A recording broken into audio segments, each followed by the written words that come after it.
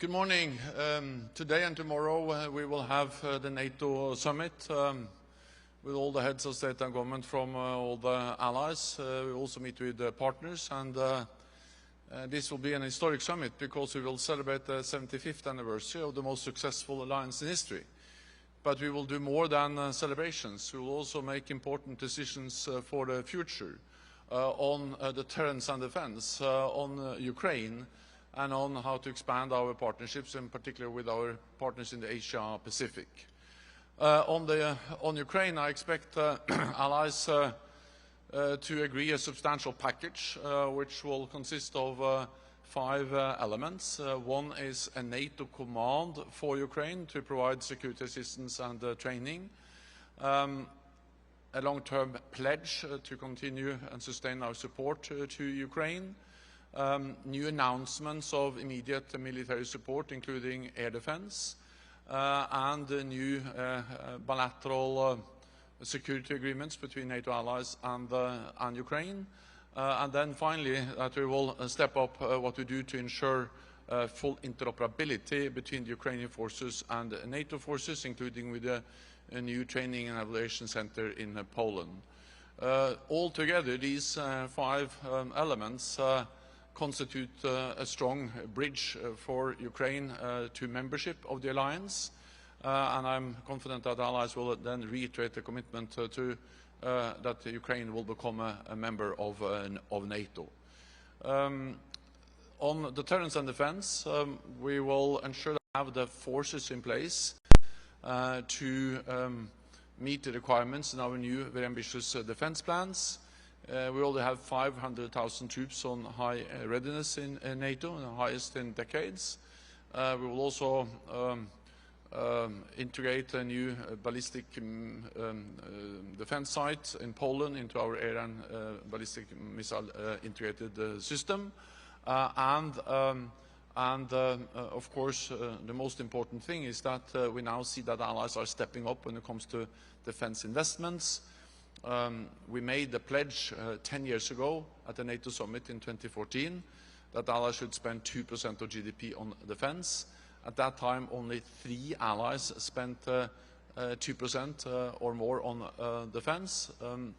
This year, 23 allies will spend 2% or more of GDP on defense. And this makes a big difference and demonstrates that allies are taking security extremely serious. The last thing I will say is that we will also then meet with the heads of state and government from our Asia-Pacific partners, Australia, New Zealand, Japan, and South Korea. And the war in Ukraine demonstrates how our security is interlinked, because Iran, North Korea, and China are the main enablers of Russia's war against Ukraine. Secretary General. Yeah. Thank you, sir. First of all, congratulations on your Presidential Medal of Freedom, sir. Well deserved. Sir, it's so apt that we are in Washington, D.C., and no one coming into the country can ignore the feverish speculation and questioning around the leadership at the moment. Even Volodymyr Zelensky has very, very grave concerns about US politicians waiting to offer their support on both sides of the House before the November election. How much does the alliance hang in the balance? I remember full well you being lambasted, sir, in Brussels in 2018 by the then President, Mr. Trump, as well, about European defence. We're all waiting on the election. Is that very dangerous for the North Atlantic alliance? I expect that regardless of the outcome of the US elections, the US will remain a strong and staunch NATO ally for 3 reasons. One is that it is in the US security interest to have a strong NATO. NATO is good for Europe, but it's also good for the United States. It makes the United States stronger and safer, because in NATO the United States has something no other major power has, and that is more than 30 friends and allies. Russia doesn't have that, China doesn't have that. The United States has NATO, makes the United States stronger. The second reason why I believe that the United States will remain a strong ally is that it is broad bipartisan support for NATO in the United States. There are just now new opinion polls demonstrating the broad support for NATO among US voters, but also in the US Congress. I will later on today go to the US Senate, and in the US Congress there is strong bipartisan support for NATO. And thirdly, the main criticism from former President Trump and also from others against NATO has actually not primarily been against NATO. It has been against NATO allies not spending enough on NATO. And this has really changed. Just over the last years, we have seen a dramatic increase in defense spending across Europe and Canada, and a record high number of allies are now meeting the target of spending 2%, and those allies who are not yet there, they have clear plans in place to be at 2% soon. So this has, for these reasons, US security interest is to have a strong NATO, strong bipartisan support, and that European allies are stepping up, investing more. I expect that the United States will remain a strong ally regardless of the outcome of the elections.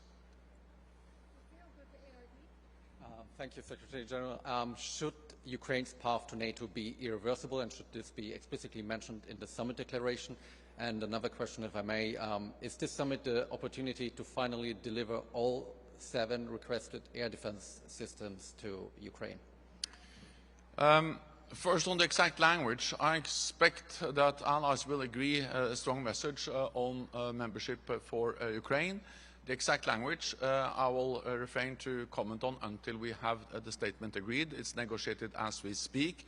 I'm confident that we will agree a statement today, and then I can go into the details about the language. It's a relevant question to ask, but I will be able to answer it more in detail soon. On air defense, President Zelensky spoke to NATO defense ministers in April. That was when he asked for more air defense capabilities. We promised to work hard on that, and allies have worked hard. I have worked, and NATO leaders have engaged, and we have now the announcement by President Biden and several other allies yesterday that they will be able to deliver 5 new advanced strategic air defense systems from the United States, from Italy, from Romania, from the Netherlands, and also from one more ally. And of course, this is a significant contribution. On top of that, we will also then ensure that they will have more tactical air defense systems, including NASAMS. So we are constantly working on how we can deliver more. I think that the announcement that was made by President Biden yesterday is significant, but we'll continue to see if we can add even more on top of that. Thank you, Secretary. This is Song Sang, reporter from Yonhap News Agency, South Korea. South Korea's cooperation with NATO has been growing. So how do you think this cooperative partnership between South Korea and NATO will help counter the deepening alignment between North Korea and Russia, and how this kind of cooperation partnership will help enhance security on the Korean Peninsula? Thank you. I will answer that in a moment, but let me just add that, of course, Germany is also on the list of the allies that have provided additional Patriot systems for Ukraine after the call was made by President Zelensky in April. Germany was actually the first to announce. South Korea is an important partner. I look forward to meet the South Korean president tomorrow. We will have a meeting with our Asia-Pacific partners. I will have a bilateral meeting also with the president of South Korea. The war in Ukraine demonstrates how our security is interlinked, because North Korea is actually one of the main providers of military support, of ammunition to Russia, to enable them to conduct a war of aggression against Ukraine in the heart of Europe. And of course, we are deeply concerned about what is Russia giving in return. Putin just met with the North Korean leader. We know that North Korea and Russia are coming closer and closer, also signed the defense pact. So this demonstrates how what happens in Europe matters for Asia, Korea, and what happens in Asia and Korea matters for Europe. So we are looking at how we can work more closely together, including when it comes to expanding together defense industry cooperation. You have an advanced, South Korea has an advanced defense industry. I think there's a great potential to do more together on technology, on cyber, And also we are looking into how we can have better systems and methods for exchange of information, because that will help to strengthen the security both of South Korea and of NATO allies. So we are working on a wide range of areas. We will agree also some flagship projects to further expand the cooperation between South Korea and NATO. Greta Karvala, Iltalehti Finland. What is the main reason that Ukraine cannot be NATO member yet? And if I may, is Russia emerging threat to NATO's eastern flank, and can we expect that war escalates? We don't see any imminent military threat against any NATO ally, and Russia is now fully preoccupied with the war against. They have moved a lot of forces also from along the border between Russia and Finland down to Ukraine. So we don't see any imminent military threat against any NATO ally. What we see is, of course, a constant threat of cyber attacks, of sabotage, of different types of hostile actions against NATO allies, but short of military attacks, because Russia is so preoccupied with the war in Ukraine. But of course we need to be vigilant. We monitor closely what Russia is doing, and NATO allies are investing heavily in new modern defense capabilities. And just the fact that we now have Finland and Sweden as members, that has made NATO stronger and Finland and Sweden safer. Finland brings very capable forces, well-equipped, well-trained forces to our alliance, and the fact that Finland is now a member makes it also, of course, easy to do defense planning in the Nordic area, but also with the Baltic countries. So that was the second question. What was the first? Ukraine Yeah. No, well, also, as you know, to have a new ally, to invite a new ally, we need consensus. All allies agree that Ukraine will become a member, but it's too early to say exactly when that will happen. What I can say is that we are moving together with Ukraine closer and closer to NATO membership, and we do that by concrete actions, because Ukraine's membership is of course partly about the language, the wording. We will agree later today in the NATO declaration about membership for Ukraine, but it's also very much about the concrete actions we are taking to move Ukraine closer to membership.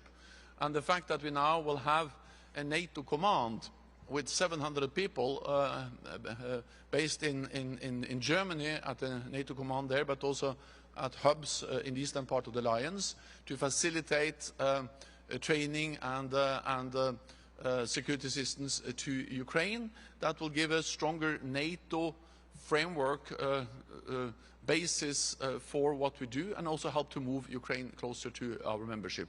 The long-term financial pledge, everything we do on interoperability.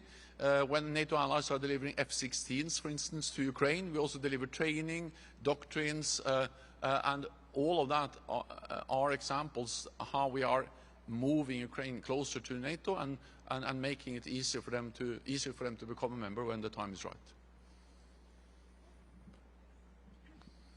Thank you, Elina Kervinen for Helsingin Sanomat, Finland. Secretary General, you mentioned the Russian sabotage campaign. Just yesterday we read that US military bases across Europe were placed on heightened alert because of a possible threat.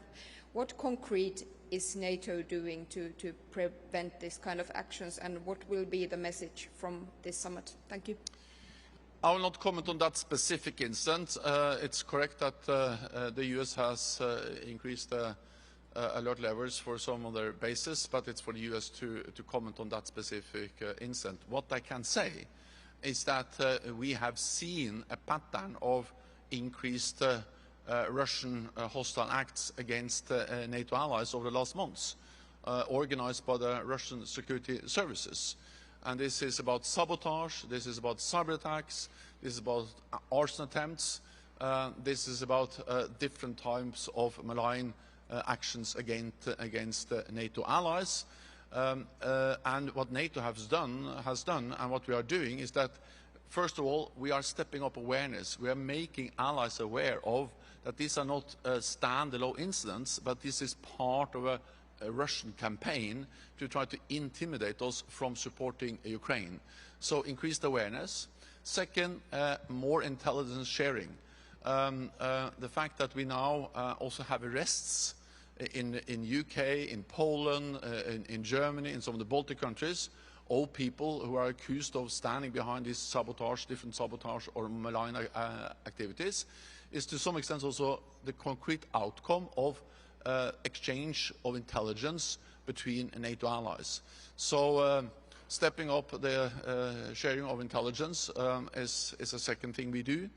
And thirdly, it's also important to realize that what NATO does to help allies improve their cyber defenses is important, because much of this is taking place in cyberspace, and also to counter disinformation, because it's a variety of different hostile actions, ranging from disinformation to concrete sabotage attempts.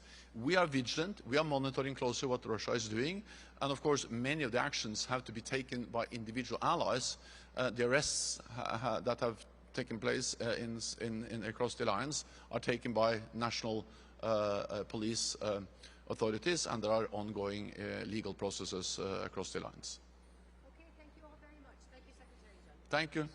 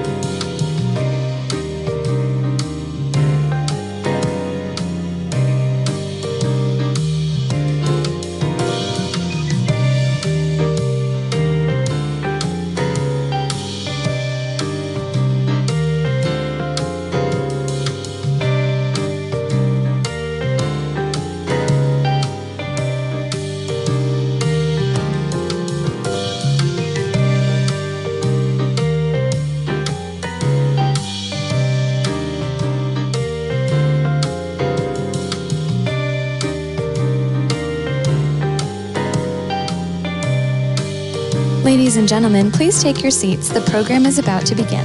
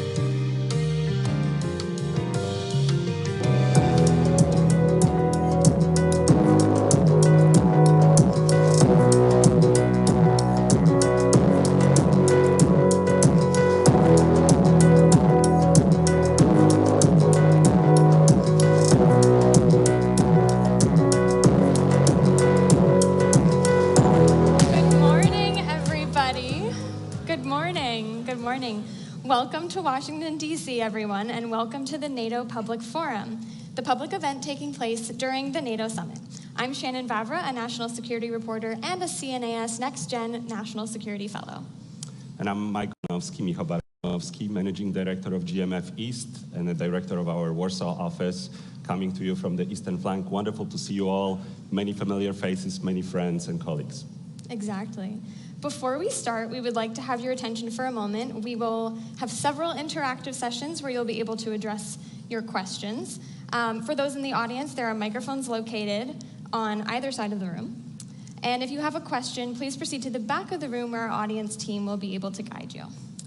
And besides people in this room, there is many of our fellow citizens watching online. And for those watching online, you can register at the NATO's Public Forum website to ask questions, to interact with the forum throughout the day.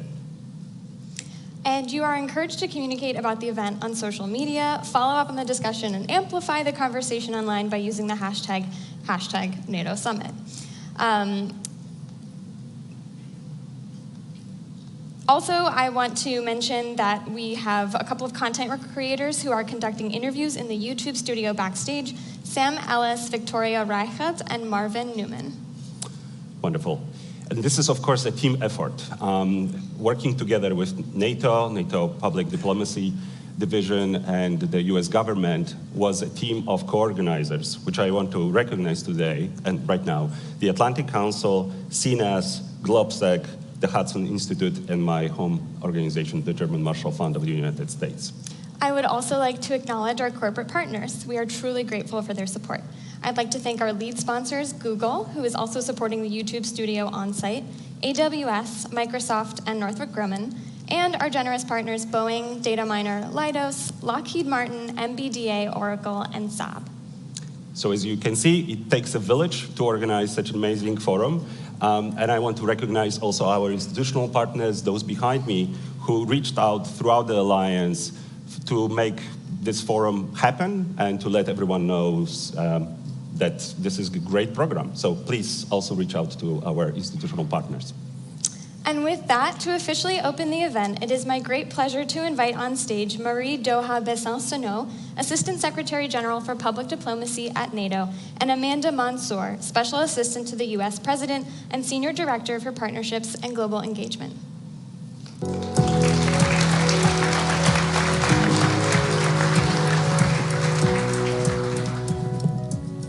Good morning. Welcome to the NATO Public Forum 2024.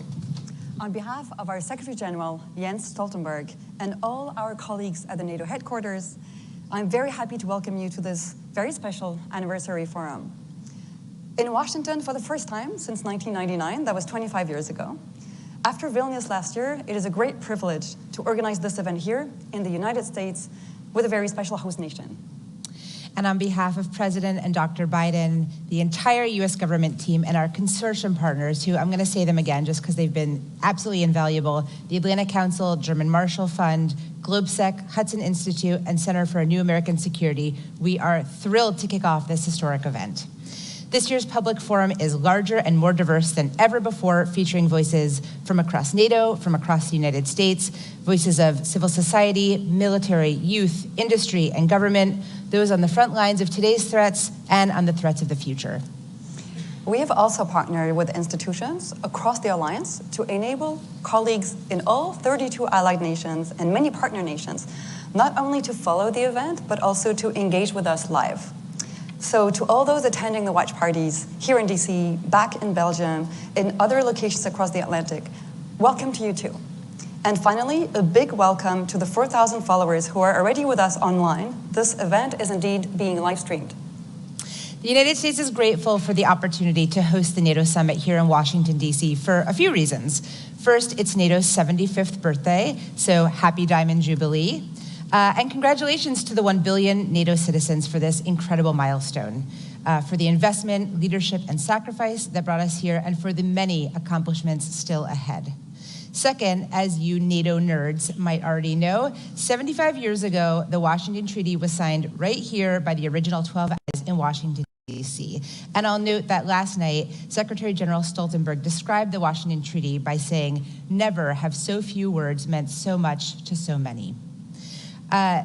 Last, but certainly not least, we are grateful to be this year's hosts because of the foundational role that alliances and partnerships play in US foreign policy. And there is no better example than NATO, the standard bearer for the world.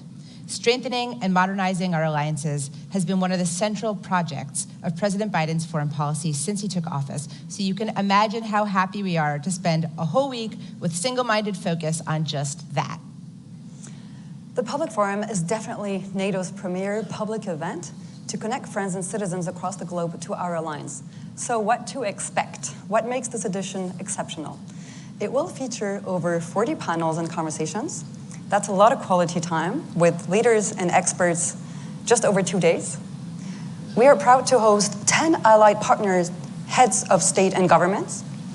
We are also very happy to host 21 ministers, 13 foreign affairs ministers, 11 from allied nations, 2 from partner nations, 8 allied ministers of defense, and we are especially honored to welcome senior Ukrainian voices like Minister Yermak and Stefanishina.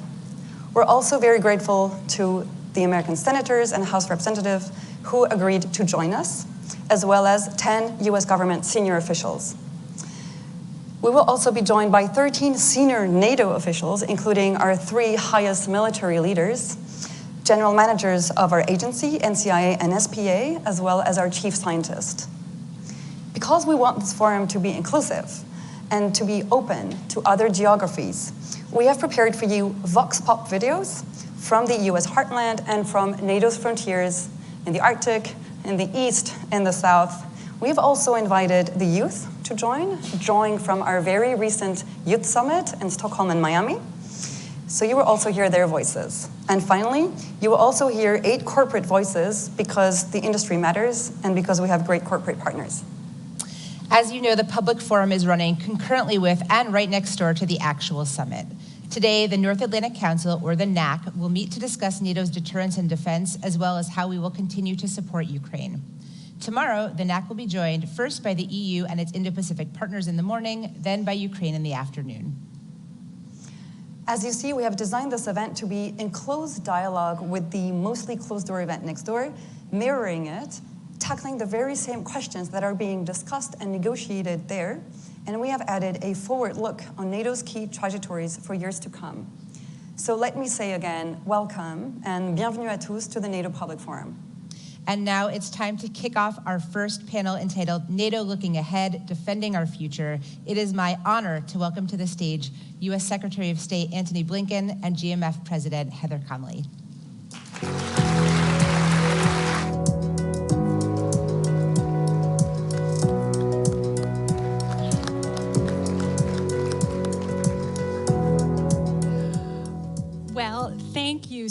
much, Amanda and Marie Doha. Warmest of welcomes to you, Secretary Blinken. And good morning, NATO Public Forum. You and I have an awesome responsibility here. You and I are sort of like the pace car for this two-day race of the public forum. I'm counting on you, Heather. Well, I'm counting on you, so I guess we have to say, let's start our NATO engines and let's get going. And we have a lot of news to talk about, a lot of the most pressing issues on the agenda. But I just want to take a moment. I want to take a moment and honor this historic moment. So I looked back at those transcripts from 1949, and I discovered what the 51st Secretary of State said at the signing, Secretary Dean Acheson. He said, for those who participated in the drafting of this treaty, the Washington Treaty, must leave to others the judgment of the significance and the value of that act. So I just want to ask you very personally, no talking points, from one Europeanist to another Europeanist, what does this moment mean to you very personally? Well, first, good morning, everyone. It's great to be with you today. I don't think we've seen this kind of assemblage of, we heard the term, use it. NATO nerds, you're all here. We celebrate this, we celebrate it. And I proudly count myself among you, and have for more than 30 years now. Yes, sir. The moment means a lot of things. The moment means 75 years. Jens Stoltenberg said it yesterday. This is now the longest enduring alliance in history. That in and of itself is remarkable. But I think it's evidence that country after country, government after government, representing now 1 billion people, has seen the extraordinary value of this alliance.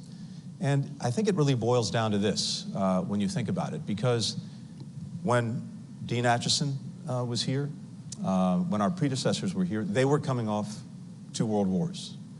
And the absolute priority for them was trying to put in place the understandings, the arrangements, the structures to prevent another global conflagration. And NATO was at the heart of that. And what is at the heart of NATO? This extraordinary commitment that an attack on one is an attack on all is the strongest possible deterrent to conflict, the best possible way to avoid war, because any would-be aggressor contemplating an attack knows that if they take on one of us, they have to take on all of us. And what we've seen over 75 years is a defensive alliance that's kept the peace for the citizens that it represents. And that in turn enables something else, because ultimately NATO is not an end in itself. The end in itself is to make sure that citizens of the countries that come together in NATO are able to lead their lives freely, securely, to try to make progress, to try to hand down a better life to their children than the one they had. And it starts with the security. If you have that, everything else becomes possible. Absolutely, thank you. Well, one of the pressing priorities at this 75th year is, of course, Ukraine. Last evening, we heard President Biden make some announcements about a new air defense package for Ukraine. So, Mr. Secretary, I actually want to start with that news. I hope you can help us unpack that and tell us a little bit more about the Ukraine package that we can expect at the summit. Well, you heard the President yesterday talk about the work that we've done and other allies have done to put together more air defense systems for Ukraine, notably Patriots, but also many other systems, because we know that's the key to so many things. It's a key to defending Ukraine's infrastructure. It's a key to defending its people. It's a key to defending its forces. It's also key to making sure that we're unlocking the private sector and economic investment in Ukraine that will also be essential to Ukraine's success going forward. But people need to make investments in secure environments. So these air defense systems, we know, have been job number one for Ukraine and as a result for the alliance that's supporting it. But this is just part of a comprehensive package that we're putting in place, that we've actually put in place since before day one, to make sure that Ukraine has what it needs to defend itself when it needs it. And I'm also pleased to announce that as we speak, the transfer of F-16 jets is underway, coming from Denmark, coming from the Netherlands. And those jets will be flying in the skies of Ukraine this summer to make sure that Ukraine can continue to effectively defend itself against the Russian aggression. So we also understand coming out of the summit, we'll have announcements that there will be a new NATO command. That's right. In Wiesbaden that will be very focused, building on the extraordinary work of the Ramstein Defense Contact Group to sustain capabilities for Ukraine, operations, maintenance. We'll have a NATO liaison officer. That's right. In Kyiv. I mean, this is a pretty robust package that you're talking about. You said something when you last were in Kyiv on, I believe, May 14th. And you said, our strategy is that Ukraine must win.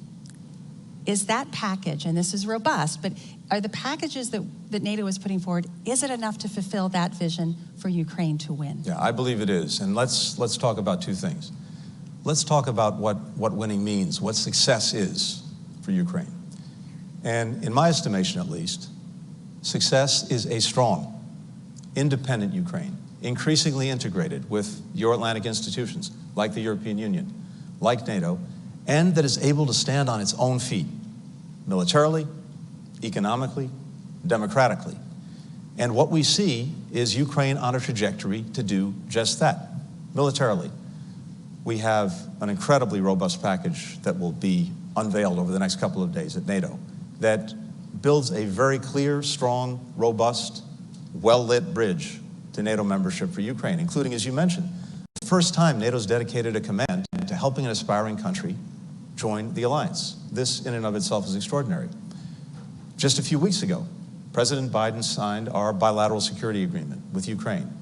At the last NATO summit, on its margins, President Biden brought together more than 30 countries to negotiate and now sign these bilateral security agreements.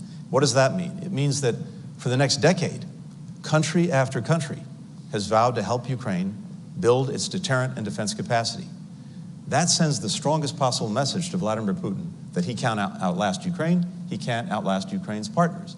So the military trajectory is clear. The economic trajectory is critical. Making sure that private sector investment is being driven into Ukraine. Our former Secretary of Commerce, Penny Pritzker, has been leading our efforts with so many other allies and partners. We just had a very strong reconstruction conference in Germany. But all of this is about making sure that investment is driven to Ukraine. I'm convinced that Ukraine has tremendous capacity, first, to develop a strong defense industrial base for itself and for other countries, but also because of the extraordinary innovation of Ukrainian entrepreneurs, the Ukrainian economy, to develop a strong, robust economy. Of course, the air defenses are critical to make sure, as I said before, that investments that are being made, physical investments that are being made, are protected. And then finally, democratic deepening. The fact that the EU opened its accession process with Ukraine, the fact that NATO also requires, as Ukraine moves irreversibly along the path to membership, that it continue reforms, that's the strongest guarantee that the reforms that the Ukrainian people so strongly support will continue and will deepen. And that results in a Ukraine that is strong, that is independent, and that is the best possible rebuke to Vladimir Putin. Mr. Secretary, I'm so glad you talked about the well-lit bridge, because I think an enormous amount of energy is being expended upon verbal gymnastics in some ways, the irreversible path, the well-lit bridge, all of these terms. But what you've been talking about, the actions, the robustness, that speaks louder than words. Exactly That's right. the relationship with NATO. But why are we so caught up? Why can't there be greater simplicity and clarity about this incredibly close relationship that Ukraine will join NATO? Help me understand why we're using all of these very creative words. Well, we have a lot of very talented people who have to spend a lot of time writing NATO declarations. We want to make sure they're fully employed. So that's the secret. So, as someone who's done that myself in the past, in all seriousness, by the way, please. Our colleagues are doing extraordinary work because, look, we have 32 allies. This is a democratic alliance, an alliance of democratic countries. Different countries have slightly different views on some of these issues, and part of our responsibility is to proceed with consensus. The greatest strength that we have, the most valuable currency we have as an alliance, is our unity, but that unity doesn't just happen. It's the product of conversation, it's the product of listening, it's the product of talking, it's the product of building that consensus, and it gets reflected in these documents. But Heather, you're exactly right. I think it's important to look at the words, but it's even more important to look at the actions. As I said a moment ago, the first time NATO's had a dedicated command to helping an aspiring country join the alliance. And that has very practical components to it that will, I think, speed Ukraine's accession to the alliance. And we talk about a bridge. It's nice to have an image, a metaphor. As my colleague Jim O'Brien likes to say, it's a bridge that's going to be strong, well lit, and with this command, I think it'll be a short bridge too.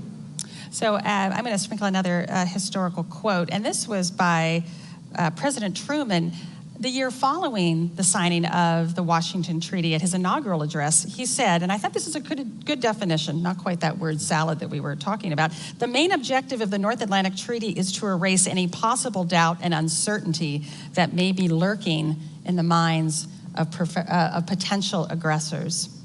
Is that package enough to deter Vladimir Putin on Ukraine? That's the question. Does that provide sufficient certainty?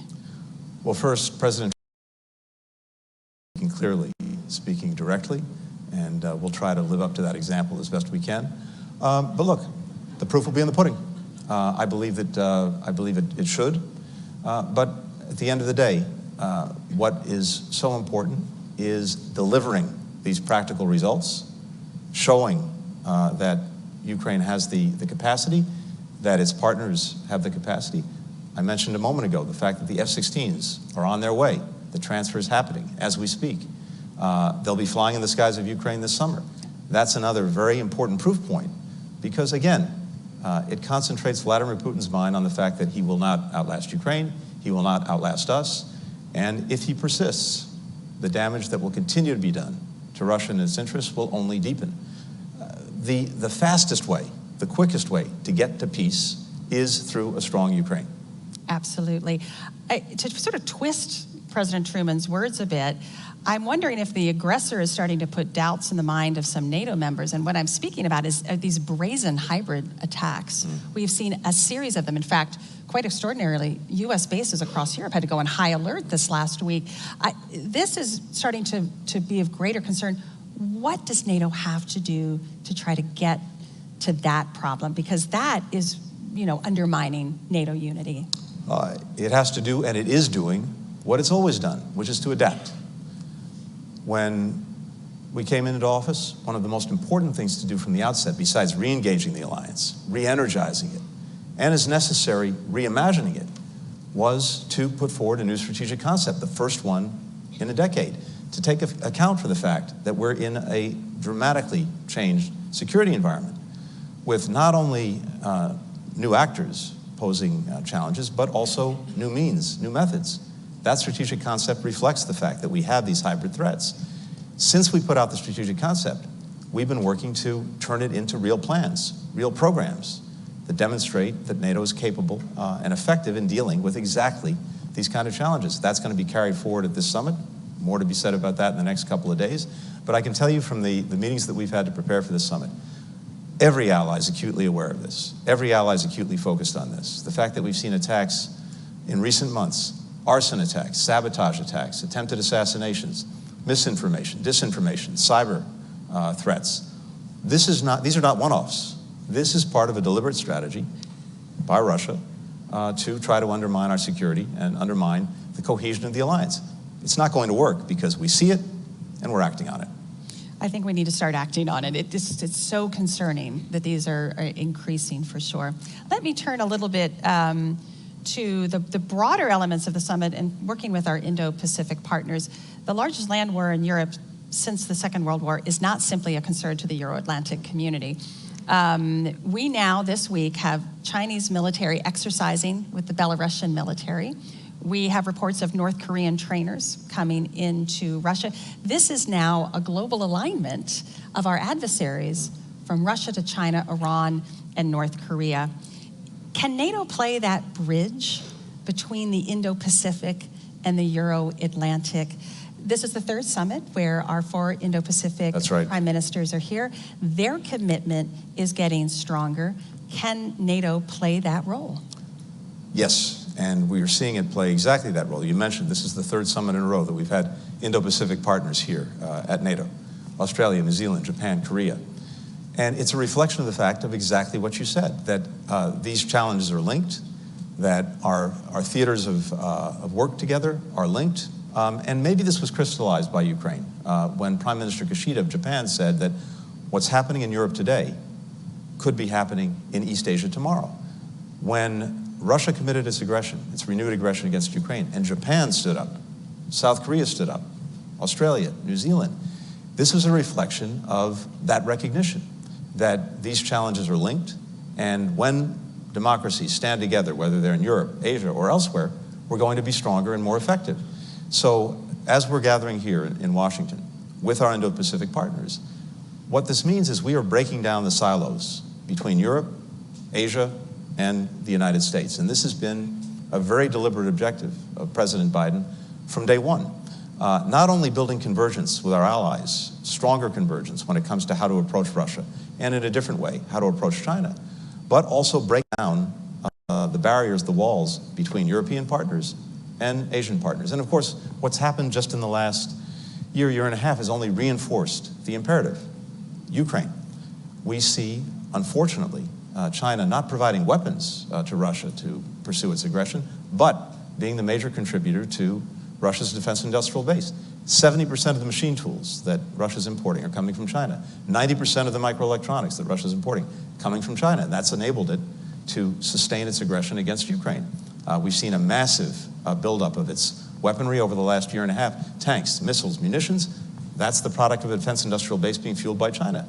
As a result, European allies understand the challenge posed by China to Europe's security. And of course, China can't have it both ways. It can't be all at once, or claim to be, for peace and want to have better relations with Europe, while at the same time fueling what is arguably the most significant threat to European security since the end of the Cold War. We see it in the relationship between Russia and North Korea. That's abundantly clear. And in all of these areas, as well as some of the hybrid threats that you alluded to before, the connections are clearer and clearer. The alliance is one place, and maybe I would argue a central place, where we can bring everyone together so that we're acting together. So, Mr. Secretary, you're talking about strengthening this global alliance, which the United States has built over the last 75 years. You have some very vocal American national security analysts saying there's one thing we have to focus on: China. Everything else is a waste. Let our allies deal with everything else. We have to focus on China. What is your answer to that criticism or critique of what you're trying to build here? Well, my answer is, first of all, of course, we are focusing on China, and we're doing it in two ways. One, we're making the investments in ourselves at home to make sure that we're approaching China from a position of domestic strength. When you look at everything that's happened over the last 3.5 years with the incredible investments in our own infrastructure, our roads, our bridges, our communications, through the Infrastructure Act. When you look at our commitment to make sure that we maintain our leadership, our world leadership on microelectronics and chips through the Chips and Science Act. When you look at the investments that have been made in climate technology, which is going to be a critical part of the 21st century economy, that puts the United States in a position of strength. European allies are doing exactly the same thing. But the other aspect of this is not only, as we've done, re-energize our alliances and partnerships, starting with Europe, but also make sure that there is greater and greater convergence in our approach to some of the challenges posed by China. I think if you look at what NATO has said in the strategic concept, if you look at what key Europeans have said, what the European Union has said, it is abundantly clear that we have more convergence now when it comes to how to approach China than we've ever had. And that's a source of tremendous strength. It means that instead of having one country having to deal with the challenges alone, the United States representing maybe 20% of world GDP, suddenly we've aligned 40, 50, and with our Asian partners, 60% of world GDP. That makes a huge difference. And so precisely because these challenges are joined, dealing with some of the problems posed by China requires this work with, alignment with, convergence with Europe as well as with Asia. I believe I would say, maybe using a little bit of that Truman simplicity, the adversary has a vote and they are aligning. We have not the luxury of focusing on one. That's correct, and this is, I think it's a really important point. This is not simply a reflection of our choices, it's the reflection of the choices, the policies that China has chosen to pursue, and of course that Russia is pursuing in Ukraine right now. And I think you're right, it does pose for all NATO members a structural challenge of how do you work in those multiple theaters when you're dealing with their alignment versus how we are organizing our alliances. Mr. Secretary, I wanted to turn, because you raised it, and I'm really glad you did, talking about alliance unity.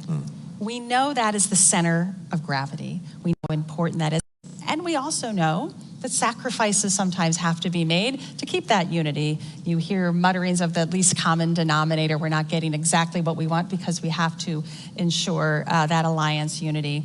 But I think over the last week, we're crossing a threshold where accepting unity, we're sacrificing or jeopardizing NATO security. You had one NATO member who has now visited Moscow and Beijing. He's talked about Beijing as being a strategic partner, has received by NATO and the EU an opt-out of support for Ukraine. You had another member this week suggest that they would like to be welcomed into a security organization that is also participated with Russia and China. What is NATO's message has to be clear, does it not? Well, I think this is getting to a point of straining unity. NATO's message is very clear. It's very clear in what's happening here in Washington over these couple of days. It's very clear in the entire trajectory of the alliance over the last 3.5 years. An alliance that's now 32 members strong, with Finland and Sweden, of course, joining. An alliance that is better budgeted and resourced than it's ever been. When we started out, 9 members of the alliance were meeting the 2% of GDP for defense threshold that was set at the Wales Summit. We're now at 23 NATO allies. So NATO is speaking loudly and clearly with its actions. As I mentioned before, we have a strategic concept agreed among all the allies that very well reflects the challenges and threats that we face today and will be facing tomorrow. So I see NATO speaking not only with unity, but unity that's actually raising the floor on what NATO partners are contributing, raising the floor on an understanding of the threats that we face, raising the floor on our commitment to take action together to deal with those threats. So far from a race to the bottom just for the sake of consensus or unity, what I'm seeing is a race to the top by this alliance. Again, it's let's be very simple about it. NATO is stronger than it's ever been. It's bigger than it's ever been. It's more fit for purpose than it's ever been.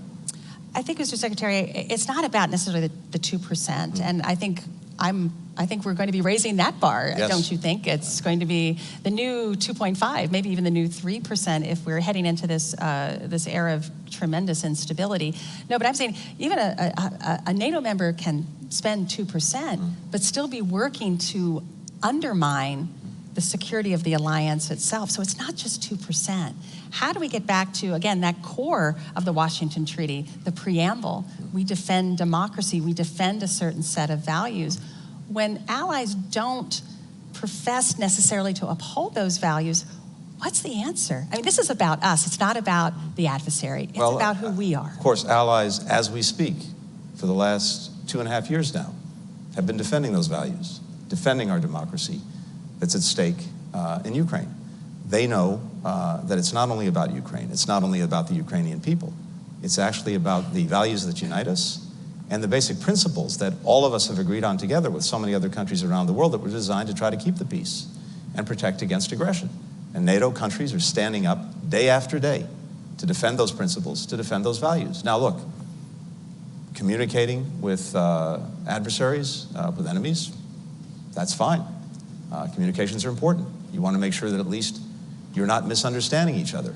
But of course, what's communicated is really important as well. I would hope that anyone, for example, going to Moscow now, makes very clear to Vladimir Putin that NATO's not going anywhere, Ukraine's not going anywhere, the European Union's not going anywhere, and that what we just saw the other day, a horrific attack on a children's hospital, is totally, totally, totally unacceptable, and Russia will continue to be ostracized as long as it engages in those kinds of actions.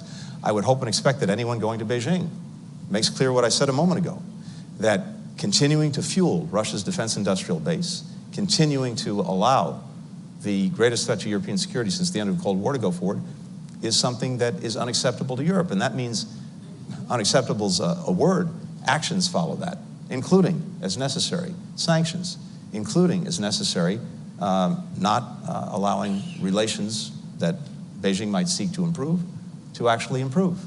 So what we're focused on is what allies and partners are doing, and I tell you as an alliance, what we're doing is evidencing greater strength and commitment to the principles, the values that are at the heart of this alliance that I've seen. Are you confident those messages are being sent?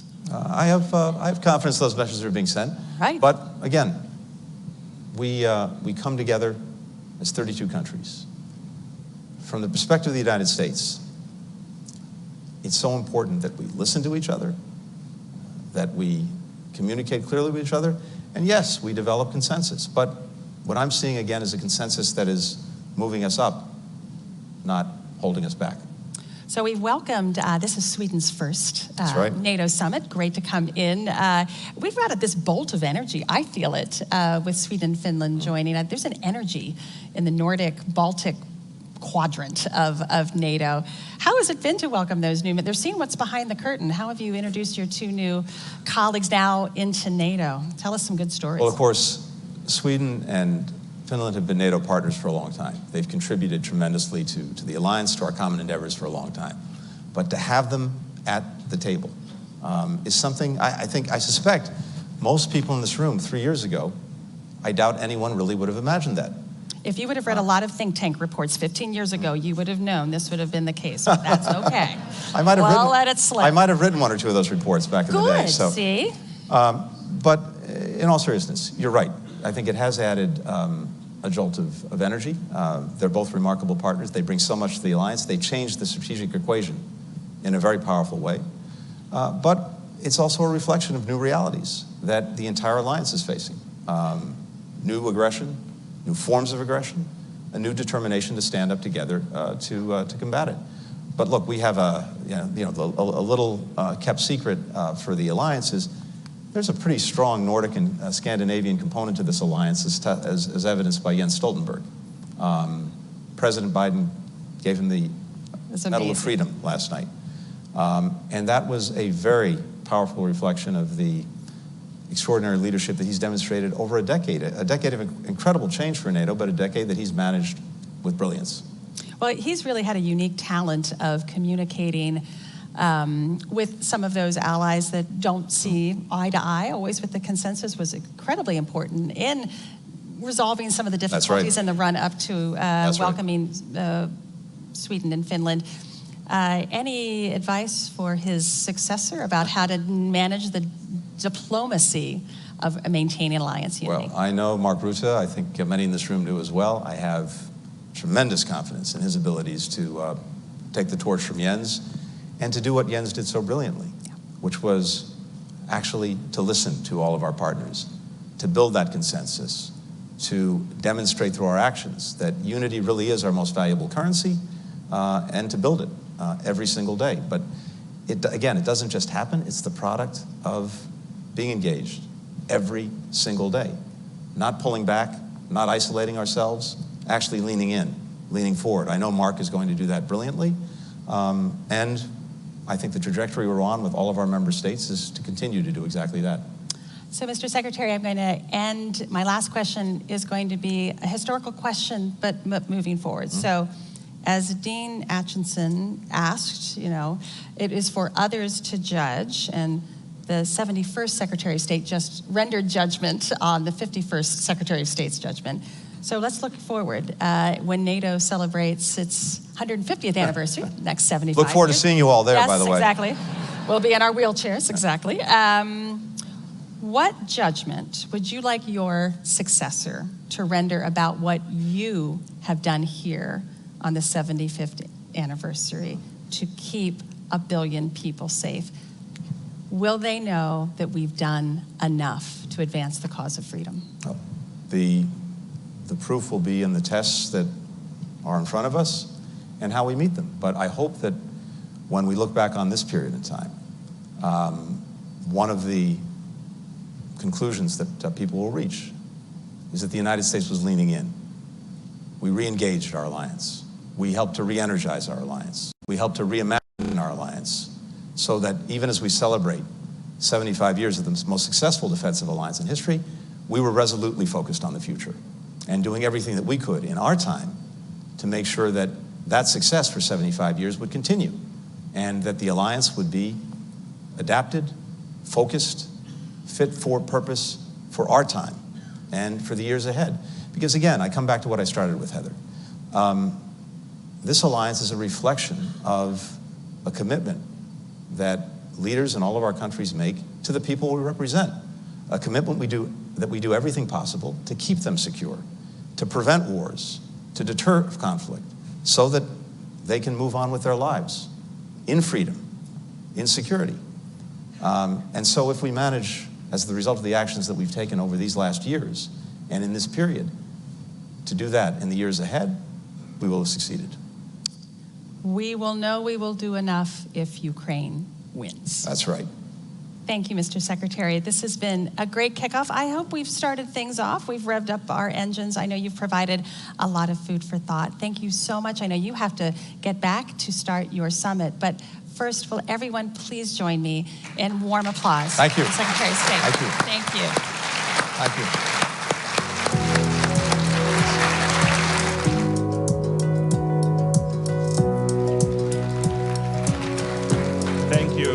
Thank you, Secretary Blinken. Thank you, Heather, for a great scene setter for our conversation throughout the day. Really answering the question, what is at stake for NATO, for close to 1 billion of our citizens. This was a newsmaking session. F-16s are coming this summer. The bridge for Ukraine will be not only well lit, but also short. And as Secretary Blinken pointed out at the very end, it's all for us to lean in both during this summit and in the next 75 years of NATO's history.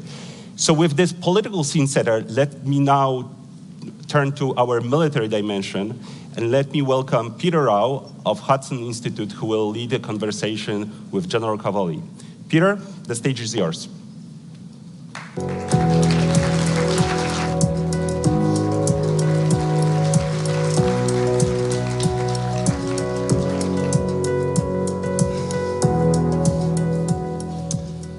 Well, good morning. As mentioned, I'm Peter Rao, Senior Fellow and Director of the Center on Europe and Eurasia at Hudson Institute, and it is my high honor to be joined today by United States Army General Chris Cavoli. General Cavoli was commissioned into the infantry in 1987. He's had a long and distinguished career, culminating in his appointment to EUCOM, a position he took up on July 1st, 2022. And 3 days later, on our nation's birthday, July 4th, that's right, he became Supreme Allied Commander Europe. General Cavoli, welcome to the public forum. Thank you, Peter. At public conferences like these that focus on European security, we tend to talk a lot about deterrence, how to preserve the peace that the alliance has forged for us over the decades. Yeah. But there tends to be less focus on warfighting capability, the ability to actually win a war should deterrence fail.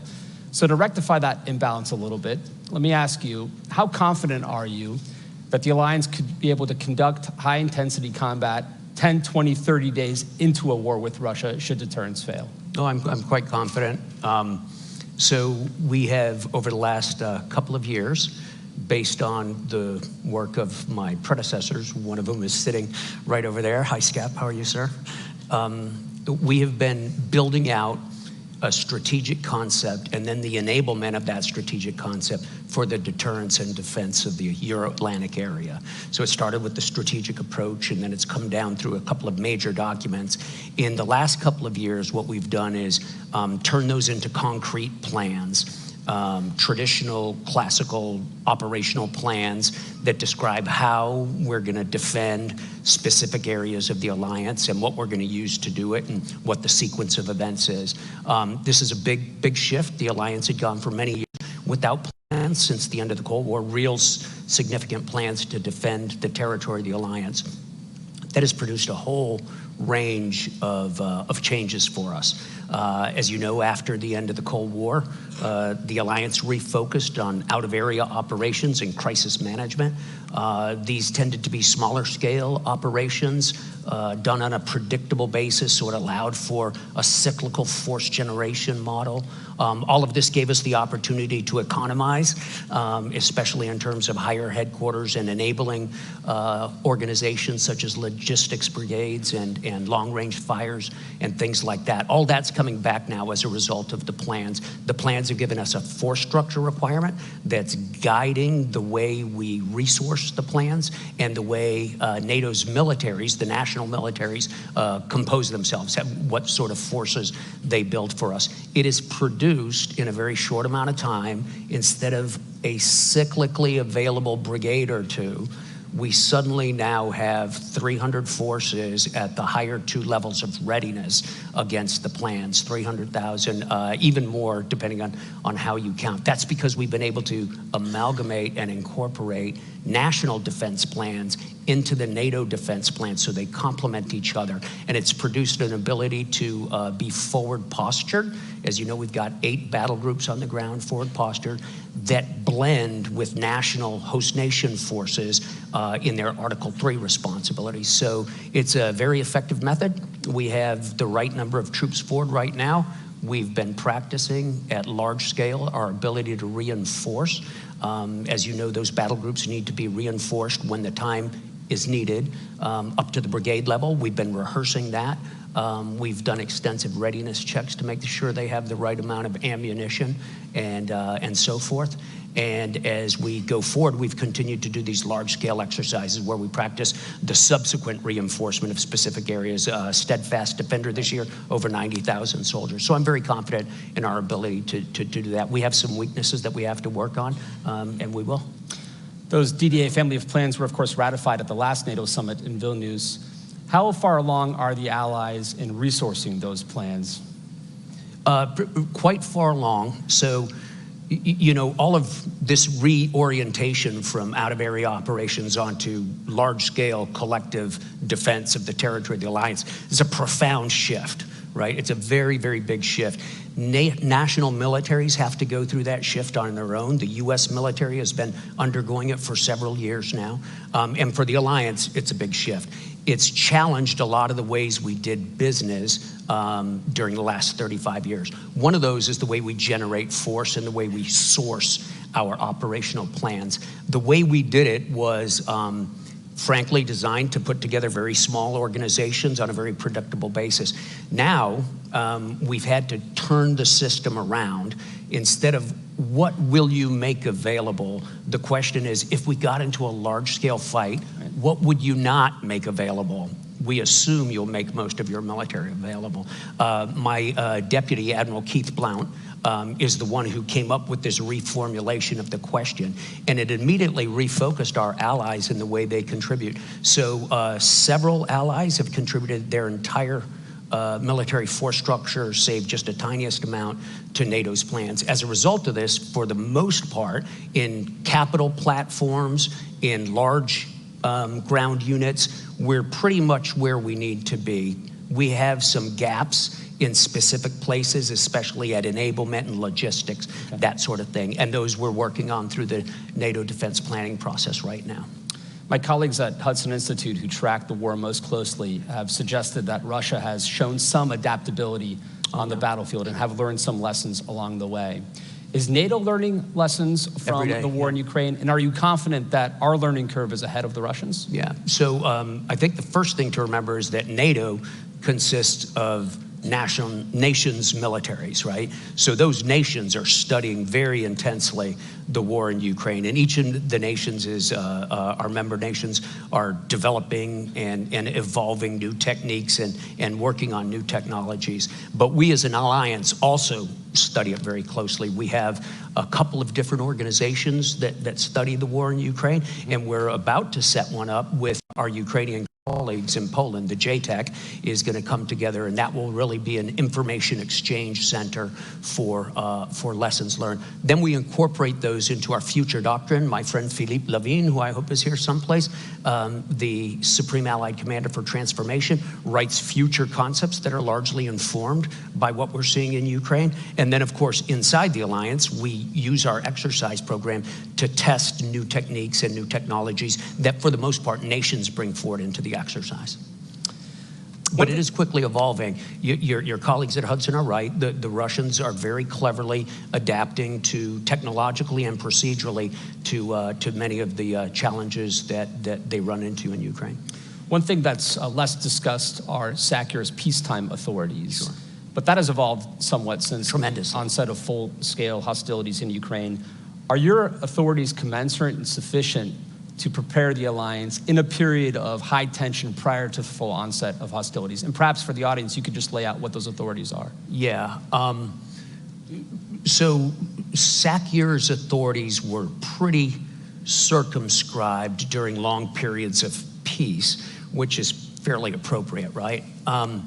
At the beginning of this conflict, my predecessor, Todd Walters, petitioned the NAC to activate the 5 graduated response plans, which is a form of planning process that we had. When those were activated, General Walters suddenly got significant authorities to move folks around. For example, he got the authority to deploy parts or all of the very high readiness joint task force on his plan. He got the authority to perform specified enhanced vigilance activities throughout the AOR, so he could name an operation and then conduct it, defensive operations. As we came through the new family of plans, one part of the modernization of NATO's collective defense has been to change the way we grant authorities to SACEUR. And instead of going one by one through an incredibly arcane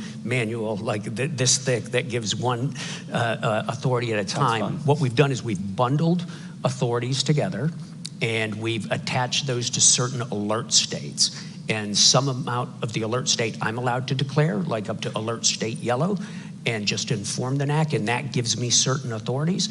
And then for higher levels of alert, the NAC has to grant that in a deliberate political move. So I have the authority to do everything I need to do right now, I believe, in the run-up to a period of conflict, to include deploying forces to deter the conflict, and then to be in position and be ready if the alliance should invoke Article 5. Yeah, I do think we've made a huge amount of progress in the past couple of years on that. Because it's so rare to have the opportunity to interview SACEUR, I asked a few of my colleagues for a question, and so I've gotten one from them. Can't they just raise their hands? They dare not show up given the question. I'm just kidding. Oh, no. The NATO force model is replacing the NATO response force. Yeah. And at Tier 3, the new force structure is expected to field 500,000 troops in 30 to 100 days. Such a large-scale deployment at high readiness will require a thorough inspection mechanism. Do you have any such measures in mind, like SNAP exercises? Yeah, we sure do. We've already got a readiness program inside the alliance. The question is, how vigorously is it exercised, and is there any compliance mechanism inside it? Compliancing the alliance is always, up to nations. It's a political act, how high a level of readiness they want to maintain. But I do have the authority and the systems necessary to go inspect readiness. We're changing some of the things we look at, right? So as we look in Ukraine, we've put in an increased emphasis on stockpiles and munitions and supplies on hand and readily available. We've extended the logistical systems necessary to deploy and to resupply to our troops. Instead of just looking at the sharp side of the sword, we're looking at the whole sword now. And we've developed teams that will become active very soon that will go out and check readiness based on my authorities to inspect the readiness of the forces under my command or that are to be under my command in a time of crisis. Yeah. We have a minute and a half left, so I'll ask you one final question. You mentioned the battle groups earlier. The president last night at the Mellon Auditorium discussed the 4 that were in existence prior to the full-scale invasion, the 4 new ones that have been put in place in the southern eastern flank of the alliance. We've seen what can happen under even short-term occupation by Russian forces in places like Bucha and Irpin. How confident are you that the forward land forces concept can guard against such a contingency in, say, the Baltic states? Well, the forward land forces concept is not the totality of our plans to defend, right? It's the beginning of it. It's the stuff that's in place And it's only one domain. Those are just land forces. We have air forces, we have other forces, right? It's just the beginning. All of that gets reinforced at time of crisis, and in the case of a conflict, all of that would become reinforced. I'm very confident that it can defend forward. The plans are specifically designed and the timetables are specifically designed to defend every inch of the alliance's territory. And I think when we look at what happened in Ukraine, in places like Bucha, in Irpin, and places like that, Izium, I have a moral authority, a moral responsibility to defend every inch of our territory and all the citizens on it. General Cavoli, thank you for being here. Thanks, Peter. It's great. Thank you, sir.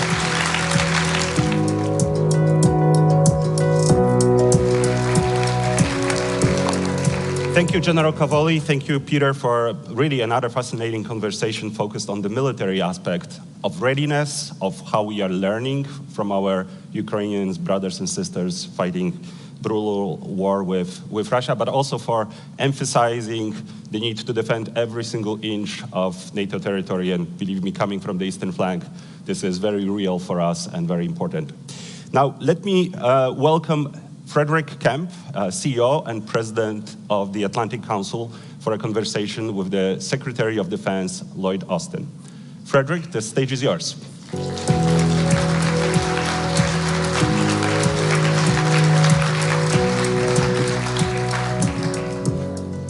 What a great lineup to start the day. The Secretary of State, the Supreme Allied Commander Europe, Secretary of Defense. It's really an honor to be here. And thanks to everyone in the room. Good morning to you all, and good afternoon to everyone joining from Europe, and hello to everyone joining from all over the world virtually. Since its founding in 1949, since NATO's founding, the United States has played a pivotal role in safeguarding transatlantic security, and the Secretary of Defense has always been at the center of that. As one of NATO's founding members, the U.S. has proven to be a critical part of the alliance's collective defense and its adaptability to deter evolving threats. And they have been evolving. America has always stood ready to defend and protect the Euro-Atlantic area and beyond, continuing its commitments to the principles of the Washington Treaty. U.S. leadership was pivotal, particularly following Russia's invasion of Ukraine, mobilizing tremendous support, and you've heard more about that today, new Air Force batteries, F-16s, to bolster collective defenses on NATO's eastern flank, fortifying the commitment to NATO allies, and extending that kind of critical assistance to Ukraine. So it's my privilege to introduce a leader who embodies this commitment to transatlantic and indeed global security, U.S. Secretary of Defense Lloyd Austin. A graduate of West Point in 1975, Secretary Austin's career in the U.S. Army spanned more than 40 years. Throughout his years of service, he has led the command at the Corps, Division, Battalion, and Brigade levels in the U.S. Armed Forces. Secretary Austin was awarded the Silver Star for his leadership of the U.S. Army's 3rd Infantry Division during the invasion of Iraq in 2003. Before he concluded his uniformed service, Secretary Austin was the commander of the U.S. Central Command from 2013 to 2016, one of our most challenging positions, where he was responsible for all the military operations in the Middle East and Afghanistan. Under his leadership, the U.S. Department of Defense has adapted national defense strategies to address the greatest global challenges of our time. And it's reaffirmed the U.S. commitment to allies and its role as a champion of the rules-based order. In particular, and this is really important, Secretary Austin's late leadership in the Ukraine Defense Contact Group has proven invaluable in uniting over 50 nations to provide critical military support and security assistance to Ukraine. We saw Vladimir Putin's message to the NATO summit on Monday this week with a barrage of more than 40 missiles on Ukraine, including hitting a children's hospital. We've seen an answer in more air defenses. We've seen an answer in the F-16s. We've seen an answer in everything else that Secretary Austin and all the allies are doing. As President Biden has said, the world is at an inflection point with wars in the Middle East, Europe, rising challenge posed to China, biggest defense buildup, peacetime defense buildup in history from China. The Secretary of Defense is facing more simultaneous challenges than perhaps any predecessor. and we're lucky to have a man of his pedigree and capability at this historic moment. So with that, ladies and gentlemen, please join me in welcoming to the stage the 28th U.S. Secretary of Defense, Lloyd Austin.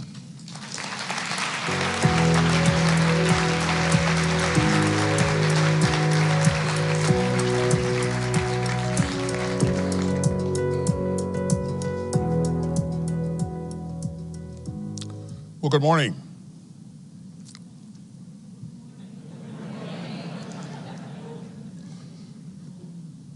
It's really good to be here with all of you. And Fred, thanks for that kind introduction. And for all that you've done for the Atlantic Council and for bringing us together on a pretty big week. It's a huge honor for the United States and President Biden to host this historic summit in Washington, just down the road from the site where the original 12 NATO allies signed the North Atlantic Treaty 75 years ago. And together, we're marking one of the great success stories that the world has ever known. On April 4th, 1949, those 12 democracies came together in the wake of 2 world wars and at the dawn of a new Cold War. And they all remembered, as President Truman put it, the sickening blow of unprovoked aggression.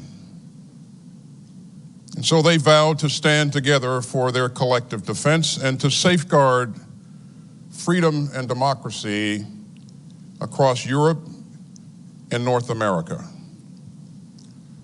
They made a solemn commitment, declaring that an armed attack against one ally would be considered an attack against them all.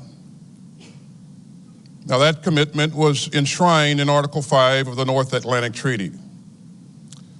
It was the foundation of NATO, and it still is.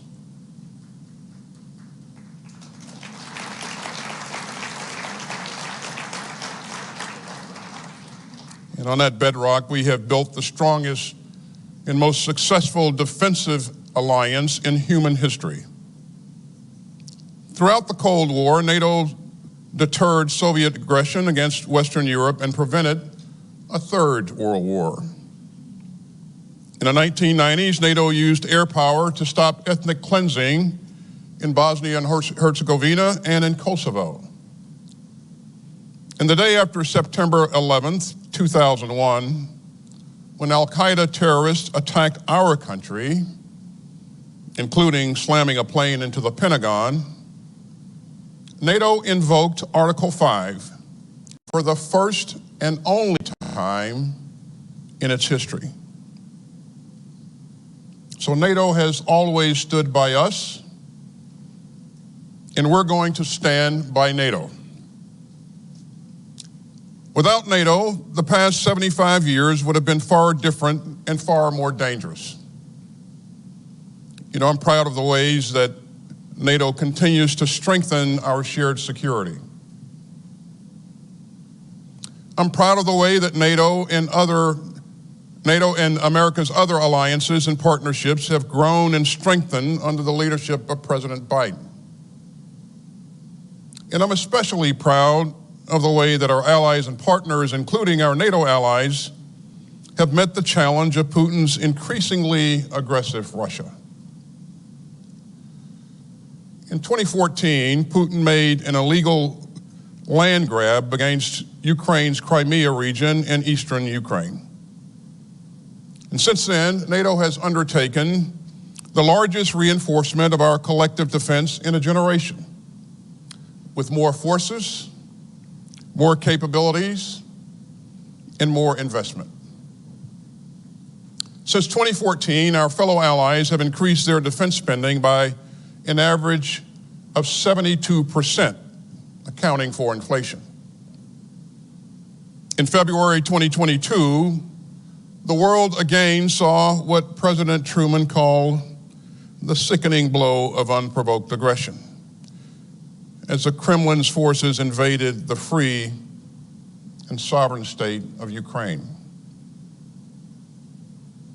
As this administration has made very clear, we will not be dragged into Putin's reckless war of choice. But we will stand by Ukraine as it fights for its sovereignty and security. We will defend every inch of NATO, and we will continue to strengthen NATO's collective defense and deterrence. In the wake of Putin's imperial invasion of Ukraine, we've bolstered NATO's forward defense posture with more troops at high readiness, larger exercises, sharper vigilance, and multinational battle groups in 8 countries. NATO is now larger than ever. And our new allies in Finland and Sweden have brought the alliance's membership to 32. And make no mistake, Putin's war is not the result of NATO enlargement. Putin's war is the cause of NATO enlargement.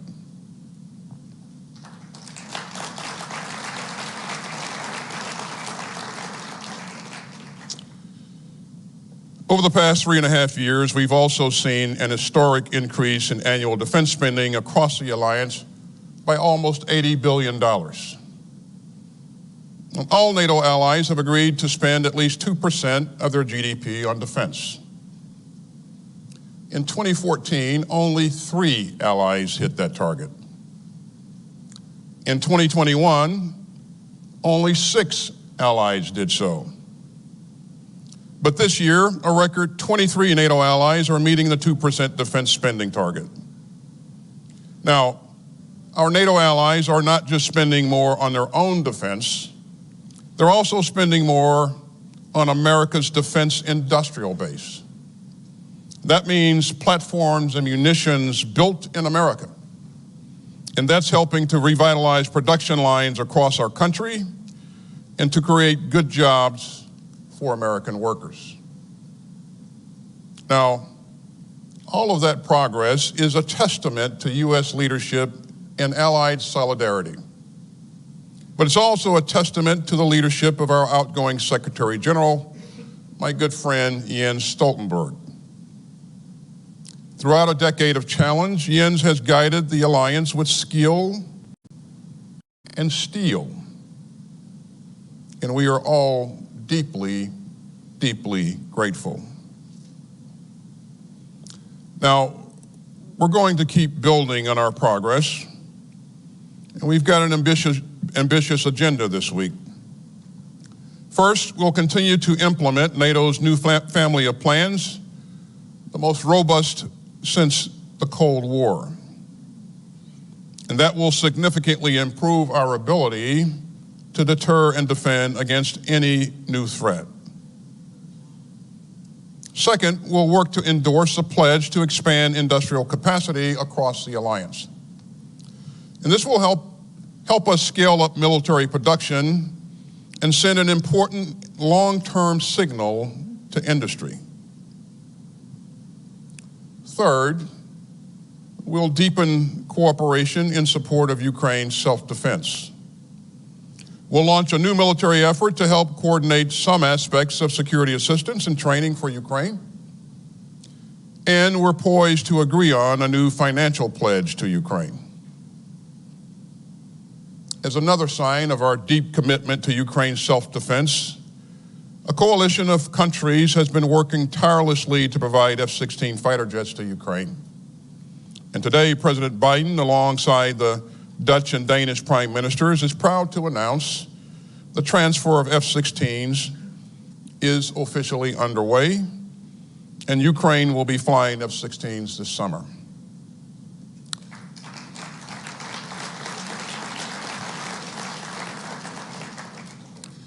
And finally, we'll continue to deepen ties with our global partners, especially in the Indo-Pacific. I know that we're all troubled by China's support for Putin's war against Ukraine.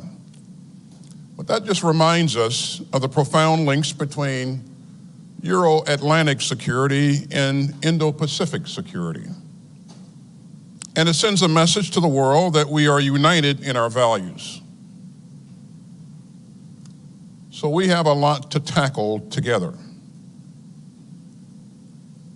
But we're also here to mark this moment. We're here to strengthen an alliance that has kept millions of people safe for 75 years. And we're here to reaffirm the ironclad commitment that those 12 leaders made on April 4th, 1949. An armed attack against one ally is an attack against us all. You know, as you heard Fred say, I had a brief 41-year career in uniform. I started working with NATO back in 1975 when I was Lieutenant Austin. And I've never seen NATO stronger or more united than it is today. And we are determined to keep it that way. You know, I learned a lesson early on in my Army career, and that lesson is that as a soldier, the last thing that you want to do is to fight alone. So here's the blunt military reality. America is stronger with our allies. America is safer with our allies. And America is more secure with our allies. And any attempt to undermine NATO only undermines American security.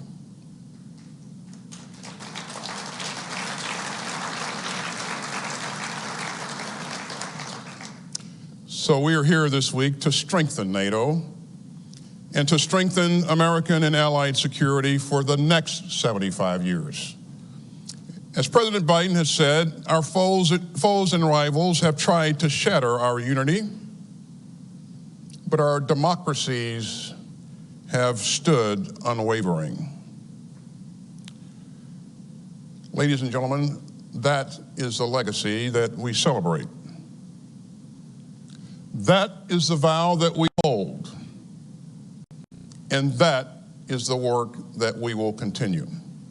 Thank you very much.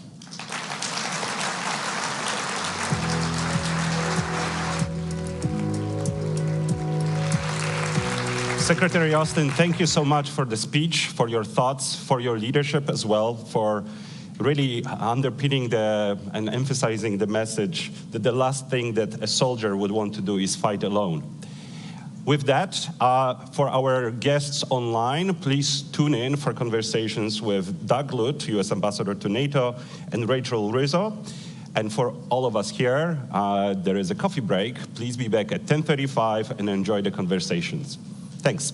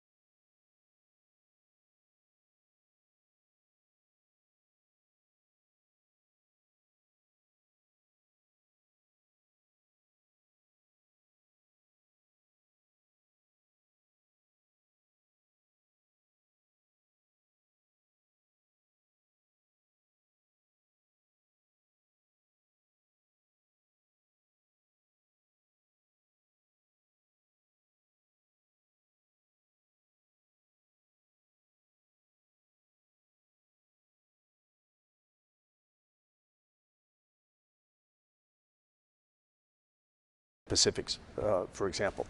But it's undeniable that the looming, in fact, I would argue already ongoing competition with China will have a direct impact on not only Europe, but also North America. I mean, we're seeing this play out in so many ways. And I think Secretary of State Tony Blinken made this quite clear in his interview earlier today. I think for European allies, one of the things that has to be of concern is the buying up by China of commercial infrastructure in Europe, which is actually not just civilian infrastructure, but dual purpose infrastructure. So here you see this pattern, this trend of Chinese investment and purchasing of seaports, transportation infrastructure, energy infrastructure, mass communications infrastructure, and so forth. And it's, I think, increasingly important that NATO and our partners at the European Union appreciate that these are dual purpose and that rail lines, for example, or ports used by commercial entities are also a part of the military equation. So I think being more aware of Chinese attempts to influence Europe by way of commercial infiltration with the expectation that there's a political payoff down the road after these commercial investments are made. That's a place for us to be much more aware. And I think it illustrates China's end game, China's long game, which is the Belt and Road Initiative leading to the marketplace of Western Europe, and with the idea of commercial infiltration leading eventually to political influence. So we're here in Washington, just blocks away from where the Washington Treaty was signed at the Mellon Auditorium back in April of 1949. There were 12 original NATO members. We're now at 32. What do you think would surprise those original founders about where the alliance has been and where it is today? Right. Well, first of all, I think they'd be surprised that we're at 75. Right? Okay. I mean, I don't think anybody does something today and imagines where he or she will be in 75 years, right? So I think they would be surprised, the 12 founders would be surprised at the durability of the alliance. And I think that they would remark that the source of that durability is actually in the second sentence of the Washington Treaty that cites that all the signatories to the treaty will abide by and believe in 3 democratic principles, which I think are the glue of the alliance and largely account for how we made it to 75, right? And those 3 are democracy, individual liberty, and rule of law. Now look, NATO was at 12 and is today at 32, a alliance of democracies. But there's 32 varieties of democracies here. And each of those I would offer, and humbly as an American, citing American democracy as well, each of them is a work in progress. But the fact that we're founded on these core values, I think, is part of the reason that, that we've been this durable. And I think that the founders would be proud of that second sentence. Yeah. I also think they have to be surprised at the geographic scope of the alliance. I mean, I don't imagine any of them could have thought of 12 becoming 32. I think that they'd marvel at that. I think with the Washington Treaty being right, that they'd be shocked that the only time Article 5 has been invoked in these 75 years had nothing to do with an attack in Western Europe, had nothing to do with America responding to that attack and reinforcing our European allies, had nothing to do with the Soviet Union. But in fact, on the day, September 11th, right, it was actually the inverse of all that. It was Europe coming to the assistance of America, to include, in part, because of an attack here in Washington. So they'd be surprised about Article 5. I'd also remark, though, these photos make clear that the 12 men who signed the Washington, make clear that the 12 men who signed the Washington Treaty, I think would be surprised today at the role of women in leadership positions in NATO at multiple levels. So head of state and government, ministers, both foreign and defense ministers, the NATO staff, ambassadors, and so forth. I would add there that today, perhaps we should be surprised that there aren't more women in prominent roles in NATO. So I think there's a lot to be surprised at. One thing that they would not be surprised at. That's my next question. I'll preempt your next question. They would not be surprised that NATO today is rallying in the face of Russian aggression. Yeah. That, of course, was the original forming cause of NATO. And today, I think, the founders would see a familiar Russia in terms of imperialist designs and aggression on its neighbors.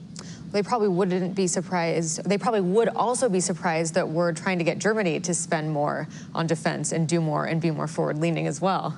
Perhaps. Perhaps. Maybe even the Germans are a little surprised. Yeah. There's a lot of surprise that has happened since 1949. You know, finally, one of the main headlines at this alliance, or at this specific summit, is what the alliance is delivering for Ukraine.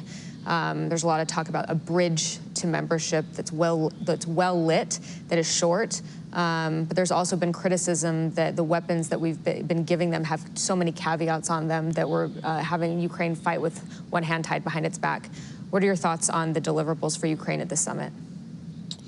Well, I think that the military deliverables and the political deliverables, these two parallel tracks or lines of effort for Ukraine, are predictable and quite candidly, quite modest. Yeah. I would have liked to have seen even more progress on military assistance and on fulfilling the commitment that Ukraine politically will eventually become a member. The bridge metaphor works in part, but I'm not sure it's completely satisfactory. Look, I think everyone here at the summit this week was stunned by just the blatant aggression of the most recent Russian attack on Kyiv and other cities, to include the tragic attack on the Children's Hospital, right? It's important for us to remember two things. First of all, that attack originated from inside Russia. Mm-hmm. And the base from which that attack was launched is essentially in sanctuary. Because it is beyond the ability of Ukrainian indigenous capacity to strike it. And we have placed limits on the geographic range of the systems we've provided Ukraine.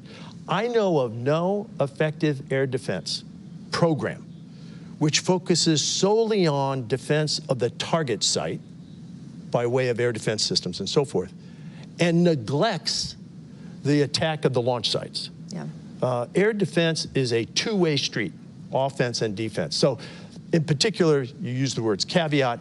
I think that the restrictions, the caveats that we've placed and others have placed on some of our systems are not justifiable in legal terms. These are legitimate military targets, and they don't make sense in terms of military science.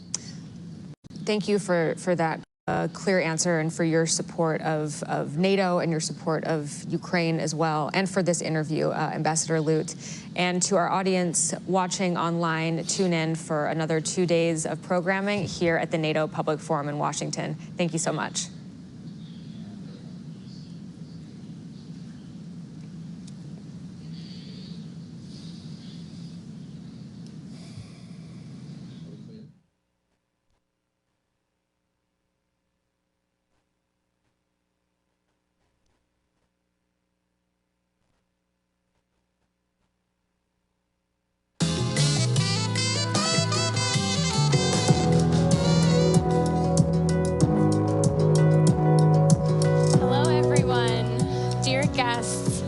Before we resume our live conversations, we will be viewing a short video. Over the next few days, you will be viewing several videos created by the organizing partners of the forum, bringing in voices on the ground from across the alliance on a variety of issues. Please join me now in viewing the first such video from the U.S. heartland.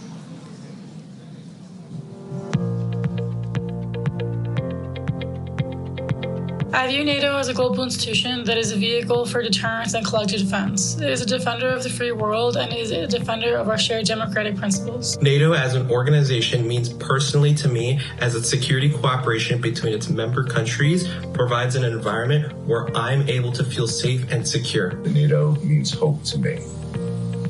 Hope that through strength of unity, we will no longer have world wars and have to send our young people to fight in them. Hopeful that a rogue leader or a rogue nation will no longer be emboldened to attack a NATO country, and hopeful that into the future, NATO will create a more democratic and peaceful union in the world. I feel admiration, I feel honor in that NATO was created after World War II. It means alliance among people, among nations who trust each other.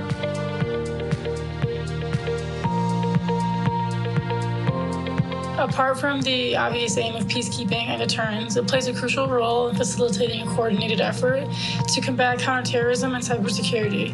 It is adapting to new threats, such as responding to disinformation campaigns and the weaponization of AI. In its 75-year history, NATO has been successful in providing and guaranteeing the security of its countries from foreign intimidation. I'm especially admiring the creation of NATO. Out of war came peace, and there were ideals of peace and harmony for the world in 1949, 75 years ago.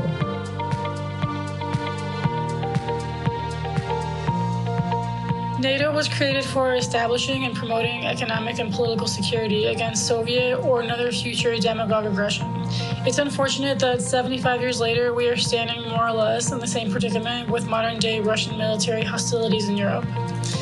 What I hope for NATO, first and foremost, is for NATO to gain an ally in the next American presidency.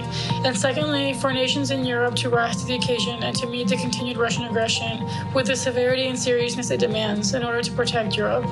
Finally, a unified show of support in the future would demonstrate to other authoritarian leaders that NATO will not allow malicious leadership to trample on the will of the free world. What I wish for in NATO's future is to act as a bulwark of democracy in these trying times of uncertainty, economically and politically. As the future comes forward, we want that trust to be continued, and if it is at all destroyed a little bit, we want it to come back. So I say to the NATO nations, thank you, and keep peace for us in the world. What a great way to bring the United States heartland. For our next conversation, please join me in welcoming once again Frederick Kemp, President and CEO of the Atlantic Council, to the stage for a conversation with NATO Secretary General Jens Stoltenberg. Join me in welcoming Frederick to the stage, please.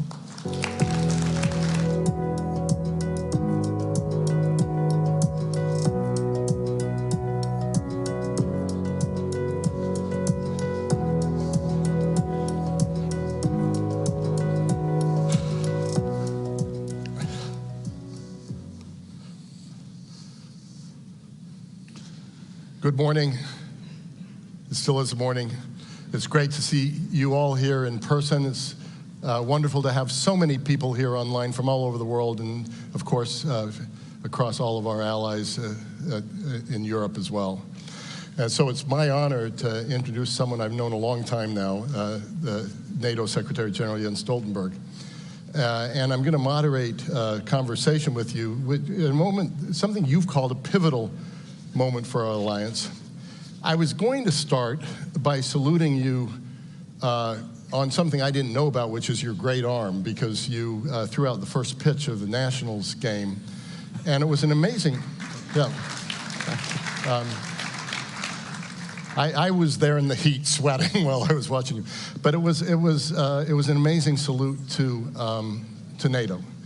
But having been at Mellon Auditorium yesterday evening, one of the most moving events I've been at, I'll instead quote President Biden, what he said to you as he gave you the Presidential Medal of Freedom, to a standing ovation, a really remarkable moment. He called you a man of integrity and intellectual rigor, a calm temperament in moments of crisis, a consummate diplomat. And I think the consummate diplomat, a person who can engage with leaders across all spectrums and across all nationalities. And I just want to salute you on behalf of everyone in the audience for more than a decade of the most extraordinary leadership. So let's start with that.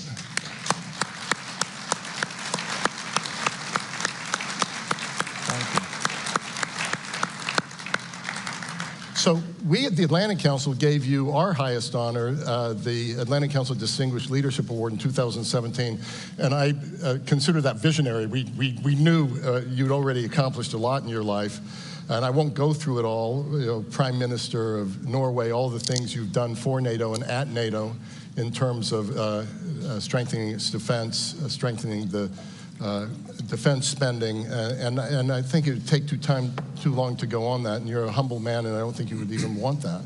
So I'm going to go right into the questions.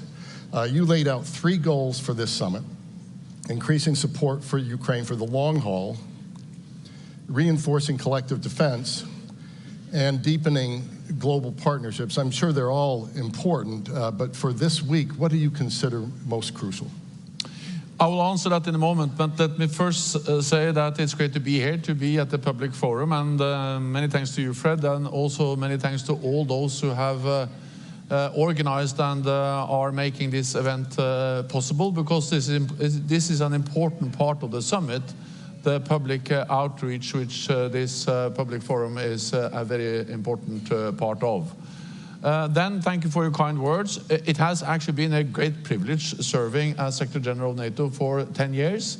And I see around in the audience here, there are many people who have helped me, supported me. So many thanks to all of you for your advice, your help, and support throughout these years. Then, on throwing the first pitch, that is the most difficult task I ever committed as Secretary General of NATO. Not least because I've never been at a baseball match ever before. The first time I touched the baseball, actually, when I started to exercise for this, I thought it was a tennis ball, but it's not the case. So it was a very steep learning curve, and I think my future is not in baseball. I think my future is in something else. I was going to say in the introduction that it showed that NATO always sets lofty targets. Yeah. And we have to adapt to the challenges. Yeah. Then, of course, this summit, it's of course a summit where we're going to celebrate the 75th anniversary of the strongest, most successful alliance in history. But the only way to truly celebrate that achievement, the 75th anniversary, is first to demonstrate that NATO is adapting, that we are changing when the world is changing, because we are the most successful alliance in history, because we have changed when the world is changing. And now we live in a more dangerous, more challenging security environment, and therefore NATO is changing again. And therefore we will make important decisions at this summit for the future, not only celebrate the past. And there are three main issues: is deterrence and defense, is our partnership with our Asia-Pacific partners. But of course, the most urgent, the most critical task at this summit will be everything we will do and decide on Ukraine, because this is really the time where we are tested. If we want to stand up for democracy and freedom, it's now, and the place is Ukraine. I expect that the NATO leaders will agree a substantial package for Ukraine. There are fundamentally 5 elements in that package. One is that we will establish a NATO command for Ukraine to facilitate and ensure training and delivery of security assistance to Ukraine. It will be 700 personnel. Will take over much of what the US have done so far in leading the coordination of security assistance and training. It will be a command in Wiesbaden in Germany, but also with logistical nodes or hubs in the eastern part of the alliance, to ensure that we have a more institutionalized framework for our support to Ukraine. Then it will be a long-term pledge to support Ukraine, not least to send the message to President Putin that he cannot wait us out, Because the paradox is that the stronger and the more we are committed for a long term to support Ukraine, the sooner this war can end. So that's the thing we have to do. Then we will have, and we have already seen some new announcements of military immediate support with the air defense systems, with F-16s and all the things that allies have and will announce. We have the bilateral, that's the third, also the announcement of more military aid. Then we have the bilateral security agreements, 20 agreed between NATO allies and Ukraine. And then the fifth element of the package for Ukraine will be more interoperability. We will have a new joint training and evaluation center in Budgorsk in Poland. We will have the comprehensive assistance package to help Ukraine implement reforms on the defense and security institutions to ensure that the armed forces are more and more interoperable with NATO.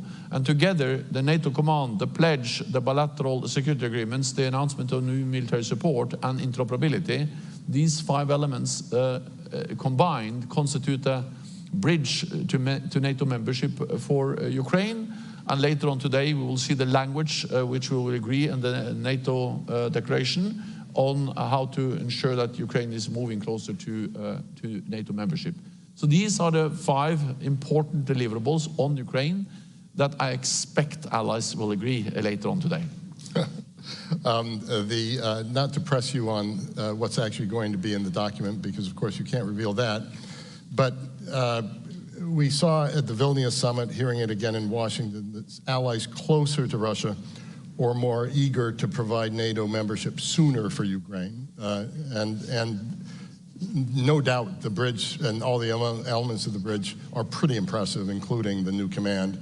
But are Ukraine's NATO membership prospects sufficient? We did our own wargaming with our Estonian partners in the Estonian government. We found almost under any scenario Ukraine was safer in NATO, that Russia would respond in a way that would be less provocative with it in than outside.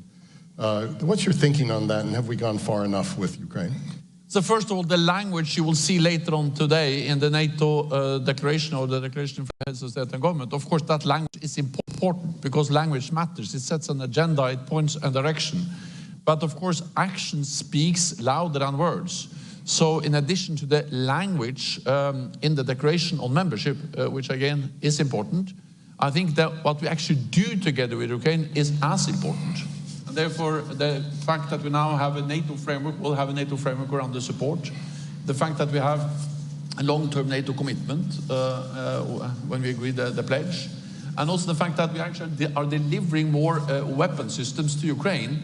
All of that is helping Ukraine to become closer to NATO membership. Because when we now deliver F-16s, we don't only deliver F-16s, we deliver the training, the doctrines, the operational concepts that will actually move Ukraine closer to being fully interoperable with NATO on more and more areas. So again, language is important, but the elements in the package I mentioned, they are actually changing the reality, enabling Ukraine to be to come closer to membership, so we can then, when the time is right, when we have consensus and the political conditions are in place, so when an invitation then is issued, they can become members straight away. I cannot give you a date because, as you know, there has to be consensus in this alliance on membership. But what I can say is that when the fighting stops in Ukraine, we need to ensure that that's really the end. Because what we have seen is a pattern of aggression. First, Russia annexed Crimea. We said that was unacceptable. After some few months, they went into eastern Donbass. We said that was unacceptable. Then we had the Minsk I agreement with the delimitation of the ceasefire line. That was violated, and Russia pushed the front lines further east, further west in Donbass in 2014. We had Minsk II, and the Russians waited then for 7 years, and they had a full-scale invasion of Ukraine in 2022, because Minsk II was in 2015. So we have seen a pattern where they've taken slices of Ukraine. So if there is now a new ceasefire, a new agreement, then we need to be 100% certain that it stops there, regardless of where that line is. And therefore, I strongly believe that when the fighting stops, we need to ensure that Ukraine has the capabilities to deter future aggression from Russia, and they need security guarantees. And of course, the best and strongest security guarantee will be Article 5. So therefore, I believe that a way to ensure that it stops is actually NATO membership. Thank you for the very clear answer.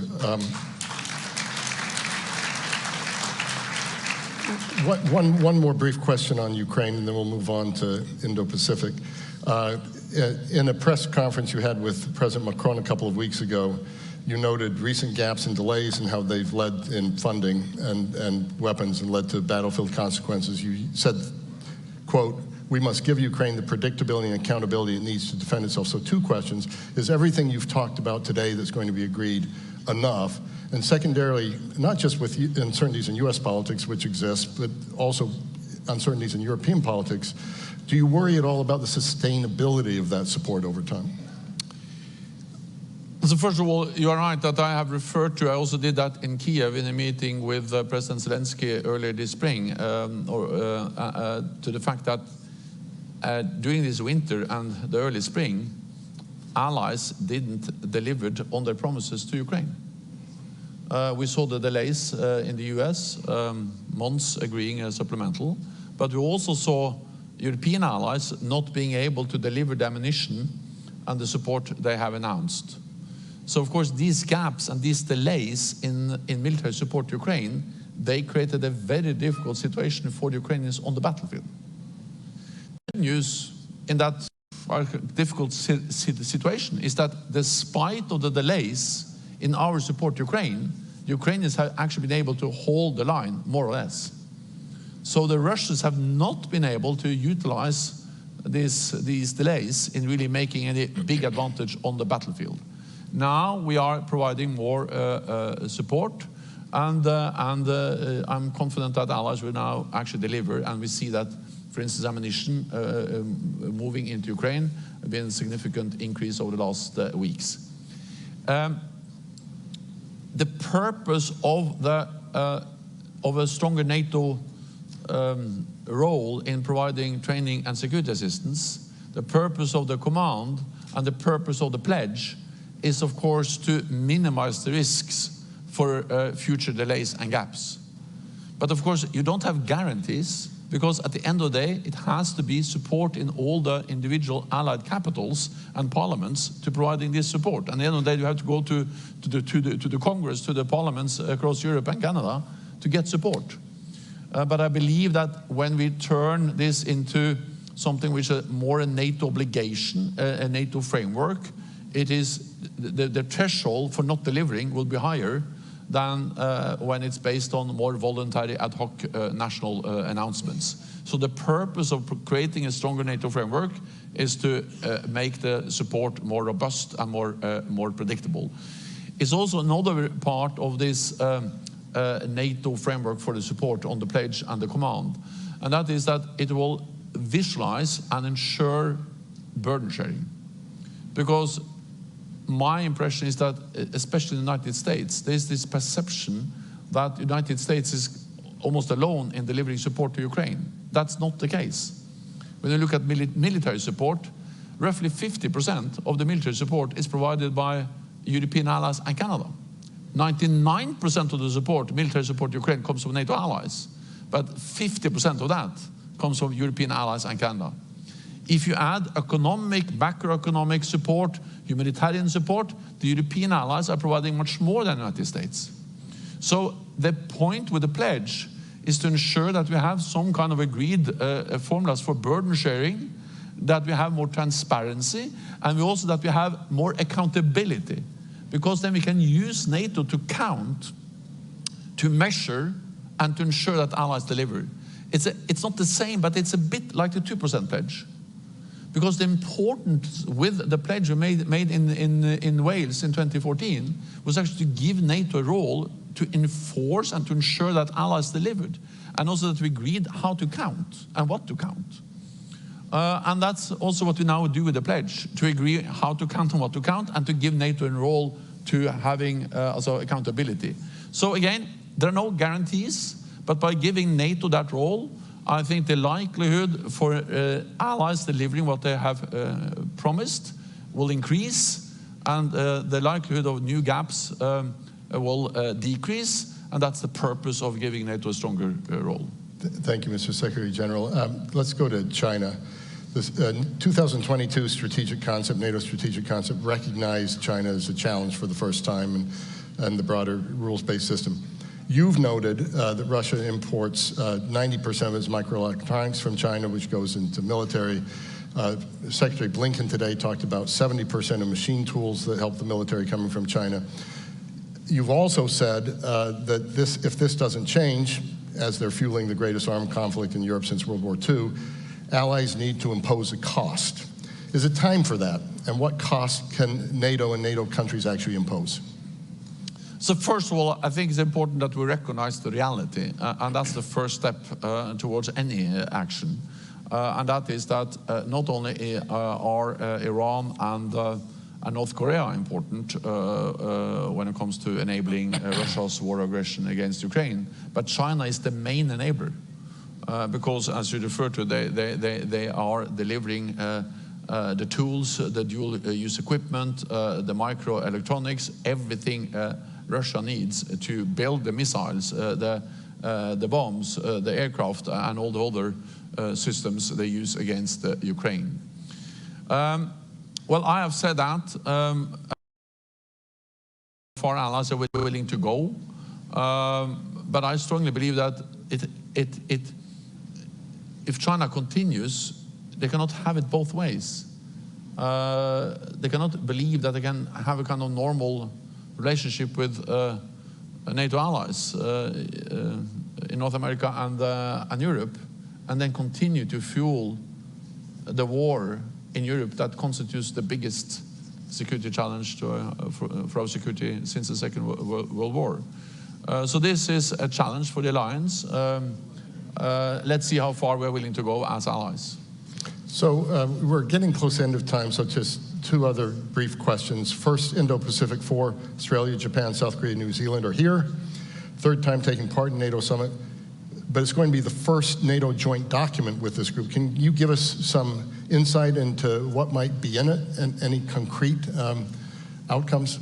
Yeah, so first I would just say that the fact that we now are engaging so closely with our Indo-Pacific partners, Australia, Japan, New Zealand, and South Korea, that reflects a change in NATO, because that was not the case a few years ago.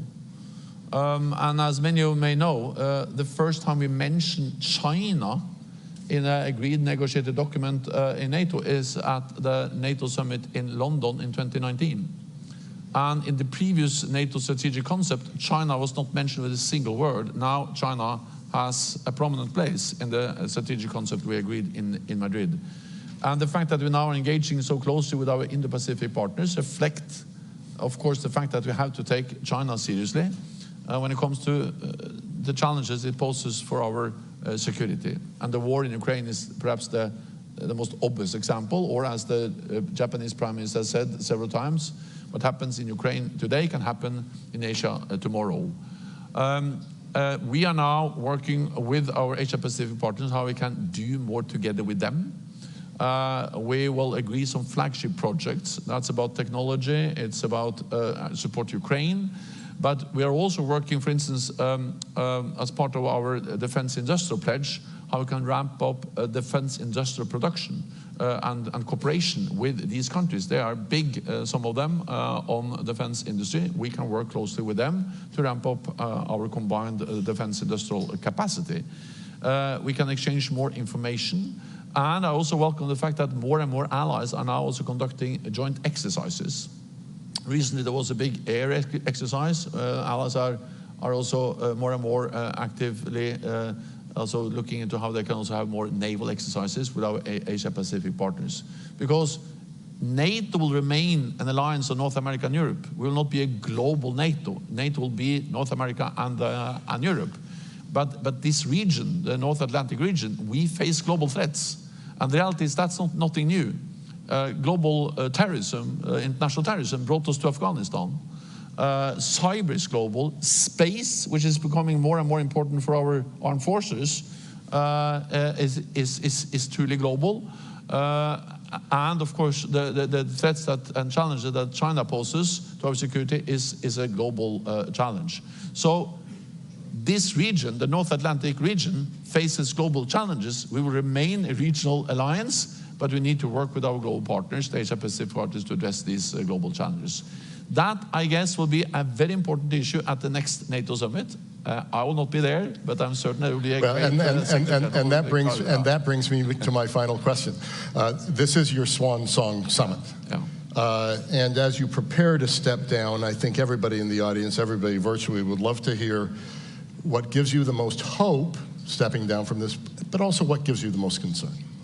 So first of all, I'm an optimist, because the reality is that we are very different in this alliance. We are different countries with different history, different culture from both South Atlantic, and we have different parties. And we are always very concerned that when a new party comes into government, they will make bad things for the alliance. And if you read the history of NATO, we have been concerned about that from the beginning. There were big concerns in NATO when you had when you actually got a democratic elected government in Portugal in 1975. They were concerned we're not going to be committed to NATO. There were concerns when you had some left-wing parties coming into government in some European countries in the 70s. When I formed my government in 2000, and my second government in 2005, there were big concerns that we had a left socialist party there. It went quite well, to be honest. And now there are big concerns again. But the reality is that despite all these differences, which are part of NATO, we have proven extremely resilient and strong. Because when we face the reality, all these different governments and politicians and parliamentarians, they realize that we are safer and stronger together. And that's a very strong message. And that's the reason why this alliance prevails again and again. As I said in my speech yesterday, we cannot take it for granted. It's not a given. It was not a given in 49. It's not a given now. It's not a given in the future. But the reality is that we have so strong common interest in standing together. So therefore, I'm optimist for the future of this alliance. That was the first question. The second I've forgotten. I think I answered both of them. But I will only say one thing, and that is that I remember very well when I became Prime Minister in 2000. First of all, I attended my first NATO summit in 2001. That was a very different guest list. It was President Bush, newly elected. It was Gerhard Schröder, Tony Blair, very different people then than now. So I think it's time for me to leave. But second, also, I remember then my predecessor, when I became Prime Minister in 2000, she told me, so Gro Harlem Brundtland, the Norwegian Prime Minister, she told me, Jens, you have to remember that most of your life you will be former Prime Minister. And now I have to acknowledge that most of my life I'll be former Secretary General of NATO. But that's not so bad. And I will hang around and see you, and I look forward to then perhaps be a part of this audience next time. Thank you so much.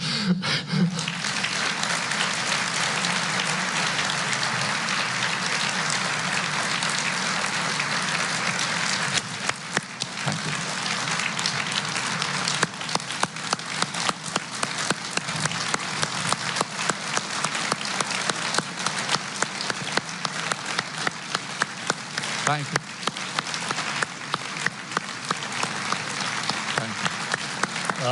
Thank you. Mr. Secretary General, nothing more need be said. No, thank you. Thank you.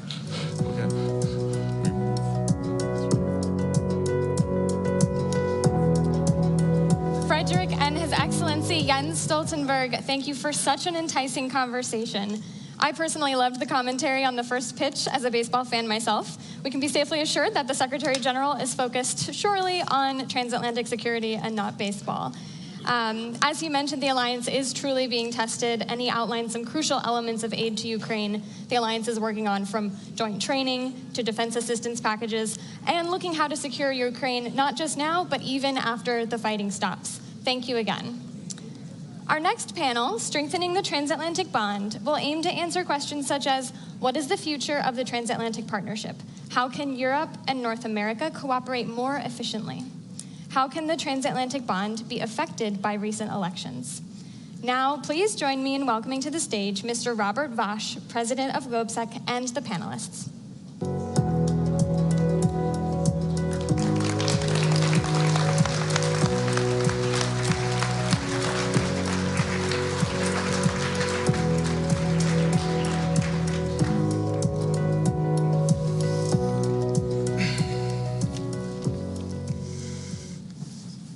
Thank you very much, and welcome to this very high-level panel, I would say. We have an extremely good setting in this panel for this conversation, and we have something like 55 minutes, so it will be quick and speedy. My name is Robert Vasch.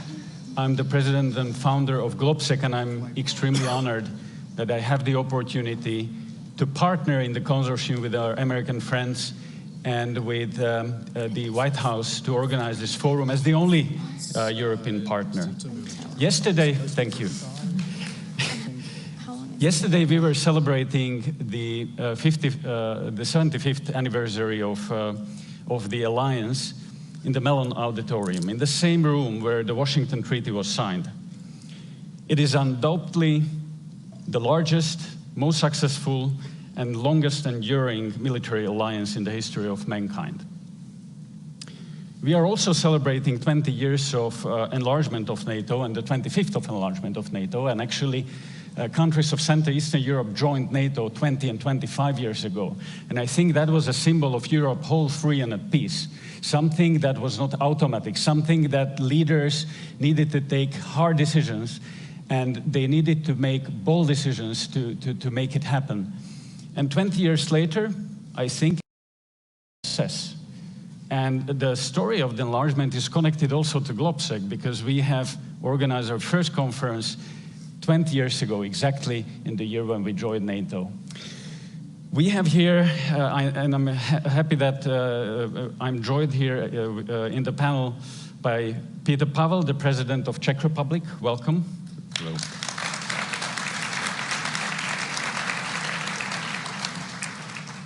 Kaja Kallas, Prime Minister of Estonia, welcome. Mette Frederiksen, the Prime Minister of Denmark. And James Risch, Senator of the United States of America. He is the ranking member of the Senate Foreign Affairs Committee. Welcome.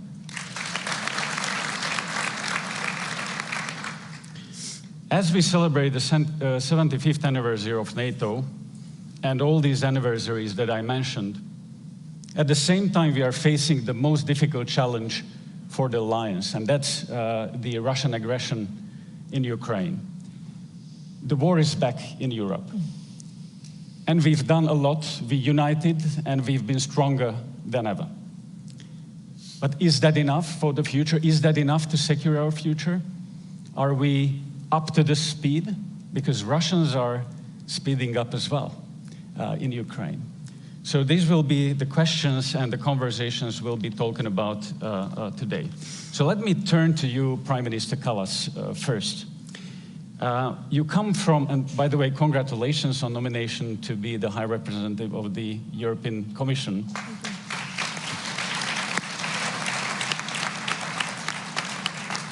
It's a great achievement, this nomination, as you're coming from an Eastern European country, a Baltic country, a small country, Estonia, who is really punching above this weight. And that shows how a small country can be influential on the world stage. So congratulations to it. You have demonstrated incredible determination to whatever it can to support Ukraine, understanding that if Ukraine does not succeed, Estonia and rest of us in Eastern Europe can be the next.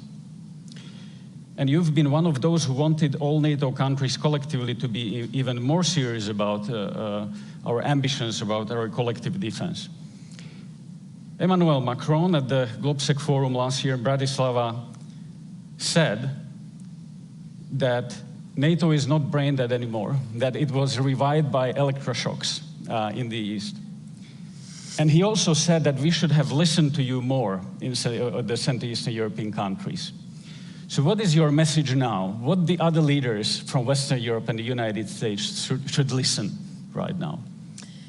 First, I want to correct one thing, and that is I never say that the Baltics or the eastern flank is next, because we don't have any second or first class countries in NATO. We only have NATO countries. So if Russia decides to move on and really uses power to attack, then it's going to attack NATO and not single countries. And this is actually one of the narratives that Russia wants us to buy. Because they constantly separate, like the Baltics and the, the Warsaw-backed countries are separate, from the NATO. Like it's not like Germany or France. No, we are in NATO, and that's why we have the Article 5, and that means that attack on one is attack on all. But you're correct in that sense that this war in Ukraine and our response to it actually determines also whether NATO is credible or not, whether it is also acting as deterrence for Russia.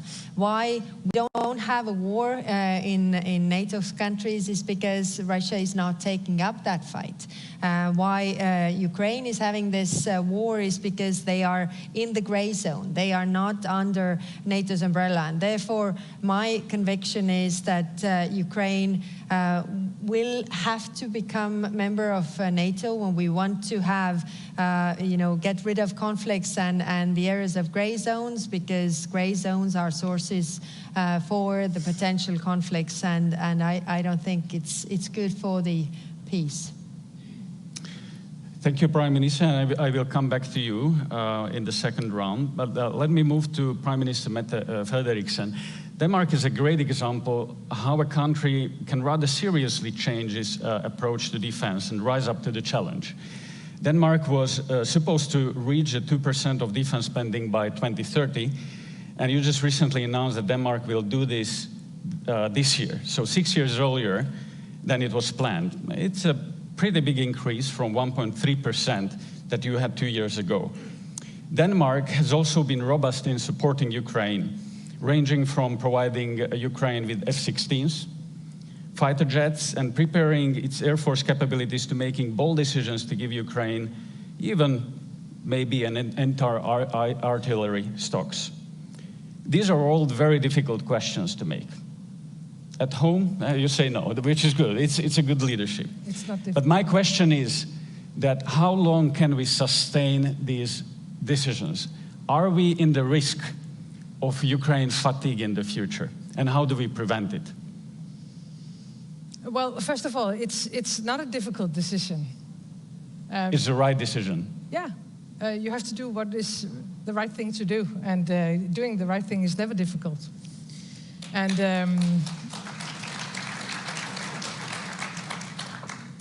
you're totally right. We decided many months ago to give away our entire artillery to Ukraine. Why? Because it's better used in Ukraine than it's used in Denmark. And we have to do the same now with air defense. We have a lot of air defense systems in the NATO alliance. It's better used in Ukraine than it is used, especially in the western part of NATO. The eastern part is a different case. And we said from the very beginning of the war that we are going to stand with Ukraine for as long as it takes, and with what it has to. The measures we have to take will be taken. I'm very proud of everything we have done collectively. And we have a stronger NATO, we have a stronger European Union now than when the war started. But we have to admit that we have been moving too slow. I think we have to speed up, we have to scale up. And we have to take a decision, do we want Ukraine to win the war or not? And I see no signs in Russia and in the Russian behavior that they are going to stop with Ukraine. When I watch Russia through the last years, but also now, not only in Ukraine, but also in the West Balkans, what they do in Europe with cyber attacks, hybrid attacks, disinformation. Look at what they're doing in Africa, in the Middle East. They're trying to destabilize everything we believe in. Everything we believe in. And therefore, asking me, it's not enough to provide the Ukrainians with what they need to defend themselves. We have to provide them with what is needed so they can beat Russia and push Russia back. And I think this is the main, it has to be the main discussion on the table also in the coming days. And you are right, when I came to office 5 years ago, we were spending 1.3 on defense. Now we are spending 2.4. And are you sure it will be enough in the future? I cannot say yes, because we have to put it the other way around. And let me just conclude by saying what you have said from US for many years now to us in Europe, you have to be able to protect yourself. You have to spend much more money on deterrence and defense. You have been correct. And we have to admit from a European perspective that we were depending on you. We're still depending on you, and never leave us alone. Never. We have to fight together also in the future. But you were right that we have to be able to defend ourselves.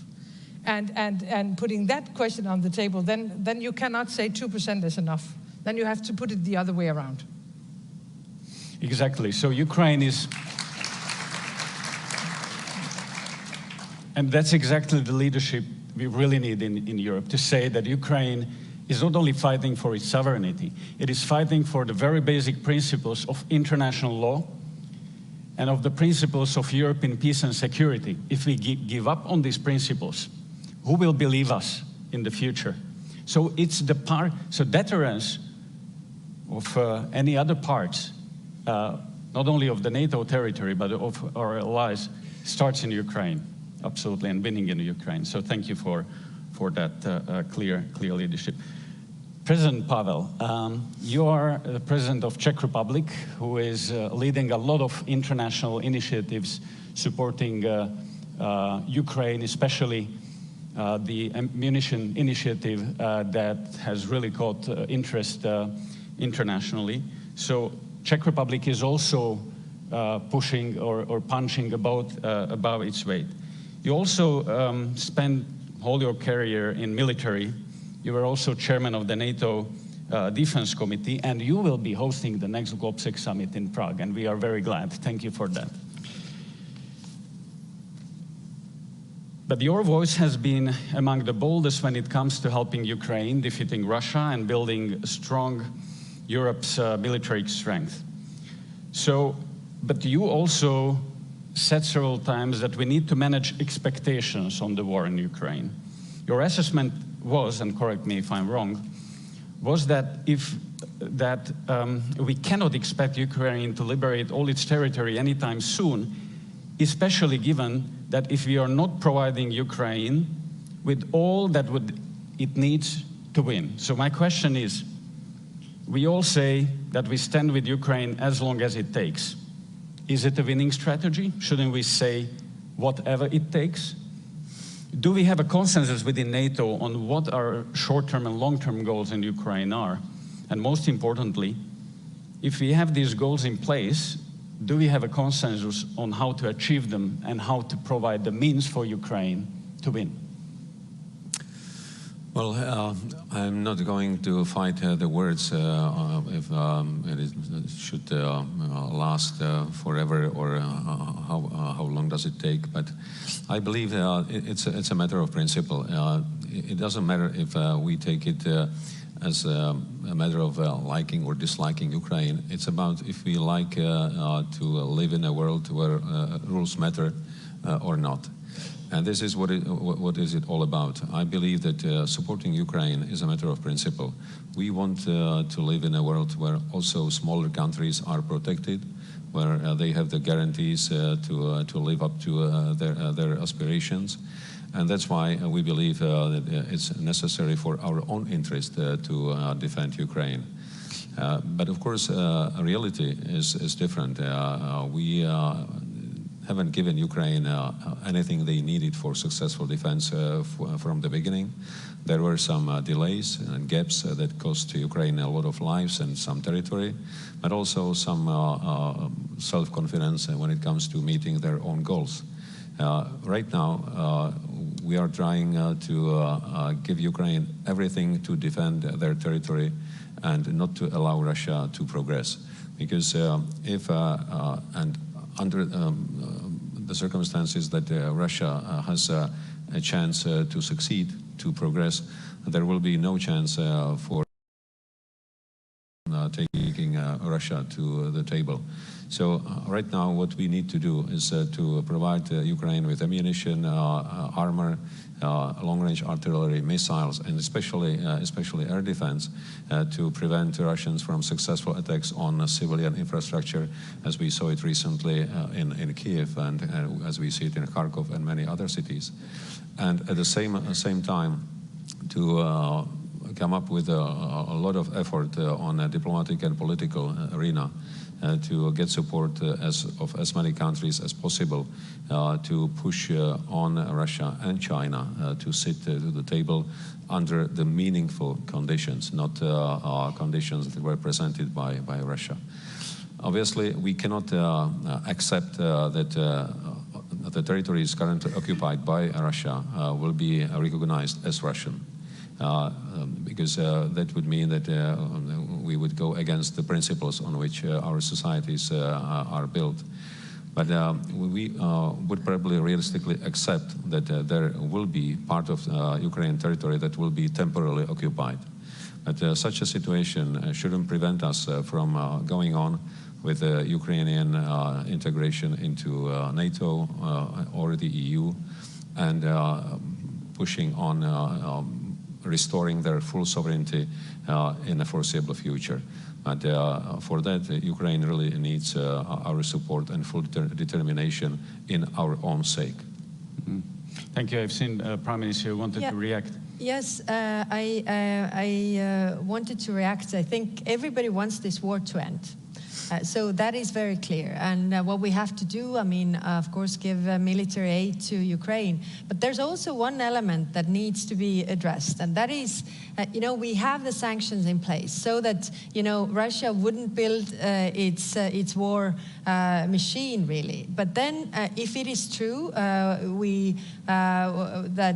what was written in the media, that the Russian missile that hit the hospital, children's hospital, actually has Western elements in it. So they are not able to bomb if they are not using the Western elements to build this. Mm-hmm. And this is very important. When I go to different European countries that are further away from the war and don't see Russia maybe the way that we do, then I see this will still, to profit from it. It doesn't really concern me. I just want to do my trade, and we see the circumvention of sanctions. But these are the same companies that are complaining that our businesses are hurt, our economies are hurt because of it. But actually, we need to concentrate our efforts, everybody. And of course, it's painful. It's painful, but if we do it, the war could be over sooner than when everybody's dragging their feet and thinking that, okay, it doesn't really concern me, I can still profit from this, and then eventually it will go on longer than we want. Yeah, absolutely right. Let me move to Senator James Risch. You've been a very strong supporter of the alliance and of Ukraine and of our collective security, and thank you for that. And all of the countries represented here at the NATO summit have done their utmost to support Ukraine and to raise the bar when it comes to the defense spending. The EU has provided economic assistance to Ukraine and has put Ukraine on the track towards EU membership. Do you think we are doing enough? What can be done more? Let me take that on, but before I do, I want to respond very briefly to what the Estonian Prime Minister said right at the beginning regarding the Baltics. Right after the invasion, a number of people from the Baltics came to see us here in America, and they were concerned. And you know, NATO would be stodgy. We'd forgotten what it was formed for. NATO was formed for the exact circumstance we find ourselves in today. I told my friends from the Baltics, I said, look, Article 5 means exactly what it says. An attack on one is an attack on all, not 1 square inch, whether it's in the Baltics, whether it's in London, whether it's in New York, not 1 square inch. Mr. Putin, listen. Article 5 means exactly what it says. I make that commitment now for the United States, and the United States is there to meet that commitment if we ever have.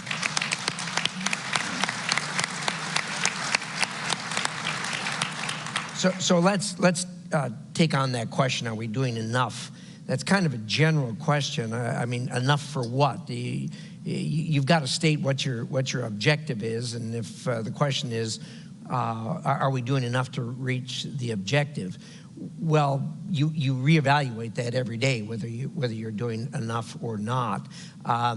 I would say that we are a robust democracy in the United States, just like the European countries are, and there are people who dissent from the view that we should be doing something in Ukraine. They have, in the United States, I think people are not as in tune with how we got to where we are as far as Ukraine is concerned. You have to go back to December the 5th of 1994, when the Budapest Agreement was entered into. We made a commitment. On that date, Ukraine was the 2nd largest nuclear-armed country on the planet. It was the policy of the United States then, it's a policy of the United States now, and always has been, that as few countries have as few nuclear weapons as possible, so you have less of mischief on the planet. We said to the Ukrainians, as did the British at the same time, give up your nuclear weapons. They're going to cause you a lot of troubles for a lot of reasons. And if something happens, we'll be there. We said that, we meant it, and we have to keep that commitment now. And we have all the Europeans to help us do that because of concern over, because of Article 5. So, you know, are we doing enough? We need to continue to do more. The people who are dissenters in the United States always point to the fact, well, the Europeans aren't doing enough.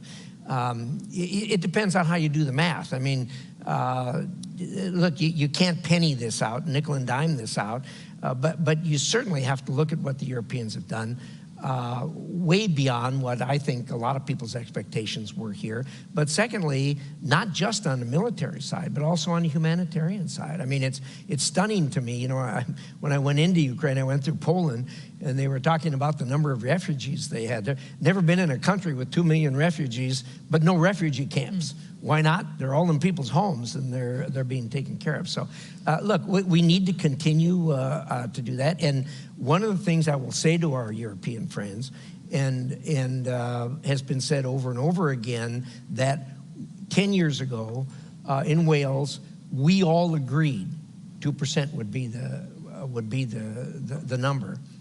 It's been 10 years, and fortunately, we're up to 23 countries now. Out of our alliance. We got 9 more to go. But if we want to silence the critics using that point of view, we need to all get up to 2%. And frankly, now that this has happened, and a lot of us always hoped this would never happen, but now that this has happened, 2% probably isn't enough.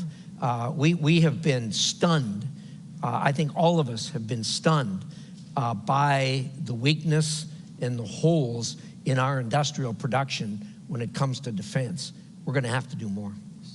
Yeah, absolutely, absolutely right. Mr. President, you wanted to react. Yeah, with my experience from NATO and especially NATO Military Committee, I would like to add an argument to what has been said on the account of defense spending.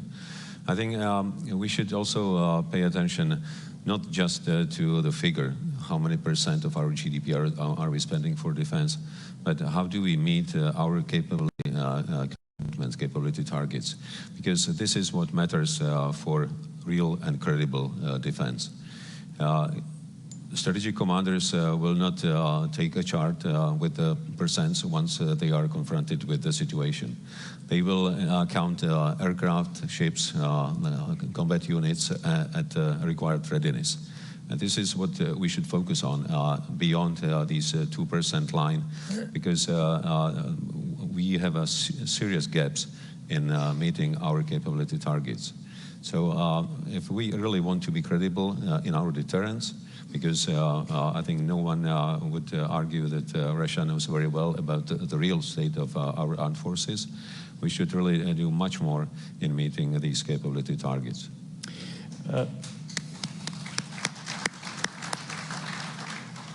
I will give you the word in a second, but I would like to follow up on what you said, because we at GOPSEC in several reports, we've been saying that there are several transatlantic gaps. One is in the defense spending that we are closing down. Another one is in the efficiency, how we spend this money. In Europe, we have a huge potential still to increase the efficiency of that spent money. And the third transatlantic gap that is not closing down, but is growing, is the technology gap. Yeah. US is much faster in the technological innovation than Europe, and Europe is lacking behind. This is going to create serious troubles in the future if we don't act now. And NATO has started with the Diana, with the Innovation Fund, etc. But I think we need to speed up Europe, that it's up to date. Prime Minister Frederiksen and then Kallas. But that was exactly the point I wanted to make, actually, because one thing is, of course, traditional deterrence and defense. And we have to wrap up, especially on our industry. And I think it's quite clear. I mean, some of us have said for many months that we are able to finance more deliveries for Ukraine, but we don't have anything on stock on our own.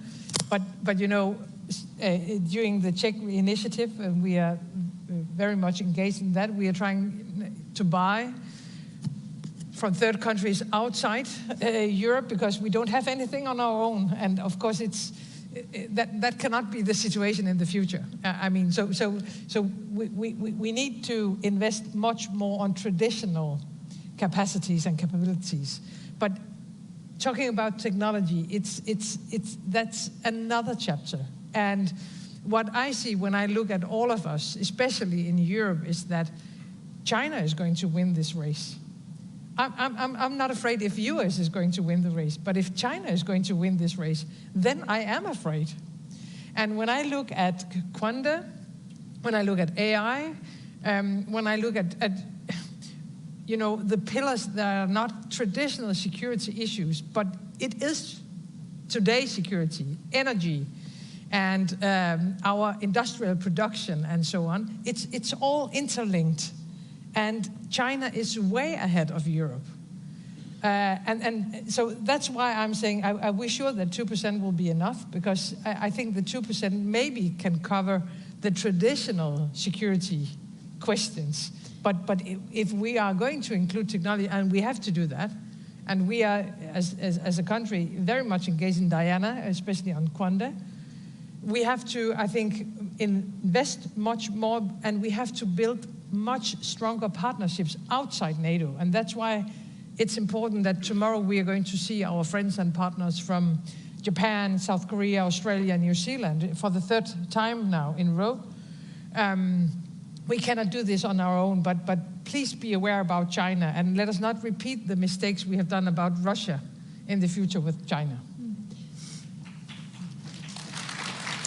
Yeah, I wanted to build on that because innovation is the key, and I think there's actually also the possibility to take the costs down and be more effective. We have a very vibrant tech sector in Estonia. So what we did was to bring them together. So the tech sector that is very much into investing into defense and making these processes faster, more innovative and more up to date, and the traditional defense sector.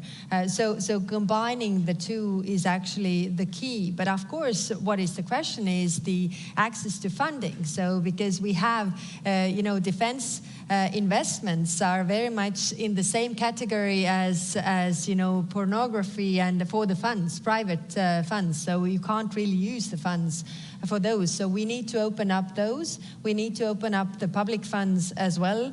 And what I also wanted to say is that I've been meeting with the defense industry, and it's a bit the chicken and egg issue. So the defense industry says that we don't have orders. We have slogans, but we don't have orders from the governments.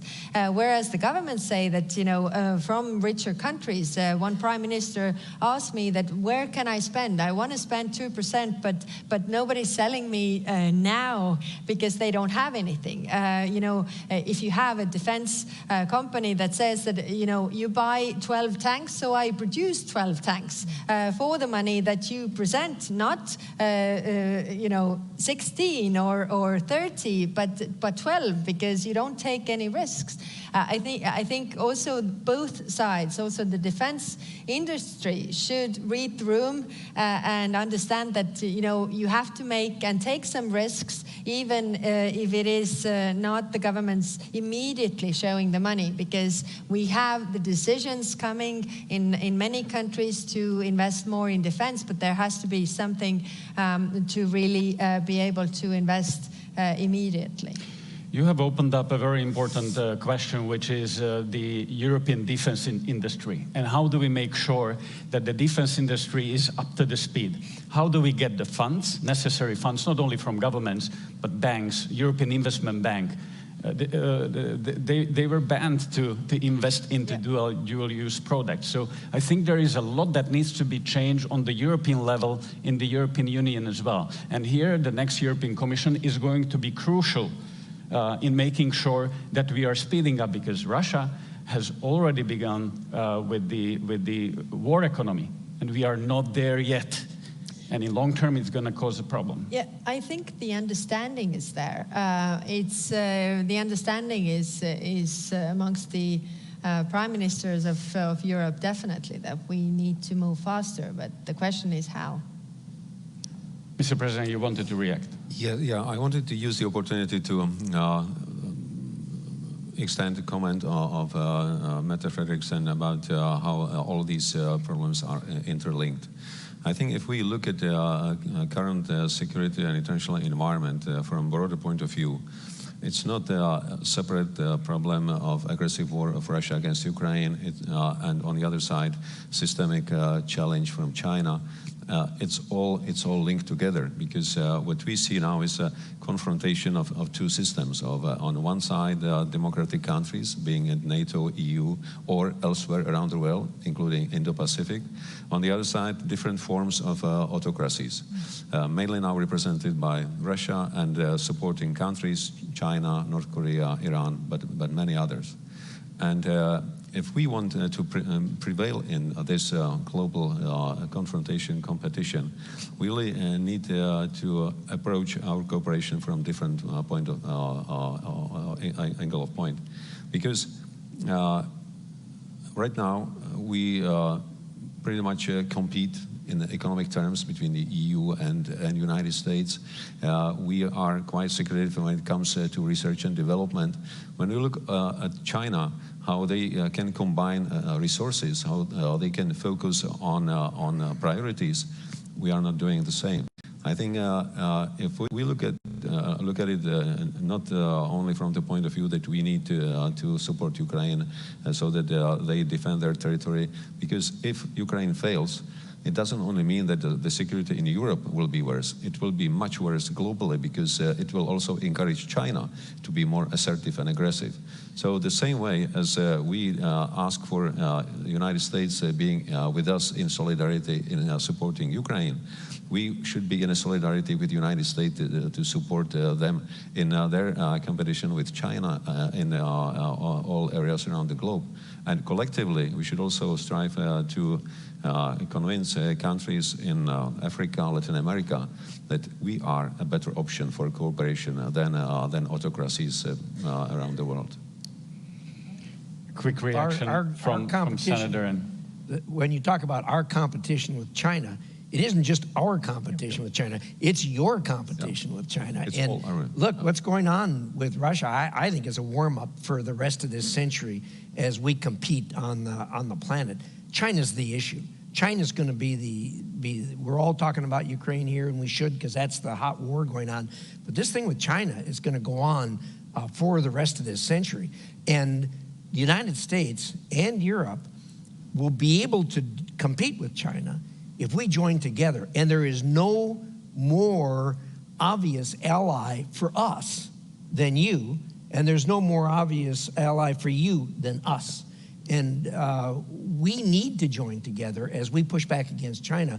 And look, this thing, the one thing that the war has brought out, the Ukraine war has brought out, is the fact that what we've always known as an undercurrent, and that is the relationship between China, Russia, North Korea, Iran, Venezuela, the autocracies.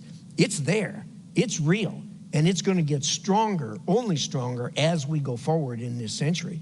And for us to, I think the challenge for this century is going to be how we all occupy this planet without killing each other, and compete with each other. We should be able to compete with each other without killing each other. We need to figure that out, because this is not going to get better as we get forward.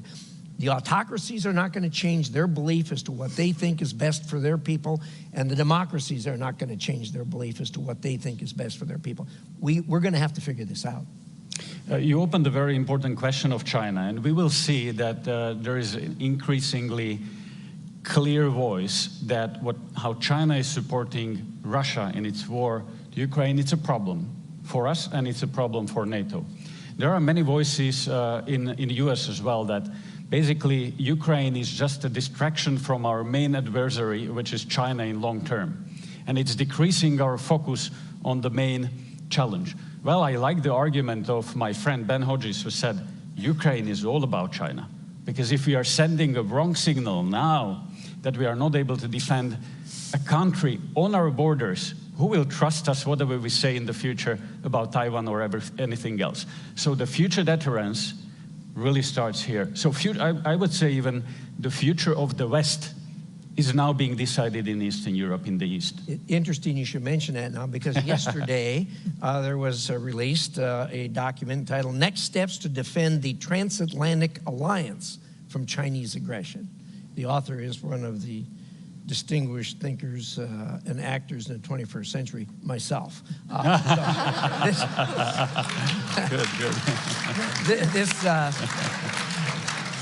This is a follow-up to a report I did a couple years ago on the same subject, and it is becoming a hotter and hotter item as we go forward. So so thank you for that commercial. We will all read it. It is free. I want to move to a question from the audience, and I want to enlarge the question, but I've seen you really want to react on, on China. It's just one thing is the signal, and I totally agree. If we let's be honest, if we let Russia take Ukraine, that will, of course, invite many others to do similar things. One thing, I mean, that's basic knowledge, and it no matter what, it's a bad idea to allow Russia to take a European country. So I mean, that should conclude the discussion about Ukraine actually. But the other thing, and I think that is extremely important, that the triangle between North Korea, Iran, and Russia is something we have to have as top of mind now, and there is nothing that integrates the three of them, except for one thing, that they don't like us. That's what combined those three, and they are willing to do, I guess, what it takes to defeat us. And I think we cannot only look at the triangle, we have to see how China is connected to that triangle. This is the new reality. And therefore, I mean, it's good we're talking a lot about Ukraine, but we have to talk about Russia. Mm-hmm. Ukraine is just one example. It's a terrible example, and they are paying the highest price. I mean, they are losing thousands of good young men and women. So they're paying the highest price, therefore we have to talk about it, but it's just a part of something bigger. Mm. And I think we have to understand that it's more a question about Russia than it is a question about a single European country, unfortunately. And all of these conflicts are somehow connected, and that's why we have this conversation exactly. So let me turn to the questions from the audience and online audience who are watching and listening us. There's a question from Matt Burton. What measures are in place to counter the internal and external actors that continually work against the West and NATO with influential disinformation campaigns? So let me enlarge the question a little bit. We are seeing that the frontal attack on Ukraine that Vladimir Putin has started 2 years ago is not only a frontal attack on Ukraine, but on all of us. He clearly said that his goal is to dismantle the Western-led world order. And he has opened several front lines. We are seeing the physical front line in Ukraine, but there is another front line of the same war inside of our societies, in information space, is the same war, is hostile against us to divide us. There is another front line in energy, in economic dimensions. So we have to win in all of these dimensions to be able to help Ukraine. We are seeing that Russia is increasingly active with its agents in Europe. We've seen bombings in Czech Republic, actually, in Vrbětice. We see a lot of hybrid war actions in Europe. Is this a new normal? Are we a subject to the aggression as well? Are we at war, or is just Ukraine at war? Because hybrid war and information war is also a war. And as my friend from UK said, that if two parties are at war and only one recognizes it is at war, it tends to win. So shouldn't we recognize that there is a war that is waged against us in information space, hybrid, cyber, and many other domains? Because unless we clearly say that that's a situation and we appreciate the long-term impacts of that, we are not going to be able to win it. So that's my question to all of you who would like to be. Well, there is a shadow war going on. That is clear in all those domains that you mentioned. So the question for us is, what is our response really? I mean, because we see all these events all across Europe and the Western Hemisphere, but we treat those events as isolated events, not connected to each other. I mean, there's a fire in a warehouse, so it's treated as a fire in the warehouse, although we have intelligence that actually, you know, Russians want to set the fire in that warehouse. So the question to us is, what is our response? Is it, because it's also, it could also be a provocation, because, you know, Russia wants us to react very strongly. So how to find the balance is a big question. I think we have to raise the awareness. We see this in our intelligence, but I'm not sure that everybody does see this in the same way. And then the question is whether, you know, we are being the frogs that are being boiled, because every next time they're bolder and we don't react. So how do we address this? And we have discussions going on in NATO about these things, but they are really very initial. It should start from the awareness, the same awareness of all the members in NATO. Thank you. To answer your question, I think it is not so important how do we see us, at what stage we are finding ourselves, because we heard a number of academic discussions if we are in war or not, because we still work in the categories of peace, crisis, and war. But for Russia, it looks different. They see at a history like a continuous conflict. where only intensity and tools differ. From time to time, they are using hard power. From time to time, they are using hybrid tools, which we see today. Since the times of we call it Gerasimov doctrine, but actually it came up earlier than Gerasimov. But it was around 2010 when Russians came up again with their vision of non-linear warfare, where all the kinds from cyber, hybrid, disruptive operations, sabotages, up to hard war fighting are present. So actually what Russia is doing against us is a continuous conflict, that they are using tools that are available, that are much cheaper, quite often more effective than hard weapons. If you look at information operations that they are doing now, all of these disruptive events within the hybrid warfare across Europe, they are to make us unsure, not trusting our institutions, and being always under pressure. So we need to take not only passive measures, but also active measures to defend ourselves against this kind of warfare, because this is the way how Russians see the world, and we have to see it from their perspective, not from ours. Prime Minister Frederiksen, and I would just follow up that. Of course, we need to watch very closely all the disinformation campaigns that are going on in several countries in Europe with the goal to divide us and to also alter the political conversation. Also, there is a role for both NATO and the EU in protecting our critical infrastructure, because we are seeing that this critical infrastructure is under threat. So what do you expect from the NATO summit and maybe also the next European Commission in this regard?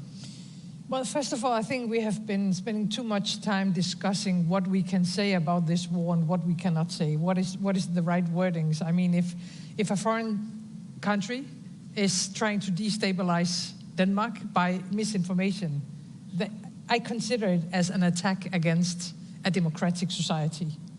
And the same way when they use hybrid attacks, cyber attacks, and so on. So I think let's call it what it is.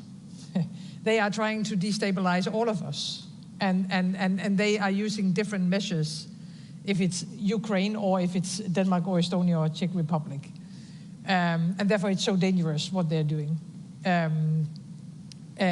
And talking about one of the mistakes we have made, I think putting a lot of red lines on the table when you are handling a war is also a mistake. I mean, it's simply giving the enemy two good cards on when you are, all the time telling Russia what we are not going to do or what we are not going to accept, instead of putting it the other way around, that we are willing to do whatever it takes to defend Europe and to defend our alliance and to defend the world order that we believe in and that we have built since the end of the Second World War. I think the awareness is rising. I agree that we cannot see all these episodes as isolated. We have to see the system in it, and they all, again, it's all interlinked. And therefore, I think we have to take it more seriously. And maybe the most important question as NATO countries is, are we going to accept it? Are we going to accept that they are attacking us every day now in Europe with different measures? And I don't think we should accept it. Thank you. So we are running out of the time, and I have plenty of questions. But let me ask one, and that's that NATO has proved to be very vital 75 years. Politicians are coming and going. We have elections everywhere. And there is an important election coming up in the United States. And we've seen that many of the conversations in supporting Ukraine, NATO, etc., are also not only in US, but also in European countries. There's somehow domestic conversations about, and they are connected with domestic conversations on economy, etc. But my question is, what do you expect that how the election campaign and the elections might change the conversation in the support for Ukraine and for NATO? Is that for these guys? Well, I can give you a very clear answer to that. I don't know. Look, the United States has a treaty that is a NATO treaty. Now, admittedly, Ukraine is not part of that treaty. Nonetheless, the attack on Ukraine is as clearly as close to that treaty as you can possibly get. We have taken great steps in the United States already to do what we should do in order to help Ukraine. I really believe that's going to continue. I don't think the election is going to change that greatly. I know that at least one of the candidates has said that they're going to end the war. We haven't got an explanation as to how that's going to happen, but the candidate who says that generally gets done what he says he's going to get done. So I'll be anxious to see that. But look, I think people should not be wringing their hands over this. This is as far as the Congress is concerned, which is where I come from. The vast majority, and it's only a small minority, are saying that we shouldn't be doing what we're doing. I mean, look, this is the right thing to do. America generally does the right thing that should be done. And given that, I have confidence we'll be there. Thank you very much, Senator. And let me thank all of the panel, because this was a wonderful conversation, and this shows that we had the US and 3 small countries of Europe who have shown the way how to raise up to the challenge and how to support Ukraine.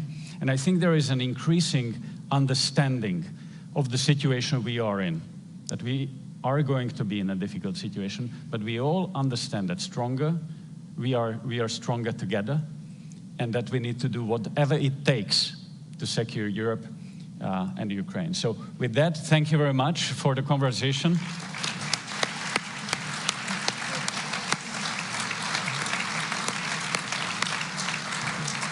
And I wish you a nice rest of the day. Thank you.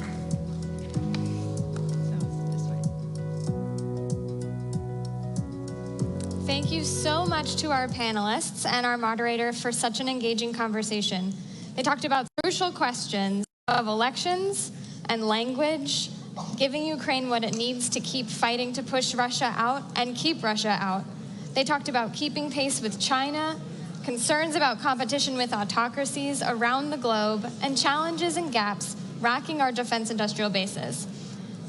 We will now be viewing a second video from the NATO Youth Summit, which took place on May 14th in Miami, Florida in the US, and Stockholm, Sweden, with watch parties viewing around the world. The NATO Youth Summit delves deep into the most pressing global issues of interest to youths. Let us all now learn something from how the next generation will tackle the future issues of the alliance.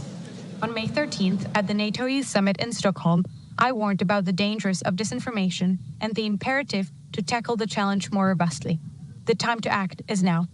There is no need to wait for further reports and no time for half measures. We need to be decisive and commit ourselves collectively and without reservation to a much more assertive approach. Winning the information war is foundational to our security, and as NATO youth, we say without hesitation that our leaders must rise to the challenge. In the 75th year of our Transatlantic alliance, we celebrate our steadfast commitments to peace and to security. Our ability to maintain unity and effective deterrence is more crucial than ever. And our success in doing so will serve as the ultimate testimony to the strength of our common values. Emerging technologies can significantly enhance our defence capabilities. However, they also introduce new risks. Cyber attacks, AI-driven disinformation, and the development of autonomous systems all pose serious threats to global security, stability, and to the democratic ideals which unite us as allies. With the rise of AI, cyber threats are becoming a more increased threat. Just like a double-edged sword, while AI enhances our capabilities, it also creates new security challenges. AI's ability to analyze vast amounts of data can strengthen our defenses, but can also be exploited by malicious actors. Therefore, NATO must adopt proactive strategies to create robust security measures. Quantum computing, sensing, and communications could revolutionize defense, cybersecurity, and help strengthen our deterrence against Russia and China, which has already made achieving quantum supremacy a national priority. What NATO's leaders should think about now is how the organization can become a facilitator to bring together the expertise and strengths of allied nations to drive quantum innovation and empower its application in allied defense. The time is now to make sure that NATO and member states remain at the forefront of quantum innovation and realize its potential. When we talk military tech or innovation or countering disinformation, those are all reactive actions or actions that will help us win a potential hot war. But the most important strategic question that we have to find the answer to and start working proactively with is, how do we change the will of the Russian people? If we really are committed to the desire to live in peace with all peoples and all governments, we have to change the will of the Russian people to stop being aggressive towards its neighbors, as well as funding international crime and terrorism, so that we can achieve a sustainable and stable peace and save succeeding generations from the scourge of war. Our democratic values are victims of the self-imposed red lines. Our democratic values are victims of the appeasement of dictatorships. As we face the largest war in Europe since World War II, with Ukraine at its forefront of protecting democratic values and paying the highest price with the lives of its people, we find ourselves trapped by these self-imposed red lines. It's not time to appease the axis of evil any longer. Without adherence to rules, everyone's sovereignty and territorial integrity are under the threat. It's time to demonstrate the strength and unity of democracy. Ukrainians have been remarkable in defending their country, but they need your support. But do not support Ukraine just enough to survive. Support Ukraine to win. We know that decisions in democracies take time, but time in Ukraine is not measured by days, hours, or weeks. It's measured in human lives. Therefore, do not let political games and individual interests get in the way of decision-making. Therefore, I urge you to be bold, to be brave, and to be decisive. The biggest gift for NATO's 75th anniversary would be a victorious and free Ukraine. Thank you. What a great way to highlight the individuals and issues that will be shaping tomorrow with our youths. Now, please join us for lunch, where we will all be able to discuss these pressing issues before resuming our programming. For those of you joining us online, you will now hear a series of interviews. The first from His Excellency Alexander De Croo, Prime Minister of Belgium. The conversation will be moderated by Elena Kudsko, Vice President for Policy and Programming of Globe. We'll hear from His Excellency Kyriakos Mitsotakis, the Prime Minister of Greece, which will be moderated by Nadia Shadlow, Senior Fellow at the Hudson Institute. And finally, we'll be replaying the earlier conversation between Rachel Rizzo and Douglas Lute on the history and geography of NATO. Enjoy.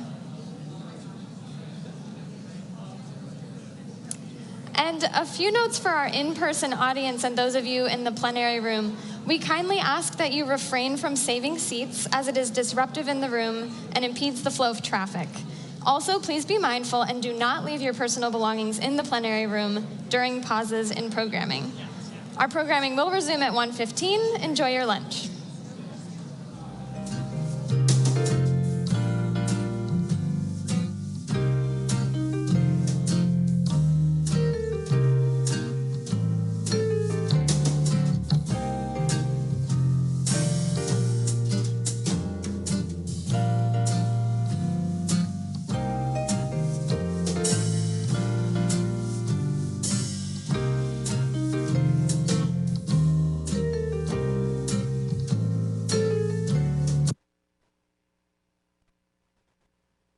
In 6 out of the 10 domains that are of the general request of Ukraine. It is about military capacity, but it is also about reconstruction. It is also about humanitarian supports. It's a very broad scope. Of course, a lot of people talk about is the delivery of the F-16. So we have committed to at least 30 F-16s that will be delivered between now and 2028. That is contingent on the deliveries of our new planes, which are the F-35s. And we hope that we would have deliveries. I mean, we will aim to have deliveries this year of a couple of F-16s. We will do that. And there's not that many countries that do it. Right. The Netherlands does it, Denmark does it, and Norway. We are already involved in the training mission with our planes. And we hope that we will deliver a few this year. With the 30 that we committed, we will be the biggest contributor to the fighter jet capacity of Ukraine. And of course, the sooner they arrive, the better. Obviously, the sooner they arrive, the better. Of course, we have to maintain our own defense capacities. Our F-16s are being used today, for example, in the Baltics, for Baltic air policing, to protect NATO territory for almost daily trials from the Russian side to see how much we defend. So we really have to balance that. Well, the earlier the F-35s are delivered, the earlier we can deliver. And what's the timeline on those ones? So we have 4 that we have now for the moment already. They are in the United States here for training purposes for our pilots, and we will start getting those during the course of next year. We are living definitely in very uncertain times. Everything is uncertain, and things are increasingly challenging given that half of the world is going through elections. Yeah. And Belgium is one of those countries who just had elections. There's going to be a new government in Belgium, but people do want certainty. Both our populations want certainty to know that the governments can deliver, but also for Ukrainians, it's important to know that we stay committed to the course and we deliver what we promised. Yeah. Are you certain that your new government is going to stick to the pledges that you've made? I really have no doubt on that. And we have a long history of these type of commitments. And these type of commitments were always maintained, even if you get new governments. And really, the public debate that we've had over the past months related to our election about Ukraine, there was really almost no doubt, no difference between the different parties. So I'm really confident that the agreement that we signed, and we signed that agreement, I mean, that is something that needs to be respected, whichever government is there. So yeah, democracy leads to changing governments. That's how democracy works. But stability and long-term commitment with our partners is something that we will respect. This is very reassuring to hear. We all have a lot of doubts how long we can carry on for, that the public getting tired, but it's good to hear that regardless of the government, Belgium can stay the course. But you address an important element, is indeed the support from our home citizens. And you know, you can do all the public policy, all the foreign policy in the world, you can do all the military training in the world. You can only do that as long as you have the support of your home population.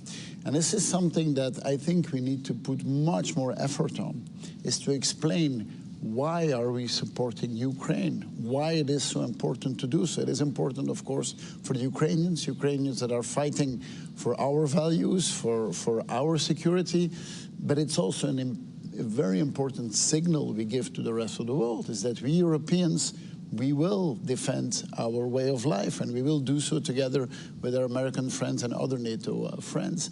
And it's more important than ever to explain what we are doing and to maintain the support from our home population. I'm not saying that because I feel that it is under pressure, but the moment you lose it, it's too late. And of course, the other side is doing everything possible to make sure that there is no public support, trying to sow doubt and make sure that we do not stay committed.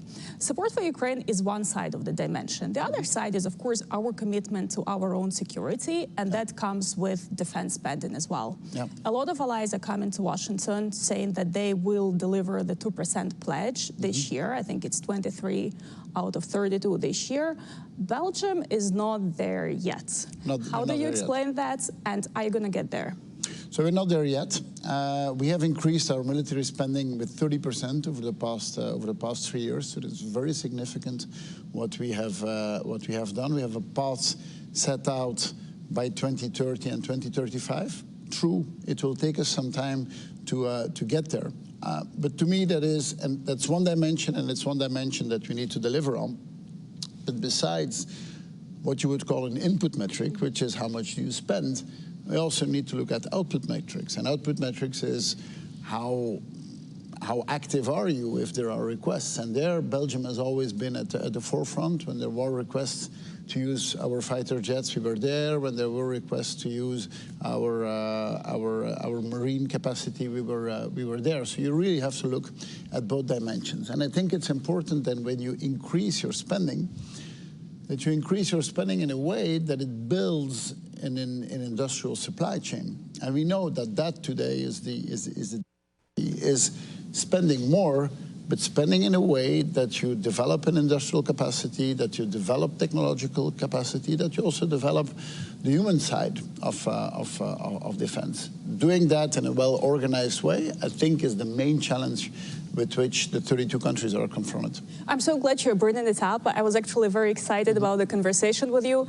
I know that you did MBA actually here in the United States, and this business mindset seems to be something that all leaders, political but also military leaders, desperately need right now. So what is your recipe? What Europeans can do better to increase defense capacity? What kind of investments it needed? What kind of change of policy would it take to get there? Okay. So yeah, we have a long history of very national defense spending.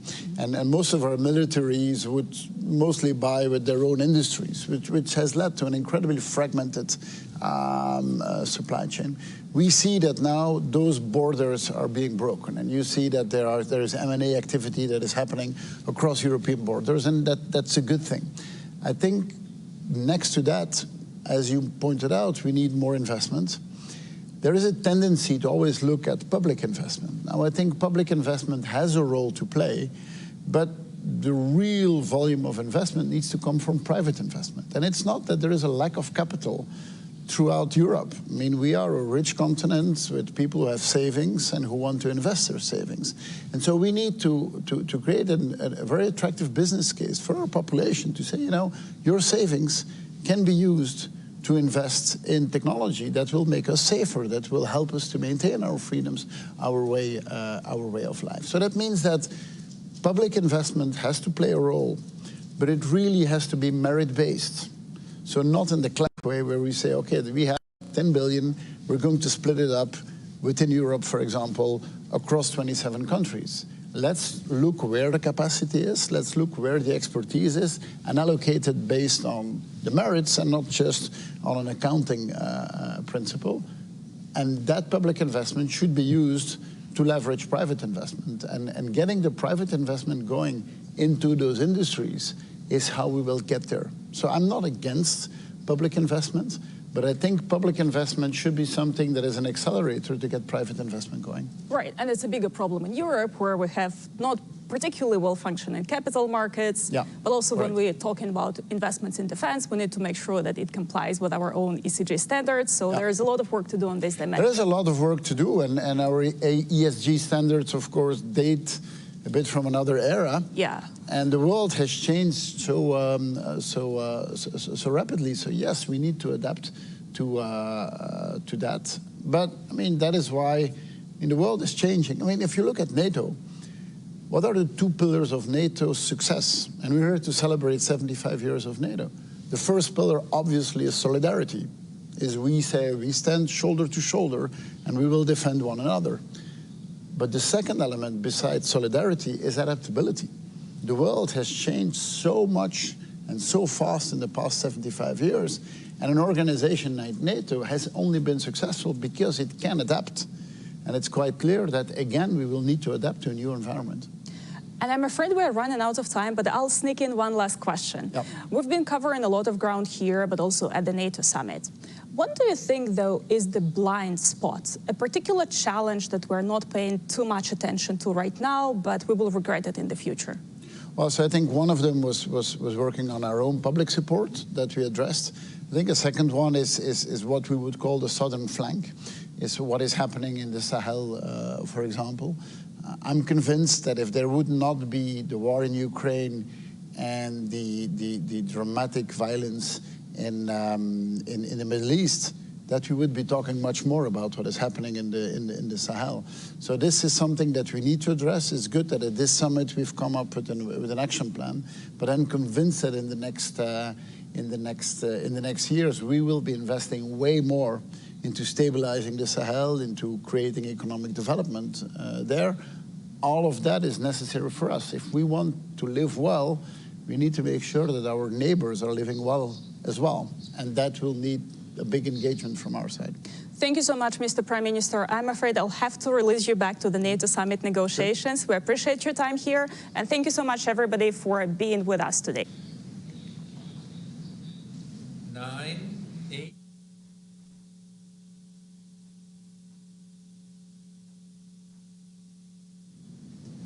Welcome back to the NATO Public Forum. I'm Nadia Shadlow, a senior fellow at the Hudson Institute, and it's my pleasure this afternoon to have an opportunity to have a conversation with Greek Prime Minister Kyriakos Mitsotakis.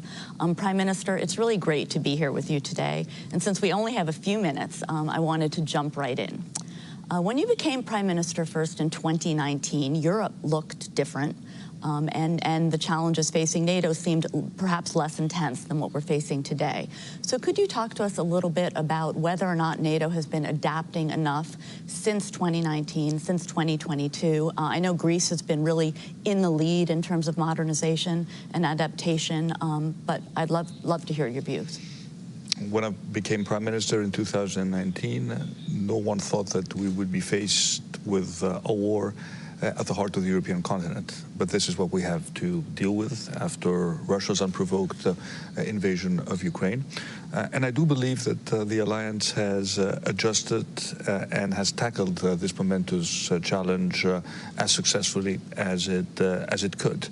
Back in 2019, we were still faced with the question of whether enough European countries would meet the 2% commitment, 2% of defense spending as a percentage of GDP. Now most countries have already met that target, and those that haven't have made very clear pledges that they will do so.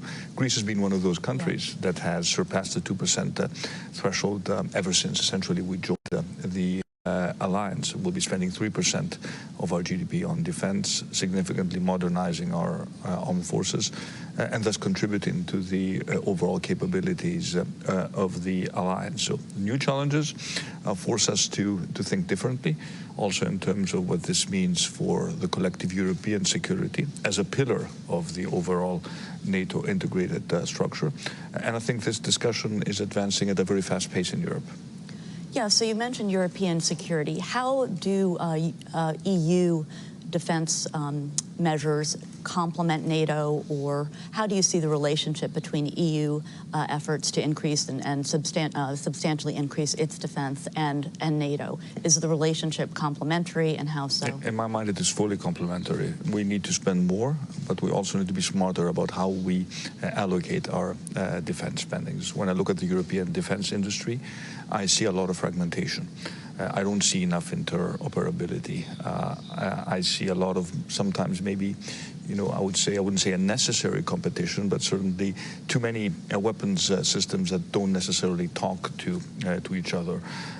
So we need to spend more, but we also need to be smarter about how we integrate our spending. And I guess I do think that at a time when the Russian invasion of Ukraine poses an existential threat for Europe, we also need to be creative in terms of finding new sources of funding in order to support our defense spending. It is not just going to be enough to rely on national budgets as we have done so far. And that is why I've been one of those strong proponents that we need some sort of European facility that will complement the defense spending that we undertake at the national level with more European funding.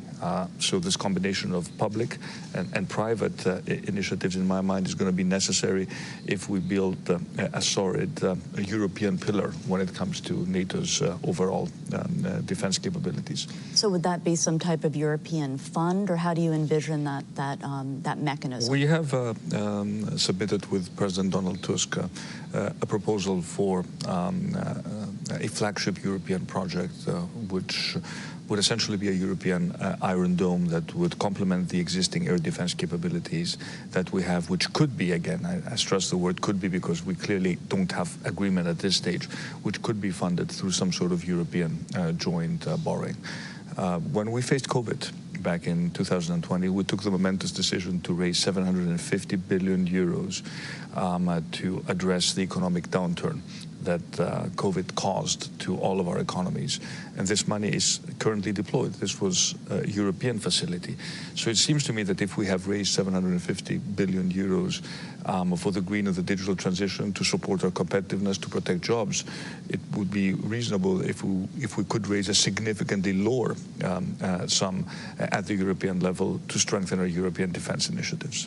Right, and that would get us beyond always a discussion about the 2%, right? Also, it's ways to get to the 2%, but also ways to increase capabilities and integrated capabilities across Europe. And of course, also ways to strengthen also our European defense industry at a time when we talk a lot about strategic autonomy, when the issue of competitiveness is at the top of our agenda, bolstering European defense cooperation, European innovation. We've made some first steps at the European level in that direction, but we clearly need to do more. And speaking of doing more, Greece has done an incredible amount for Ukraine. You're one of the leading states in terms of providing the Ukrainians with missiles, with ammunition. What more do you think NATO needs to do quickly, and how can we get there, right? A key theme throughout this past year really has been speed and NATO's ability or lack thereof to get things to Ukraine fast enough. And that's been a problem we've had in the United States too. How do you think things might shift over the next few months, or what could be most meaningful to get us to act faster? Well, first of all, I think Europe has stepped up to the plate and has delivered. Back in 2022, I think many, including many in Moscow, would have placed bets on the inability of Europe to remain united when it comes to supporting. They were wrong. Europe remains united. We are providing Ukraine with European financial assistance, 50 billion euros. It's a significant package that we agreed a few months ago, but also member states are providing Ukraine with defense capabilities to the best of our abilities, and we will continue to do so. And initiatives such as the Czech initiative, for example, have proven to be very efficient in terms of delivering aid to Ukraine as quickly as possible. But at the same time, we need to look at the holes this has created to our own defense capabilities. And as much as we talk about sophisticated systems, we also need to make sure that we have the basics. I mean, Ukraine demonstrated how important, for example, 155 shells are, and that not everything is going to be sort of as technology-driven in a modern war as many people thought. So making sure that we also streamline production, strengthen our stockpiles, while at the same time having the capability to support Ukraine, this is a challenge that we have to meet. Right. Quantity matters. Quantity and quality, yeah. Can you tell us a little bit more about the Czech initiative that you just mentioned in passing? Well, I think the Czech initiative has proven to be an efficient way of transferring weapon systems to Ukraine. Many countries have joined that initiative, and as you pointed out, now it's just up to speed and making sure that the necessary transactions, whenever they involve, for example, sale of equipment, take place as quickly as possible. And it seems to me that this is one avenue which is worth exploring further. So as we close, what is your hope for the 75th Public Forum? What do you think, NATO, what would you like to see out of the 75th Anniversary Summit? Well, first of all, I think it is important to take stock of what we have achieved. NATO has been successful because it has been able to adapt and occasionally even reinvent itself. And this is exactly what we need to do now. For me, the most crucial aspect of NATO has always been the strength of the Transatlantic partnership. And I think it is very, very important that we maintain this mutual commitment, but to also recognize that in an alliance, we all need to do our own part. There are no free riders, and that is why meeting the 2% commitment is so important, at least for those countries that have always been very consistent with this target. And maybe at some point we will need to discuss about raising it. Maybe 2% is not enough. Maybe we need to get to 2.5% if we really want to deliver everything we want to do within the alliance. But the one thing which is certain is that at a time of great uncertainty, being part of an alliance that is strong, defensive, and capable of defending us all against external threats is as important as it has ever been. Well, thank you so much. Thank you. It's been a pleasure. Thank you. Thank you.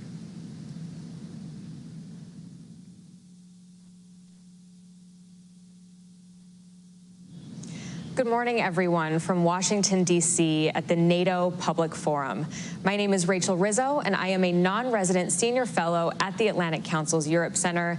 And today I am thrilled to have with me Ambassador Doug Lute, who served as the U.S. ambassador to NATO from 2013 to 2017. Ambassador Lute, thank you so much for being with us today for this interview. Well, it's great to be with you, Rachel. Absolutely. So we're celebrating a huge milestone here in Washington for this NATO summit, 75 years. Now, you've talked a little bit about how there's 3 different versions of NATO, NATO 1.0, 2.0, 3.0. Can you talk a little bit about that and your ideas around what that looks like for NATO? Right. So, 75 years is a long period of time to absorb. And so I think it's useful to unpack the 75-year history of the alliance, now the longest-serving alliance in modern history, right, into these 3 periods. And 1.0, 2.0, 3.0 is sort of a nod to the next generation, right? I count the first period, the first segment of NATO history, marking from 1949 for 40 years to 1989. And obviously the fall of the Berlin Wall, and then the aftershocks of the fall of the Berlin Wall in November of '89, which eventually 2 years later saw the dissolution of the Soviet Union. And during NATO 1.0, you had the bipolar global standoff between the West and the Soviet Union, most prominently with the Iron Curtain running north to south and dividing Europe itself. And this was a period of the zero-sum game. If something was good for one side, it was bad for the other. And it really spoke to the original purpose of NATO, which was the defense of the 12 allies itself. I think that period ended in the '89 to '91 period, and the post-Cold War period, or NATO 2.0, dawned with the dissolution of the Soviet Union. I count NATO 2.0 as running for about 25 years, so from roughly 1989 to 2014. And in that NATO 2.0 period, we had some dramatic changes. I mean, the original cause of NATO, the threat from the Soviet Union had disappeared, at least briefly. We'll come to that, right? And NATO began to question its purpose, its standing in the world, and so forth. And it found its feet. It did so by, first of all, enlarging its membership. So this is a period when the first Central and Eastern European countries joined the alliance. Now the first 3 are celebrating their 25th anniversary, also simultaneous with the NATO 75th anniversary this week.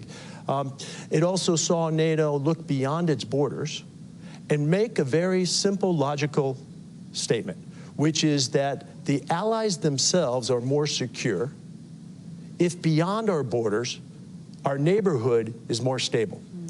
And this ushered in the idea of NATO partnerships.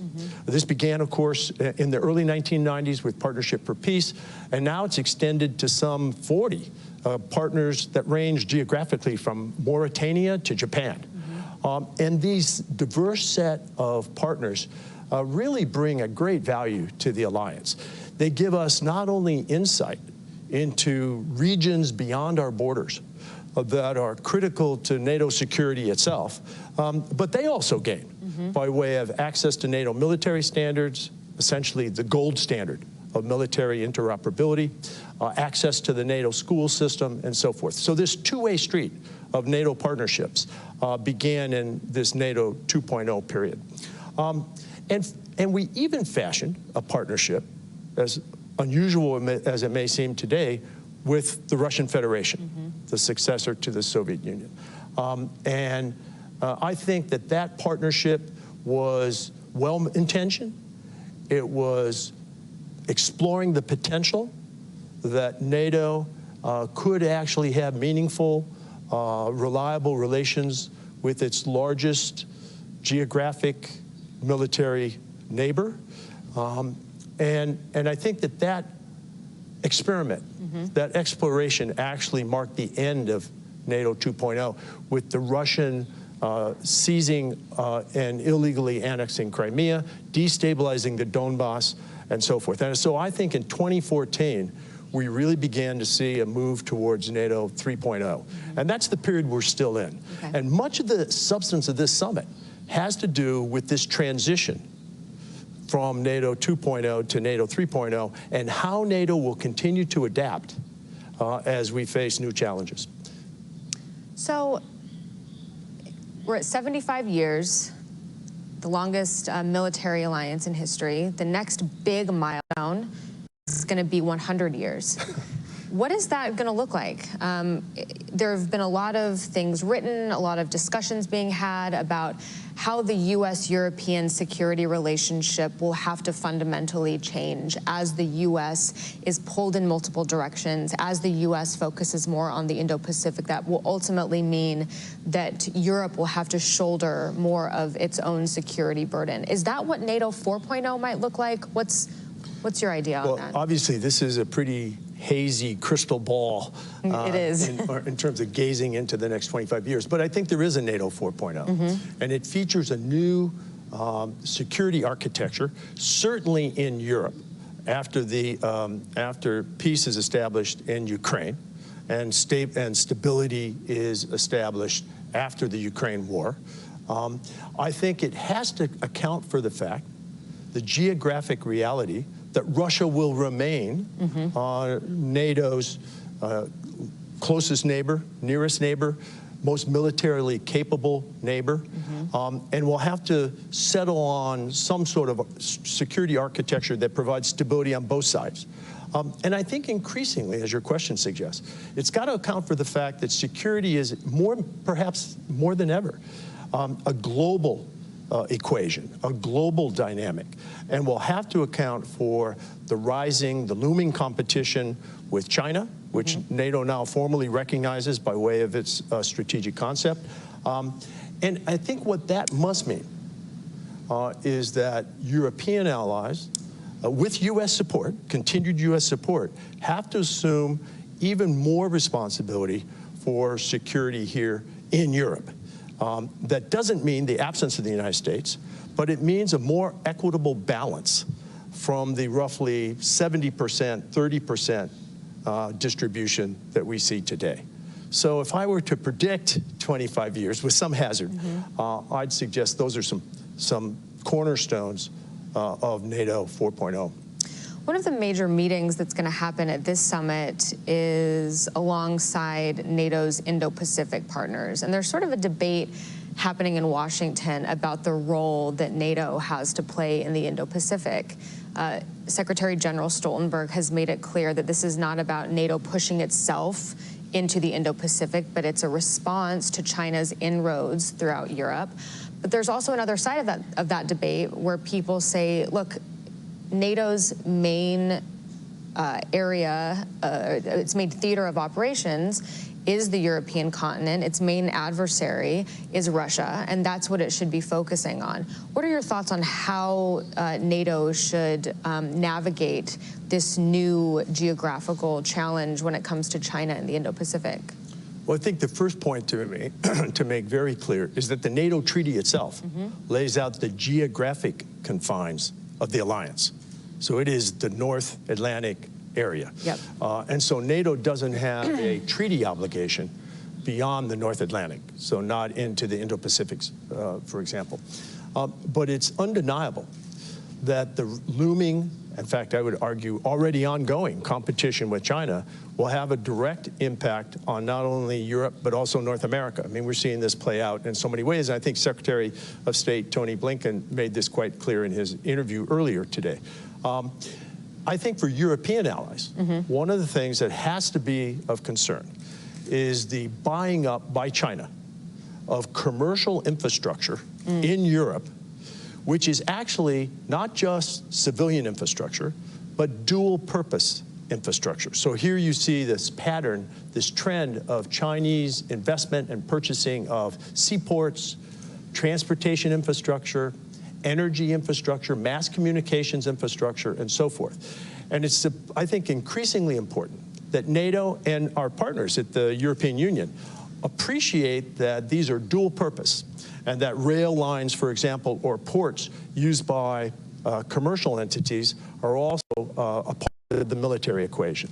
So I think being more aware of Chinese attempts to influence Europe by way of commercial infiltration with the expectation that there's a political payoff down the road after these commercial investments are made. That's a place for us to be much more aware. And I think it illustrates China's end game, China's long game, which is the Belt and Road Initiative leading to the marketplace of Western Europe, and with the idea of commercial infiltration leading eventually to political influence. So we're here in Washington, just blocks away from where the Washington Treaty was signed at the Mellon Auditorium back in April of 1949. There were 12 original NATO members. We're now at 32. What do you think would surprise those original founders about where the alliance has been and where it is today? Right. Well, first of all, I think they'd be surprised that we're at 75.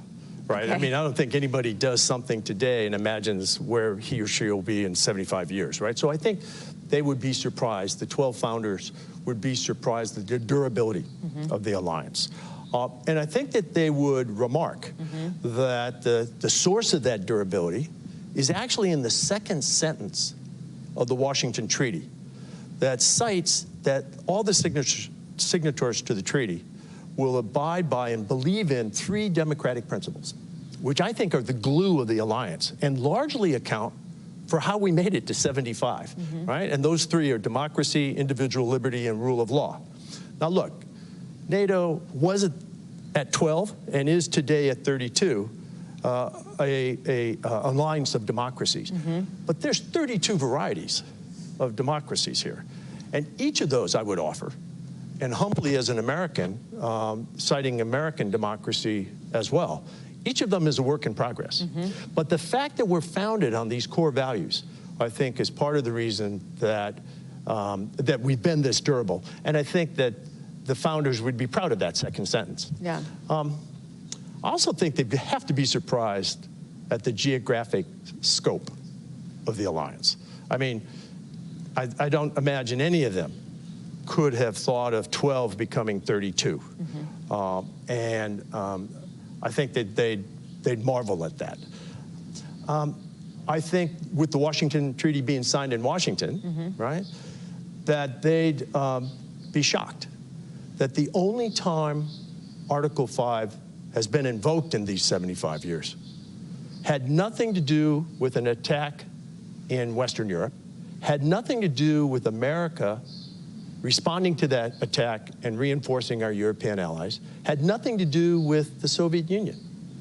But in fact, on the day, September 11th, right, it was actually the inverse of all that. It was Europe coming to the assistance of America, to include, in part, because of an attack here in Washington. So they'd be surprised about Article 5. I'd also remark, though, these photos make clear that the 12 men who signed the Washington Treaty, I think would be surprised today at the role of women in leadership positions in NATO at multiple levels. So head of state and government, ministers, both foreign and defense ministers, the NATO staff, ambassadors, and so forth. I would add there that today, perhaps we should be surprised that there aren't more women in prominent roles in NATO. So I think there's a lot to be surprised at. One thing that they would not be surprised at. That's my next question. I'll preempt your next question. They would not be surprised that NATO today is rallying in the face of Russian aggression. Yeah. That, of course, was the original forming cause of NATO. And today, I think, the founders would see a familiar Russia in terms of imperialist designs and aggression on its neighbors. They probably wouldn't be surprised. They probably would also be surprised that we're trying to get Germany to spend more on defense and do more and be more forward-leaning as well. Perhaps. Perhaps. Maybe even the Germans are a little surprised. Yeah, there's a lot of surprise that has happened since 1949. You know, finally, one of the main headlines at this alliance, or at this specific summit, is what the alliance is delivering for Ukraine. There's a lot of talk about a bridge to membership that's well lit, that is short. But there's also been criticism that the weapons that we've been giving them have so many caveats on them that we're having Ukraine fight with one hand tied behind its back. What are your thoughts on the deliverables for Ukraine at this summit? Well, I think that the military deliverables and the political deliverables, these two parallel tracks or lines of effort for Ukraine, are predictable and quite candidly, quite modest. Yeah. I would have liked to have seen even more progress on military assistance and on fulfilling the commitment that Ukraine politically will eventually become a member. The bridge metaphor works in part, but I'm not sure it's completely satisfactory. Look, I think everyone here at the summit this week was stunned by just the blatant aggression of the most recent Russian attack on Kyiv and other cities, to include the tragic attack on the Children's Hospital, right? It's important for us to remember two things. First of all, that attack originated from inside Russia. Mm-hmm. And the base from which that attack was launched is essentially in sanctuary, because it is beyond the ability of Ukrainian indigenous capacity to strike it. And we have placed limits on the geographic range of the systems we've provided Ukraine. I know of no effective air defense program which focuses solely on defense of the target site by way of air defense systems and so forth, and neglects the attack of the launch sites. Yeah. Air defense is a two-way street, offense and defense. So in particular, you use the words caveat.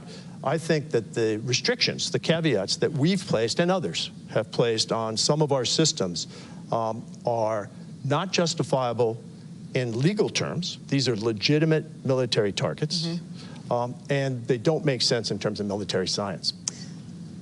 Thank you for that clear answer, and for your support of NATO and your support of Ukraine as well, and for this interview, Ambassador Lute. And to our audience watching online, tune in for another 2 days of programming here at the NATO Public Forum in Washington. Thank you so much.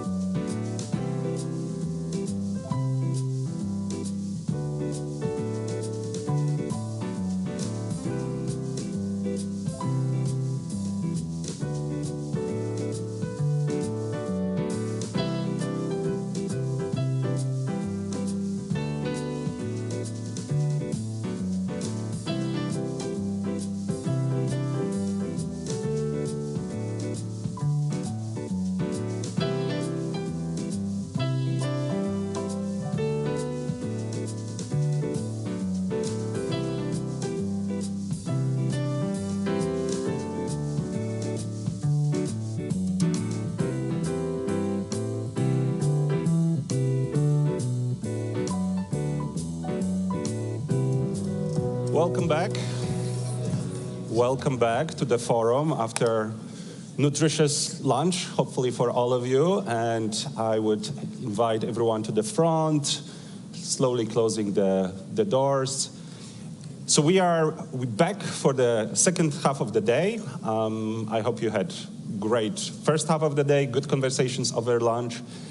Exciting part two of our program.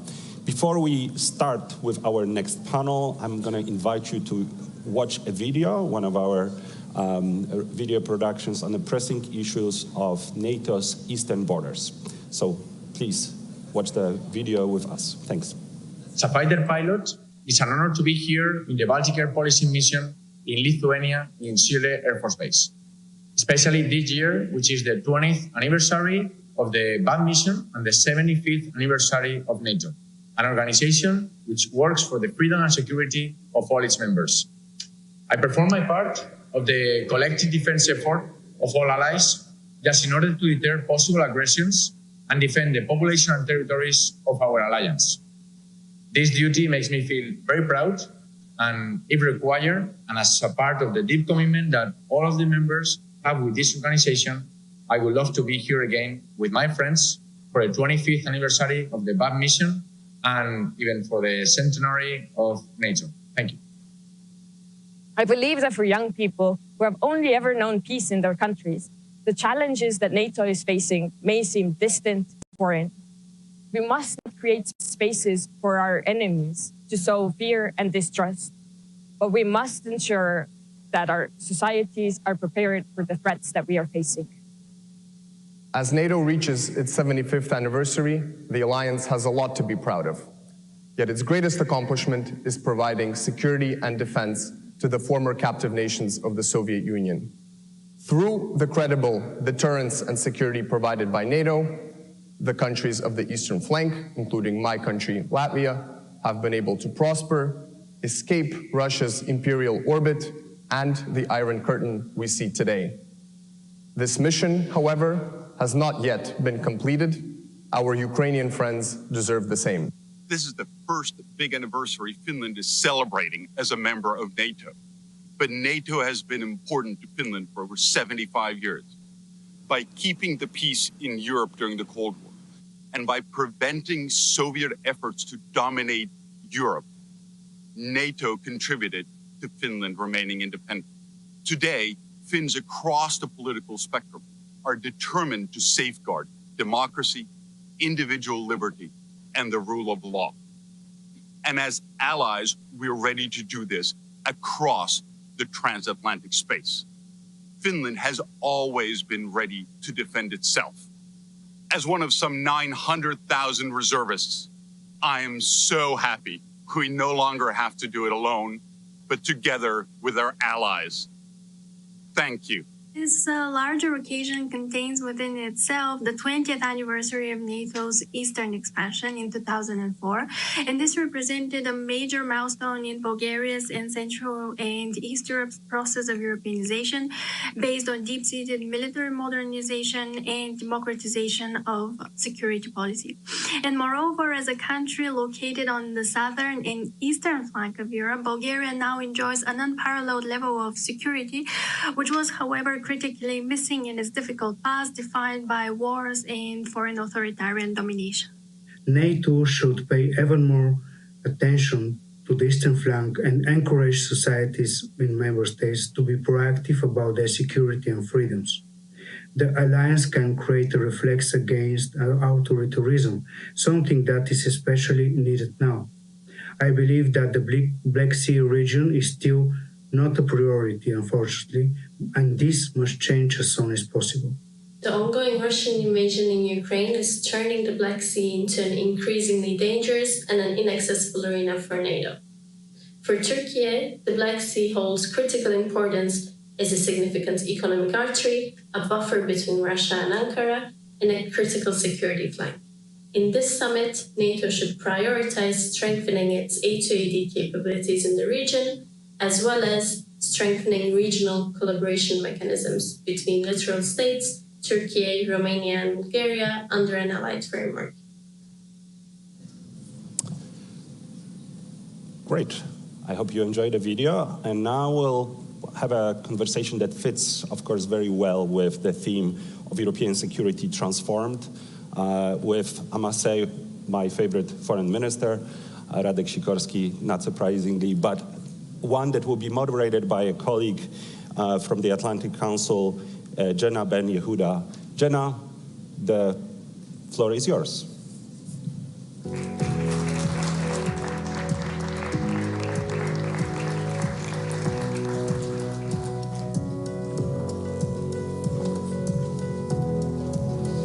Thank you.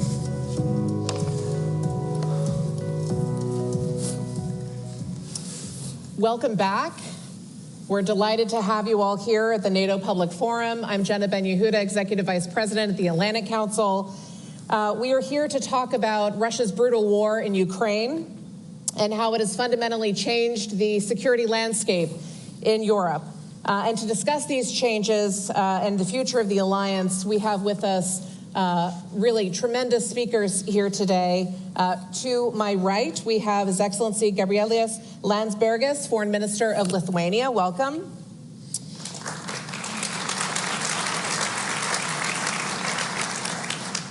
Foreign Minister, I almost promoted you.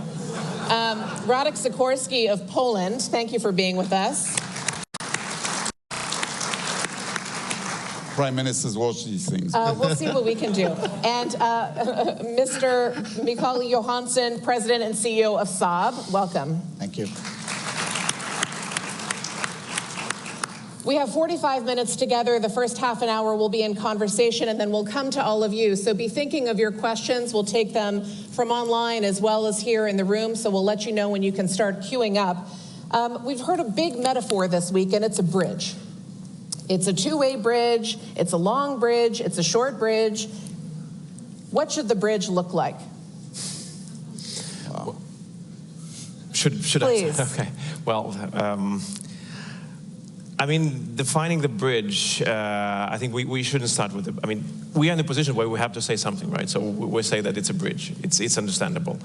What we're looking for, and during the whole negotiations process for the declaration, we've been looking for the end goal of the bridge.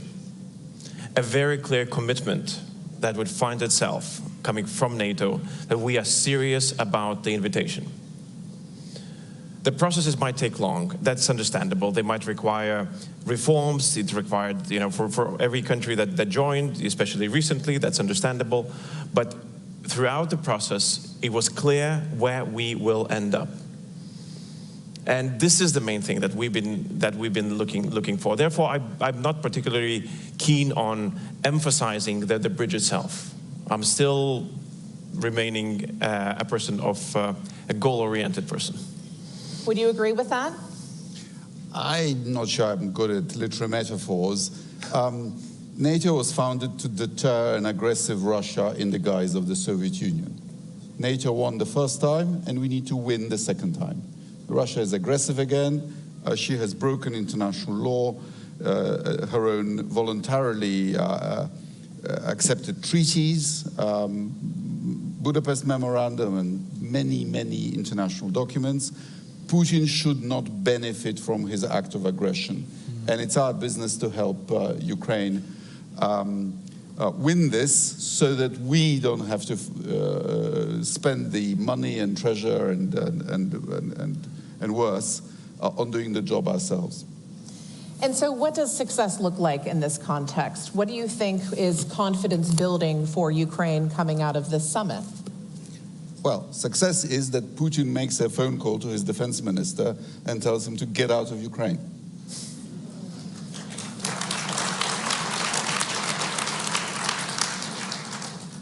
Will that happen this week? I don't know. What does success look like within a summit context for each of you? Let me turn to you, Mr. Johansson. What can be achieved this week that is confidence building, that leaves folks feeling as though the 75th anniversary is not just a marker of what's been in the past, but a really strong future yet to come? Well, many have said it, but I think we, as industry, I mean, we're doing everything we can to support our nations, to donate and to raise capacity and all that, but to really make sure that we give them something that makes them win the war, rather than not to sort of lose the war. It's still a little bit of hesitation on that in terms of may it escalate, or how do we treat that in terms of can we avoid to keep that stuff ourselves, or can we actually donate things? So if we can come to giving them really sophisticated things going forward to make them win the war, that's probably the best thing that can come out of this, I think. We heard Secretary Blinken say from the stage just this morning that the F-16s are coming. This was reiterated by Secretary of Defense Austin. Last night, we heard President Biden say that Russia is losing this war. Additional material support is on the way. Do you agree with that? Is Russia losing right now? Well, I would not necessarily subscribe to narratives, especially when the situation on the ground is not agreeing with them. The situation is very difficult. And the security of Ukraine and security of Europe and the Transatlantic alliance has not yet been defined. And it's been fought for in the trenches of Kharkiv. Today, right now, when we sit here, there are men and women in trenches out there fighting for our security, so that we, those who sit on the stage and those who listen to us, are able to celebrate today.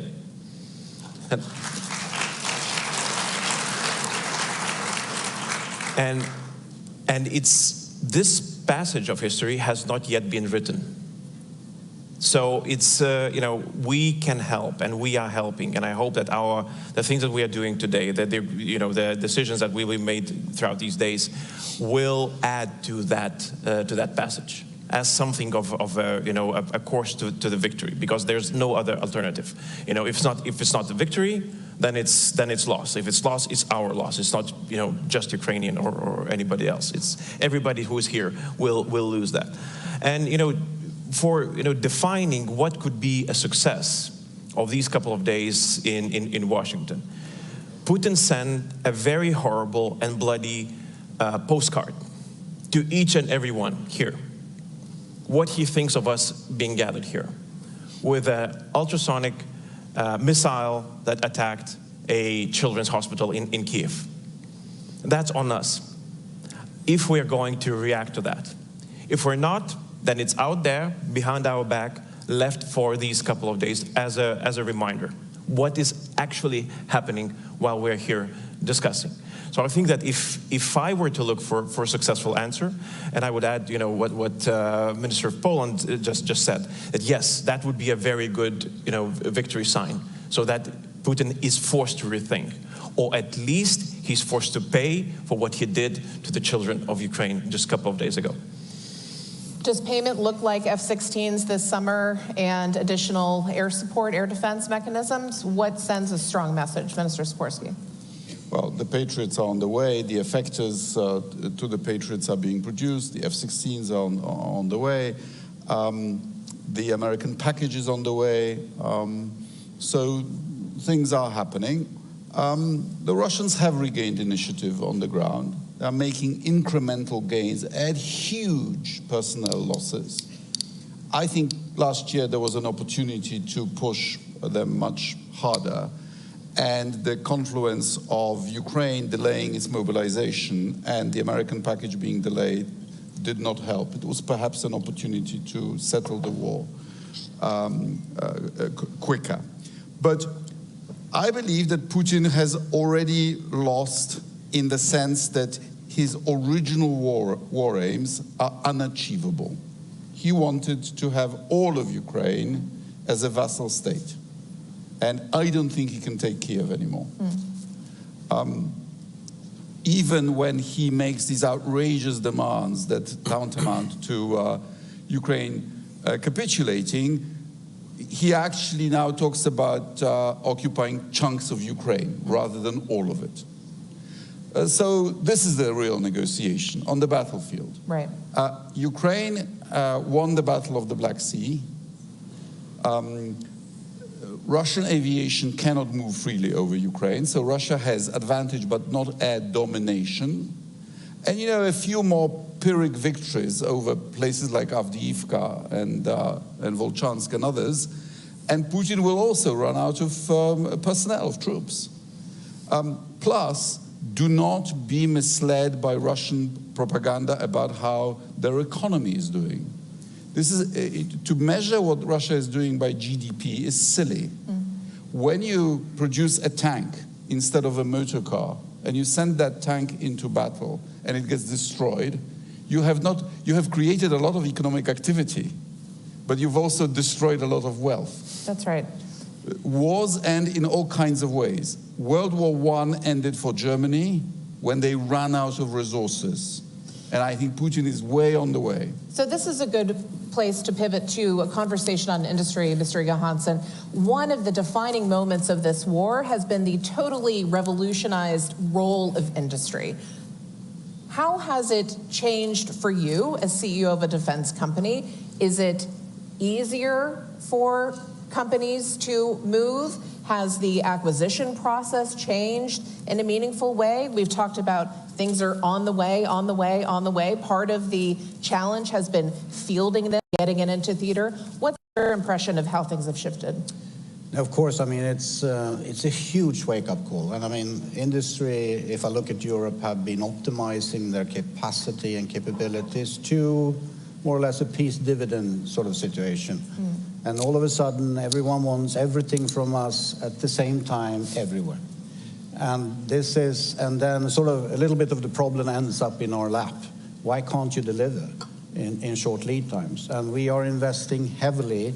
My colleagues, when I talk to them, all of us are investing heavily now to step up. And we start by boosting the capacity we have, the shifts and automation and production lines, and then we build new facilities and all that. This is not a walk in the park. It takes a bit of a time before we can actually raise the capacity. It has led to much more collaboration also in Europe between industries. But it's a whole ecosystem that we have to look at. It's not only us as primes, it's a huge amount of companies that have to come with us, and also commercial companies to get us the components and stuff. And this is maybe something that industries in Europe especially can do a little bit better together to sort of help the ecosystem come with us and not to saturate them in terms of we need powder, all of us, to do ammunition. And it's the same supplier of powder. And that means it's a problem. Yeah. But we are definitely stepping up. The problem is, are we doing enough as industries? Probably not. So the big discussion is now, okay, what do we need long-term guarantees? What kind of guarantees do we need to actually take the really big investments? Because I think we have a paradigm shift here in front of us, not sort of a step-by-step approach. But I can honestly say this has been, the last 3 years has been nothing like I've ever experienced before. Certainly. It's like crazy in terms of how fast we move. No doubt, and the numbers certainly bear that out. And if I could draw you out a little bit, you are also Swedish. So you were here as part of Sweden's first fully exceeded summit in that way, although Sweden's been a long-time partner. Minister Sikorski, of course, of Poland. We have, you talked about the gains in the Black Sea. Let's move to the Baltic Sea. There is an opportunity for Nordic-Baltic cooperation, which is obviously dramatically strengthened by the accession of Finland and Sweden. What do you see as the capabilities between your nations, and what is first out there that you really want to see in the next 6, 12, 18 months as a result of accession? What can the Baltic do now that it couldn't before? I don't think we have a problem in the Baltic at all anymore. Russia has these 2 narrow points of access to the Baltic. There are 8 NATO nations now around the Baltic. If you look at what Ukraine, without a navy, has done to the Black Sea, think of what we can do to the Baltic fleet. They have a problem. So it's a NATO lake. Yeah, I agree. It's a NATO lake. I think, though, that we could do a bit more to have the deterrence that we need going forward, even though we have a lot. And, of course, Poland and Sweden and Finland and the Baltic states can sort of do this together. I strongly believe that what we lack, because we're inside the bubble, many of us are, of the Russian bubble of sort of the threats that they have. So we need an integrated air and missile defense system of real sophistication level in like an onion with several layers. That would probably be the best thing to invest in going forward now. One of the big conversations here in Washington, and I'm sure each of you have heard this week, is the talk of 2% and who is hitting that threshold.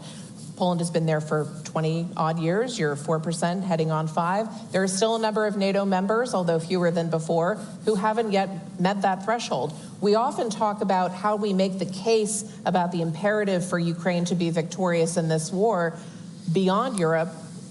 What do you say to partners who aren't yet meeting that commitment within Europe? Well, the only thing that we can say is offer our example. And as Poland, as you mentioned, already in the past, we've just reached 3% in Lithuania by actually adding even some additional taxes to the people, because there is no other way to, how can we fund the procurement that is needed for our country. But when you look at the region, Nordic Baltic region, the countries around the Baltic, you would see that there is no big debate whether we should be funding our defense. So that tells you something, that means that political decision makers do understand the threat, that there is most likely a huge and wide support by the population, and it is geographic. That means that for us, the threat is very real and very tangible. So with that, when we're trying to influence a debate that is taking place here, for example, today in Washington, it's not that we're saying, look, let's all of us find a way how to finance. We're saying, look, we are already doing this. A tiny Lithuania is 3%, 3.03%. Estonia is there. Latvia is there. We talked about Poland. Others are getting there, also to big numbers. It's not just empty political words. It's something that is very, very tangible. And here it connects to the industry. What is the biggest problem with industry? They've seen how we went through COVID, where everybody said, look, you just produce as many vaccines as possible because they will be needed, years and years and years on into the future. Many of them invested. And a couple of years later, suddenly, basically, boom, there's no big need. And many of industries, defense industries, are thinking exactly the same thing. Oh, yeah, okay, so you're talking that you're going to spend 3-4% right now. What will happen in a couple of years? The situation, geopolitical situation might be very different, because not everybody is saying that, look, this is a huge change, historic change that we're seeing globally, and this will stay for us for decades. Yeah, but industry is very practical, and they're saying, can we trust you that those 3-4% will stay there? And this is up to us, to politicians, to convince not just the public, but also the investors who are planning their investment and building new factories, new lines of production, that yes, Russia is going to be a threat. Other dictators are being emboldened. And unfortunately, for many of us, we are entering an unstable period in our history, and we have to be prepared for that. And that's why we are going to invest, and we are going to devote money, and you can invest into this or that factory. I think this is a really important point. Mr. Johansson, I'd love for you to respond to this. It requires massive capital investments to produce the kinds of systems that Saab is known for. Can you walk us through some of the decision-making as president and CEO of this company that you think about? What kind of investments will be there? What does the market look like years down the road? And does the EU align with this, with NATO requirements, or is there a gap there? Many questions at the same time, but let me try and say that, of course, our industry comes from a peace dividend period. So, of course, there is some hesitation on, okay, how long-term will this be in terms of how can we trust that you will never sort of dismantle again the critical mass that we need to keep call it a lukewarm production capacity, even if times go in a different direction. So, of course, that's the owner's perspective. I mean, return on investment is what we need to understand. So this is a business case. We're taking much more risks today than we did 3-4 years ago in terms of what the board approves and what the owners approve. So we're getting there, but we actually do not understand the aggregated demand situation that the politicians and the countries are looking for. What are the NATO new requirements on on capabilities in different regions. It hasn't been fully settled yet. If we knew that in a 10 to 15-year time period, of course, the investment perspective would be much more different. Looking at EU and Europe, of course, what the EU is doing is great in terms of initiatives, financial incentives to start having companies and countries collaborating. I support that 100%, but they don't put any money into it. You can compare it to the pandemic when you put like 700 billion euros in a fund or something to make companies work on that. And they did. But you put 1.5 billion euro in something which is important to say, that is, sorry, peanuts. If we really are serious about this long term, we have to show that. And then EU cannot guide what capabilities we need in Europe. That is a NATO responsibility, is my perspective. We have to be completely aligned. So member states, sovereign sort of decisions and being part of the alliance is important planning here. And we need to understand the aggregated demand. But of course, EU can step up and put a huge amount of money in that fund, more than 100 billion euros, and then you will see things happening. That's what I like to see. So the rhetoric needs to be met by action and by resources. Minister Sikorsky, we've heard a lot of rhetoric about the role of China. Europe is now fighting this battle to help Ukraine win against Russia. China has been a not insignificant player in this process. You heard the president last evening talk about that China can't have it both ways. You had Modi, Prime Minister Modi in India, in Russia earlier this week during the hospital attack, I believe. Should India get a pass too? What does it look like for some of these partners who are engaged in providing dramatic material support, especially for purchases of Russian energy? What should NATO be saying about that kind of extra-regional engagement? I'll solve the China and India problems for you in just a second. But let me just say that Napoleon Bonaparte, who is in our national anthem, said that a country that doesn't feed its own army is doomed to feed a foreign one. In Poland, we have a somewhat similar saying that every country has an army, either your own or a foreign one. Your own is cheaper in the long run. We are spending over 4% of GDP on defense this year. We have the 14th biggest defense budget in the world, and next year we'll go higher. We will do whatever it takes not to be a Russian colony again, irrespective of what anybody else does.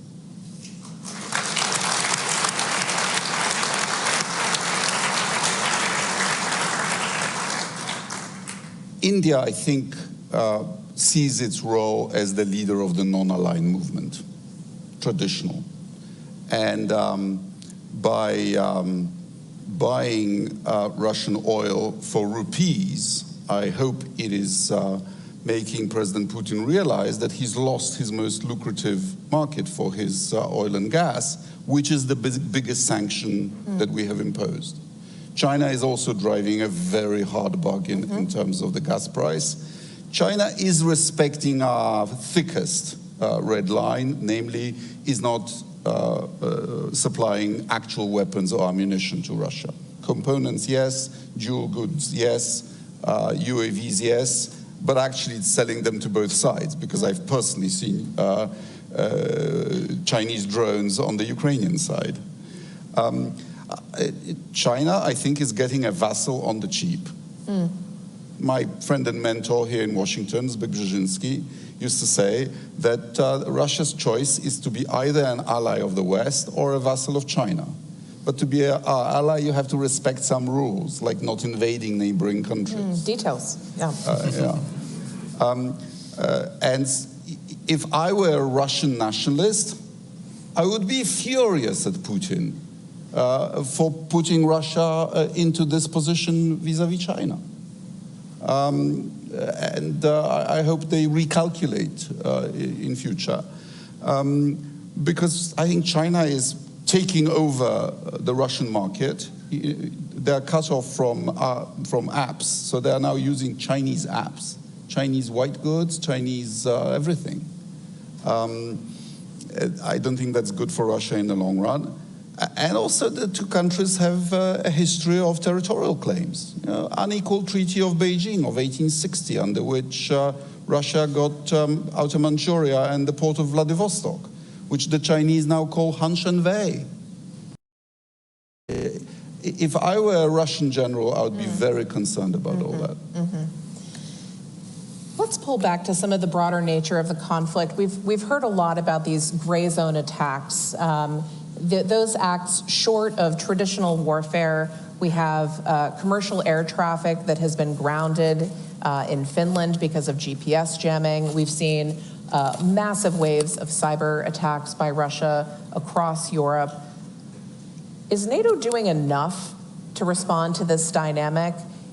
What should be done, and what does success look like? How do you really wrap your arms around this? Because it feels like a drip, drip, drip on a national level, but collectively is generating dramatic losses.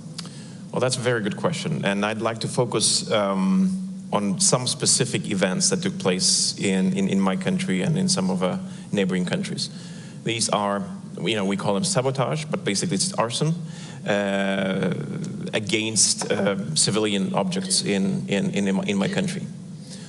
And I'm not sure whether it can be called just hybrid events or gray zone event any longer, because it's quite clear a terrorist attack sponsored by a hostile neighboring country against one of the NATO countries.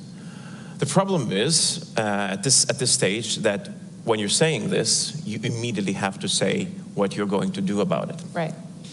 And this is currently, and I'm happy that it's being addressed right now in the summit. It is the first time that we are going to address this in that respect, that we have to find an answer, and it has to be, Putin has to be notified.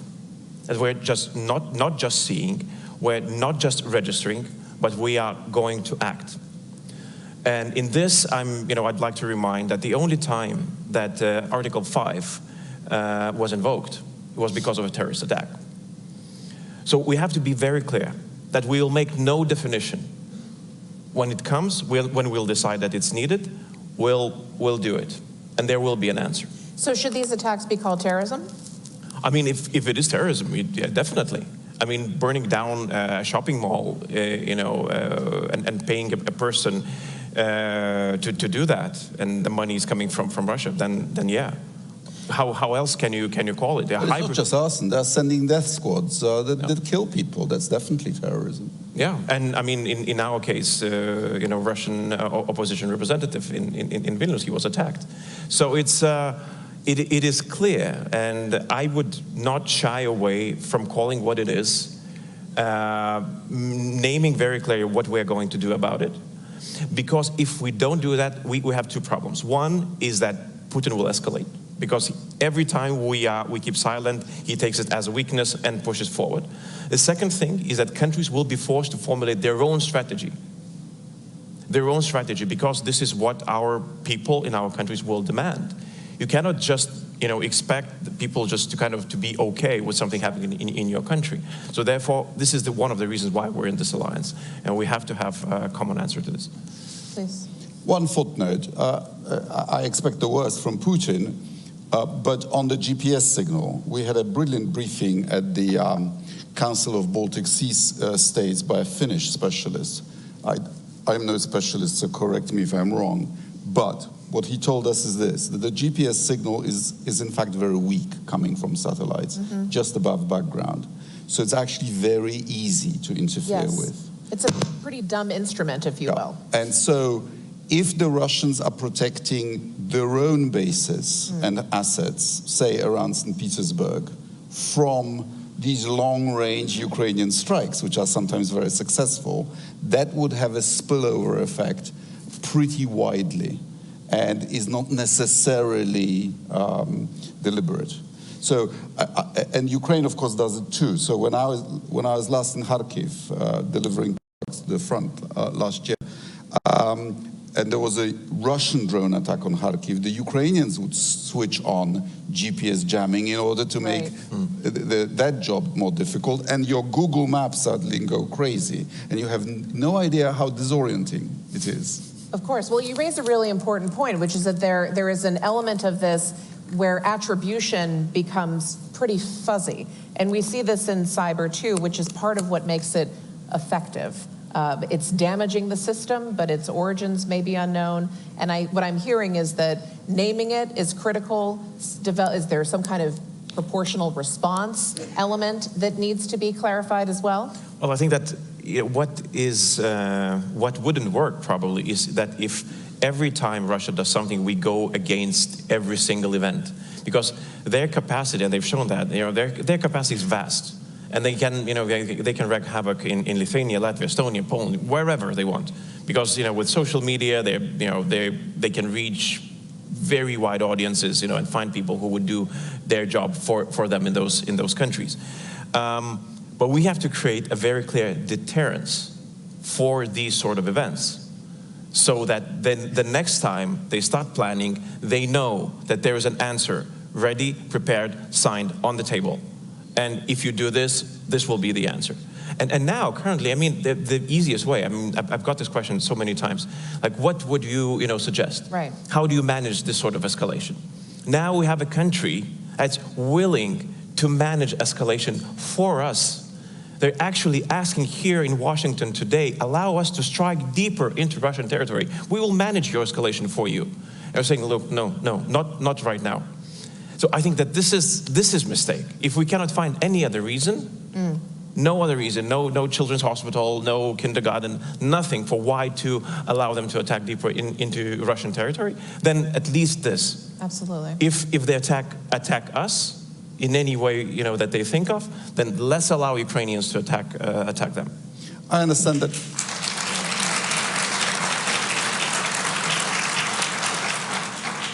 I understand that our final communique will refer to Russia as a multi-domain threat to the alliance. We have to have an answer to them in every domain of those domains. Yes.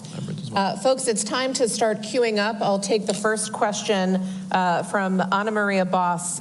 Making money available for new equipment is one thing, but how are NATO countries going to find the necessary personnel when many people don't want to serve? Huge manpower issues even within Ukraine. How do you respond to that? Well, in Poland, we are beginning to train the first Ukrainian brigade composed of volunteers from inside Poland. We have up to 1 million Ukrainians of both genders, and several thousand of them have already registered for their draft. And interestingly, many of them do want to serve and rotate their compatriots, but they say, we don't want to be thrown into the battle without being properly trained and equipped. And we are going to do this for them, and they will then be available to the Ukrainian government as a unit, with the right to return to Poland after they've done their rotation. If every European country did that, Ukraine would have several brigades. Yes.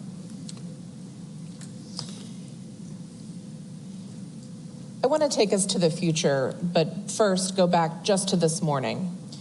We heard from General Cavoli on this stage that NATO's transition from out-of-area operations, Afghanistan and the like, to fighting now on the European continent, reshaping those plans, thinking about those capabilities, represents a really dramatic shift for the alliance, and it's taken years to get there. So in this moment now, what is the next big moment we should be planning for? What is the blindness that you feel we have now that we'll look ahead to 25 years from now and think, boy, we really missed that? Well, the blindness would be, I'm not necessarily saying that it is there, is the expectation that somehow this Putin will stop. And I have a sense that it is in the room in some cases. This expectation that, oh, okay, one day there will be negotiations and we'll prove to Putin, that he cannot continue, that if he does continue, then blah, blah, blah. We were unable to prove that in 2008. We are unable to prove that in 2014. I don't think that we have any, difference in our position to prove it now. That means that he will continue.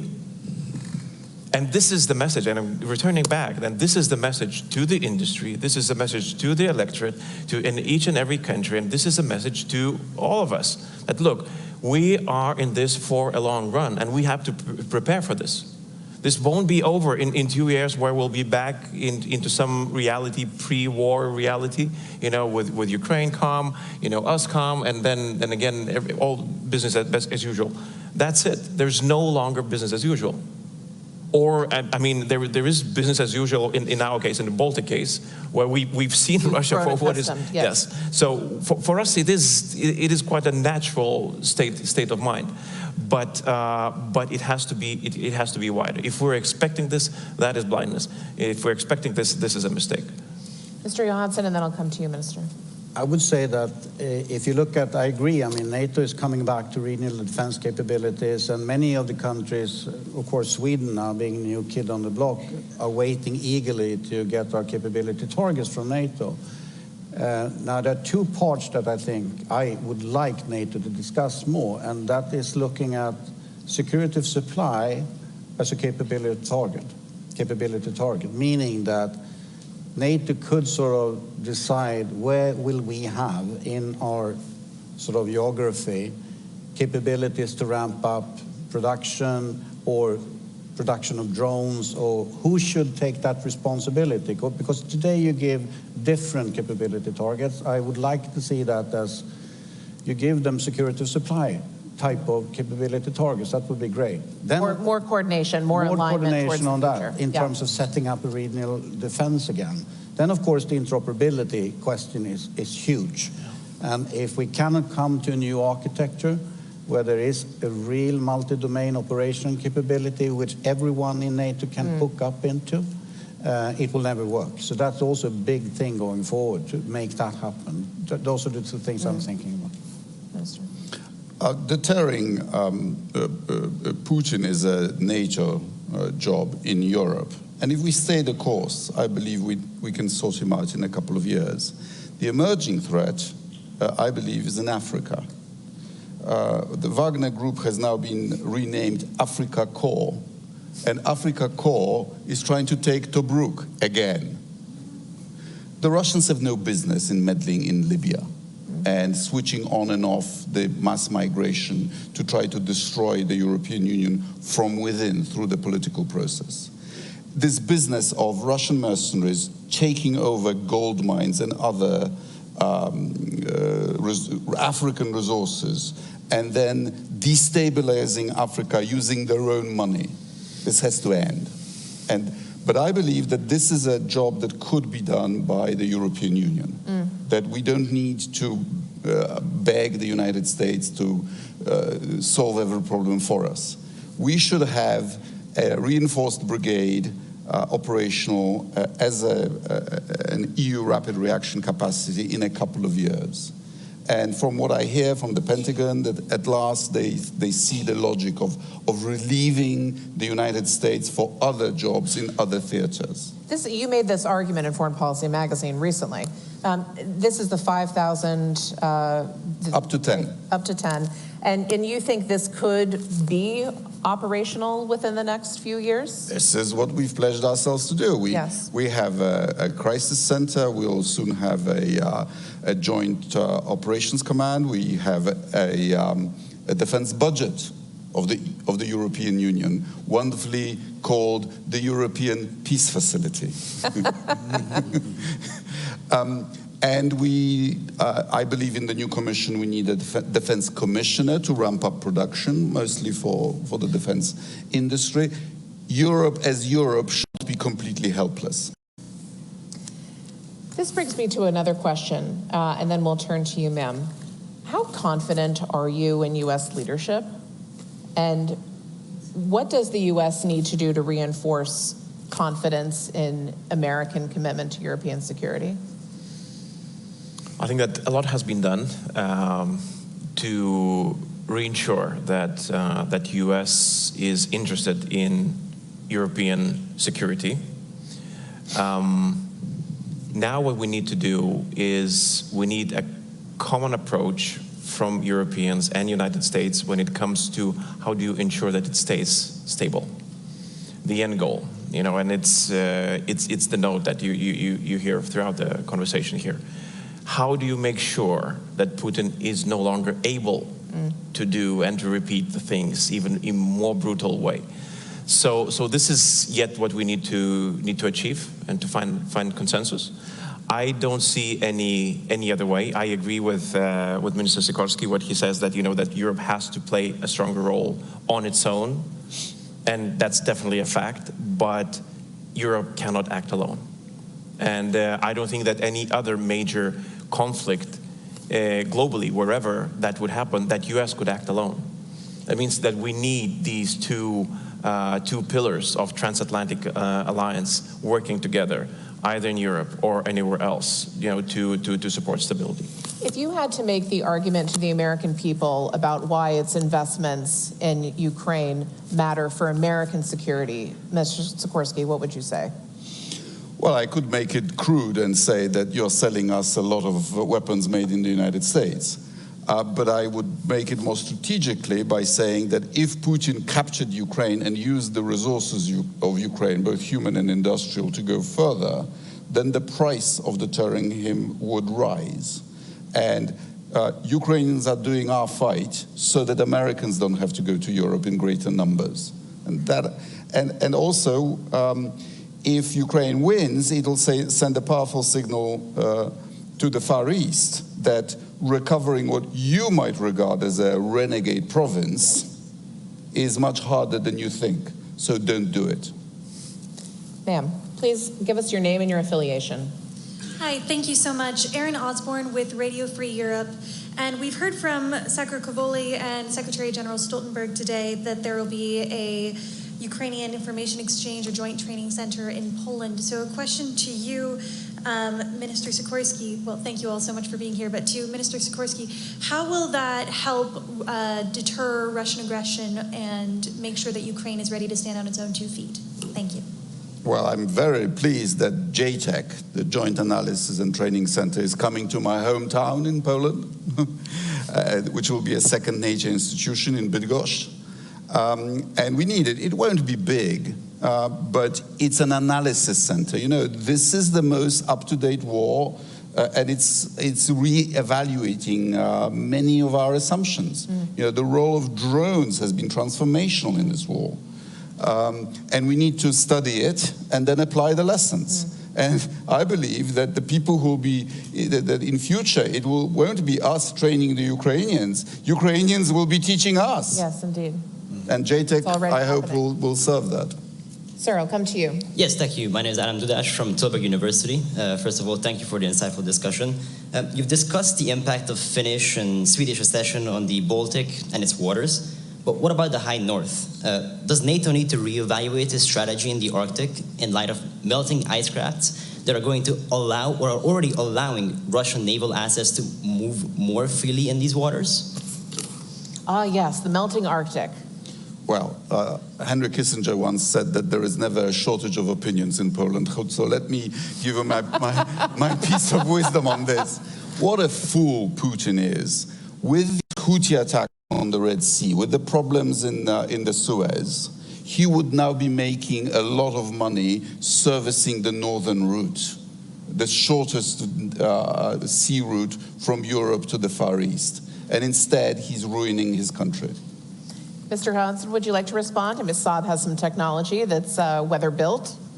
I think we're moving in the direction of looking at much deeper collaboration between the Nordic countries, so to say, in terms of how to at least have 24/7 coverage of what's happening there, in terms of airborne early warning and all that. So we are doing a lot in that area, and we do have the expertise of how to operate in that Arctic condition. So us coming into NATO, being the alliance, I think will mean a lot.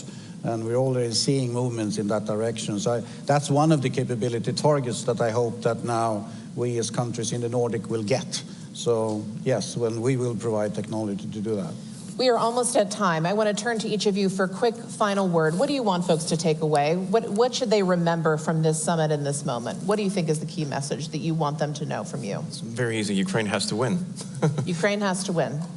NATO prevailed in the confrontation with a much more powerful Soviet Union. We can prevail again. No, give Ukraine what they need to win the war, and industry is there to support. And the industry needs to give and sell and do contracts with Ukraine directly. We cannot only do donations, but I'm prepared to give everything we have to make them win the war. Please join me in thanking.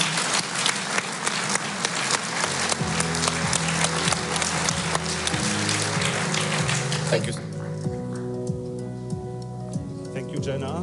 Thank you, ministers, for this fascinating, wide-ranging conversation focused on victory at the end. Looking forward to seeing you all. Don't run too far.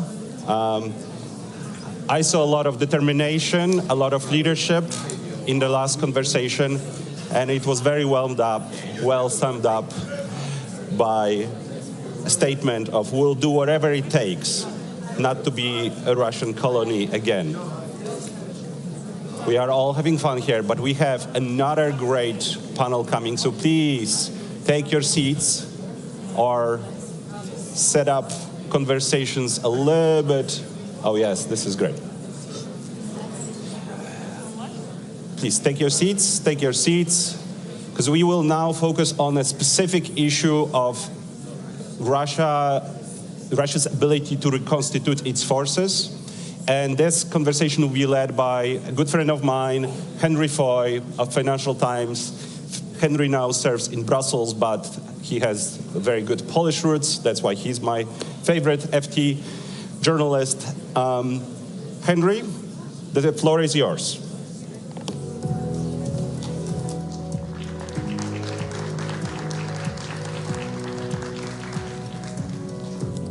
Hi.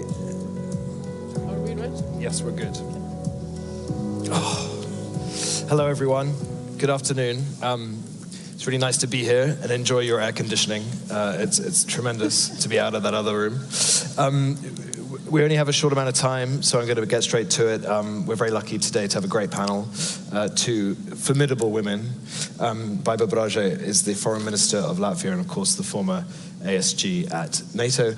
Dara Masakot is the Senior Fellow at the Russia and Eurasia Program at the Carnegie Endowment for International Peace. We're going to talk about Russian force reconstitution, which is a real tangible thing. It's a real thing that's happening. It's a really important issue that I think doesn't get enough coverage at the moment while we talk about more theoretical ideas. Baiba, you have a frontline view of what's happening across the border.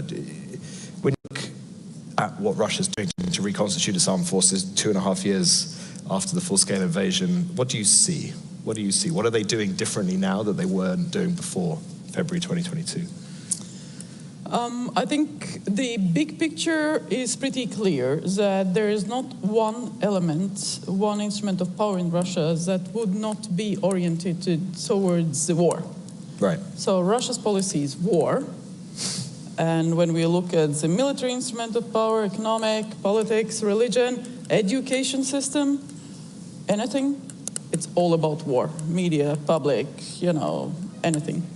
So in that respect, I think it's on us to understand and to integrate that in our thinking and to really, and again, I will repeat what I said already yesterday at the dinner with our Ukrainian friends, is very clear that our problem is not support Ukraine. We will get there. Our problem is Russia.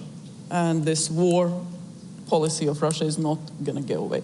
So it's upon us to deal with that and to find a way how to degrade the military capability, economy, and so on and so forth.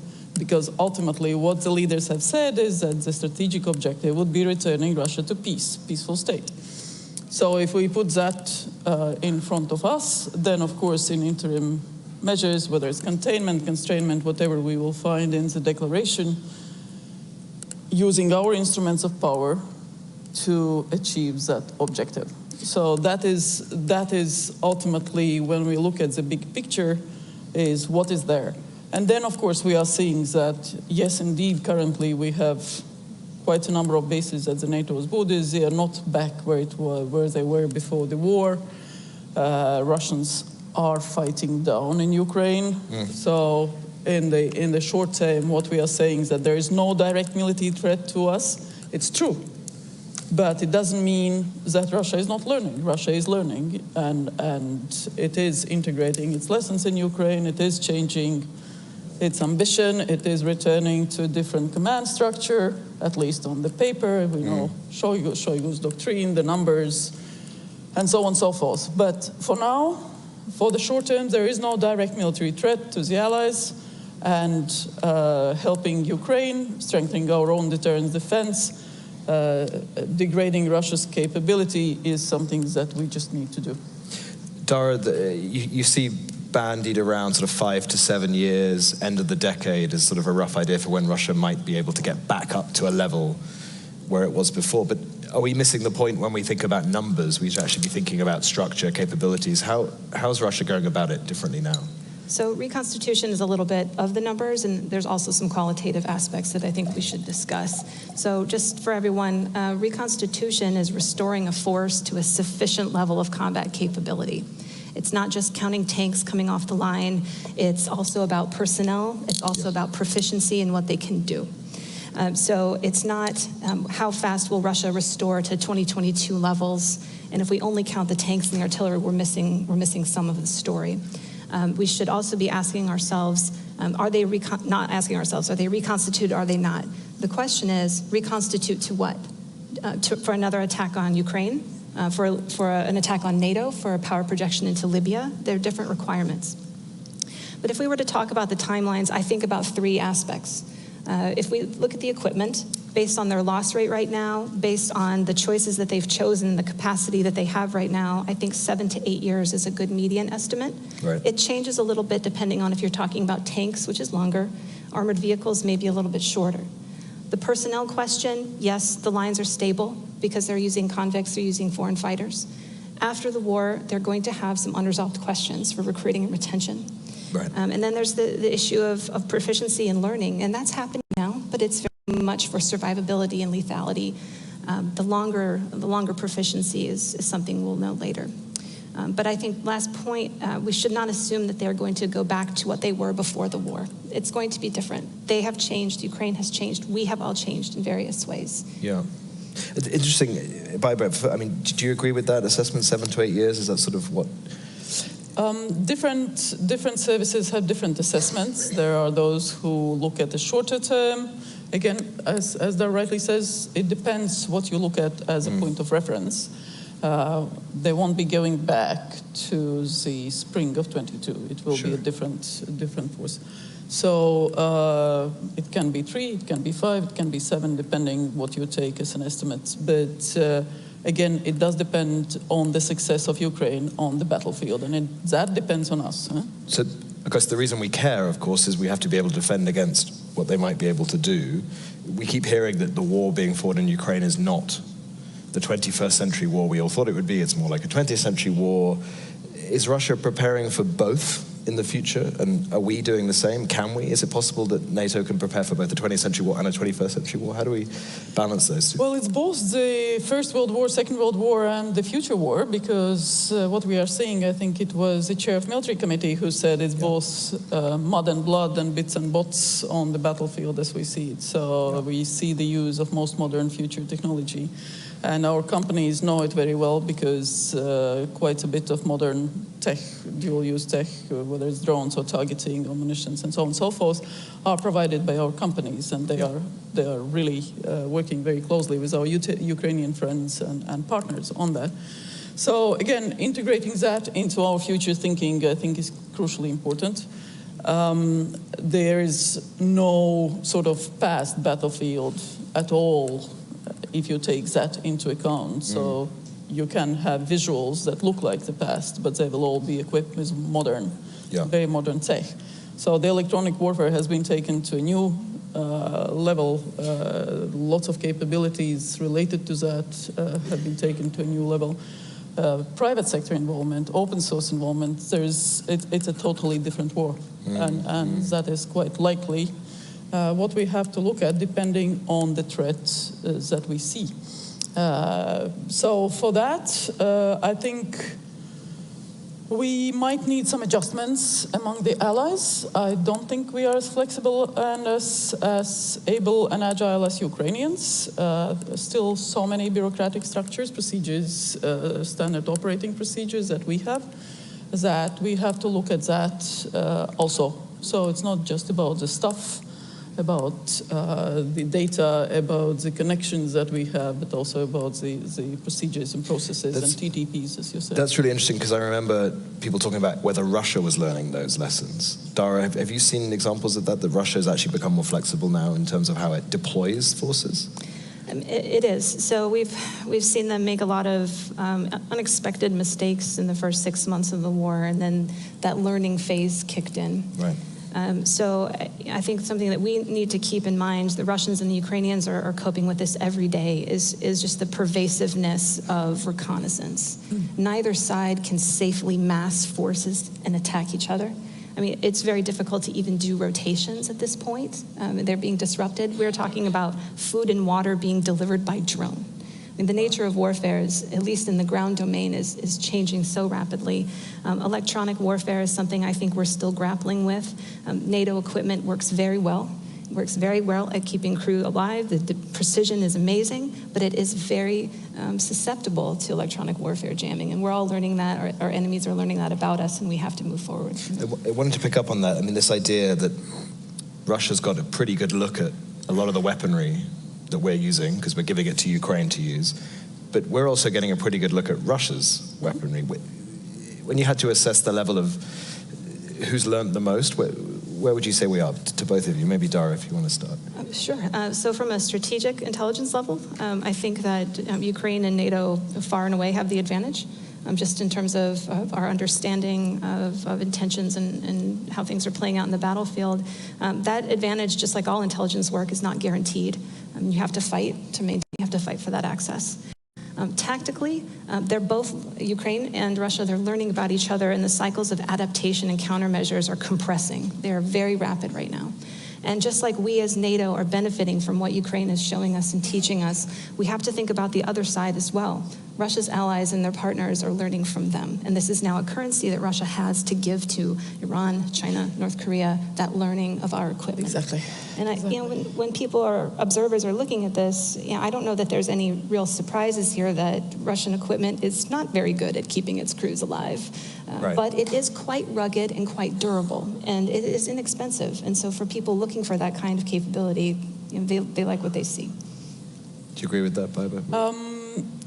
Yes and no. I mean, there are, but I want to pick on a different point, that actually there is quite a bit we can do that we have done and we need to do, and that relates to Russia's ability to sustain the warfare. Right.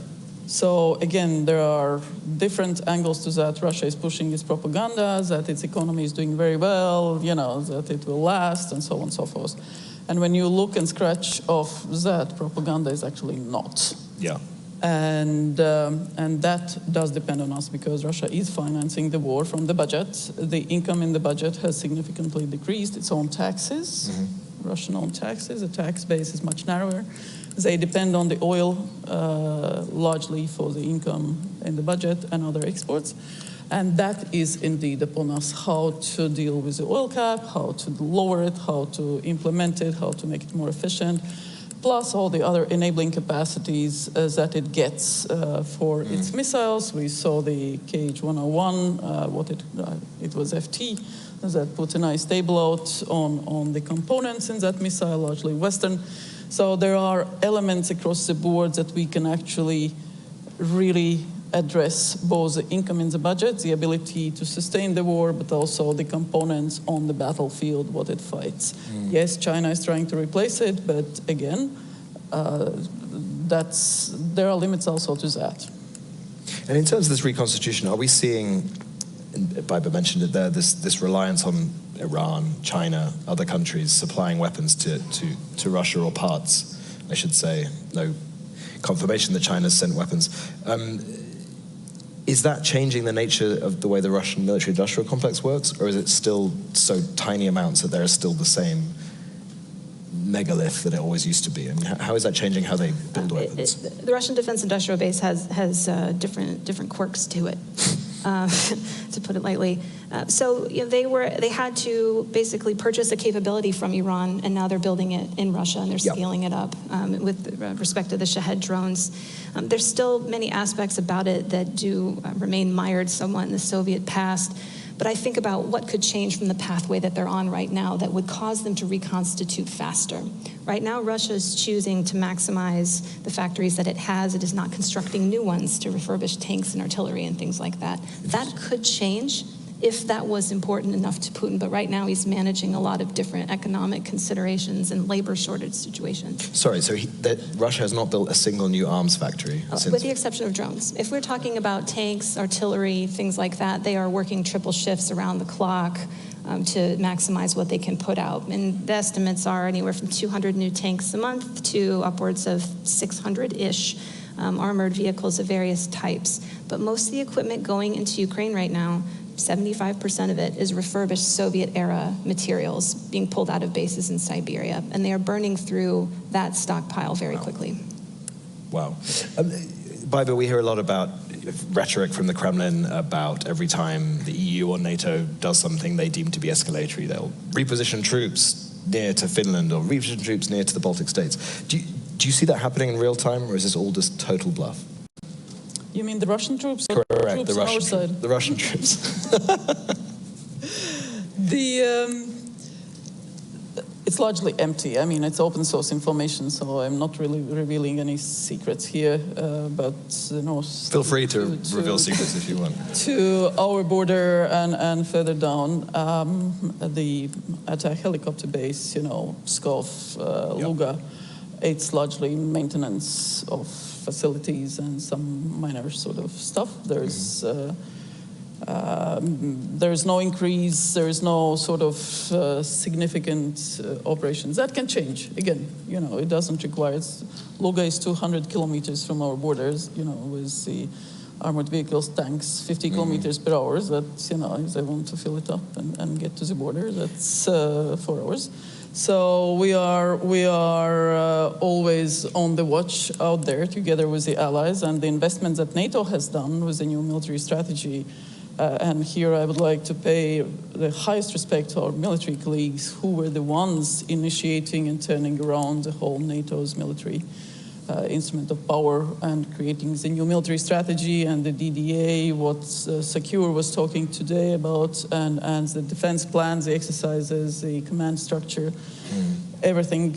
So that allows us to be pretty sure that not only troops in place that we have now, but also the ability to have that situational awareness on the overall threat. And if necessary, to have those rapid reaction forces are there to deter and, if necessary, defend. So our task is to ensure that we don't relax, but also that we apply our instruments of power to make sure that Russia does not succeed. Because at the end, it's about NATO security. It's not something abstract. Peace is not an abstract term for us. Well, that's sort of what I wanted to ask. We're running out of time, but there's obviously a difference between capability and intent. We talk about 7 to 8 years time to build up capability. Are there ways, Dara, to look at the way Russia is reconstituting and trying to derive intent? Well, if we're talking about replacement rates for armored equipment, right now that is not sufficient to attack NATO in a very large way, but it could be sufficient to make another attempt at Ukraine. Right. This is the pathway that Russia is on, and I want us all to be aware that probably within the next 6 months, maybe early 2025, the Russians are going to announce their 10-year rearmament program. And they're signaling that they want a larger army, and they're signaling that they want more drones and more first-person munitions. There's things that they can do to compress that timeline if they're willing to take domestic risks. So I think we should hold 7 to 8 years because nothing ever quite goes right in Russia, even when they want it to. Yeah. But there are choices that they can make if they wanted to take that risk and go faster. So I think that, to end on a philosophical point, if I may, this is a quote from a long time ago, but I think about it often. right now, is that no man ever steps in the same river twice, for it's not the same river and he's not the same man. And I think about that with the Russians, and I think about that with NATO. Like, we're not the same that we were 2 years ago. Ukraine's not the same, Russia's not the same. We've learned so much about each other, and we need to update some of our assumptions and our war plans and our procurement and our intelligence and our focus. And the policy actions that we do, you reside in Brussels, the packages that the EU that we do on restrictive measures, so-called sanctions on Russia, take miserably long. The negotiations that the groups that people have to go through is just pathetic. I'm sorry, really. The 26 ships that we designated now, carrying Russian oil, and I commend both your journalists who have done a fabulous job in bringing it out, the whole issue on the oil shipments that are insecure, but also violating the oil cap, all the rules. But also all the other work done by open source researchers on that. So we just need to get our act together, and we can actually make it. We are a border country. We see in our statistics everything that is going out and in through our borders. We see how the sanctioned goods decrease to Russia and increase proportionally to Belarus. That's why we did the sanctions packages to Belarus now. Not enough, not enough. So there is more that we can do. It's about our security, and as long as I am foreign minister, my colleagues, foreign ministers, knows that I will be at it with them, and it's not gonna stop. There we go. That's a great message.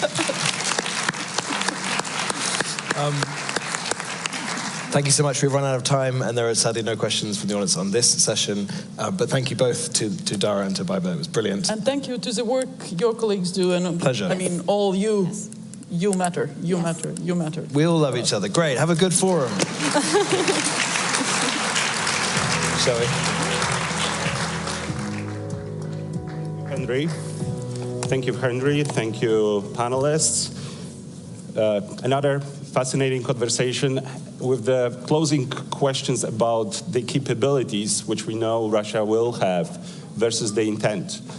Someone from my side of the world could remind everyone that Putin gave us very clear list of demands in the winter of 2021, what he wants to achieve. So I think we have also some notion of his intent. But to explore these issues in more details, I now would love to invite Luke Coffey from the Hudson Institute for a conversation both with the President of Slovakia and then for the panel. Luke, the floor is yours.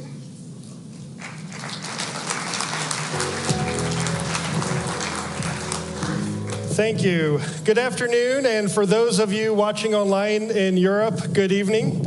Welcome to this event on NATO's policy towards Russia at the NATO Washington Summit Public Forum. My name is Luke Coffey, and I'm a senior fellow at Hudson Institute. Russia's large-scale invasion of Ukraine changed the geopolitical landscape in the transatlantic community in a way not seen since the Second World War. In its 2022 strategic concept, NATO described Russia as, and I quote, the most significant and direct threat to the alliance. To discuss NATO's approach to Russia, we have a very distinguished panel. However, before that, to kick us off with a scene setter, we are honored to have His Excellency, President Peter Pellegrini, the 6th President of the Slovak Republic, here to offer some opening remarks. So please join me in welcoming President Pellegrini to the stage.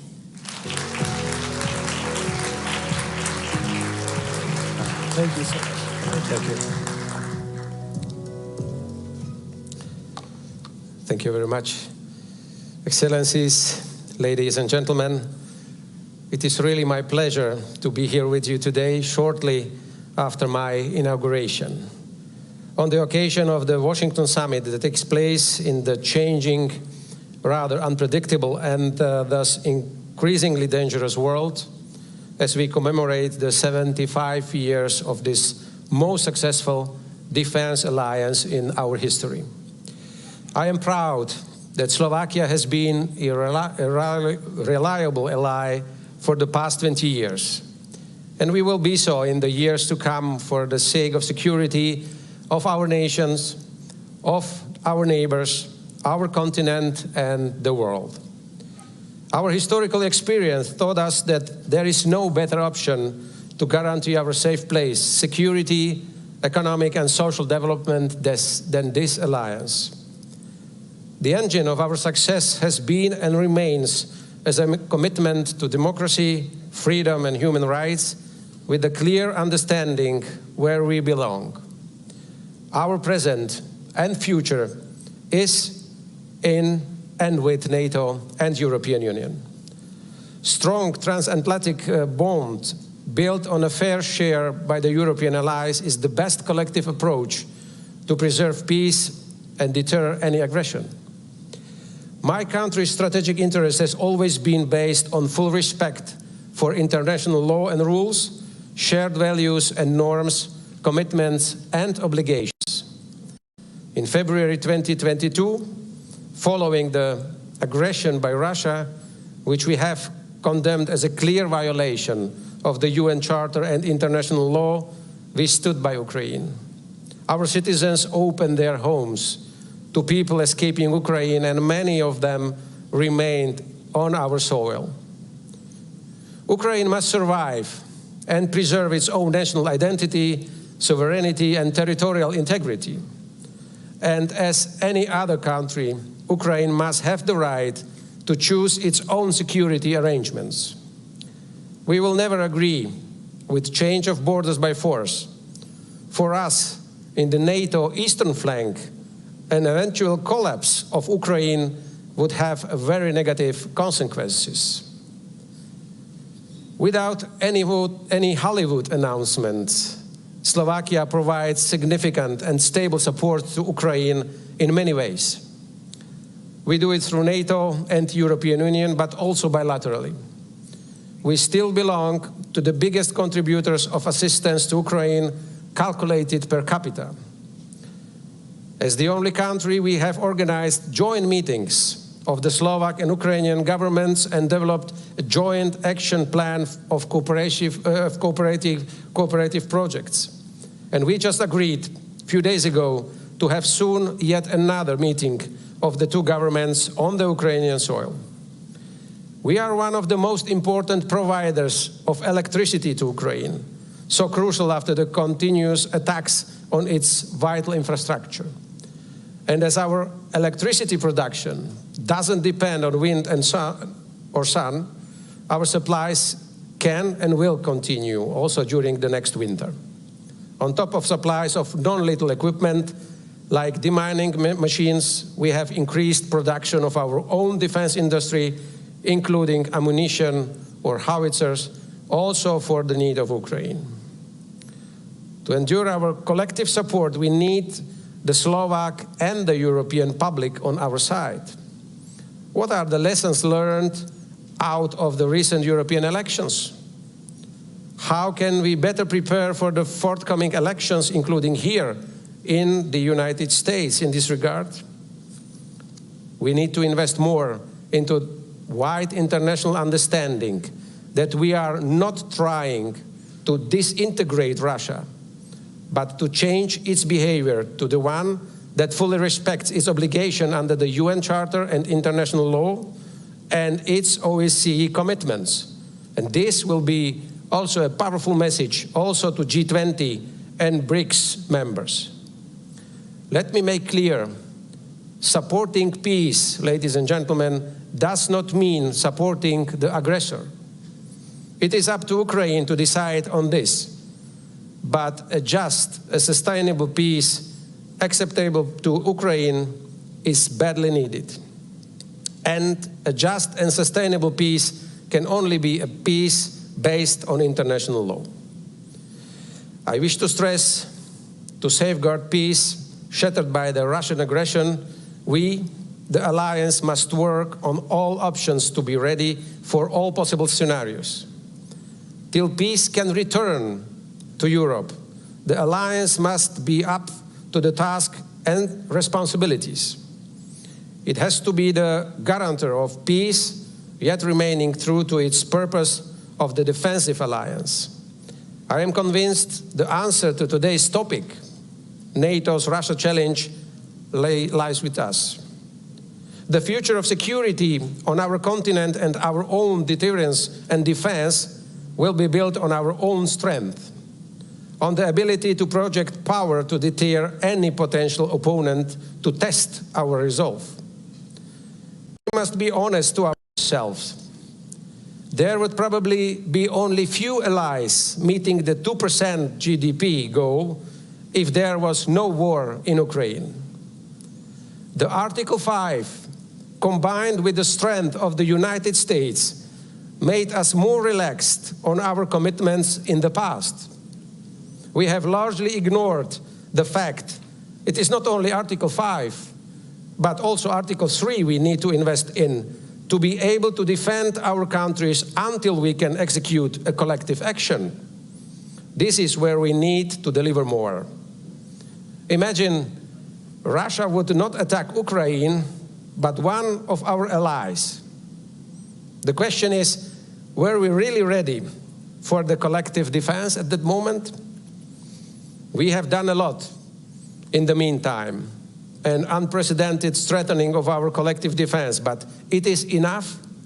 There are still gaps such as air and missile defense that we must fill in to make our defense up to the task, especially in the eastern flank. We have here several defense ministers, and I wish to ask them, is our defense industry ready to ramp up the production? If we speak about air defense, we may have plans, but how realistic are they? Can we build it in 5 years, or 10, or more? How much time does it take to produce, for example, to produce and sell 5 Patriot systems? Russia has managed to restart its defense industry. How much time do we need? It is evident 2.5 years have not been enough. We need to turn plans into reality, as our opponents do. And let us also not forget about the new. What are the lessons learned from this war?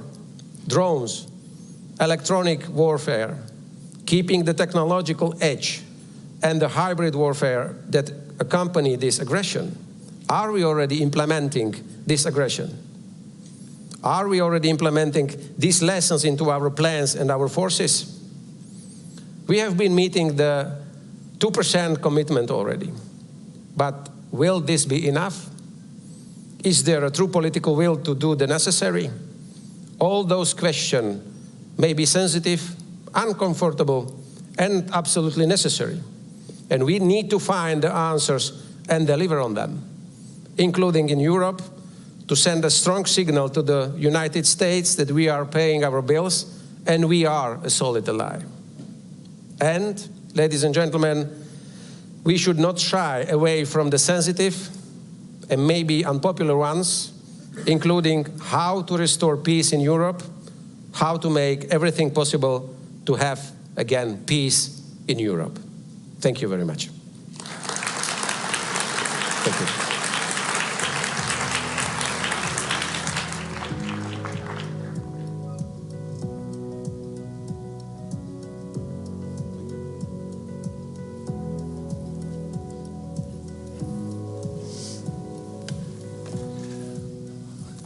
Great. Well, again, good afternoon. We are now here with our very distinguished panelists to take this conversation another step forward to assess what the Russian threat is, what NATO needs to do about it, and how we can best be prepared to do this in the 21st century. To do this, we have immediately to my left, your right, Andris Spruds, the Minister of National Defense for Latvia. To his side, we have the Right Honorable John Healey MP, Secretary of State for Defense for the United Kingdom of Great Britain and Northern Ireland.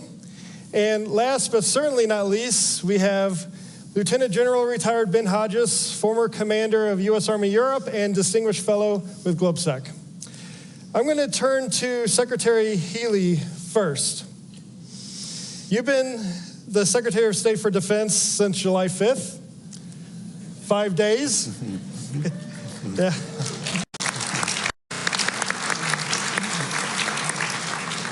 I'm told you haven't slept yet. No, I'm kidding. That's true.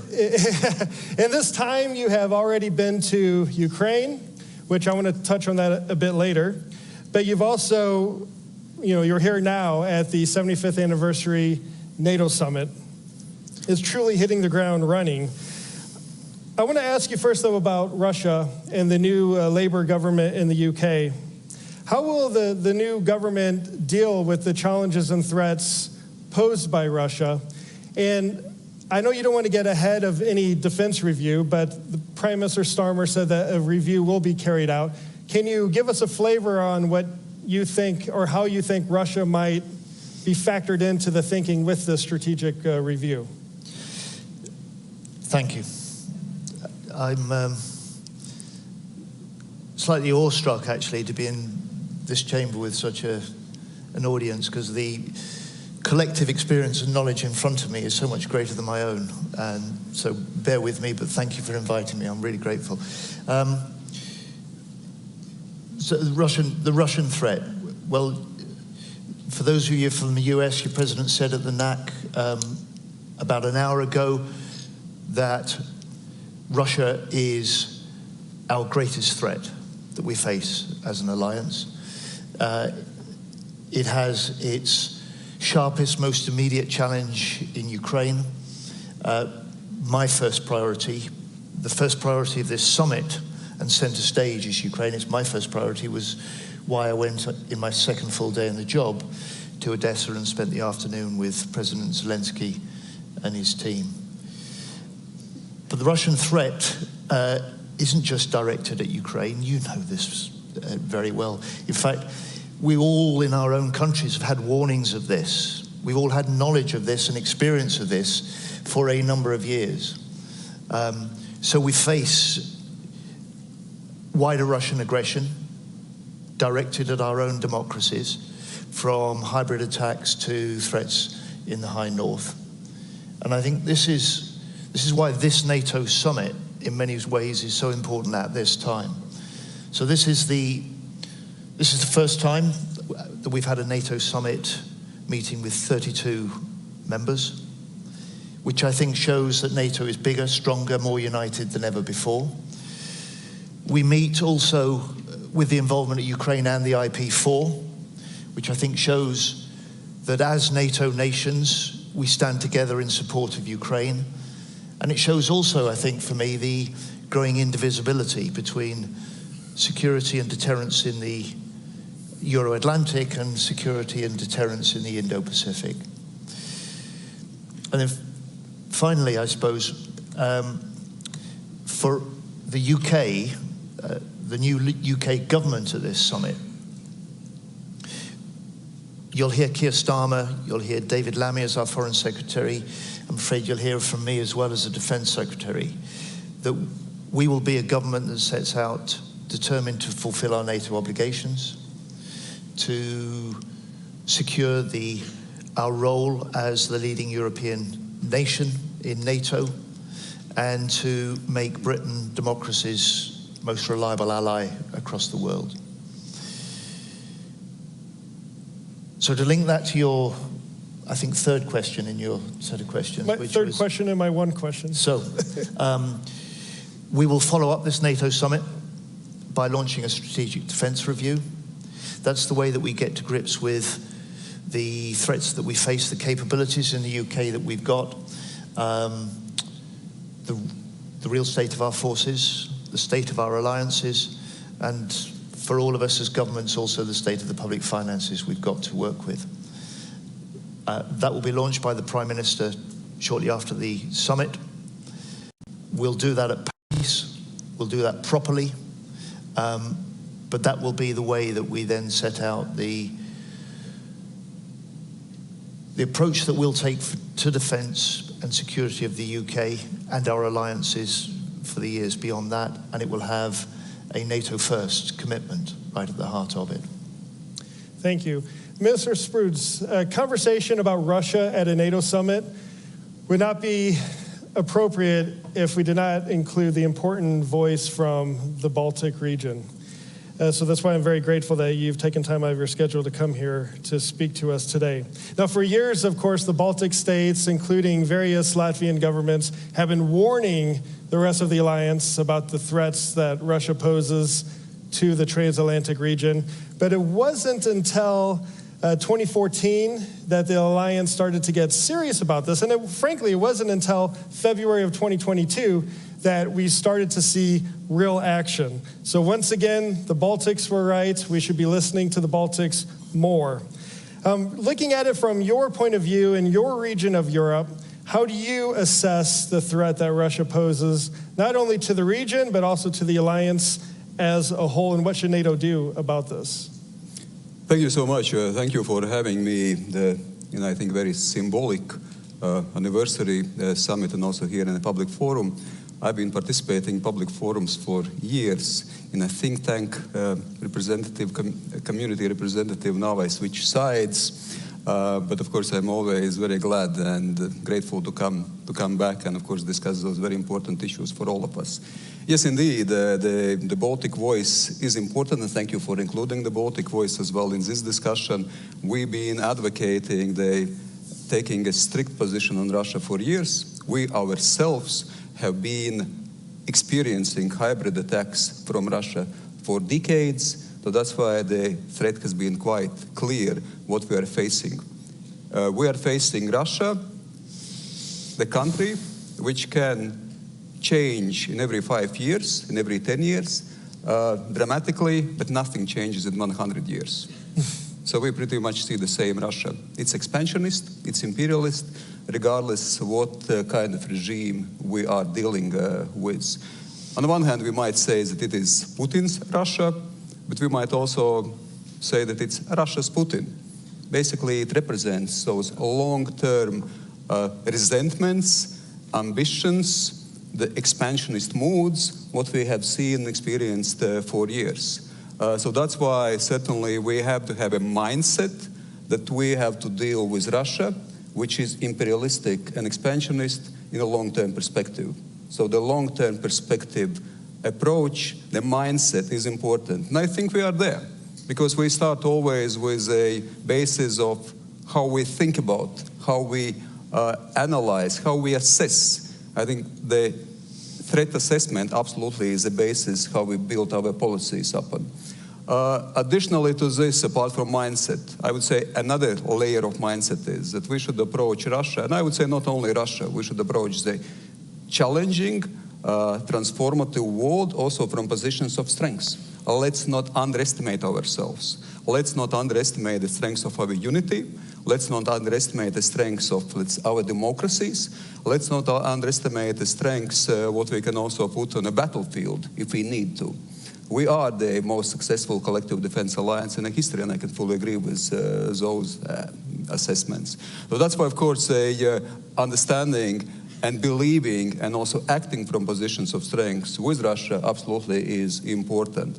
What we should do practically, of course, that's also what the NATO summit is about. Invest, and it's about political investment, it's about financial investment, it's about investment, of course, in our armed forces, in our military industrial capacity, it's about societal resilience. So, of course, we open also other domains as well, like hybrid security, cyber security, being resilient against illegal immigration, being resilient against any incidents against critical infrastructure, what we experience also in the Baltic Sea region, also in the Baltic countries. So that's why, of course, this 360-degree approach is pretty much also should be there, how we deal with strengthening ourselves, our own capacities, but of course also how we deal with Russia.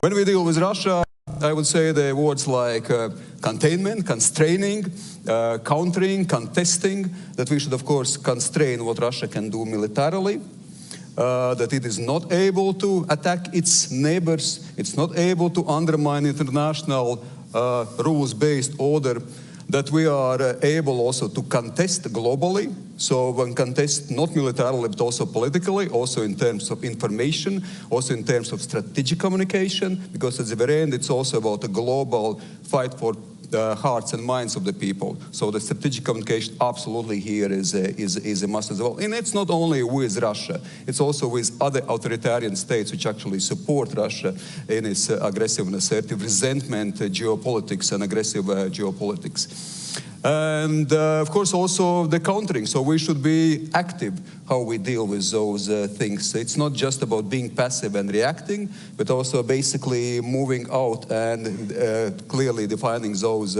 strategies. And last but not least, of course, now supporting Ukraine. Then now the international rules-based order is being defended in Ukraine. The values of democracy, the values of freedom are being defended in Ukraine. So that's why, of course, support for Ukraine, imposing strategic defeat on Russia in Ukraine is a must, what we should achieve and what we should aspire. And we should once more not underestimate that we cannot do it. We can do it. Thank you. Thank you, absolutely. And for all the, yeah, well done. For all the think tankers out there, there is hope. Someday you're sitting out there. You might be right here. But don't worry, I will move back at some point. General Hodges, you bring a unique perspective to this debate. You took command of U.S. Army Europe soon after Russia's first invasion of Ukraine in 2014. You were instrumental in leading some of the very early efforts to shore up deterrence along the eastern flank, and for starting the early days of the training and the assisting of the Ukrainian armed forces soon after that illegal annexation of Crimea. But now you're a civilian. You view this perhaps differently from the outside, so to speak. You're not constrained as you would be, being an official. So can you tell us your candid view about what the Russia threat is and what NATO should be doing about it? No, Russia is at war with us, and we need to wake up. We need to acknowledge that they are at war with us.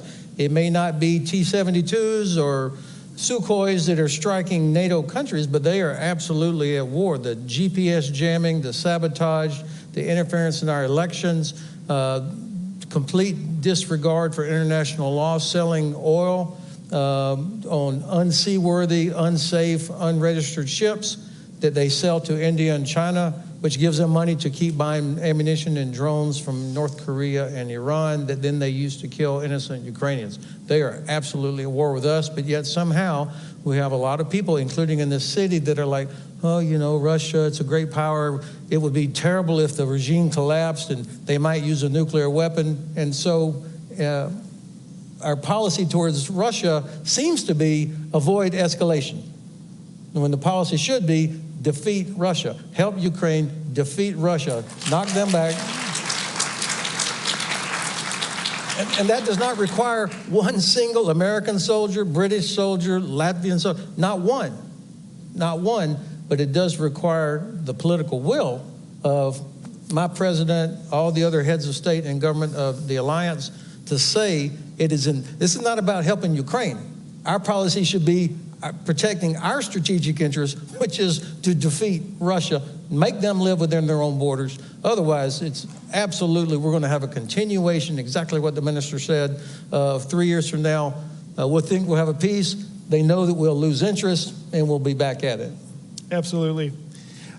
Secretary of State Healy, I mentioned you returned from Ukraine, and I think on day 2 you were in Ukraine. You met with President Zelensky in Odessa. Anyone who's been to Odessa recently knows that it's a very difficult time in the city with the airstrikes and the impact on the electrical grid and just day-to-day life for the Ukrainians that live there.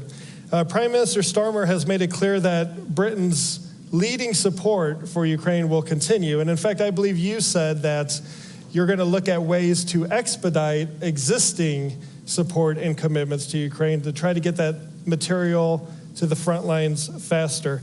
Can you tell us a little bit about this and why coming into government, you believe that a Ukrainian victory is important to the United Kingdom? So General Hodges just said, look, we need to view Ukraine in our own strategic interest. He's a general, he's got that strategic insight. I'm a politician, I'd put it plainly, because I don't think our public and our people fully, and properly understand what's at stake here. And so some of the arguments I try to make in the UK are, especially on the campaign trail, which we've just finished, defense of the UK starts with Ukraine. And that's true for us, it's true for most of the European nations, it's relevant also to America's interests as well. And that's the case because we know that if Putin prevails in Ukraine, he's not going to stop there. That's even before we get at the truth that General Hodges just said, that Putin, without deploying the military against us, is already at war with all of our countries. There's a wider importance as well, because if Russia does prevail, then it says to other big countries around the world, you've got the scope too to try and redraw international boundaries by force, which reinforces the instability and the danger to us all. So fundamentally, that's a public argument we need to make more forcefully. Certainly in my country, that may be true in other parts of the alliance as well. So for a UK perspective, we've been bipartisan from the start.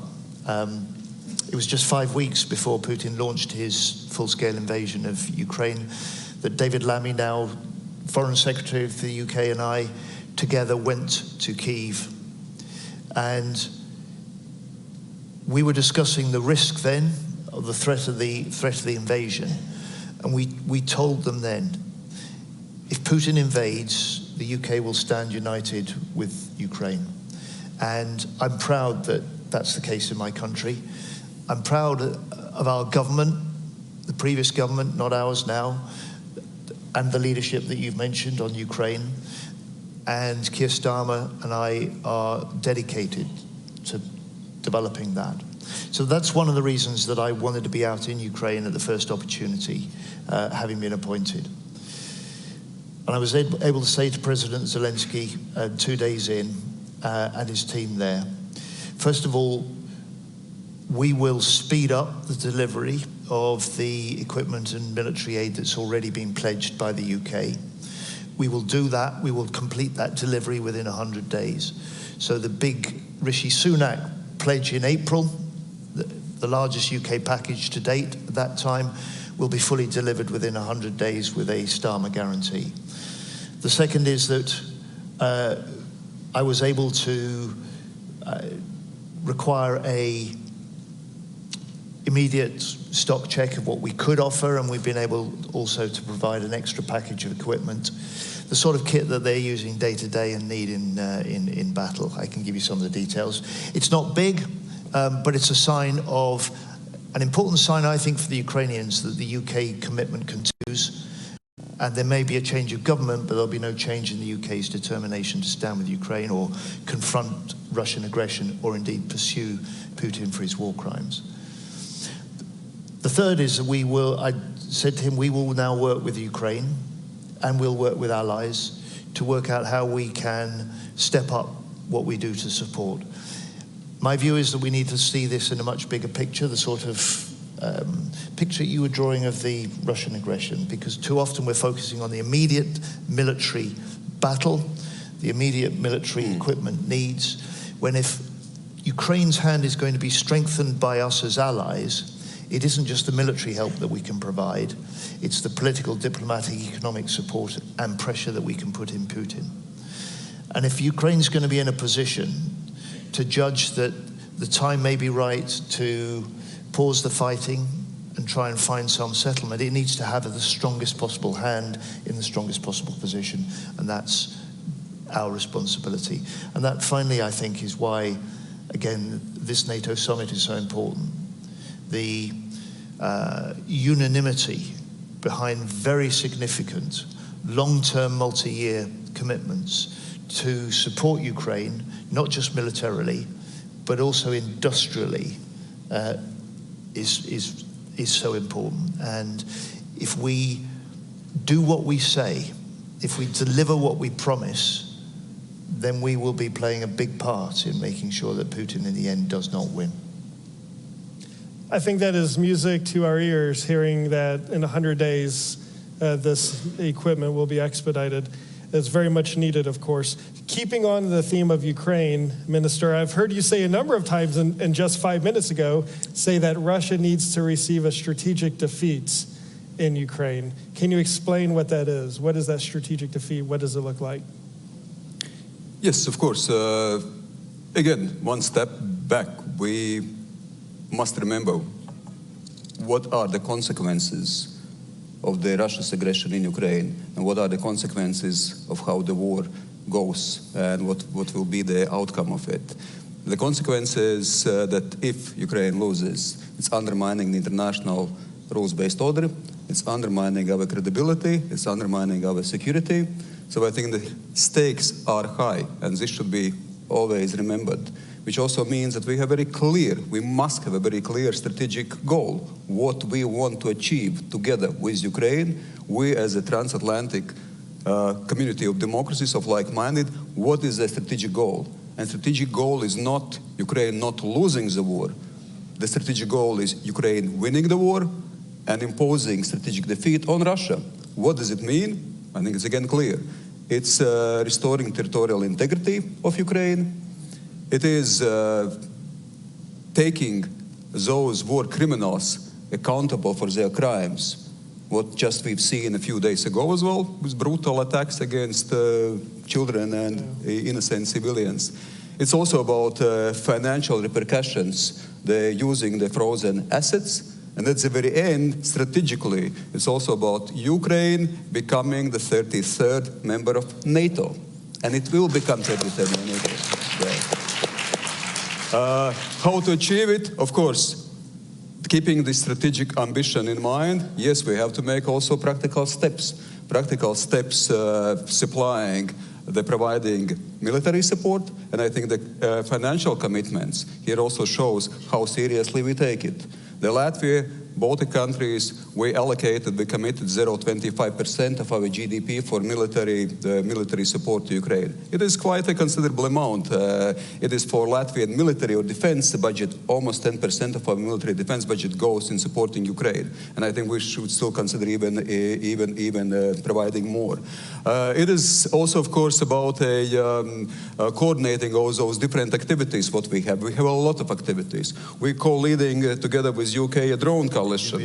And I think it's an excellent coalition. There are other mobility coalitions. What we realize that we should also take steps faster, a more voluminous approach. Well, but we are also democracies with our procedures, so unfortunately sometimes things take longer than we expect. Last but not least, we should be ready to support Ukraine as long as it takes, being ready that the conflict must be or can be protracted as well. So be ready for it and support Ukraine, and I think the strategic goal of imposing strategic defeat on Russia will be quite realistic. Absolutely. General Hodges, you've been one of the most outspoken supporters of assisting Ukraine, arming Ukraine.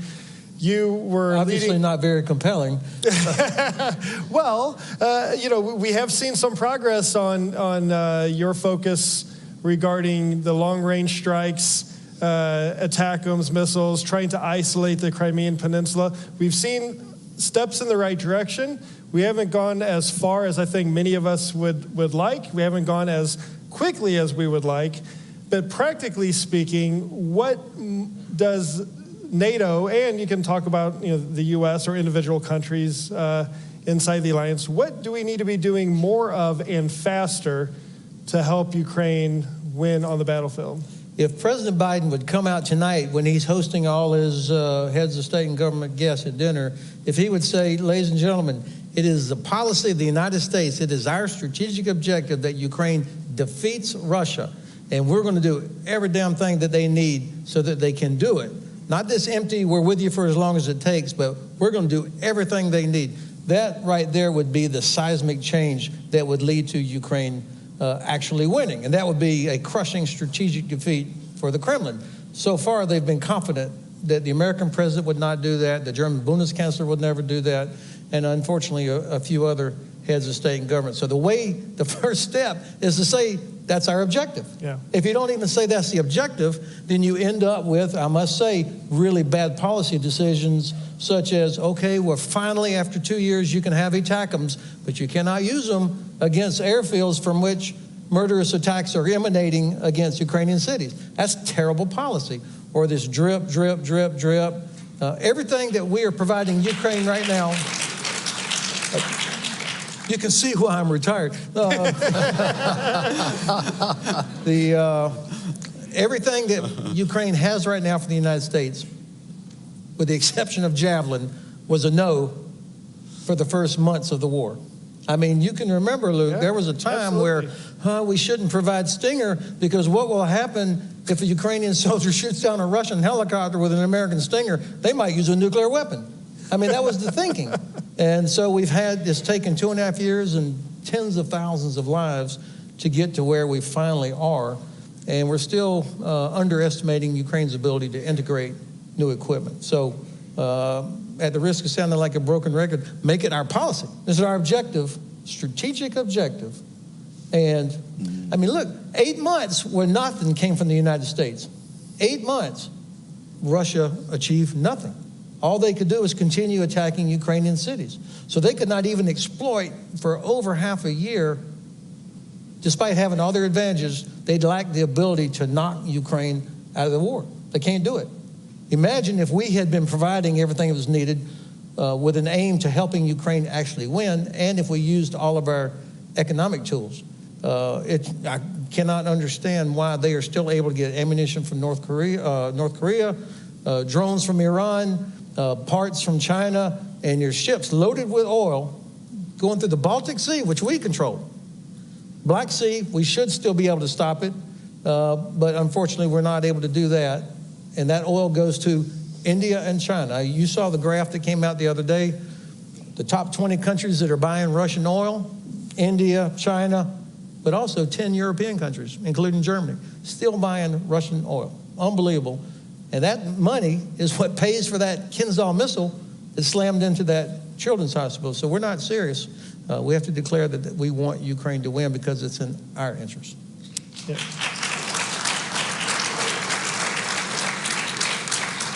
Yeah, it comes down to we have to start wanting Ukraine to win more than we just hope that Russia might lose this war, and we need to start acting that way. Now, these gentlemen have very busy schedules. They rushed over here from the NAC, and they're going to be rushing directly back to the NAC as this ends, and I'm very mindful of the time. I want to make their schedules delayed. So with that, please join me in thanking our three panelists.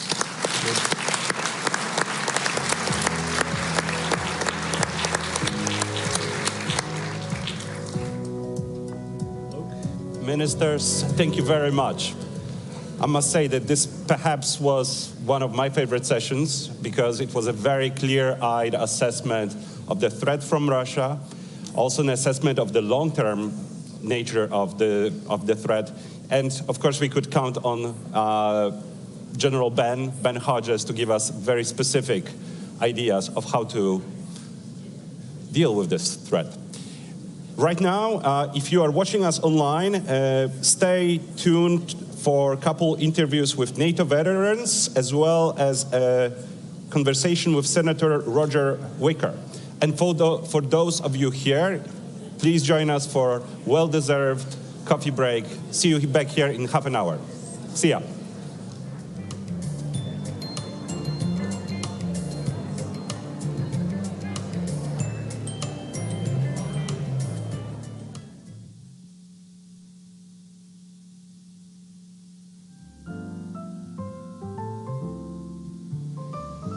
Good afternoon. We were asked today to come and share some perspectives from the ground level as veterans of NATO operations. And although we can only share our limited perspective from our own personal experience, we want to do this in honor of all of those who have served on NATO operations and sacrificed over 75 years providing security for our 1 billion population.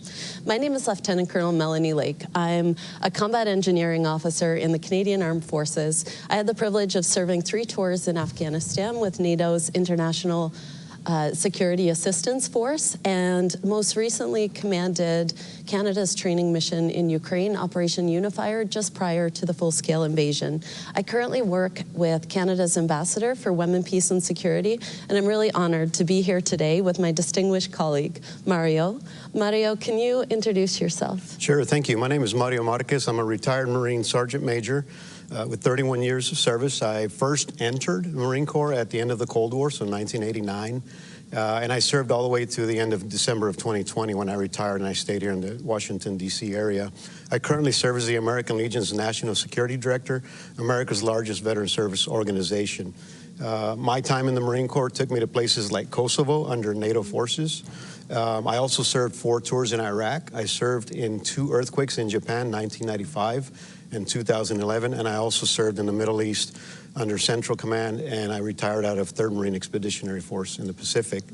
I'd like to close out my remarks by saying that I am grateful to the Alliance for invoking Article 5 after the 9/11 attacks when I was a young 31-year-old Marine in solidarity for the United States and on behalf of our nation. We are grateful for that, and we will never forget. So thank you. I'm glad to be here for this opportunity. It's interesting that you start with 9/11. I was a young 4th-year officer cadet at our Royal Military College in my last year when, on that terrible morning, when we watched as aircraft crashed into the World Trade Center and the Pentagon. And in those moments, I mean, all of us, all we could think was, how do we help our American partners in this time when they're under attack?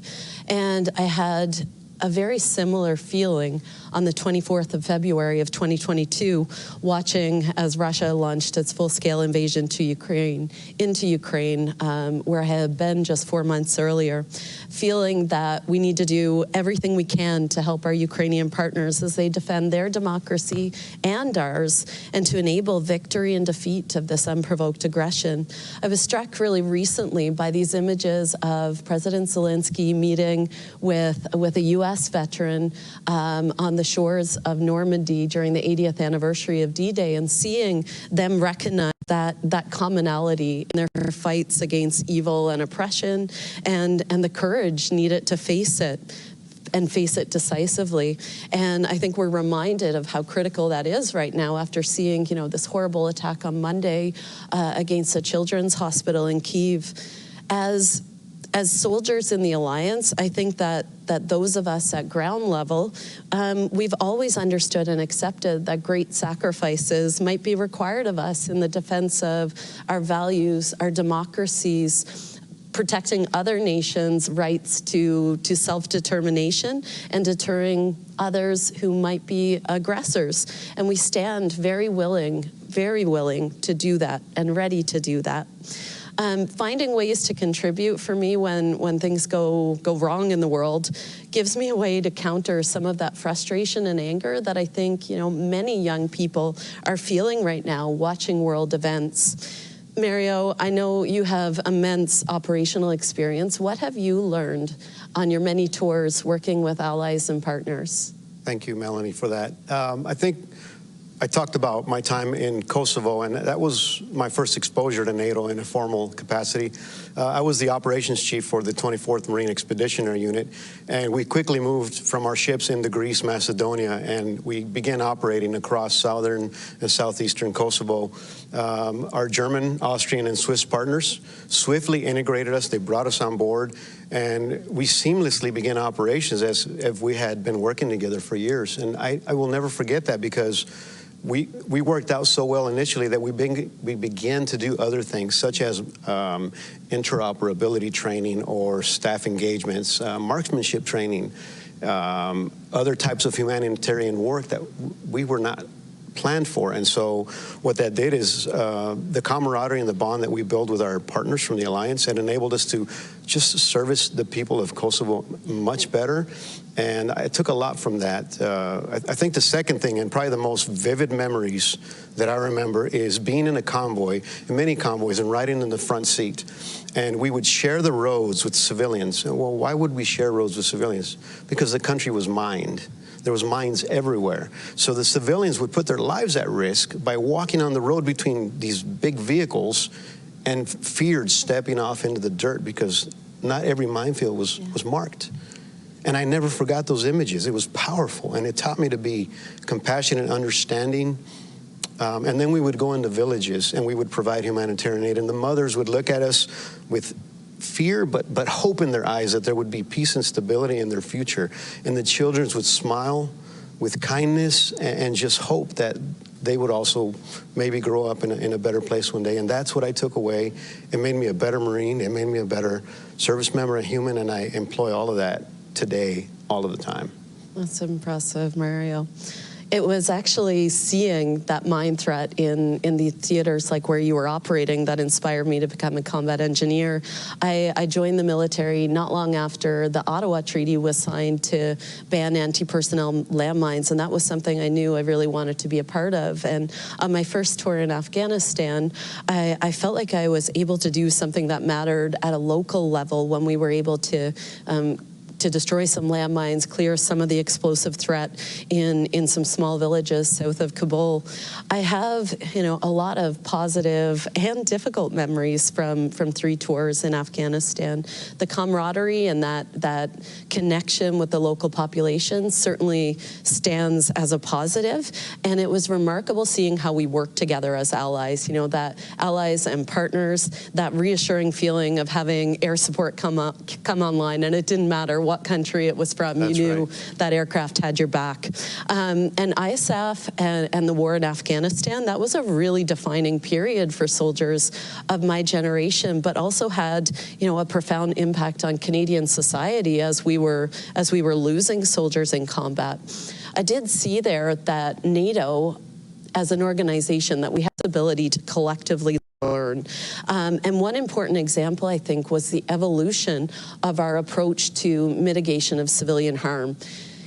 I personally struggled with memories of the fear on young children's faces that we encountered during some of the night raids that I participated in on suspected insurgent compounds. And I think through these difficult lessons and experiences, we realized that protection of civilians went beyond this need to adhere to the laws of armed conflict, that it was a strategic imperative, really core to our mission success, but also central to our legitimacy and our credibility as responsible military forces. And I think these are lessons that we can draw upon as we look next year to revamp our policy on protection of civilians. I think this is also really important as we're shifting our focus to deterrence and defense on our own territory amongst our own populations. And, seeing the images of Bucha and Irpin, understanding what even temporary occupation under Russian forces looks like, I think that, we have to reconsider some of these military concepts in defense, like trading space for time. When Kabul fell to the Taliban in 2021, I was in Ukraine, and I found it really powerful seeing how the veteran community and serving members around the world mobilized for those who mattered in that really dark time.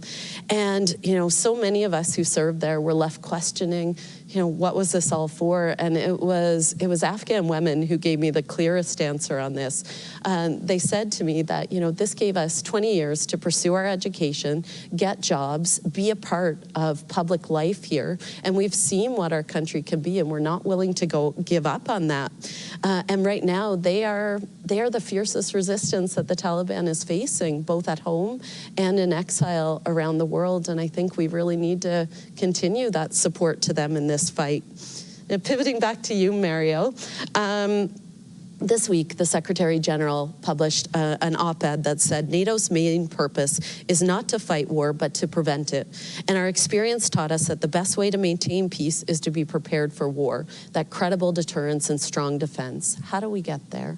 Sure. First, I'd like to comment on your last segment you just spoke of. I'm really proud to hear of your experience. It brings back a lot of memories. It's healing. It's soothing to know that other people have witnessed many of the things that veterans from across the Alliance have seen and felt and suffered and worked through.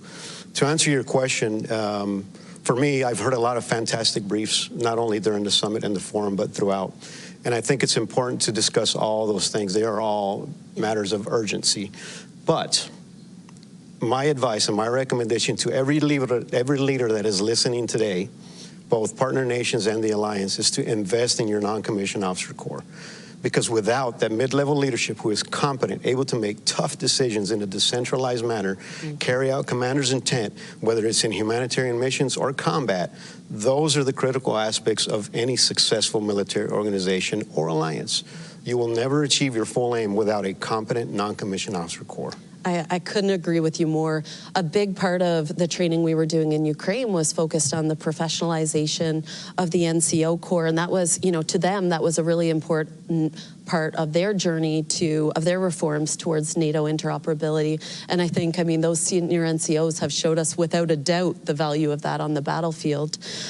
From Canada's experience, as we stood up our Enhanced Forward Presence Battle Group in Latvia, which is now growing to brigade with 14 countries all working together, we're working through many of the complexities that come with interoperability. There's a lot of challenging technical aspects, like how do you get your radios to talk? How do you work through language barriers? How do you get your resupply?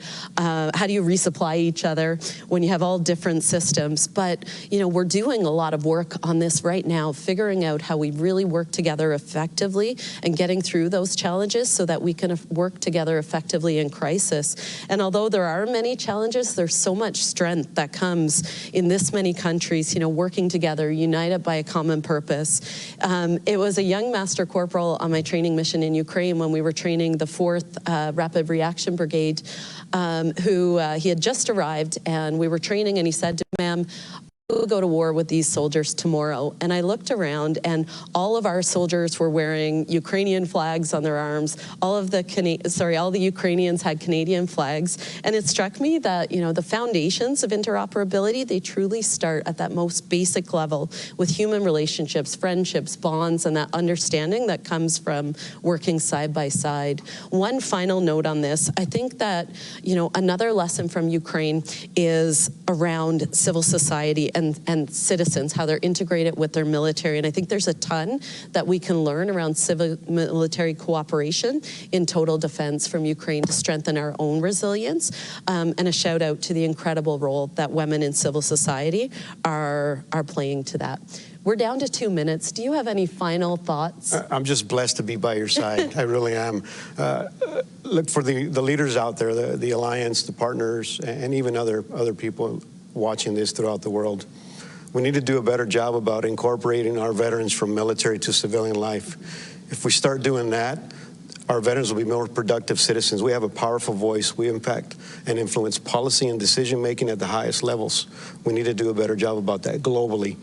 There's this thing called a military recruiting crisis. It's not an America problem, it's a global problem. And until the world starts taking care of veterans and including and showing them the value, including veterans and showing the world the value of our service, then we're going to continue to have those problems. I totally agree.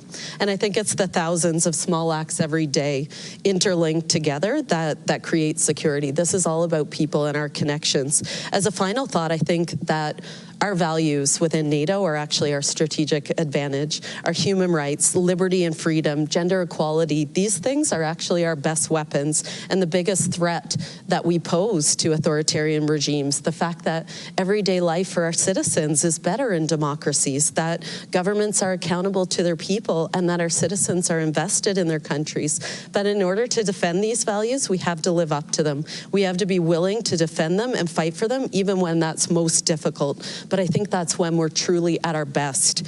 We're seeing more conflicts around the world than at any period in my lifetime, with devastating consequences for civilians.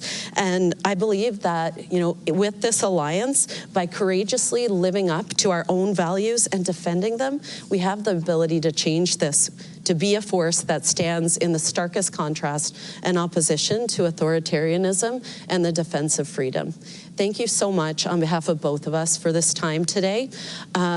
We truly honor the service of all those who came before us, those who continue to serve, and we never forget those who gave the ultimate sacrifice for all of us. Thank you.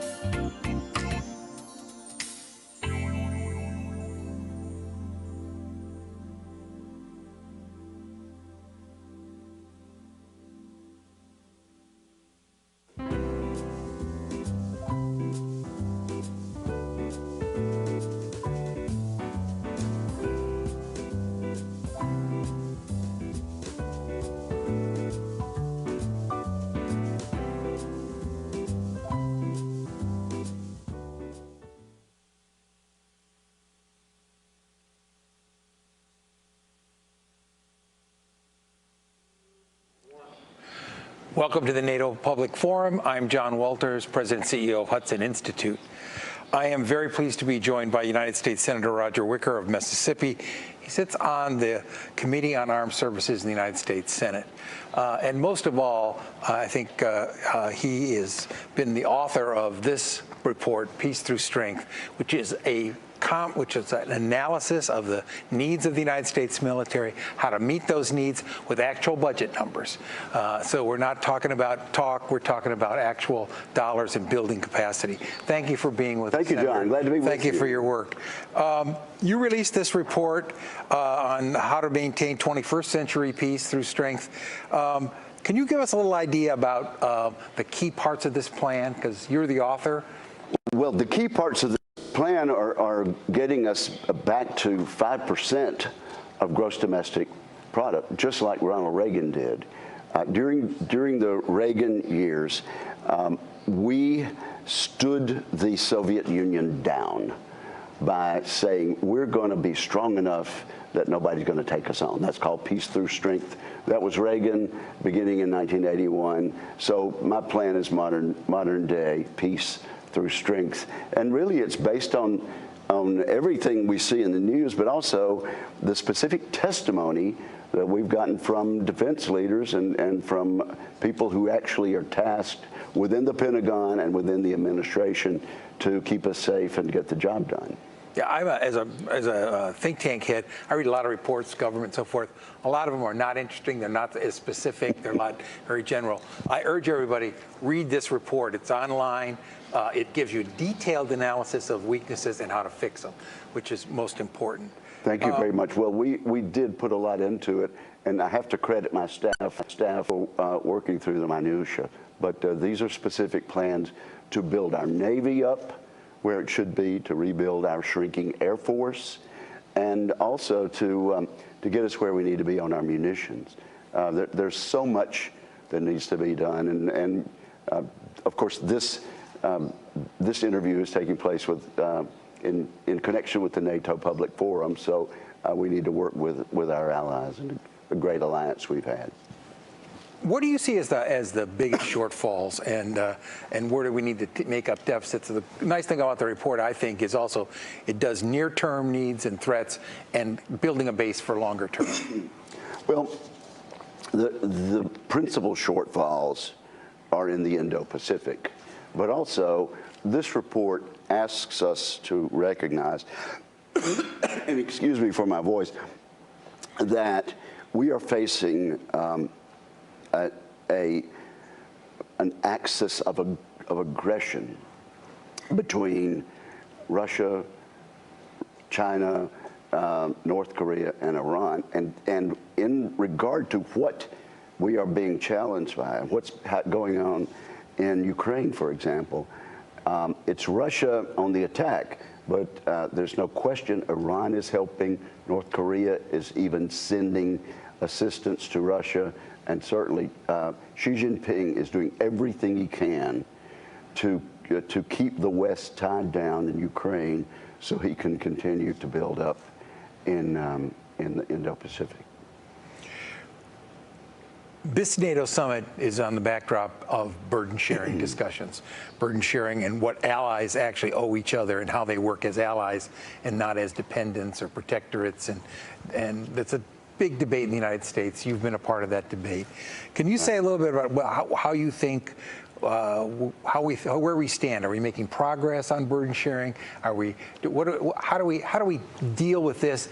Given the threat environment, it becomes more critical. It is absolutely important, essential, that our NATO allies keep their promise that they made several years ago at a NATO conference that each country would spend at least 2% of their gross domestic product on national defense.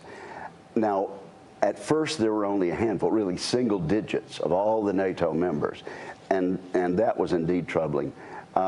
Now we're up in the 20s, but there are some notable exceptions, and quite frankly, the leadership of the Senate, me included, met with Prime Minister Trudeau, our northern neighbor and one of our closest allies, yesterday, and we pointedly mentioned that they are one of the laggards when it comes to putting in money on their national defense so they can help the alliance. It's only about 1.5% in Canada. I can report to you that Prime Minister Trudeau said that they were going to unveil a plan later on this week, and perhaps it will come Thursday, Friday, but before the end of the week, to get Canada to 2% of GDP by the end, within a decade. So that will be helpful. Clearly, we're making progress. Clearly we're not where we need to be. But it is, I would have to say, the strong rhetoric, perhaps hyperbole, on the part of President Trump during his term of office and during the course of this election has been a wake-up call for our NATO allies. And so they're headed in the right direction. A lot more needs to be done. And since the context here and allows speaking to the American people as never before, and a reminder, what is the importance of NATO as you see it? You have to look at the appropriations for the U.S. military. You have to work with our allies, but you see the overall threat situation. When you look at that, how do you tell your constituents what the importance of NATO is? Well, the question is, who will lead the world in the rest of the 21st century? Will it be dictatorships like Iran, Russia, Communist China, North Korea, or will it be the great democracies of the West and people like them, like we're beginning to form alliances with in the Indo-Pacific, Japan, South Korea, the Philippines even, and Australia. So someone is going to lead in the world. Will it be the dictatorships of Putin and Xi Jinping, or will it be the United States and our allies? And that will determine what kind of world we live in. I don't want to turn this country over and the rest of this century over to my grandchildren in a world that is ruled by dictators. Democracies don't invade their neighbors. Look around. The countries that threaten their neighbors and try to change the borders by violent aggression and armed forces are the dictatorships of this world. And chief among them are this war criminal named Vladimir Putin. Absolutely, if Russia were a democracy, they'd be tending to their own business and seeking to internationally recognized borders that the rest of the world has agreed to abide by. Since we've had NATO, we've had a relatively peaceful Europe, and that has meant a relatively peaceful Atlantic alliance, including the United States and Canada. Yeah, I think people forget that the combined GDP of America and its European allies, when they worry about being swamped by the economic power of China and others, we dwarf them out as far as you can see. We'd have to let them not wreck that. True, except for this. China is increasing their defense spending dramatically, and that's why we have this report. We're getting.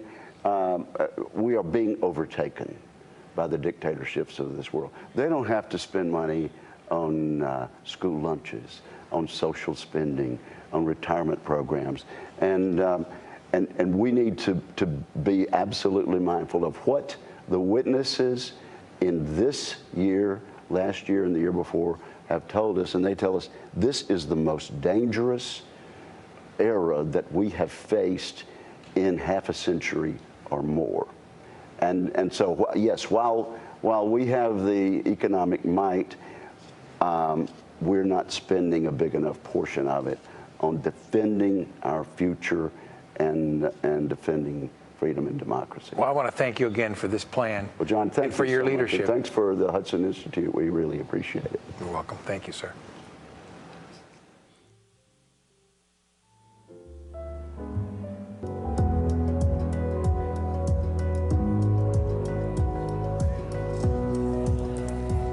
I hope that that you all enjoyed a quick coffee break. I feel like people are still trickling back in. Please now join me in welcoming to the stage David Schulman for our next session, The Axis of Upheaval.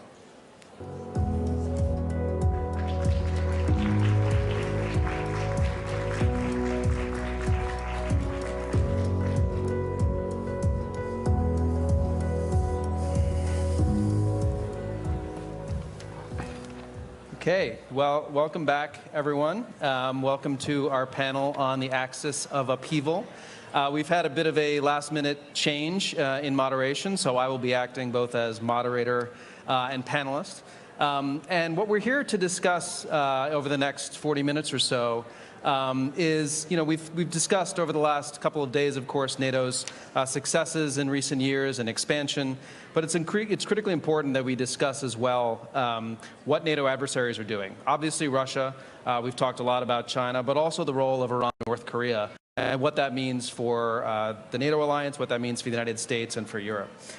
Just as Russia's invasion of Ukraine has revitalized cooperation and cohesion among the NATO allies, it's also spurred a lot more cohesion among Russia and its backers.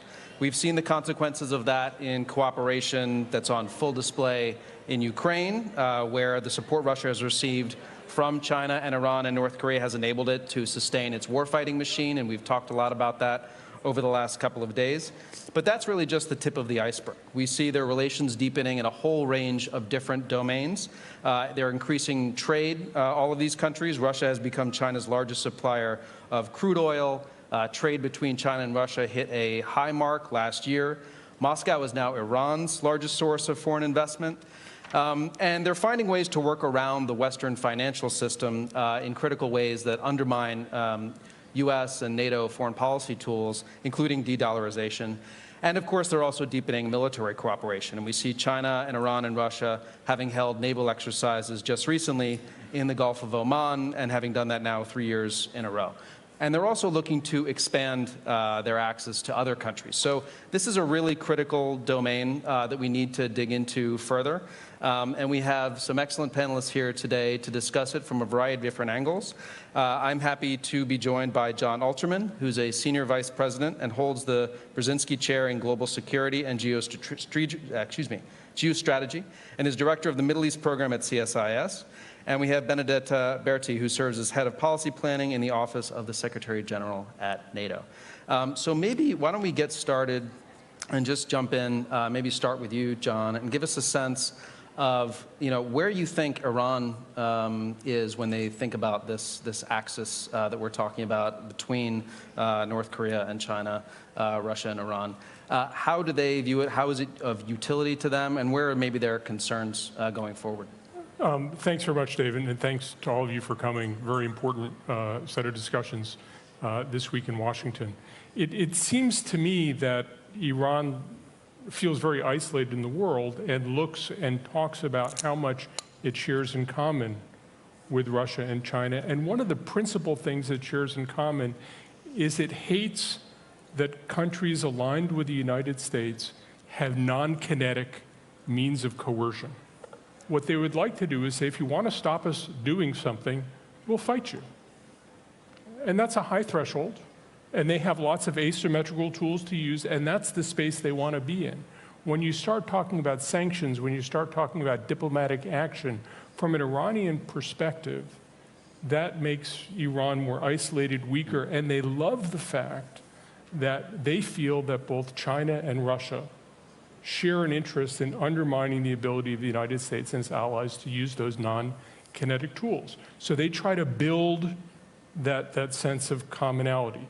They try to use China and Russia to defend them in international fora.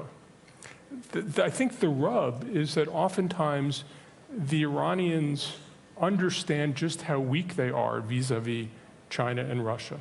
China represents about 30% of Iranian trade. Iran represents less than 1% of Chinese trade. And the Chinese have a much bigger game to play.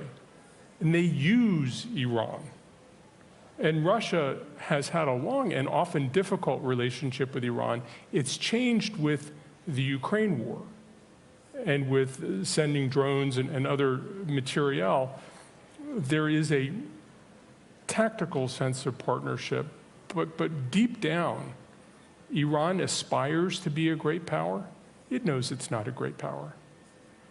And the larger powers, Russia and China, find Iran disposable in a way the Iranians wish they can change, and they can't. So they try to build the common practice of undermining sanctions, undermining the kinds of collective action that the US and its allies work on, while they desperately try to build leverage against these great powers who, on the one hand, they need, and on the other hand, consistently disrespect Iran and use Iran to further their own goals vis-a-vis the United States, the West, and others.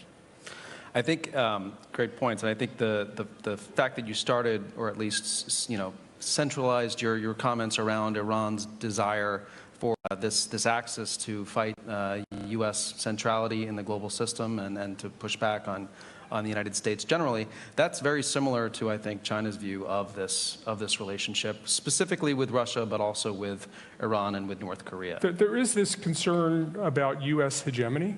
Yeah. And they feel that if you reduce international affairs to how do we undermine U.S. hegemony, not only do the Russians and the Chinese and the Iranians share a view, but then you start to bring in this whole sense of a global South, a very diverse and disaggregated group of people. But if you can put it in terms of undermining U.S. hegemony, those are the sort of common terms that Iran finds very, very close alignment with Russia and China on. Yeah, I mean, from the China side, there is definitely of value in terms of more the security space, in terms of how to push back on the United States in terms of relationship with Russia that has bolstered China militarily in terms of the trade that China's gotten from Russia for years for defense equipment.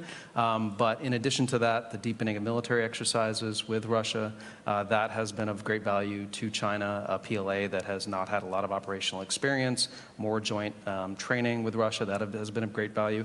And there's the potential for deepening collaboration on cyber, on military AI, on intelligence, of course, and on potentially getting even more in the way of advanced technology for defense that China wants from Russia. So there's that aspect, and then there's also the aspect of China hoping that the U.S. and NATO and other allies having to worry about a potential contingency where you have to worry about the China, but not just China, also Russia, also North Korea and Iran, undertaking actions at the same time that complicates planning for the Pentagon and for other defense planners. That, I think, is of great value to China in this security space.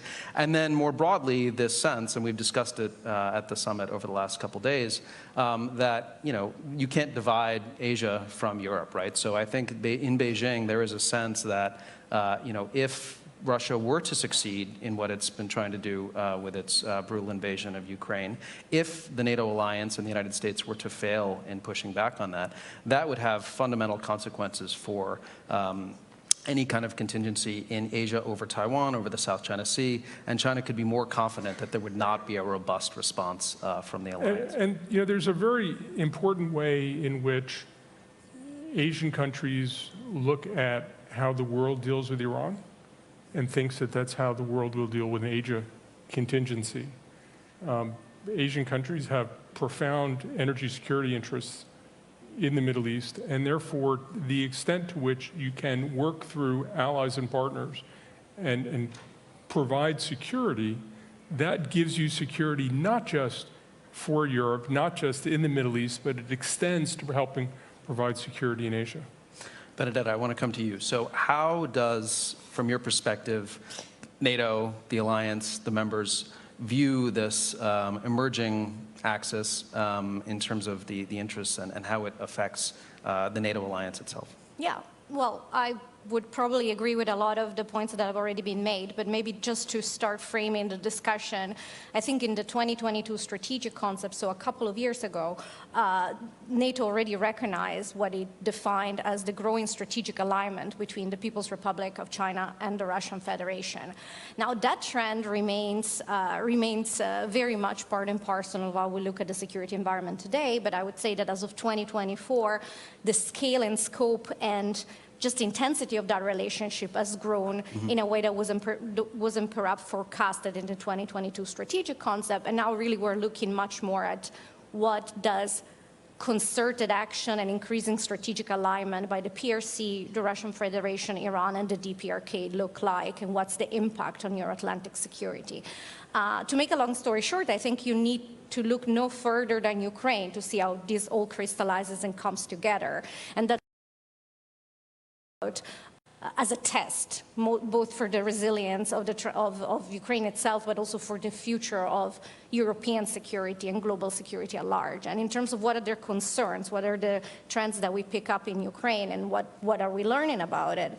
Well, first of all, we see these actors amplifying each other hostile narrative in a very systematic way. And that's something that, of course, it's part of the knowing that the information space is really important when we talk about deterrence and defense in a 21st century. That's an issue of concern.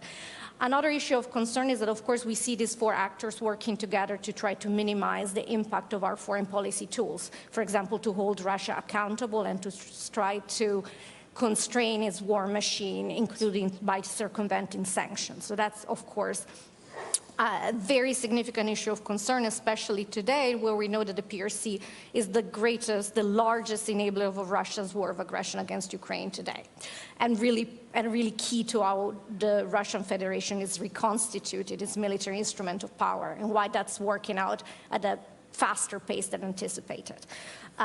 So that reciprocal enablement is, of course, a very strong issue of concern. That goes also with, that's not just an issue between the PRC and Russia itself. We also see, as was mentioned, the Iranians supporting the Russian Federation through drone technology, but Iran gets something in return. And the same is true for the DPRK.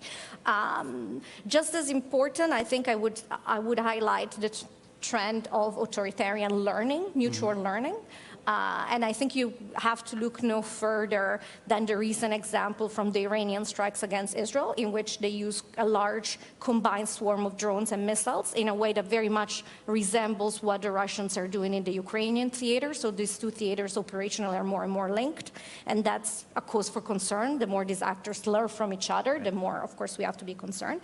And then at the macro level, there is what we defined already in 2022 as a pushback against the rules-based international order and the attempt to promote an alternative authoritarian model of global governance. So all of this together, I think, are just one of the many reasons why what's happening in Ukraine and the stakes are so incredibly high. And the concern, of course, is the more the Putin's war of aggression is seen as succeeding in Ukraine, the more these actors will be emboldened. And that's why for Ukraine to prevail is for us one of the most important, if not the most important test for the future stability of the Euro-Atlantic space. In terms of what we're learning, I will say very much agree with you in terms of this highlights the interconnectedness between the different theaters and the fact that we might wish to separate, but our adversary are not going to play that game, and they're rather driven by opportunism or strategic logic. They're going to try to create strategic dilemmas simultaneously for us, and we need to prepare for that. Maybe 30 seconds just to say that since you asked me to highlight the concerns, I did that. But I also want to say that these actors working together are, yes, a reason for concern, and yes, their strategic intent and actions are growingly convergent, but they do not have anything that resembles the type of alliance that we have with NATO. In terms of institutional, in terms of force structure, in terms of military might, economic heft. So we need to also remember that. And when we work together with our Indo-Pacific partner, then we're talking about 60% of the world's GDP and military might. So yes, it's a cause for concern. No, it's not a cause for panic. Yes, it's a cause to double down on the rebuilding of our military instrument of power and on that cross-theater solidarity that we see at play this week in Washington. And if I could just add to that point, one of the interesting things about the way that these countries engage with each other is they're constantly calibrating how close should we be, how far can we be. There isn't the sense of common purpose. They have some shared strategic goals. They have a whole number of goals that don't overlap.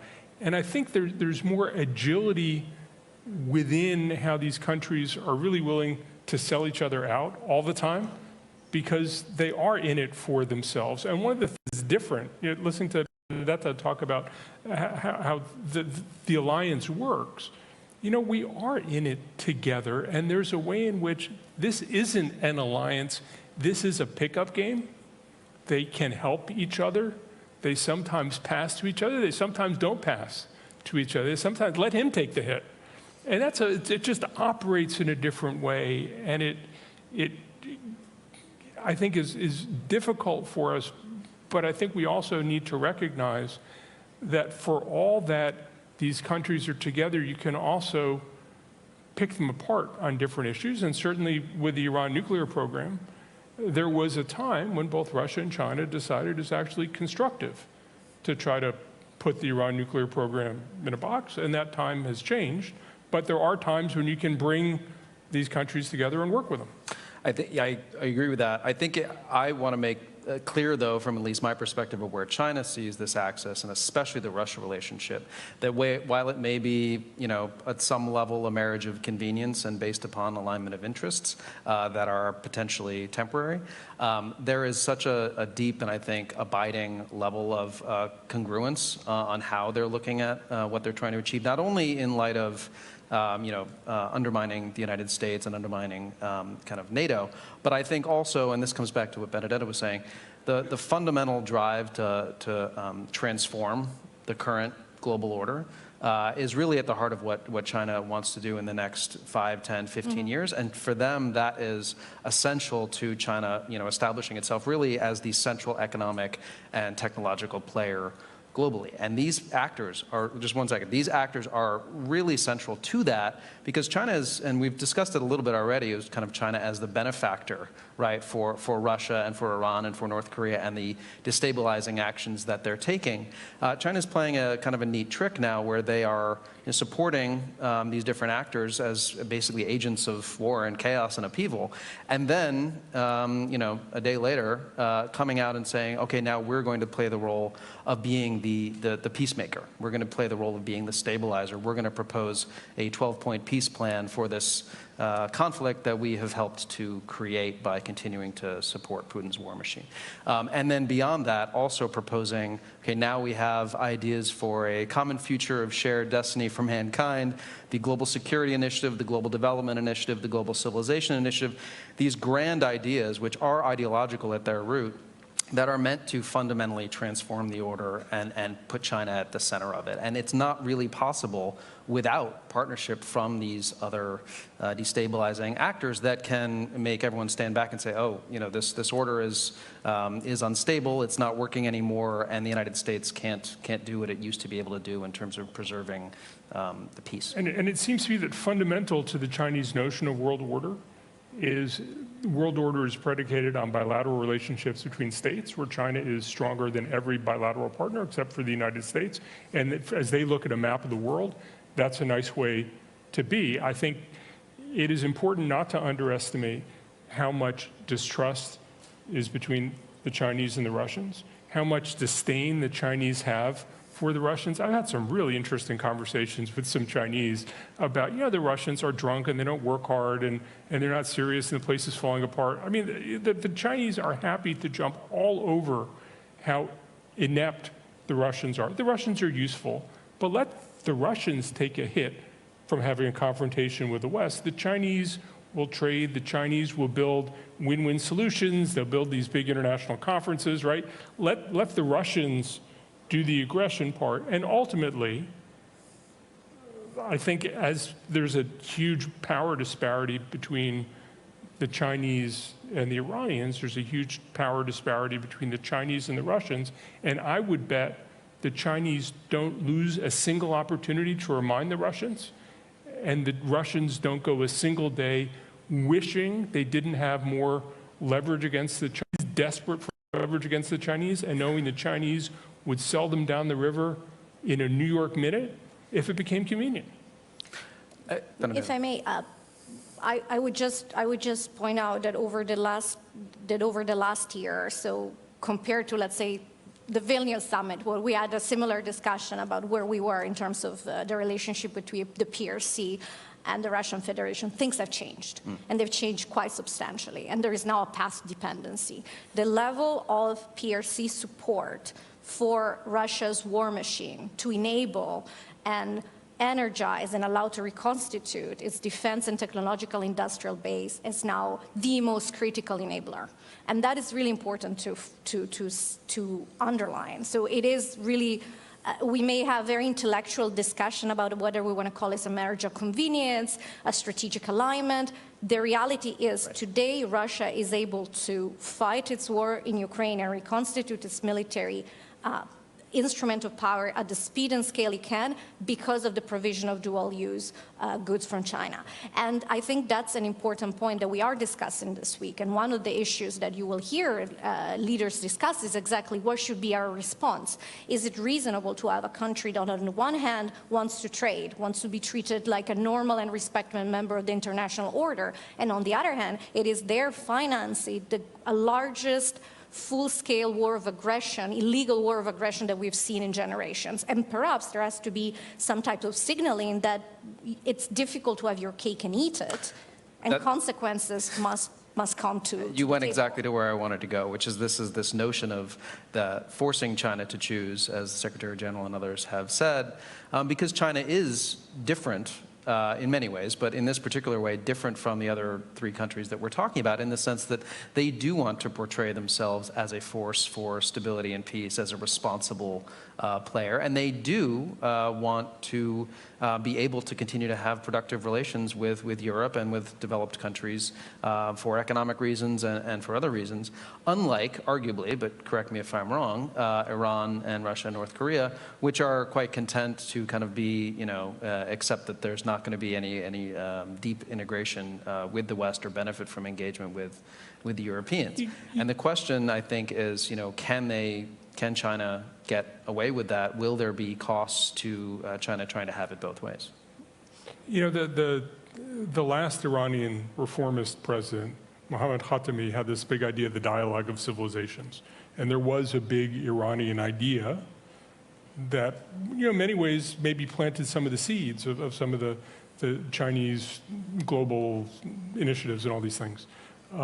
You now have a new reformist president in Iran. I don't think the reformist president in Iran has any power to make the kinds of changes the rest of the world cares about. But might there be language coming out of Iran that would try to imitate that, to move into some of that space of let's just talk about this, while acting in deeply malign ways. Yeah. But I think we might see Iran pick up some of the language as part of its recent political impact. Whether that matters either for China or for Iran, I don't know. I don't know if you think that any of these global Chinese initiatives are meaningful at all, either practically or even in terms of information, whether anybody takes them seriously. I mean, I think people do and should take them seriously, even if they are, kind of fluff language that you have to kind of dig into if you want to try to get to, okay, what is the meat of this? What does this mean? Understanding how these kinds of phrases and these kinds of initiatives, including the Belt and Road Initiative, have shaped China's grand strategy and foreign policy approach, especially in developing countries over the last 10 years. I think we make a mistake if we dismiss them as meaningful, because I think China now, in the way that it has for years referenced the Belt and Road Initiative in most of its engagements with countries across the developing world as well as in the developed world, it's now referencing the Global Security Initiative and the Global Development Initiative, et cetera. And it also underscores the fact that what China is trying to achieve here is ideological, right? I mean, it is a transformation of the order to one that is, China at the center, not U.S. led. But inherent in that is what China puts forward in these initiatives, which is, no focus on individual rights, of course, or democracy, a focus on sovereignty, which of course we know that China itself violates by its support for Russia, but, all these other principles that are baked into a notion that is, countries such as Europe and the United States should not be lecturing other countries on how they run their own systems. And one system, authoritarian, is just as legitimate as another. So in that sense, I think we should take them seriously. And certainly there's enthusiasm in the Middle East, not only in Iran, but in the Gulf and Egypt and elsewhere about Belt and Road and what it means for them. And you know, I think it's important as we think about the alliance that there isn't a Western strategic vision that's attractive either to people in Iran or even throughout the region. And certainly the Gaza war has created even more fissures between the region and for countries like Iran that say we're part of the resistance to what's happening in Gaza. It gets them support throughout the developing world. You know, and the Iranian strategy under President Raisi, which was let's look more toward Asia, look toward regional partners, let's stop chasing the West, and let's support these agents of resistance. That strategy, from an Iranian strategic perspective, I think most Iranians think it's worked really well. Mm-hmm. And the Western alliance hasn't come up with a way to undermine it. Yeah. Well, we have a few minutes left, and then we're going to come to questions. So I encourage people to start to come up to the mics if you have questions for our Q&A session. But before we get there, and you were starting to take us in this direction, John, I want to start talking about, you know, what should the NATO alliance be doing in terms of pushing back on this budding axis, if we want to call it that, among these adversaries? What is, you know, essential both in terms of our response to those adversaries, and then what is essential in terms of trying to ensure that the key swing states that we're looking at in the international system, your Brazils, your Saudi, your Indonesia, all these kind of key countries that may determine kind of where the future order goes, make sure that they feel invested in some version of a current order that maybe does need to transform, but we don't want to necessarily buy into what China, Russia, North Korea, and Iran are offering. Maybe we can start with what we are doing, because we are actually doing a lot. But let's start with Ukraine, because I think maybe I will repeat myself, but I think it's worth doing so. Right now, Ukraine is the test case. It is the laboratory for authoritarian learning, authoritarian cooperation, and the stakes there are incredibly high. That's why I go back to Ukraine. There are very different paths for our future. One is where Ukraine prevails as a sovereign, independent country and is vindicated in its fight for freedom. And that's a world in which there is a powerful lesson sent to Beijing, sent to North Korea, sent to Iran, sent to Russia itself, of course.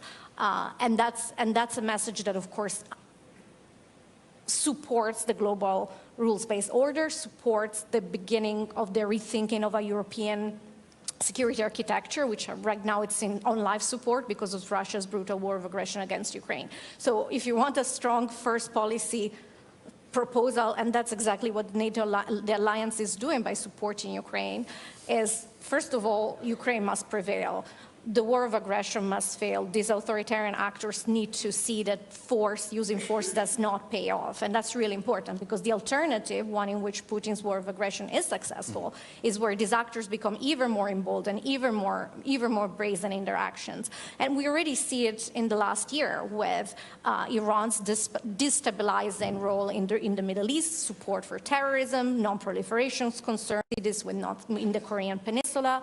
We see this, of course, with the PRC enabling Russia's war of aggression. We see this with the Russian Federation itself, which is now stepping up its hybrid activities in our allied countries. And you will hear statements from allied leaders this week expressing not just concern, but also our response options to make sure that we build resiliency and counter this hybrid attacks. So first of all, Ukraine.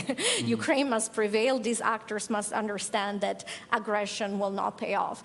In addition, we are, and you will have heard this, I think, throughout the day, in the midst of the largest reinforcement of our deterrence and defense posture in generations. This is part and parcel of how you communicate, resolve, and credibility to these adversaries, because I don't think we must be naive. The main language that Putin understands is power. Yep. And we need to be, and that's why we have such a key task to rebuild and re-energize our defense industrial base and our military instruments of power. So we're doing that. We're also working on resiliency of our infrastructure, supply chains, of our societal and democratic institutions. All of this is so that we are better placed to respond to these coercive hybrid tactics by these authoritarian actors. And we're doing that not alone. We're doing that as an alliance of 32, but we're doing that more and more with our partners. And it's not a coincidence that tomorrow there will be a session with our partners from the Indo-Pacific, Australia, Japan, the Republic of Korea, and New Zealand. Again, this is what transatlantic and Indo-Pacific solidarity looks like, not just in supporting Ukraine, but in pushing back against authoritarian aggression. And of course, we also have multiple partnerships in the rest of the world, working with countries that are interested in cooperating with us on issues like counter-disinformation, countering hybrid threats. So there is a lot that we are doing. I'm looking forward to hearing what more we can do, but I think we always have to start with recognizing that we recognize the reality, we're responding and adapting to it, and possibly, again, I'm going to be boring, but the most important thing we can do today is ensure Ukraine prevails as a sovereign independent country. That is the lesson that we want to send to Beijing, to Moscow, to Pyongyang, and to Tehran. I couldn't agree more. Yeah. Thank you. Thanks. Absolutely agree. John, anything to add? I think there are any number of ways in which the actions of countries like Iran and North Korea threaten the interests of countries like Russia and China, and we can find ways to cooperate on what we can cooperate on to constrain the bad things that Iran is doing. For example, Red Sea security affects China in a pretty profound way because so much of Chinese trade passes through the Red Sea and through the Suez Canal. China cares a lot about Egypt, and China has a lot of investment in Egypt, and Suez Canal tolls, which are a huge source of revenue for the Egyptian government, are down 50% since the beginning of the year. I think there is a case that can be made that China should be playing a more constructive role, not to help some broader international alliance, not to join, not to bolster the United States, but to advance Chinese interests and call out China for not doing it, to call out China when it does the right thing. I think, say, on the Iran nuclear issue, we had support from Russia and China for the JCPOA. I think there are ways to make it about less than global hegemony and more about these countries' interests, and just be clear about you're hurting yourself, you're hurting everybody, you could play a role, be responsible. And I think that there are ways that Europe can work with the United States to make clear to Russia and China that there are rewards for doing the right thing and costs for doing the wrong thing. And we should find ways to, again, you don't have to agree on everything, but there are some things, they're not in anybody's interest, or they're certainly not in Russia's interest, or certainly not in China's. When energy costs go up, that's good for Russia. It's really bad for China. Yeah, I agree that, I mean, the fundamental way to approach this, at least when it relates to China, is not trying to create wedges between these countries, because I don't think that that's going to work, but to basically change China's calculus such that they start to understand that their interests are going to be better achieved not by aligning themselves with countries that start and lose wars. And I think that that's, and that they're not going to get to this position of centrality in the global system and be perceived as a responsible player by doing this. The problem at this moment, as we kind of have said already, is that China at this point is making these decisions in terms of its support for some of these countries and its position on things such as Iran's support for the Houthis, based, I think, more around what might hurt the United States and hurt NATO, not so much what might be not convenient for Chinese interests, such as shipping through the Red Sea, right? We can talk about the extent to which China actually put pressure on Iran, but I'm betting it was pretty minimal. So, I mean, that I think is the challenge, is that we're not necessarily framing this, as the Chinese would say, in Cold War terms. It's China that is looking at the United States and is looking at NATO from through that lens, and how do we deal with things given that reality. Oh, we have a question. Great. Please share your name and your affiliation. Yes, hi, I'm Nick Locker from the Center for New American Security. Dave, I wanted to ask you a little bit about how China is viewing the deepening relationship between North Korea and Russia that we've been observing, really since the onset of the February 2022 invasion, with North Korea's military support for Russia's war against Ukraine, and then we did just see Vladimir Putin visit Pyongyang recently. So just I assume that this has some implications for China's outlook on the region more broadly, but I'd be curious to hear your thoughts on that. Thank you. Yeah, thank you. That's a great question. You know, as you know, I mean, China has long-standing relationship with North Korea. North Korea's only formal treaty ally going back to 1961. And I think, you know, when we look at how China views this burgeoning tightening between Russia and North Korea, as you mentioned, we have this meeting between Putin and Kim Jong-un in Pyongyang. They had a new announcement of a defense pact. I think on the whole, China is uneasy about this development between Russia and North Korea. I think there is a positive in the sense that obviously we've seen where there's indications that North Korean missiles and other support are going to Russia, and from China that's probably all to the good. But in terms of China's ability to have sway over North Korea in the determination and the decisions that it makes, that potentially gets diminished by Russia and North Korea deepening their ties.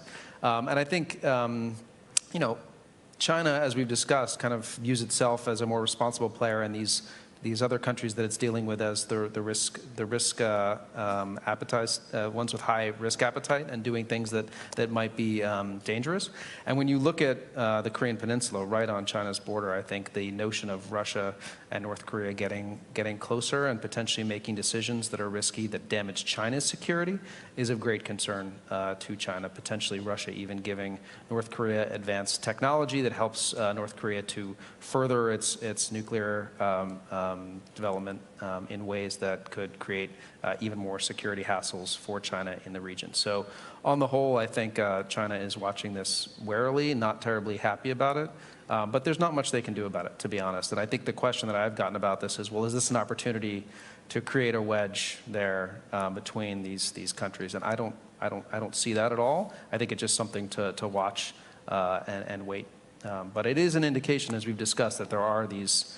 This is by no means a smooth relationship between these four countries that we've been talking about. No, I would agree that smooth is possibly not the word that comes to mind, but I think still the reality is that it is further along than what we would have, I think most analysts would have anticipated before 2022 and the beginning of Russia's war of aggression against Ukraine. And that also when we look at the DPRK-Russia relation.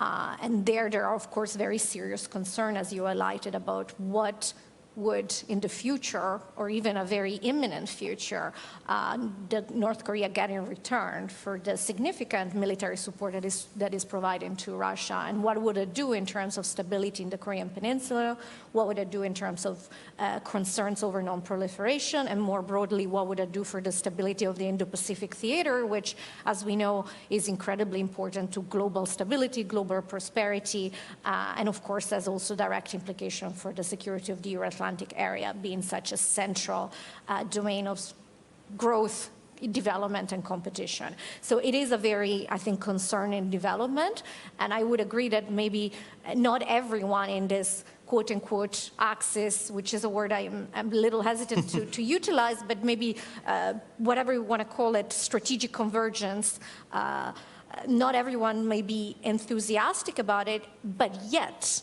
none of these actors is taking active steps to slow down the cooperation or undermine it or call it out in international fora or, frankly, support sanctions to North Korea. So I think that again, we see that despite the fact that there may be baked-in frictions and disagreements for the time being, the broader strategic direction of trying to undermine the United States, NATO, and its allies remains, I think, the dominant consideration. That's something that we need to take on board and reflect upon and adjust our posture and actions accordingly. But, of course, it's something that we need to keep a close watch on. Yeah. John, anything to add in terms of the Iran-North Korea relationship and how you think that is developing or not, or where's the kind of runway for that to kind of become? Well, they talk to each other, and a former Iranian foreign minister was gleefully telling me about the advice he got from the North Korean foreign minister about the Trump administration, which is only deal with the president, don't deal with his aides. So I think there's a lot of conversation. I think there's conversation probably on some of the nuclear issues. I don't think there's a lot of trust and mutual respect, but these countries don't have a lot of options. Yeah. There aren't a lot of people who will talk to them. And I think that they do think there are things they can learn, and they are in contact. You have a question here? Yeah, please. Hello, my name is Julia Jamila Werner from Germany. I'm the co-founder of the Transatlantic Student Initiative. In Iran, there's just recently been an election, and economic ties to Russia, for example, also China, are flourishing, also when it comes to European partners. Do you think that NATO and its allies has really understood the impact of the alliance we're talking about when it comes to the war in Ukraine, for example, or are we still a bit too easy with that? If I may repeat the question back to you so I can make sure I understood. Your question is whether we have fully grasped the dynamic, the scope and scale, the scale and scope of the relationship between these four countries and how far it has gone. Exactly that, or are we too naive? That's always a good question because it's really good to check our assumptions, and we may in the past have been that way. But I would say that as today, and you will see it this week in the discussions that the NATO leaders are having at this summit, I think we're clear-eyed about the fact that this relationship is incredibly worrisome, that there is a strategic alignment, that there are concerted actions. And again, we put this principle was already identified in 2022 when we had the strategic concept, but I think we're taking a hard look at how much faster than anticipated and closer that relationship has become, not least over the last year because of the Chinese decision to go all in when it comes to the provision of dual-use goods that enable Russia's war of aggression. So I don't think there is a naivete. I think we're clear-eyed about it as an alliance, and I think you will hear leaders making statements to that effect. How do you describe then, or how do you explain some actors such as Germany, for example, still having those good economic relationships?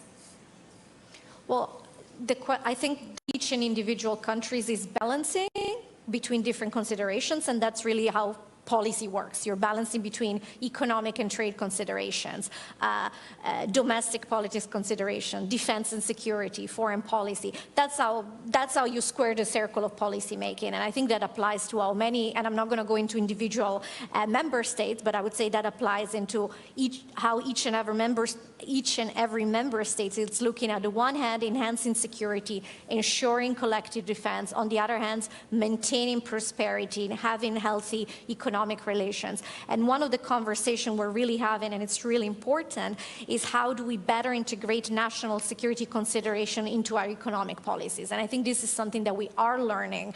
We learned it the hard way, to be honest, after Russia began its war of aggression against Ukraine, because we learned what it meant to have a one-sided strategic dependency on Russian oil and gas. And I would very much say that it is in our absolute vital interest to make sure we do not repeat that mistake and have similar dependencies on other assertive authoritarian actors.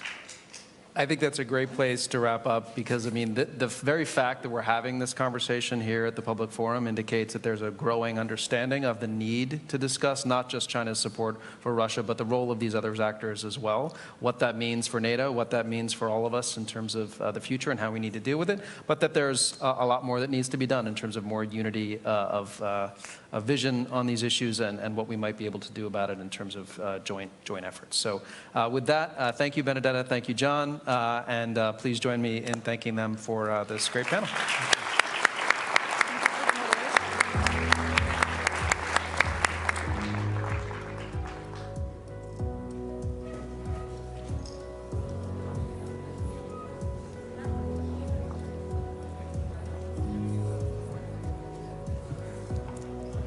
What a brilliant panel discussion. Thank you to our panelists. We talk so much about Ukraine and how NATO member nations can provide assistance to Ukraine right now, but it's always helpful to look at the future and take a step back and look at what it's going to look like 5 years out, 10 years out. And looking at the relationship between Russia, China, North Korea, and Iran is crucial to that conversation. And the panel touched on such an important point that China's willingness to back Russia and enable its war in Ukraine is allowing Russia to continue its war of choice against Ukraine. And they discussed as well North Korea and the burgeoning relationship between North Korea and Russia, which the White House has raised alarm about in terms of whether there are expectations from North Korea to receive additional military assistance from Russia as well. So thank you to the panel. For the next portion of the agenda, we will have 2 concurrent sessions. The first session, Nuclear Checkup, will take place in Salon 12. And the second, a conversation on NATO Looks South, a perspective on strategy and partnership. The salon will take place in the other salon, I believe it's Salon 10, but please check with any of our audience members on the way out. The salon is located on this floor, down the hall and to the right. Please proceed to the breakout if it interests you in an orderly and timely manner so our next sessions can begin shortly. Before the next session starts, we will take a poll and answer the question, what is the most pressing challenge to global security today? So start thinking about it, but in order to vote, go to the polling function in your app, if you have the app, and select your response. Soon we'll have some results to share with you. If you're on the live stream, press Slido to access the poll. So we'll wait a minute while the results are coming in. And I'd like to take a step back and bring us through a moment of reflection of our day so far. We're on the sidelines, obviously, of the summit where world leaders are discussing the same critical issues that we have heard so many world leaders discuss today. And we've gotten a front row seat to those discussions. We've heard a resounding round of support for Ukraine from the foreign ministers of Poland and Lithuania. Ukraine must win. We've done this before. We can do it again. And it sounds like a doubling down. We've also heard from UK's Defense Minister, John Healey, and he put a fine point on the stakes. If we don't stop Russia in Ukraine, Russia will not stop there. The stakes couldn't be higher, and so many members know that very deeply. We've also heard a similar message focused on Americans today. If the fight is not won in Ukraine, Americans may also face some further threats in the future. And we've even seen some acute threats in just the most recent days. Earlier this month, of course, commanders put bases on high alert, a very rare case linked to threats that might come to harm service members and their family and facilities. And it's been reported that's due to Russian-backed plots of sabotage and attacks targeting US military personnel and facilities. This is already, of course, impacting Americans. And here's the thing. We've heard a number of esteemed guests talk about how we are in a changed environment 2.5 years into this after Russia re-invaded Ukraine. Russia's changed, Ukraine has changed. And Lithuania's foreign minister put a very intriguing point out on the stage today. He signaled all of the hybrid sort of gray zone operations we see Russia do, from attacks to arson attacks to cyber attacks and other operations, might not be appropriate to be called hybrid operations anymore because it's clear they're terrorist attacks. And so we continue to see Russia pushing the envelope against the grain, and the alliance will continue to have to deal with that moving forward. So in the meantime, we now have our results coming in. It looks like they're still coming in live a little bit, but it looks like the most pressing challenge many people feel is, okay, we've got military actions by Russia at the top. However, the erosion of democracy is a close second, 6% behind here. And with that, I think I will turn us to our next panel. Please join me in welcoming to the stage GMF trustee and Senior Vice President of Global Public Policy at the Boeing Company, Steve Began, who will moderate a conversation on the perspective of NATO's southern states. Thank you.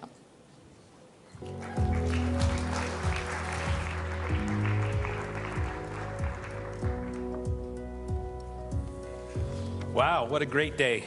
And thanks to all the organizers and to NATO Public Affairs for organizing such a great conversation.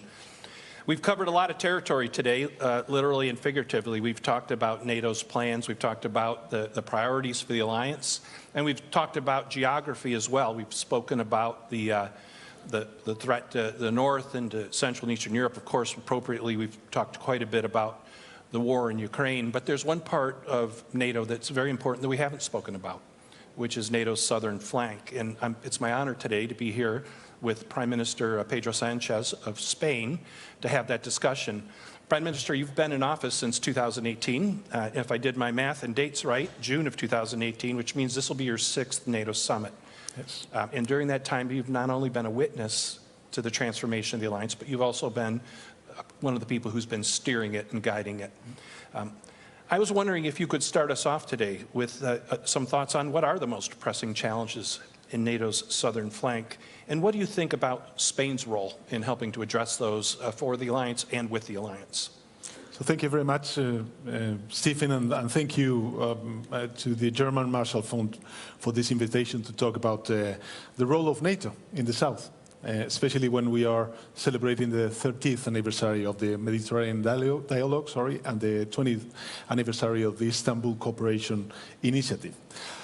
So the Middle East and North Africa, the Sahel, and the broader African continent have strategic importance for peace and prosperity in the Euro-Atlantic region. Likewise, our alliance can do a lot to reinforce security and stability in our southern neighborhood. Spain is one of the allies that is closest to the south, not only geographically, but also in the intensity of our political, economic, and human links to the region. We have always understood that our well-being depends on that of our southern neighborhoods. Today, after 2 years of preparatory work, we have adopted, and this is good news, an action plan to strengthen our approach to the south. This is, as I said, excellent news. For the first time, the alliance will have a comprehensive, detailed, and practical roadmap to work with our southern partners. So let me first highlight why instability in the southern neighborhood is a threat to NATO allies. To start, our adversaries do not hesitate to use instability in NATO's eastern and southern neighborhood against us. They work with non-state actors to amplify terrorism, maritime insecurity, or the consequences of climate change. Their goal is to weaken Euro-Atlantic security by creating a crescent of instability around us. In the process, they harm human and state security in our neighboring countries, who are the first direct victims of these destabilizing tactics. Dozens of women, men, and children are killed in raids of Russian mercenaries in Sahel villages, and thousands more are forcibly displaced trying to escape. Furthermore, Russia is developing links between stability in the east and the south through human trafficking organizations, terrorist networks, or coordinate disinformation campaigns against NATO in many African and Middle East countries. Thousands of people drown in the Atlantic and the Mediterranean after falling in the hands of human trafficking networks. Irregular border crossing originating in Africa into Poland are increasing dramatically. Who is helping these criminal networks and why? The human cost of these hybrid tactics is dramatic. NATO, I believe, must therefore have a comprehensive strategy to promote stability and good governance in the South. To work with our partners for strong security and defense institutions on capacity building with practical cooperation measures, and doing all of this based on mutual respect. This is where our new action plan comes in. First, through this action plan, we will invest in more political dialogue and more hands-on cooperation. NATO's political dialogue with our southern partners must reflect this spirit of friendship, mutual respect, and mutual benefit. NATO has to be more present in the south. We already have a regional center in Kuwait, and we hope to have a liaison office in Amman soon. Second, we will work more with international organizations. The African Union, where we have a liaison office, the Gulf Cooperation Council, the Arab League, are very important interlocutors and partners for NATO. With our support, they can be effective in areas that are essential for regional security. For example, initiatives to curb the spread of light and small weapons are crucial to end the insecurity that plagues the daily lives of millions of peoples in the South. NATO should particularly coordinate its actions with the European Union. I think this is very important. This is instrumental, especially now that both organizations have adopted comprehensive approaches with their southern neighborhood. And third, NATO is ready to work with its southern partners on critical issues such as terrorism, climate change, maritime security, or resilience. So let me finish, Stefan, by highlighting that the endorsement of this action plan is a big step for NATO. It's a real big step for NATO. And we particularly welcome the appointment of a special representative for the South. But this is not the end of the roadmap. Implementation in years to come will be key. In this difficult endeavor, you will always find the staunch commitment and support of my country. Spain is already working on many of these fields with our southern partners, and we are ready to scale up our efforts in the context of NATO cooperation. So thank you very much for your attention, and happy to exchange some views on this with you. Great. Well, thank you, Prime Minister, and congratulations on the action plan. I know Spain provided the leadership and the heft to get that through the alliance, and you know, in another year, it might have been seen as one of the centerpieces of the summit. But for what's happening in the East, what's happened since Russia's invasion of Ukraine, the full-scale war in 2022. But in the shadow of all that concerns us to the East, there's also a war happening in the South, as we all know.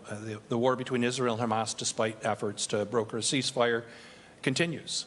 And I was wondering if you could share your thoughts on where this conflict is headed, and what are the implications for NATO South? You ticked off some of the challenges that the southern flank of NATO face, the refugee flows and so on, terrorism. You know, where do you see this going, and what are the implications for NATO? Well, I believe that the implications are, you know, very difficult for all of us, for NATO, and of course for all the countries in the region, in the Mediterranean, and of course the Middle East. But I think this is a global challenge for all countries. As you know, Spain and other countries in Europe, we took that step to recognize the state of Palestine because we believe that we need to give a political horizon to the people in the region, especially in Palestine, a political horizon to create the conditions for a new state that could coexist in peaceful and with security with their neighbors, especially with Israel. So I would like to acknowledge the efforts that President Biden has been taking since the beginning of the war regarding different aspects. The first one is the release of the hostages. The second is in the beginning to support Israel in its fight against Hamas. We of course condemned the terrorist attacks to Israel perpetrated by Hamas. But on the other hand, we understand that we need to create the conditions for an immediate and urgent ceasefire. Why? Because first of all, we need to avoid any risk of escalation, and there's a real risk of escalation to Lebanon. Second, because we need to stop this terrible humanitarian crisis that the Palestinians are suffering, not only in Gaza, but also in the West Bank. And last but not least, because it will be important to convene a peace conference, an international peace conference, to create the conditions for what I said in the beginning of my speech, the two-state solution, and to create that political horizon for the people in Palestine. So I think that we need, of course, that political effort. We need also to understand that UN resolutions from the Security Council are binding, and that last UN resolution led by the US administration stated crystal clear that we need a permanent ceasefire in order to stop this terrible war and focus on the humanitarian catastrophe that we are witnessing through the international media. So, of course, I think that this is going to be one of the challenges of the southern flank that we need to face and address from our NATO organization. And we will do our utmost to create those conditions and not to be again prisoners, I would say, of a new cycle of violence in the Middle East in the years to come. I think that this is enough. There's a lot of suffering on the ground, and we need to create those political conditions to avoid any risk of escalation and, of course, a new cycle of violence in the future. Well, I hate to jump from one gloomy environment to another, but there's another part of Europe as well that's suffering terrible violence and bloodshed right now, the brutal war that Russia is waging against Ukraine as Ukraine fights for its own independence. One of the things that we've talked about here during the course of the day with other leaders is the bridge to NATO membership that the summit is agreeing to today. I was wondering if you could kind of give us your take, the view from Spain, which is a long way away from Ukraine. What is your take on the bridge to NATO membership for Ukraine, and what do you see as the opportunities and challenges along the way? So we actually have, Stefan, in Spain more than 200,000 refugees coming from Ukraine, even though, of course, we have this long distance. And I can tell you by that large number, the majority of the Spaniards, they support our efforts regarding Ukraine, and because we understand what is at stake. It's not only the defense of the territorial integrity, the freedom, the right to exist of a nation, but also the respect of a world ruled by clear, let's say, principles, and this is also what we are defending: democracy, freedom, and the right to exist of a country such as Ukraine.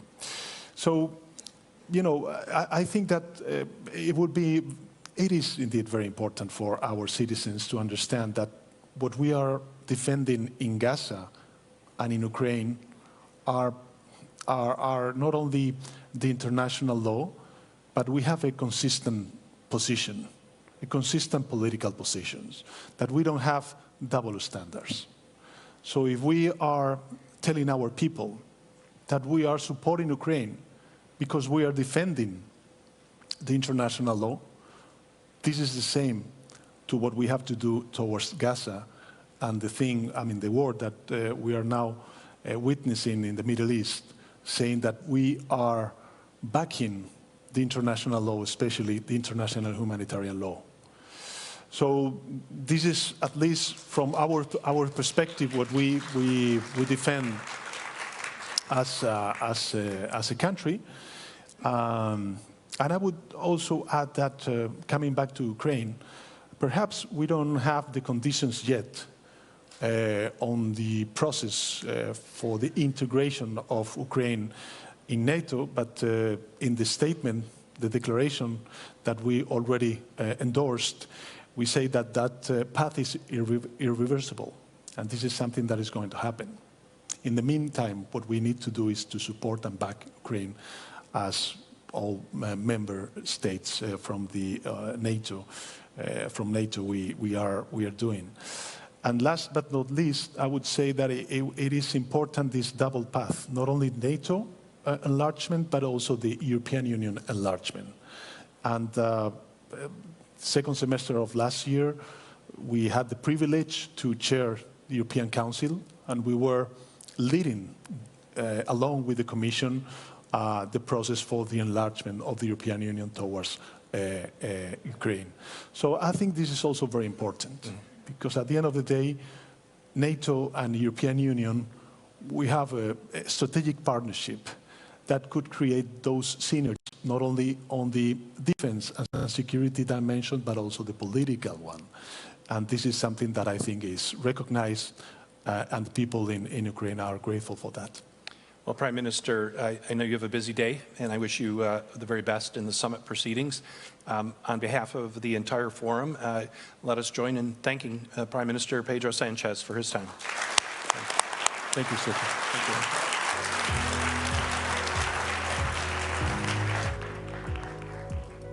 Thank you, Prime Minister Sanchez, for that insightful perspective on NATO's strategy and partnerships in the South.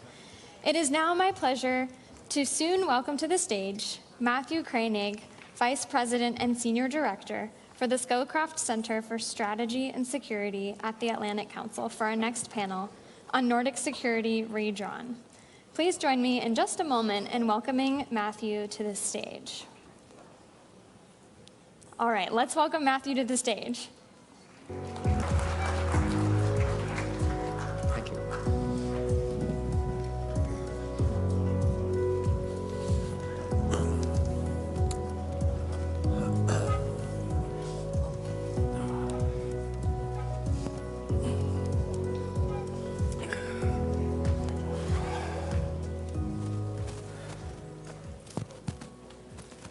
Well, good afternoon. I'm pleased to welcome you to this discussion on Nordic security redrawn. As you've just heard, my name is Matthew Koenig. I'm Vice President and Senior Director of the Atlantic Council's Scowcroft Center for Strategy and Security. As we all know, NATO has 2 new members, Finland and Sweden, bringing the NATO alliance to 32 countries. It also means that now every Arctic country except for Russia is a member of NATO. So to dive into some of the challenges and opportunities presented by this new Nordic security landscape, I'm honored to introduce some distinguished panelists. So starting all the way at the end here, we have Minister of Defense of the Republic of Finland, Antti Hakonen. Welcome. Next, we have Minister of Defense of Norway, Born Arild Gram. Welcome.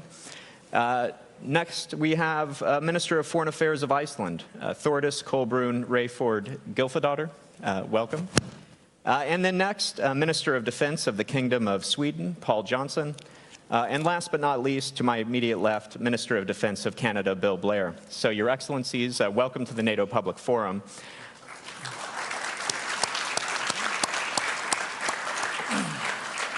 And we have 5 ministers and only about 35 minutes, so I think we want to jump into it.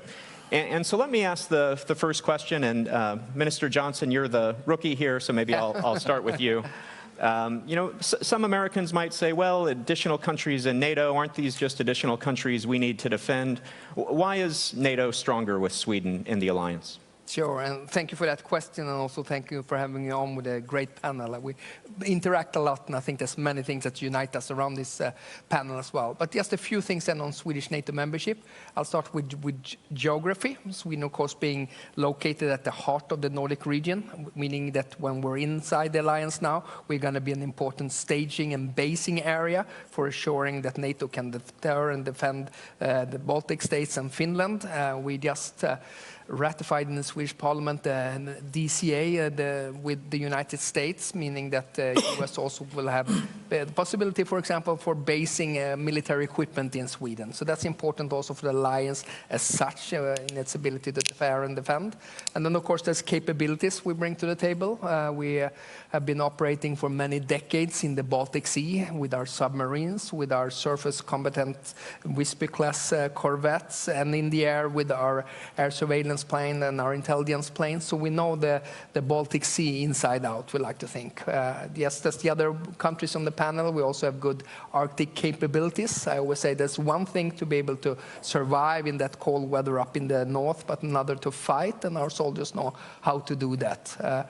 We also, for being a smaller country, we have a quite strong defense industrial base. There's no other country in the world 10 million who can produce fighter aircraft, submarines, advanced surface combatant artillery systems, and IFSWs. And we score quite well on innovation, both military innovation and civil innovation. So we are also enthusiastic about joining Diana and the NATO investment fund as well. So that are a few things that we can bring to the table. And in the end, I think Sweden is safer and NATO is stronger by having us inside. Many impressive strengths indeed. And let's go to Finland next. And Minister Hakkinen, same question to you. Why is NATO stronger with Finland as a member? Well, I think that when there's a situation that the most of the democracies belong to NATO, NATO is stronger in that case. That's why that's the one point. Like we see that the world is dividing to autocrat countries, and they are playing even stronger together, and that's why democracies must play also together. That's the main big issue. But what Finland brings to NATO. For example, we have decades built our own defense. Neighboring Russia, we have thought that we have to manage by ourselves. That's why we have almost, I think, the highest number of will to defend the country, over 80%. And 90% of our people also say that they are willing to defend NATO allies. Now, this is the recent newest poll. We have a large reservist army. We have almost 900,000 citizens who are military trained, wartime strength almost 300,000.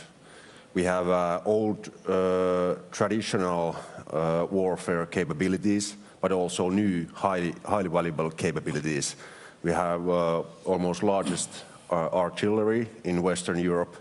We have kind of been prepared for that kind of conventional warfare what Russia is now waging in Ukraine. Because we have true intelligence, watch it really closely what Russia is doing. That's why, end of the Cold War, we didn't let our guards down. We kept our large reservist army, large artillery, large land forces.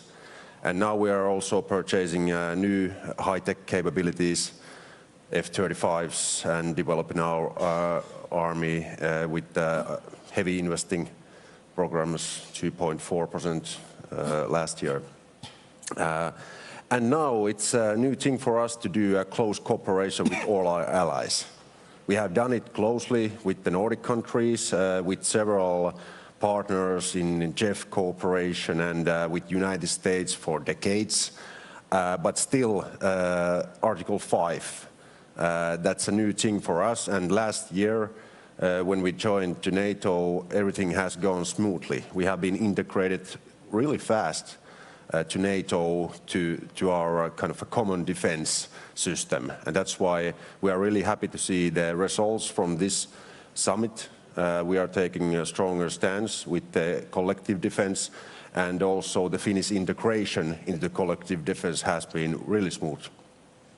Wonderful, thanks very much. And I should note that you're going to have to leave us a little bit early, so if he walks off stage, I didn't offend him, he has somewhere else to be. But Minister Graham, let's maybe come up to you next. A lot of focus on NATO's eastern flank, the war in Ukraine for obvious reasons.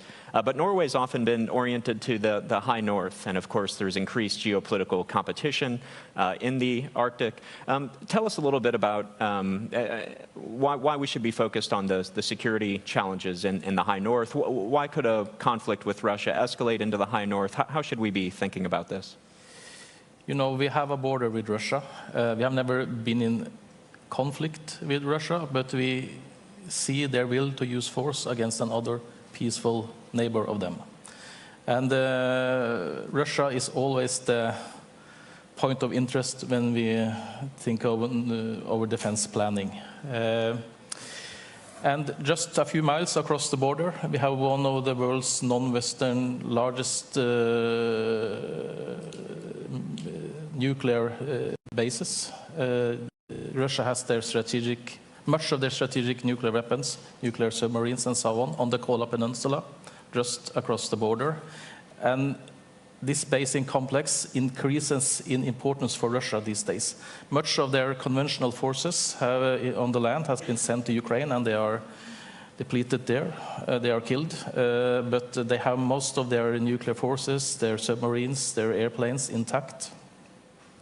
And with the difficulties they face in the Black Sea with their naval forces, the Baltic Sea is more of a NATO lake, you could say. Then the Northern Fleet and their basing in the Kola Peninsula is even more important for them. They, of course, want to defend and protect these capabilities. So it's, for us, it's very important to have situational awareness, to have presence in the High North, follow the activity. This was also a very important part. We had just presented our and had a unanimous support in Parliament for our new long-term defense plan. Increasing the situational awareness when it comes to the space domain, to maritime surveillance, the intelligence, to being more present with the naval forces and so on. I think this is a very important part of the deterrence. We want predictability and stability in the High North. We welcome more allied activity also in the High North. At the same time, we want to calibrate this and as I said, have a stability and predictability. So this is important for us. We also watch closely what kind of development we see with the Russian and Chinese cooperation in the High North. We have Chinese researchers on the Svalbard Islands, the far north. So we have to watch this closely. But can I also say, because you asked the importance of Sweden and Finland joining NATO, I think this is a huge thing for us as well. Of course, for Sweden and Finland, this is a huge step. I mean, Sweden, more than 200 years as neutral or alliance-free. But also for us, this is a huge development. You know, being able to see all the Nordic geography, the whole of the Scandinavian peninsula, when it comes to defense planning, to operational cooperation. We have been used to be, for the first time, we have a border with a land border with a NATO ally. That was when Finland joined last year. Trusted ally. and now we have this Nordic defense cooperation. We see so many possibilities in all domains, in all areas, when it comes to defense planning and defense capabilities. So this really opens a new world, and it happened really. There were some hiccups when it came to the ratification process, but still it happened really fast. So we don't have all the answers yet, but we see there is a lot of possibilities to strengthen the northern part of the alliance. Great. Minister Gylfadóttir, let's come to you next. And Iceland is a unique and special country in many ways. One of the ways it's unique is that it doesn't have standing armed forces. So given that, how does Iceland contribute to NATO's security? Yes, thank you. I need 2 mics for some reason. I'm sorry. First of all, Iceland is a founding member of NATO, 1 out of 12, and our contribution is partly, literally our strategic location, being in the middle of Europe and North America. Our presence and us being a member of NATO is, of course, a cornerstone of our national security policy, and it has been for all these decades, 75 years, but it's also a contribution to the region. We have radar stations around the island, which feeds NATO information 24/7. We have Keflavik Air Base, where, of course, the United States was there up until 2006. We took it over. We have host nation support.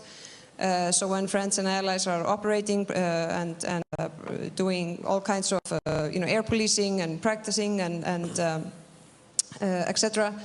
And we have from the US submarine surveillance, which again, with the increased capable of mobility from Iceland, it's not only a question whether it makes us safer in Iceland, but what does it mean for the region? What's our contribution in that regard?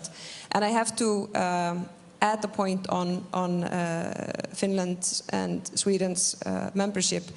It truly it truly matters tremendously, both, of course, for Sweden and Finland, but also for the region. And not only the Nordics, the same goes with the Baltic states, the region itself, and for NATO. And of course, what these countries bring to the table, I mean, it's tremendous. And that's why it has gone smoothly, because of course we've been close partners and the integration has been very strong, but also as countries, because NATO is not only about tanks and weapons. It was founded to cherish and protect democracy, individual freedoms, and the rule of law. And to have two members, that rank the highest in that regard, with such a big, huge resilience and strong societies, that really makes NATO stronger, without a doubt. Wonderful. Well, Minister Blair, let's continue on this theme with you. And so how does Finland and Sweden joining the alliance change the Nordic security situation? It makes the Baltic Sea a NATO lake, but closer to home for Canada, it means that now all Arctic countries other than Russia are NATO members. How does that change the situation when it comes to Arctic security? I believe it's hugely beneficial. And frankly, it has brought to my country a renewed focus on some of our responsibilities. And for the last 150 years and plus, my country has been blessed by extraordinary geography. We're surrounded by 3 oceans, one of which has been mostly frozen. We also live next door to a great superpower, a benign and supportive ally and friend.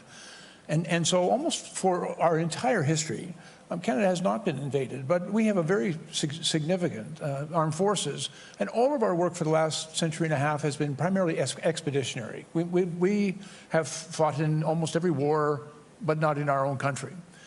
But there's been an acknowledgement. The world has changed, and I think we've seen certain evidence of that with Russia's illegal invasion of Ukraine, but we're also seeing through such impacts of new technologies, and in particular with climate change.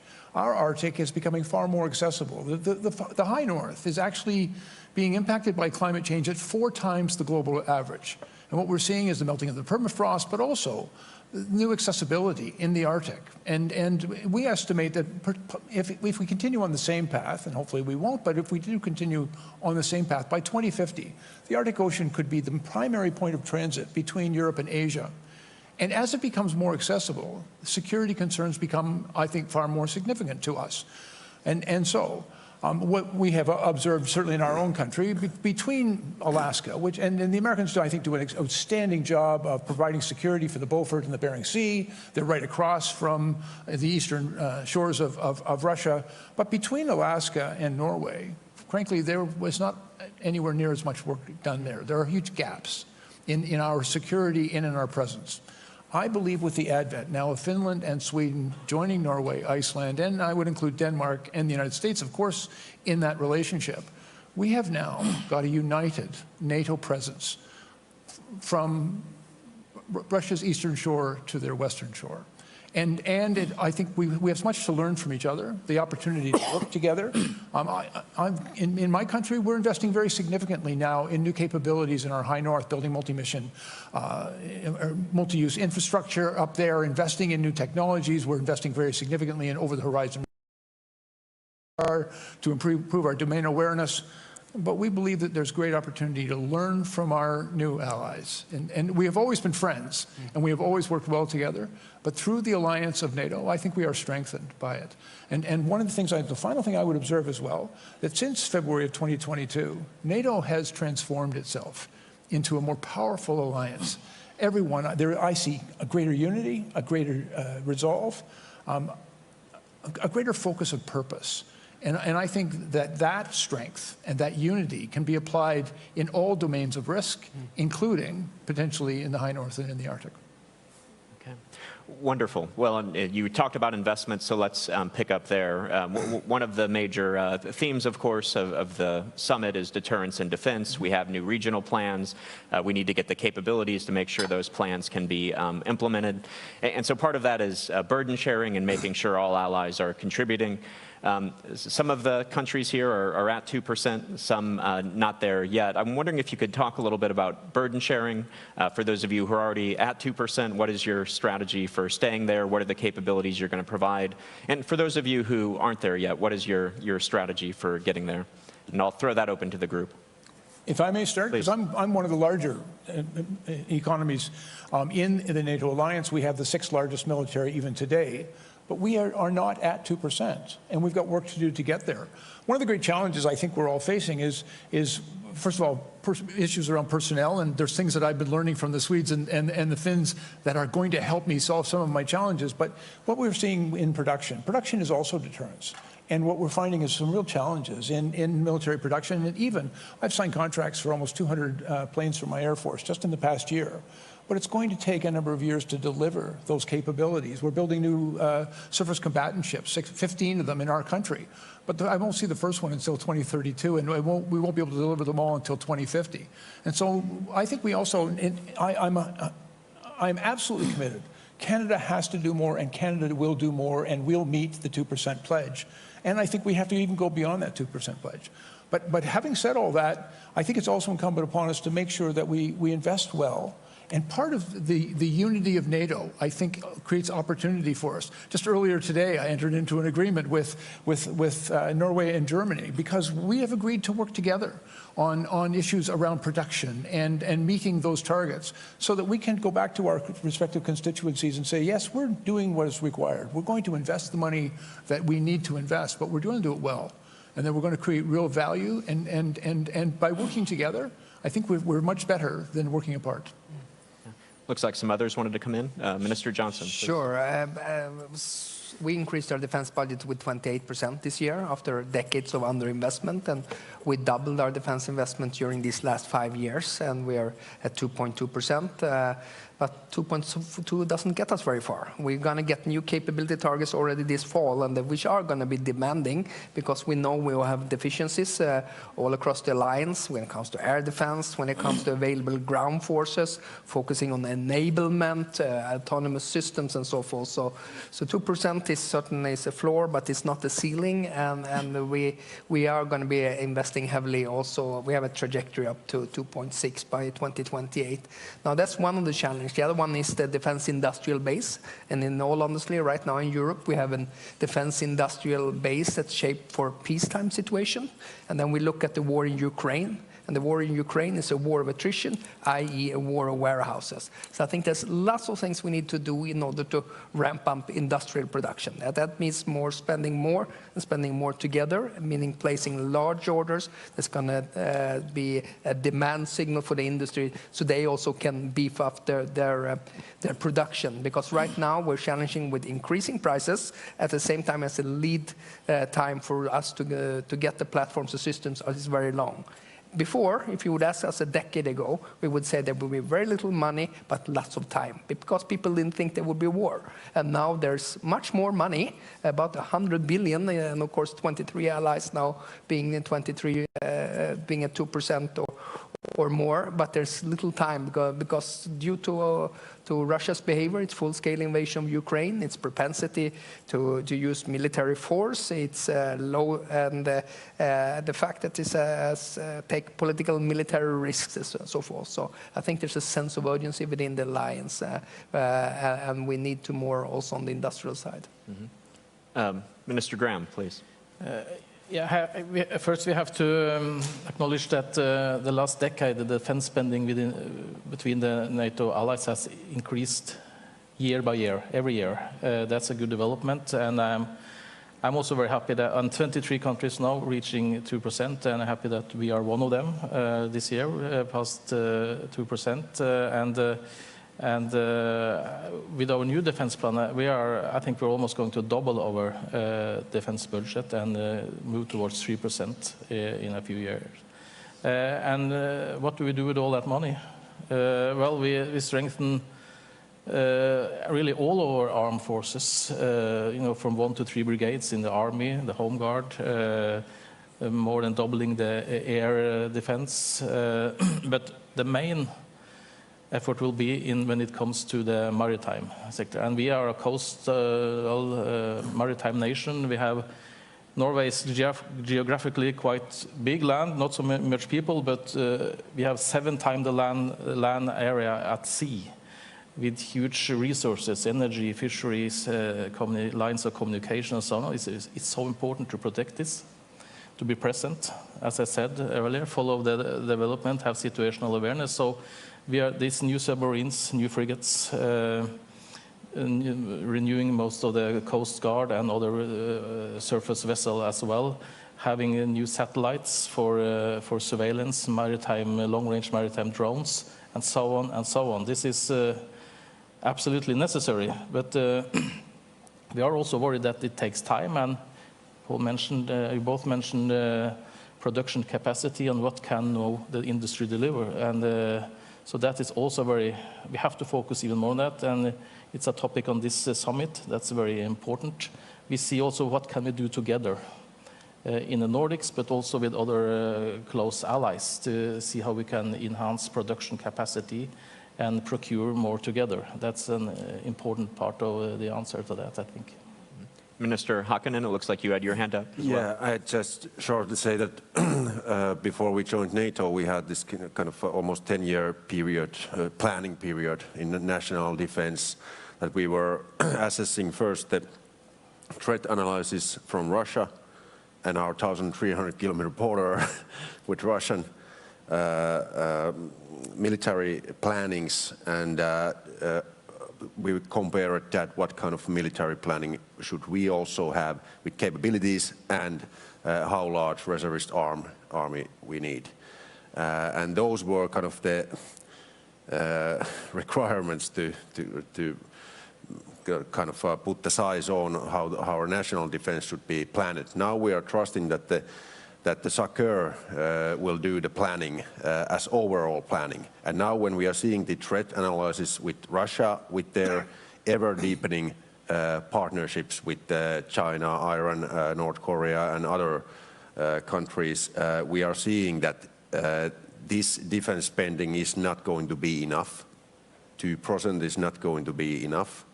Like Paul said, it's going to be a floor, but where's the ceiling? I don't know. During the Cold War, it was 3 to 4% in Europe, the spending rate. Is it something like that? I don't want any news now, but it's much higher. If we are looking where the world is going, and do we want to keep our defense in good shape, but even the deterrence, which is even more important, that Russia is taking huge risks. And that's why the deterrence is also a big question. We know that even though we have invested heavily in our defense for decades, we need a lot of more money to build up these new capabilities, what comes from NATO also. But I think it's much more cheaper than to let them kind of off the list. That's why the Finnish people are trusting that the NATO capability targets are kind of planned wisely, and the money which we use to the NATO capability targets, it's wisely used money. And together we need a lot of these, what Paul and others said here, that joint procurements and cooperation with EU and cooperation with transatlantic industry. And there's a lot of good things going on now. Yeah. Well, you said the 2% may not be enough, and in fact I was talking to one defense official recently who said according to their internal calculations, to get the capabilities needed to implement the regional plans, it might take something more like 3.6% across the alliance to get there. So I think maybe we all have to do more, maybe even in the United States. Roger Wicker calling for a major increase in the US defense budget. So I think we all can do more.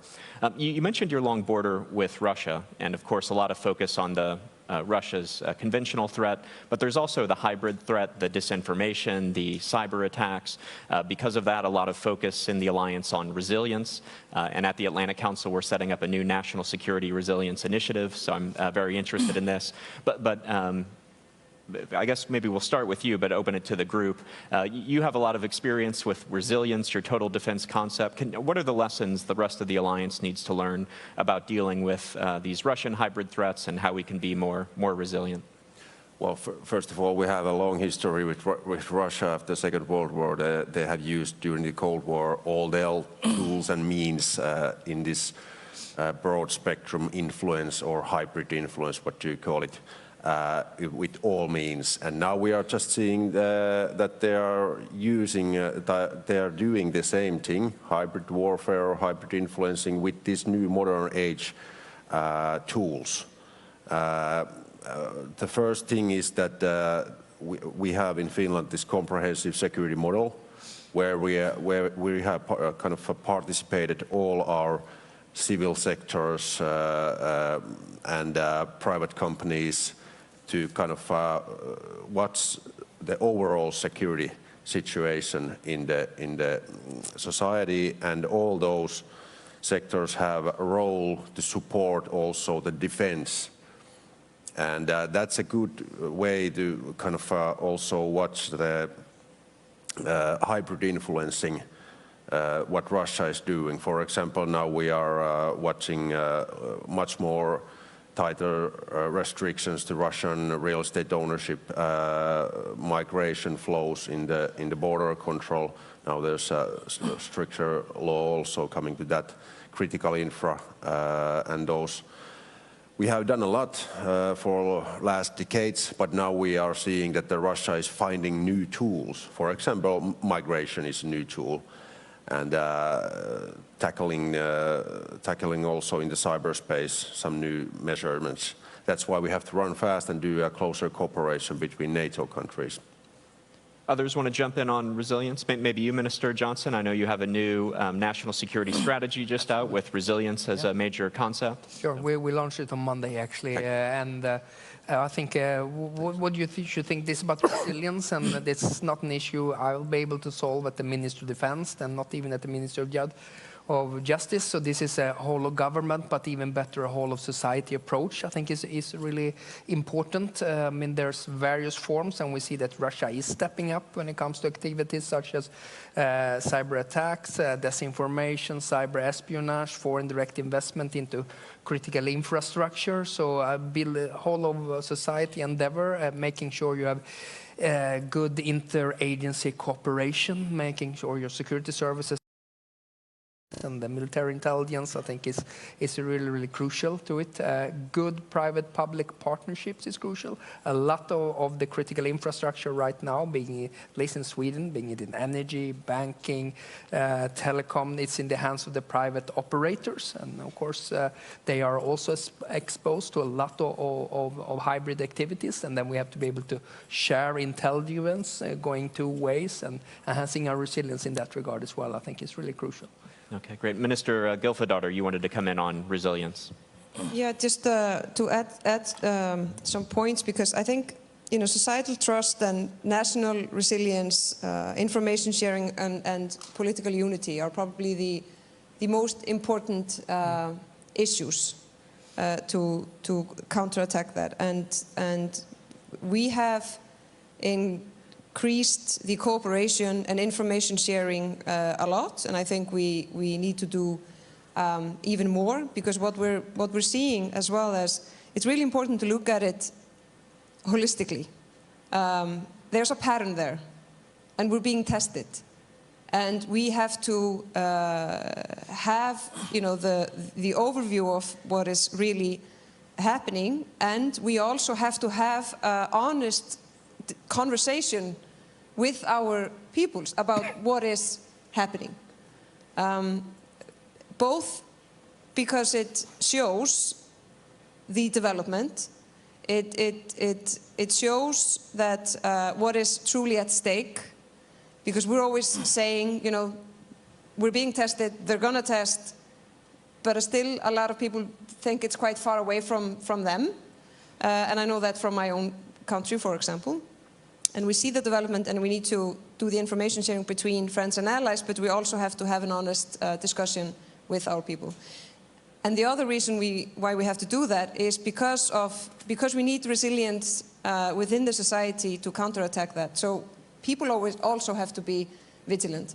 And we need, you know, we have misinformation, disinformation, and then, you know, way more serious hybrid warfare. But we need to be more on the same page, because it also takes time for individuals to digest new reality, which is darker than it was, and we're still moving in the wrong direction. So we have to take that seriously, but for us to do that, we also have to have an honest debate with the general public. Okay, great. Well, we're almost out of time, so maybe a final word to Minister Blair and Minister Graham. And what is the most important thing you think the audience should take away from this discussion? And you had your hand up first, and you also mentioned an interesting thing in the green room about some things you're doing in Canada. Don't know if you maybe want to share that with the group. Well, I think we're all doing some interesting things. Yeah. I'm hoping over the next few days that we'll be able to articulate for our colleagues a credible and verifiable path for Canada and the investments we have to make. I think one of the ways we're finding the smartest way to do that is through alliances. If I just may add just a small point to the last thing, because we've talked about hybrid warfare and asymmetrical warfare, and I think quite understandably at a NATO conference we're talking primarily about Russia, but we are noticing a very significant level of activity directed towards Western societies and Western democracies by the People's Republic of China. In many respects, it is more insidious and more threatening to us.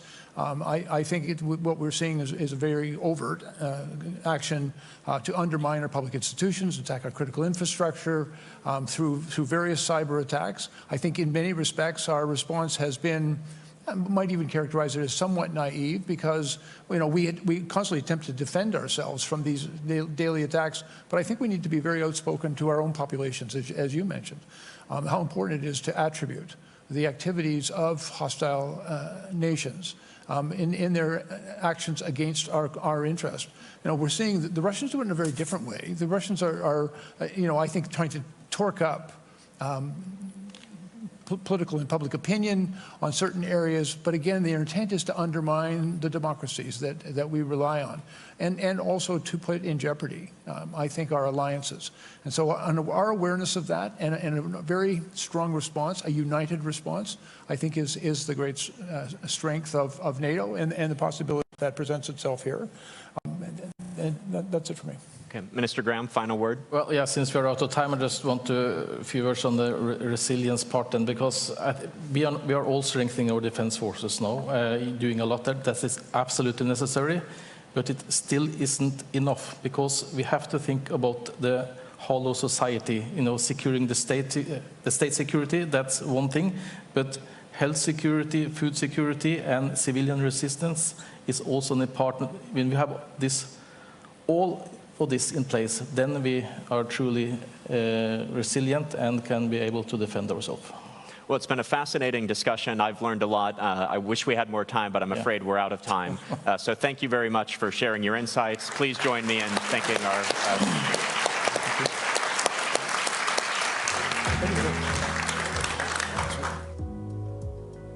Thank you for that very insightful perspective on Nordic security. Now, please allow some time for your colleagues to rejoin us here in the plenary room from the Nuclear Checkup Parallel Panel. We will resume our programming shortly. Please do not leave the room during a brief pause as colleagues join us. Thanks.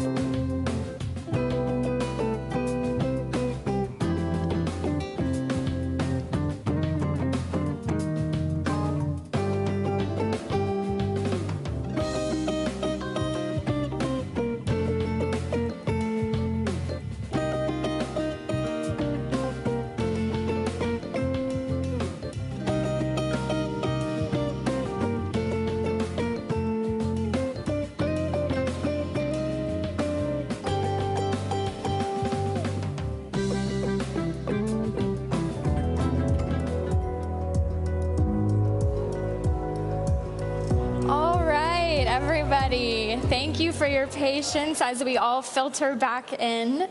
I want you to now please join me in welcoming Francesca Chambers of USA Today, who will be moderating our next panel on the legislative commitment to transatlantic security. Please welcome Francesca Chambers.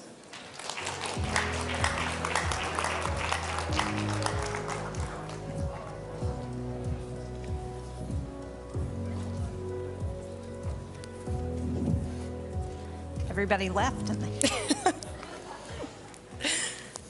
come back in. Well, I'm Francesca Chambers, White House correspondent for USA Today. I am thrilled to be leading this discussion between Senators Jeanne Shaheen and Thom Tillis. Thank you all for being here, and thank you for the invitation to speak at this forum, marking the 75th anniversary of the NATO alliance. As you may know, Senators Shaheen and Tillis are the co-chairs of the Senate NATO Observer Group, a bipartisan group that they reestablished in 2018 after more than a decade of inactivity. The topic of this panel is the legislative commitment to transatlantic security. And that is where we will begin, taking head-on the question on everyone's minds. Regardless of who wins the U.S. presidential election in November, how will you ensure that the United States remains a member of NATO and that it will uphold its Article 5 obligation to every member of the alliance, regardless of whether they spend 2% of their GDP on defense or not? Well, first of all, thank you. It's really nice to be here. Thank you to the Atlantic Council and to all of you in the audience for being here for this conversation. For those of you who have done this event in past years, you will know that Senator Tillis and I have now done this for 4 years in a row. We were in Brussels, Vilnius, Madrid, and now it's nice to be able to celebrate the 75th anniversary of NATO here in Washington, D.C. And I think that speaks to the strong bipartisan support that NATO has in the United States Senate and really in Congress. Earlier this week, I went to the NATO Parliamentary Assembly event in the House that had a number of members of Congress who were there in support of NATO. And as you're probably aware, in the last session of Congress, we changed the legislation to require approval by the Senate for any president who wanted to withdraw from NATO. So I think the support is ironclad. Yeah, and actually that clarifying legislation was just that. It already exists. This is a ratified treaty that has existed for 75 years. And the Article 5 commitment, the only time that we have had to mobilize under the Article 5 commitment was when our family of nations came to support the United States in Afghanistan in the war on terror. So, you know, we're in the political silly season here right now. And you have to deal with campaign rhetoric. But for that Congress would ever support the exit from the most successful, most important alliance that's ever existed is, quite frankly, rubbish. And I'll speak purely, at this point, from a Republican standpoint, and I think Jeanne would say the same thing for my Democratic colleagues. So, you know, at this point, we have to speak frankly about this. This is not a real threat. This is something that is used as a political device to create the fear and uncertainty and doubt. And I'm an elected official. I understand that. I don't know that I would ever use it. But let's just be very clear.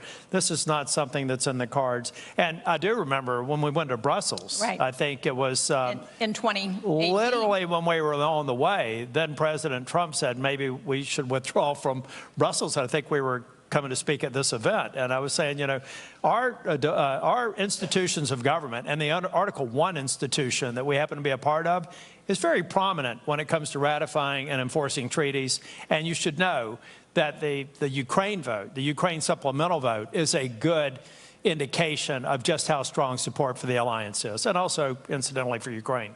Well, the prolonged debate over that Ukraine aid in Congress has called into question the legislative branch's commitment to protecting its European allies from Russia's military aggression. Secretary General Stoltenberg has asked allies to maintain their spending on Ukraine over the next year and pledged to contribute a collective $43 billion USD at minimum. Given the fierce debate in Congress, is that a commitment that the U.S. can realistically deliver on? I think that we have to. We have to go through it. I mean, if you think about when we entered that debate, many people thought that we were not going to be successful with the Ukraine supplemental. It got done. And I should also say that from a Republican perspective, we're well into the primary season. There's not a single Republican who has gone through a primary, who has lost, who voted for Ukraine supplemental, who's lost their primary.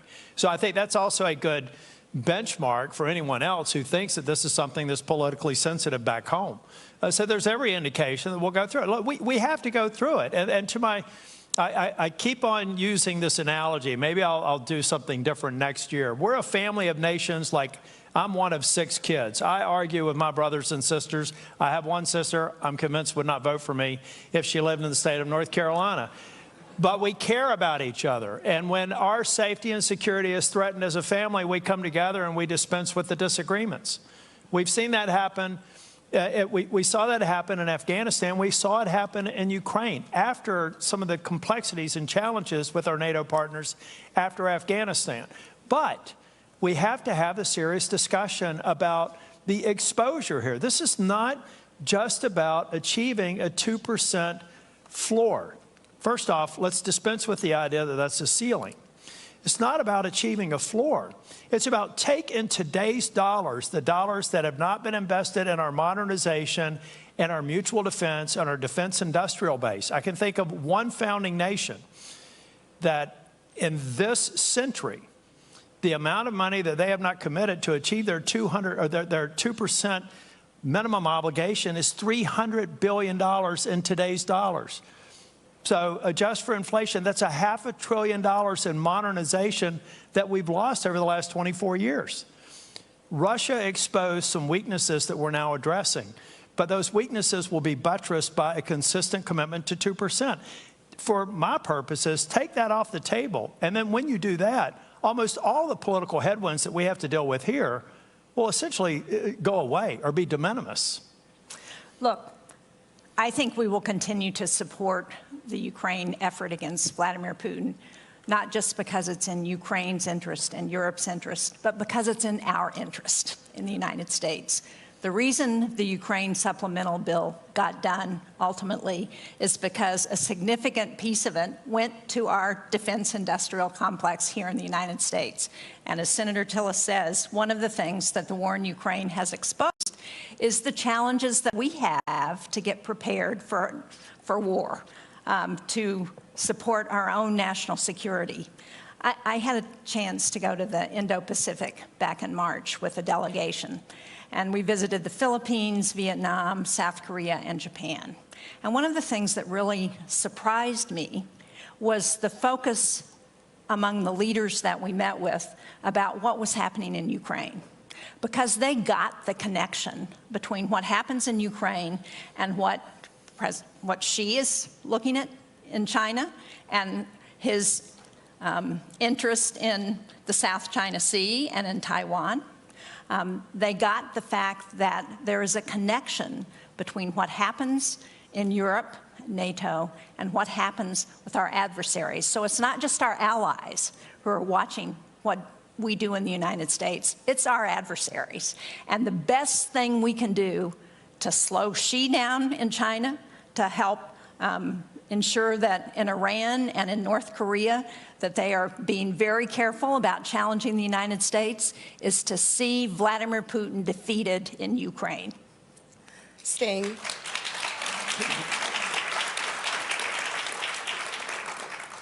on Ukraine, any future expansion of NATO would require Senate approval. Allies are poised to declare at this summit that Ukraine's inclusion in NATO is irreversible, provided that it makes the reforms that NATO allies are seeking. Does Ukraine's eventual inclusion in NATO have enough backing in the U.S. Senate for America to be able to agree to that? Well, I think that's not going to happen while they're in open conflict with Russia, while there's a war going on. But I think the the goal is to provide a bridge to NATO membership. That's part of what our security agreements have been about with the U.S. and Ukraine, and also some of the other bilateral security agreements. And obviously, as you point out, NATO is not just a defense military alliance, it's also an alliance of values, of shared values, democratic values. And so Ukraine needs to continue on its reform path to ensure that it can also comply with all of the values that are part of the NATO alliance. Yeah, I agree with Jean. I just think about, we moved fairly quickly to move forward with the accession votes in the United States, actually more quickly than historically with both Sweden and Finland. But going back to the family analogy, now we got 32 family members.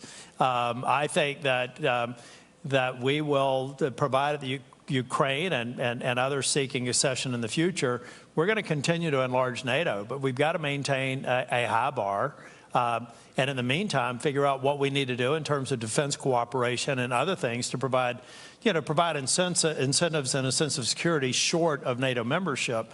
But I clearly see a future for Ukraine. Ukraine has demonstrated incredible. Let's go back and thank the Ukrainian people for their bravery, their adaptability, their innovation. I mean, this is an extraordinary country, a population of people and a parliament that is listening to us while they're fighting a war. When their capital city is being bombed, they're having committee hearings about the very reforms Jean referred to that they have to get into place to continue to make steps towards secession. That is extraordinary. So we should thank the Ukrainian leadership for addressing things that arguably maybe they should have addressed sooner, but we are where we are. And we should thank those on the battlefield for doing the courageous job that they're doing every day. Hear, hear.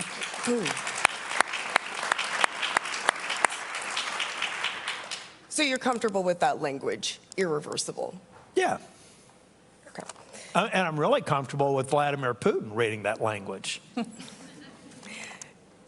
This NATO summit marks the 75th anniversary of the alliance, with cause for celebration among member nations, but it's also a chance for reflection. Change is afoot in Europe and the US, as we've discussed here today. Later this year, the organization will usher in a new Secretary General for the first time in a decade. What are the biggest threats to the alliance strength and relevance, politically and militarily?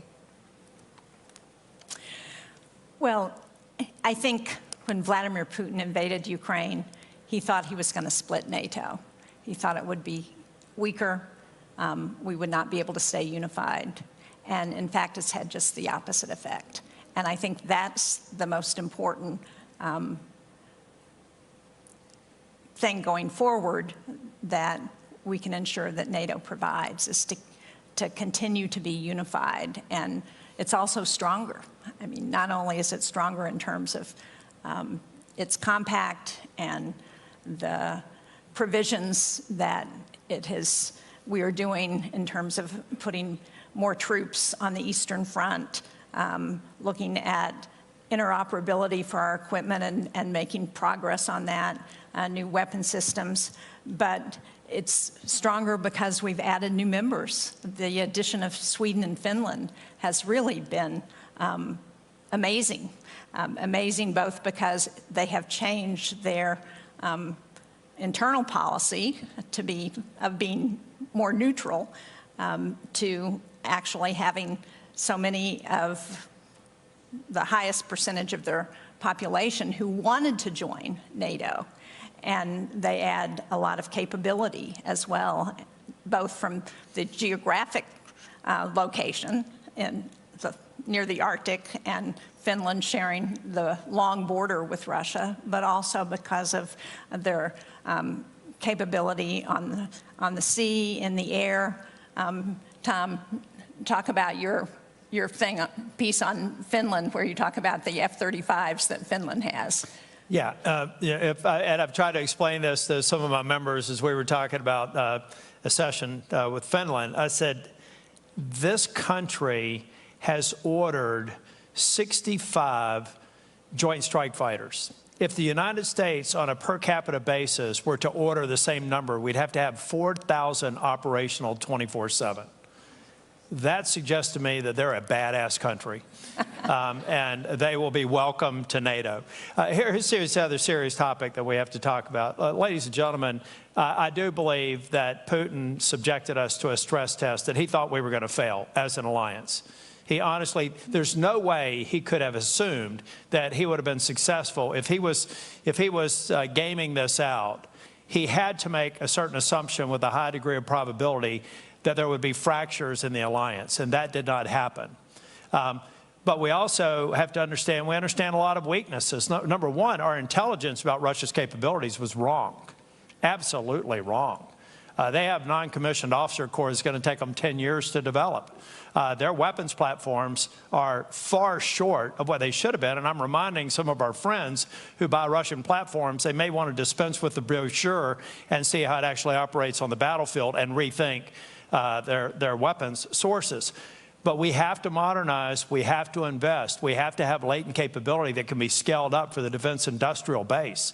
These are not necessarily things that have to go 24/7, 365 today, but we have to be able to demonstrate that capability, hopefully never have to use it, but it will be an enormous deterrent. But if we don't have it and we get into a live fire situation, we will be dramatically limited in terms of our response without addressing elements of the stress test that were not relevant to what we've done in Ukraine, but would be absolutely relevant if we had to come together and satisfy our Article 5 commitment. You know, the other thing that NATO is working on, and I'm really excited about this because I've been involved in the U.S. in women, peace, and security, and I know there's going to be a panel after this one talking about this. But you know, back in 2000, the UN passed a resolution on women, peace, and security that basically recognizes that women need to be integrated into all aspects of what we're doing. NATO is working on this. They have a proposal that they're presenting this week on implementing WPS into all aspects of their operability, which is really critical. And it's based on the recognition that when women are at the table in conflict negotiations, that those negotiations are 35% more likely to last longer than 15 years if women are part of that. That's there are a number of other data points that show the connection between women's participation and empowerment and stability in societies. But that's one that I think is really critical, and it's exciting to me as the sponsor of this legislation in our Congress back in 2017, and as we are the first and only country that has implemented this legislatively, and to see NATO adopting it and really fully implementing this policy is important. I'd like to go back to something.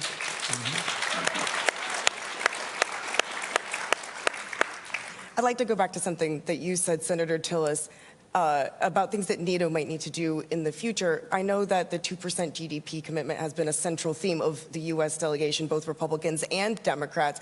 So what have your conversations with member nations been like about that? What is your argument to those that are below that number about why they need to increase their spending sooner rather than later? Okay, number one, I complimented Finland. I should also say that Sweden also brings a number of capabilities, particularly their power projection in the Arctic. So, okay, so I don't want anybody to think I'm favoring them. I'm glad Sweden's in, and happy anniversary to Finland now that they're 1 year old. Now, ask the question again. I had to get that in. What has your conversations been like with member nations that are below the 2% GDP? What is your argument to them to increase that spending? The reason why I try to use the family analogy is to make it very clear I care deeply for every one of the other 31 members of NATO. This isn't a discussion of criticism. What I hear from some people, it doesn't play very well back home. You know, they want us to spend more on this policy or that policy. I said, have you explained to them that their personal safety and sovereignty is a part in increasing that? improving their safety, improving our collective ability to even deter an aggressive act by making this investment? Have you really connected with your population in a way to make that understood? Because if we don't continue to press on it, then why should anyone else who's struggling politically continue to pursue the 2% or more? Why can't, I mean, we can't afford in the world that we live in today to get back to single-digit members contributing 2% and considering that a ceiling. We have to dispense with that and communicate it in terms that the population understands. I would love to spend resources on other things that address domestic priorities, but we only exist as free nations and are able to implement those policies because we are sovereign and we are secure.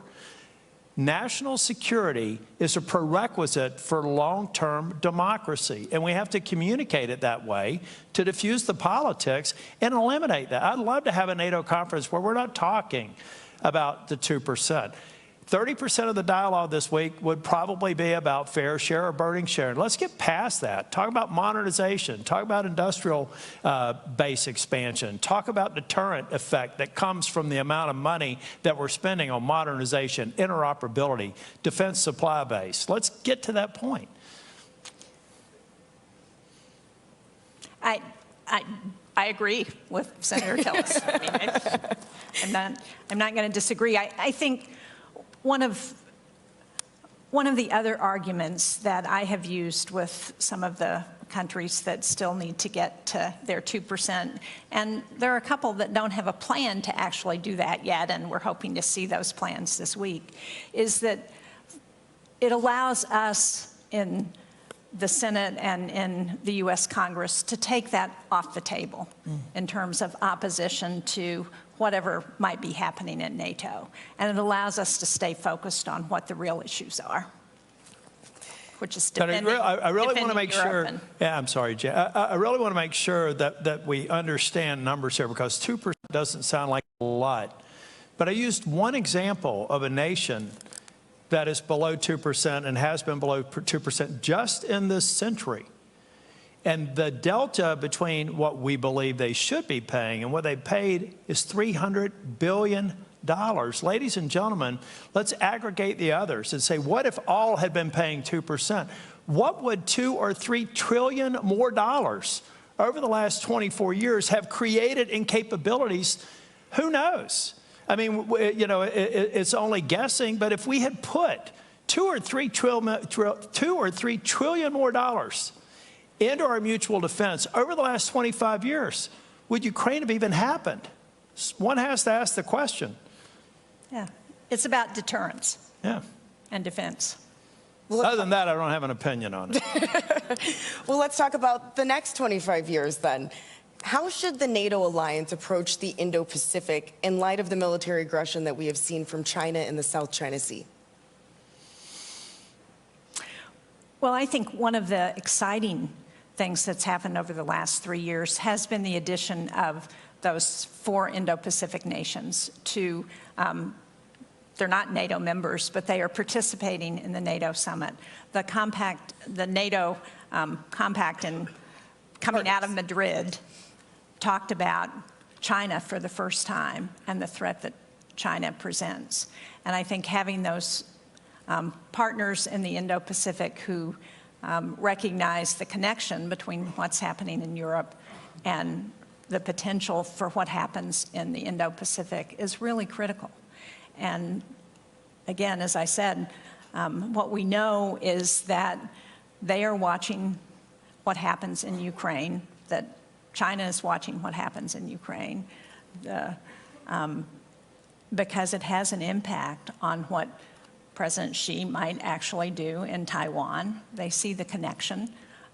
If Putin is successful in Ukraine, what's to prevent Xi from going into Taiwan?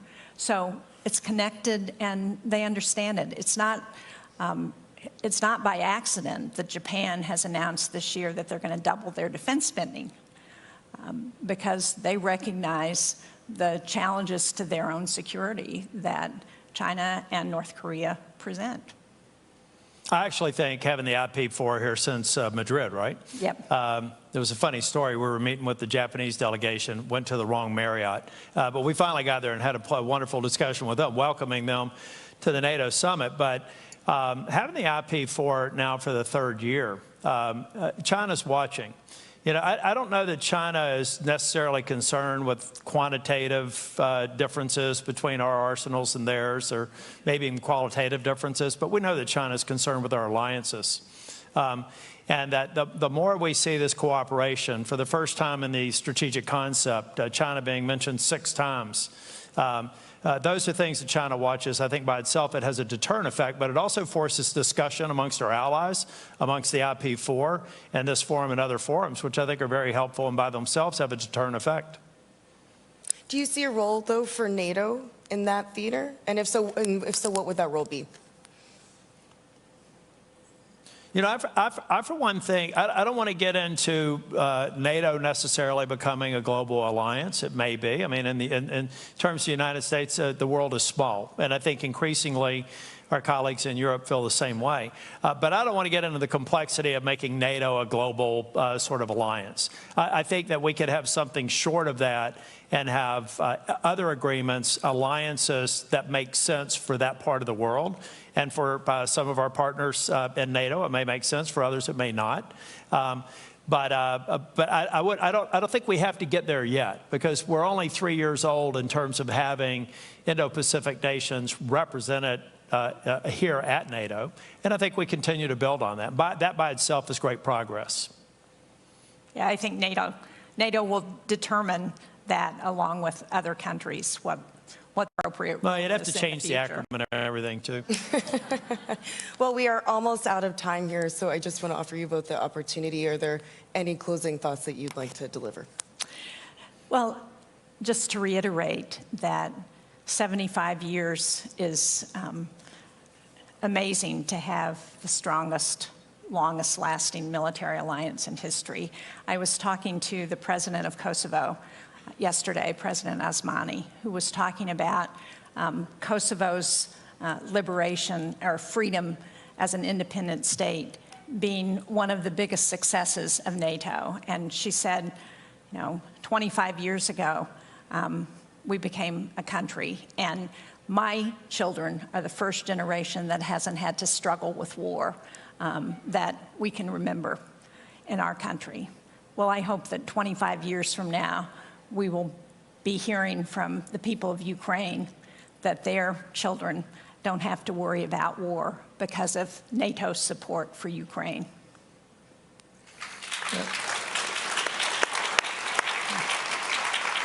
You know, the message, it's perfect timing for the NATO summit to be in the United States, because a lot of people, like I had my opening comments, are wondering whether or not, you know, there's a risk to U.S. involvement in NATO. I mean, we need to dismiss that. And I'll give you various data points. The number of people who were so supportive of accession of Finland and Sweden was extraordinary. It was never a discussion. We didn't have to work hard to get support for that. That's pro-NATO, right? Because we're talking about accession and expanding NATO. Ultimately, what you saw with Speaker Johnson, in spite of all the political headlines and everything else, you saw Speaker Johnson support the supplemental over the objections of some of the members of his conference in a very tumultuous time. That's another demonstration of long-term commitment to NATO. I think what you see in the Senate, the very strong vote for Ukraine supplemental, is another indication. So I hope you all leave here recognizing that our democracy is a messy one, but it's been relatively successful. And I expect it to continue to be very successful, and I expect that to also continue to be an unqualified support for the most extraordinary treaty that's ever existed.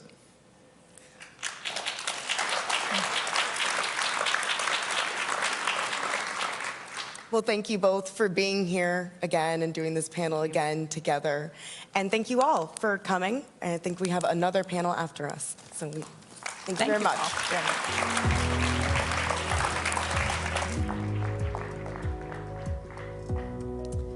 Thank you, Senators and Francesca, for such an interesting conversation on peeling back the layers on the legislative perspective on the transatlantic relationship and an irreversible path for Ukraine to NATO membership.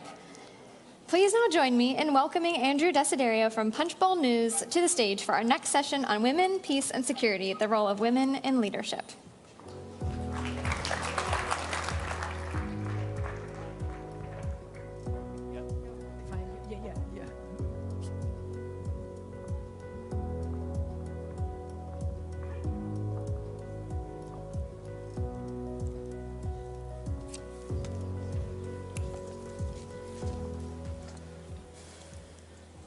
All right, good evening, everyone. It's my pleasure to welcome you all here to Washington and to this session on women, peace, and security, the role of women in leadership. My name is Andrew Desiderio. I'm senior congressional reporter for Punchbowl News, where we cover the power, people, and politics that drive the decision-making here in our nation's capital. I am honored to be here today moderating this panel, which seeks to highlight the Women, Peace, and Security Initiative as a critical element of transatlantic security. As many of you know, NATO's policy on women, peace, and security was first unveiled in 2007. And during this year's summit, we're seeing the first update to that policy since 2018 in order to reflect the latest geopolitical developments. And of course, in 2022, NATO named the women, peace, and security as a core priority in the strategic concept. I'll also note that in 2017, the United States became the first nation to comprehensively enact through legislation a women, peace, and security strategy with the goal of promoting gender equality in the field of conflict resolution, and this has remained a bipartisan issue, importantly, in Congress. So what has changed since then? Well, quite a lot. Russia's full-scale invasion of Ukraine has completely redefined the security landscape in Europe and here in the United States, especially for women on the front lines. And as we know, intensifying conflicts around the world pose targeted threats against women. However, women have proven to be indispensable leaders working to guarantee peace and security. Against all odds, women in Ukraine continue to demonstrate their courage and bravery, and across the entire NATO alliance, women in positions of power are transforming the very way we think about our collective security and defense. So without further ado, I'm going to stop talking and introduce my distinguished panelists here, who I'm thrilled to be with. To my immediate right is Olga Stefanishyna. She is the Deputy Prime Minister of Ukraine for European and Euro-Atlantic integration. We also have Irina Felin. She's the NATO Secretary General's Special Representative for Women, Peace, and Security. And at the far end of the stage, Jennifer Klein, Assistant to the President and Director of the White House Gender Policy Council. Thank you to all three of you for being here. Really excited to dive in and start this conversation. Yes. Deputy Prime Minister, I want to start with you. A couple of years ago, you were given the NATO Parliamentary Assembly's Women for Peace and Security Award, and I want to read something that you said at the time. Quote, "I accept this award on behalf of Ukrainian women who are making every effort to protect their country from the Russian invaders and who have been fighting alongside men for freedom and essential democratic values." Can you start us off by talking a little bit about the contributions that women have made and are making to the war effort in Ukraine, and how Ukrainian women have been so disproportionately impacted by Russia's unjust invasion? Well, probably I'll start with the numbers, which are not that vivid across Atlantic and probably somewhere beyond the Ukrainian borders. We have around 20% of women constituting the overall entirety of the Ukrainian armed forces, with more than 10,000 serving on the front line and around 50,000 in a different areas, in a different senior officers position. Just to compare, it's a totally different number from the one we had before the full-scale war.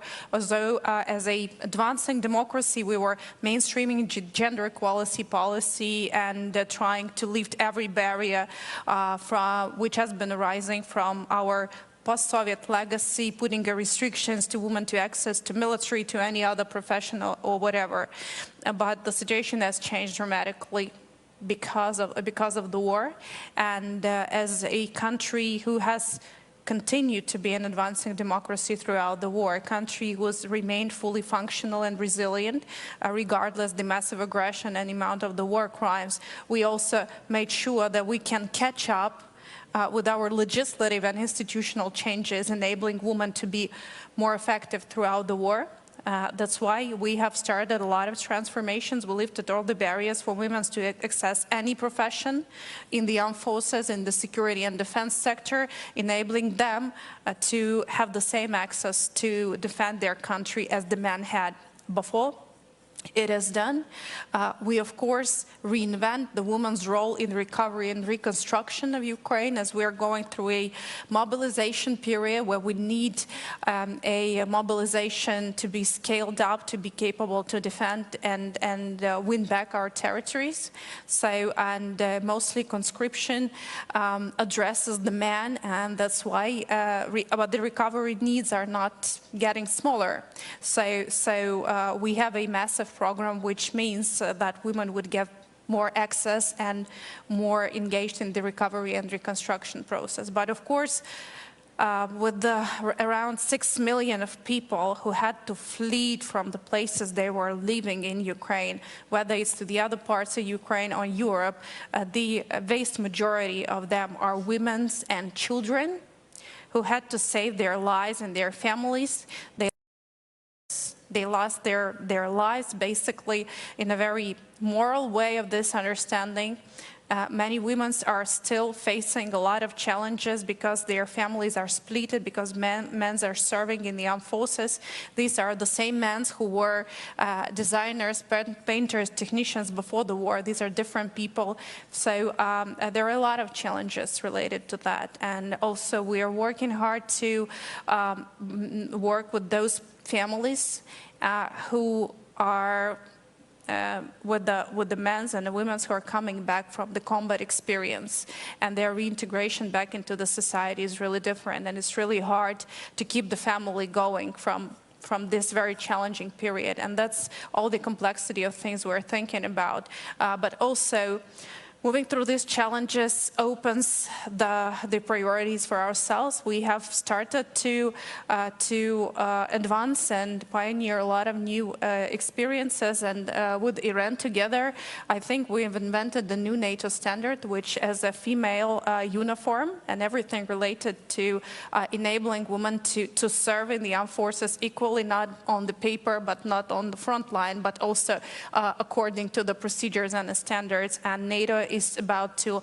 launch and finance a new massive project which will sponsor the development and production of the female uniform and everything related to that. So Ukrainian women will feel that they are not serving because of their desire, because the country is proud of them and make sure that they're part of it. So many things are going on, but I think from this point, when the full-scale war started, we all were standing as a nation, as one, women and men, elderly and younger one. And of course, I think the major element of morale for all the people serving on the front line is that those families who keep the country running, and these are mostly the women of Ukraine.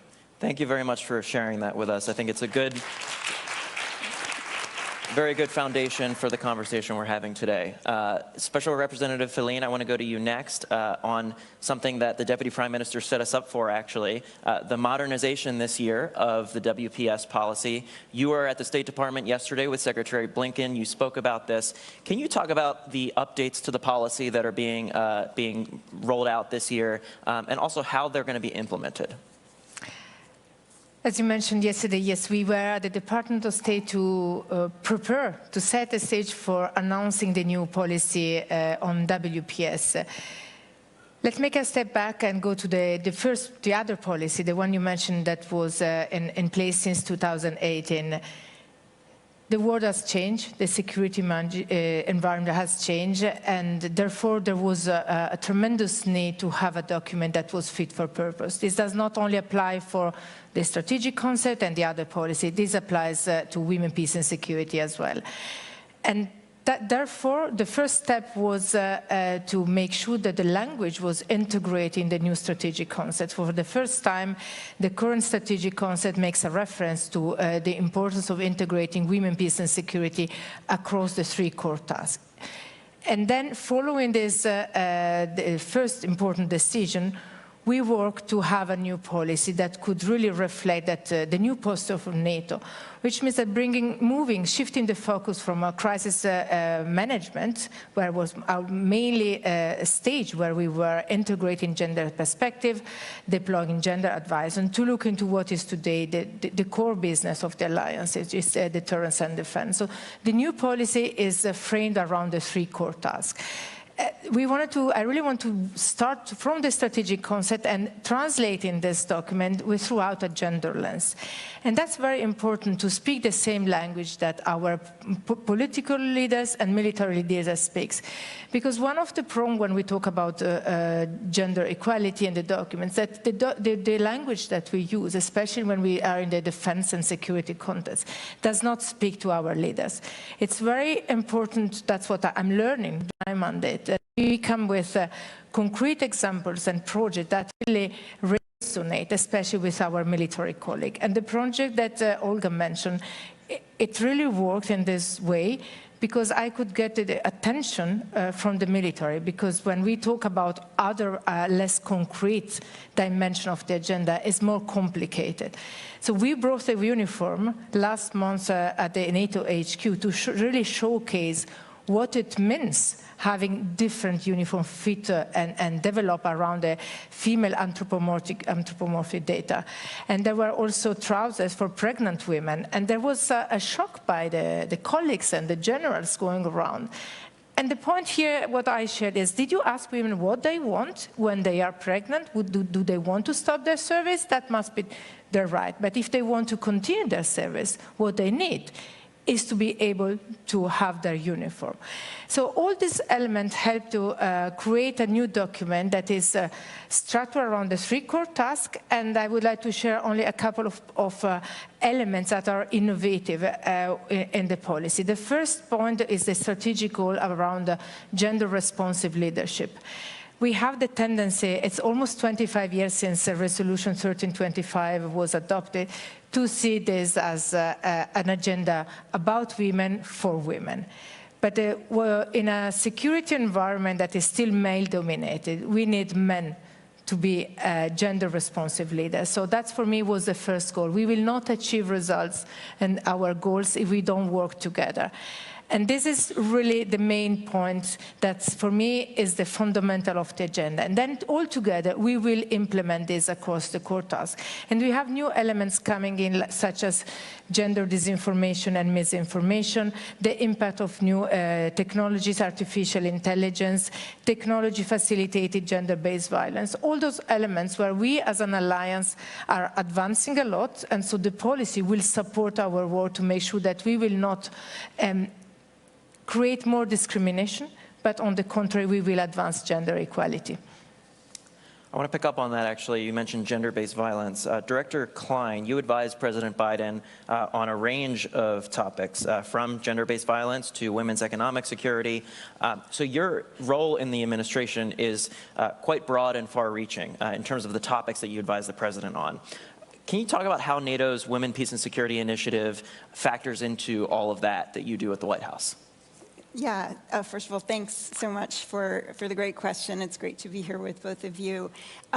One of the things that the president felt very strongly about when he created the Gender Policy Council, which he did by executive order in March of 2021, and I've been lucky enough to lead it ever since, is that the work needed to be both global and domestic, because while contexts are very different, so many of the issues cross borders.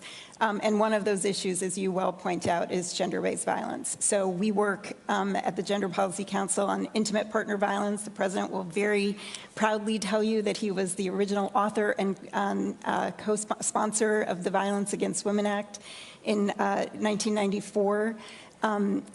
And we were able to reauthorize that, speaking of bipartisanship, with bipartisan support just last year. But there are issues like conflict-related sexual violence, which is core to the work that, that NATO and the Women, Peace and Security policy that NATO has put out. And that the allies are going to adopt this week, which is very exciting, that are about how women need to be protected, women need to be free from violence, and that there is a direct relationship between that and the ability of a democracy to function. Irena raised technology-facilitated gender-based violence, which I have come to refer to as the 21st century latest form of gender-based violence. And it's very important you emphasize, you said this, but I will emphasize your point, that while the NATO policy that the allies are adopting this week is similar to what has come before it and acknowledges the importance of the status of women to the stability of nations and understands those linkages and understands that meaningful participation and protection and leadership are core. It reinforces that.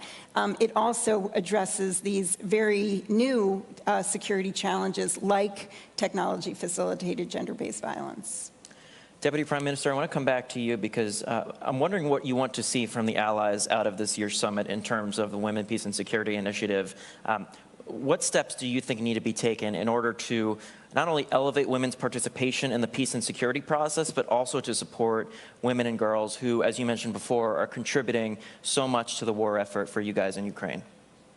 Well, probably I could have focused on something related to women, peace and security, I think, but I think the best response we can get is to bring more air defense capabilities to Ukraine to save Ukrainian women and children from being murdered by the Russian Federation, by Putin, but also for those women who has been tortured and raped in the occupation by the Russian Federation is the justice. I think these are things which are really important, and all the other things Ukraine will do it itself. Absolutely. Special Representative Filene, I want to try to put the new policy into the context of Ukraine. One of the things that was announced yesterday at the State Department was that it's going to be able to provide bulletproof vests, body armor, and combat boots for women in Ukraine. Can you talk about what that means for the on-the-ground situation in Ukraine and how that is all going to be spearheaded through the WPS program? This project we just mentioned with Olga before, it's particularly important first because it will support the service women in Ukraine and their ability to fight and be at the same time better protected, because especially when it comes to the bulletproof vest, the one that they are currently using are done around male body, and they are too heavy and they don't fit to the women's body, which means that if you don't move comfortably, you are not able to fight and you are at risk. But then this was extremely important when it comes to my work and the work that the Alliance is doing when we talk about integrating gender perspective and implementing the Women, Peace and Security agenda within everything that we do at the Alliance. The division that covers the work on the comprehensive assistance package, that is the mechanism throughout which we will fund the uniform, is the operation division, which is not under my responsibility. So this project is particularly important because it's really a concrete example on how we could work together in synergy and with the other colleagues across the House, and as a teamwork and a team effort with our colleague in Ukraine, respond to their needs, because the comprehensive assistance package is based on Ukrainian needs. So identify the needs, listen to women there, talking with the Minister of Defense, listen to how they were already addressing the problem, and then bringing the project together and have allies support this. For me, it's really a success story. But other important elements that have changed since the full-scale invasion is also how we analyze the conflict. Something that was not happening at the beginning in the first week was to integrate a gender perspective in the conflict analysis. And that is something I started 4 weeks before this full-scale invasion. So I had to learn very quickly and then to see how we had to integrate this. And the alliance had to adapt to this as well in terms of having the weekly briefing and monitoring the situation and developing the support. And that's how to work closer with intelligence, for example. And this is something where we have to increase our research and change our way of doing our business. So the Women, Peace and Security agenda is an agenda that is not static. When it was endorsed, adopted the resolution in the year 2000, there were some priorities. They still remain the same. Talking about participation, I was thinking how the language changed. Refer to what you were saying, Jen. We were talking before only about meaningful participation. Today we talk about full, equal, safe and meaningful participation. And the safe part relates to different aspects. One, because once you are participating, then you face more challenges, physical. But the other one is also the online lack of safety then has then an impact on our political participation. So there are different ways. So we also need to adapt on this new way of working, and that's why the new policy is extremely important, because it is the tool that will enable me as the main focal point for the Alliance and our colleague to better support Ukraine in the months to come.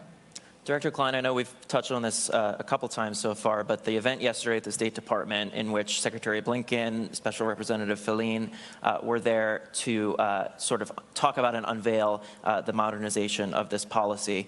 Clearly the administration is committed to it, and the president, when he comes to these summits, obviously has a lot of competing sort of priorities, right? The Deputy Prime Minister mentioned the need for air defenses in Ukraine, obviously a major point of discussion here at the summit this year, and of course the last couple of summits as well. I'm wondering if you could give us some insight into the president's thinking on all of this, especially since there are so many priorities that are competing for his attention at the NATO summit every single year when it comes to specifically the Women, Peace and Security Initiative.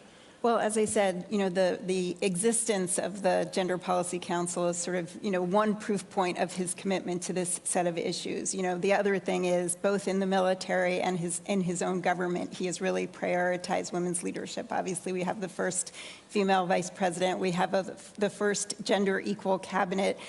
He appointed the first black woman to the Supreme Court. And as I said, really coming from the top, him and from the vice president, to create a Gender Policy Council. The first thing we did was create the first ever, for the United States, National Gender Equity and Equality Strategy, and one of the pillars of that strategy is the importance of women's leadership and political and civic participation. So this has been a priority for him since day one, and in particular, when you think about the military, we know that participation and inclusion and retention and advancement in national militaries is critical, including our own. So again, one of the things he did early on was make sure that our own military includes women and includes opportunities for women to really grow. So, to your point earlier, one of the first things he did was create an independent review commission on military sexual harassment and assault to reduce sexual assault and harassment in the military. And actually, those sexual assault and harassment in the military are at a nearly decade low for nearly a decade. The other thing he did was appoint the first ever woman to serve as the Chief of Naval Operations and on the Joint Chiefs of Staff. So sort of walking the walk, talking the talk about prioritizing not only the issues, but the people who can lead. You mentioned women serving in the military. I want to put my Congress hat back on if I can. That's where I spend many, many hours of the day, every day. Director Klein, the Senate Armed Services Committee included a provision in the annual defense policy bill last month that would expand the selective service, or the draft, to women. Does the White House support this, and what would this mean for the NATO alliance as a whole, you think, especially as so many of the allies are starting to reconsider their policies when it comes to the role of women in combat forces, in fighting forces? Yeah, well, I think you see the importance of this in Ukraine. You know, as we've just been talking about, women are in all parts of the military, including on the front lines. And, you know, what we think in the United States echoes what we've seen abroad, which is that women's full participation and leadership in our military is not only a moral imperative, it's also of strategic importance. And we can't outcompete our adversaries. We can't win wars. We can't meet the greatest challenges facing NATO and the world without using the talents and the skills and the courage of women service members. So that is, you know, an administration commitment. Deputy Prime Minister, you're seeing this firsthand in Ukraine, obviously, but you know, sort of the direct involvement of women in the fighting forces and the combat forces. Do you think the allies are doing enough to support the meaningful participation of women in national militaries and in NATO forces? Well, we have been thinking about ourselves, and I presented a pretty wide picture of what we have learned. And just as we're sitting here, North Atlantic Council has released its statement, which precisely says that Ukraine is the major source of innovative experience of the warfare. And I think this, the gender elements and the gender equality and the gender aspects of serving in the armed forces and the access to the armed forces and representation are also the enormous source of data and information to learn from Ukraine. Because again, as I was referring in my speech in the very beginning, Ukraine is an advancing democracy. And I mean, for years, gender equality policy was mainstreamed across the government planning. We have multiple strategies. Institutions went through the gender audit. You know, everybody from Ministry of Defense to Ministry of Foreign Affairs, Ministry of Education, and the government. But only when the war started, we thought that we were advancing very much. We also had the gender audit in all our security and defense forces. But when the war started, all the barriers which were unseen through the papers and through the feasibility studies, they revealed. And we had to close every loophole, a barrier after barrier. So if there are any new experience that could be gained to strengthen the bond of the women, peace and security vision and the concept, they could of course be learned from Ukraine. Speaking about the uniform, we were just exchanging with Iran that in fact it's only Sweden from all of the allies who has a really precise approach to the female uniform and everything related to that. And now we invest 7 million euros to invest in Ukraine, in women in Ukrainian armed forces. So definitely the outcome of this project will become a new NATO standard. And Ukraine is obviously setting a very, very good example for the rest of the world, certainly the rest of the alliance as well.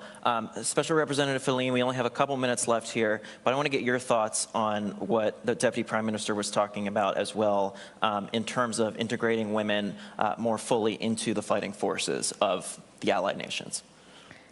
As also it was said, it's clear that Ukraine is leading by example on this. And this is a broader observation I would like to make as part of our cooperative security, NATO and the relationship with partner. We will have a lot to learn from Ukraine and this experience on many fronts, including about women fighting in the armed forces. And what this example showing, and what Olga just said about the fact that the alliance, about the uniform, that this is something that is missing across the lines as well, says a lot about the need that we have to integrate this perspective in peacetime, which applies also to the fact that integrating women in the armed forces during peacetime, it's what we need to be ready when, if and when we have to deploy them. Because what shows this is that there was a need, and women were ready together with men to fight for freedom and democracy. But the system was not ready to incorporate them. So what we have to learn here is that maybe we need to change our legislation and to see how to better integrate them and equip them with the right uniform. But that does not only apply to uniform, it applies to weapons, to tanks, to how all the capabilities, and so applies to the defense industry as well. So there is a further reflection to do how we equip and then our armed forces. All right, thank you so much to my distinguished panel joining me. Thank you to all of you in the audience as well and those watching at home. Thank you. Very much appreciate this panel. Very important initiative. Thank you very much. Thank you. Thank you.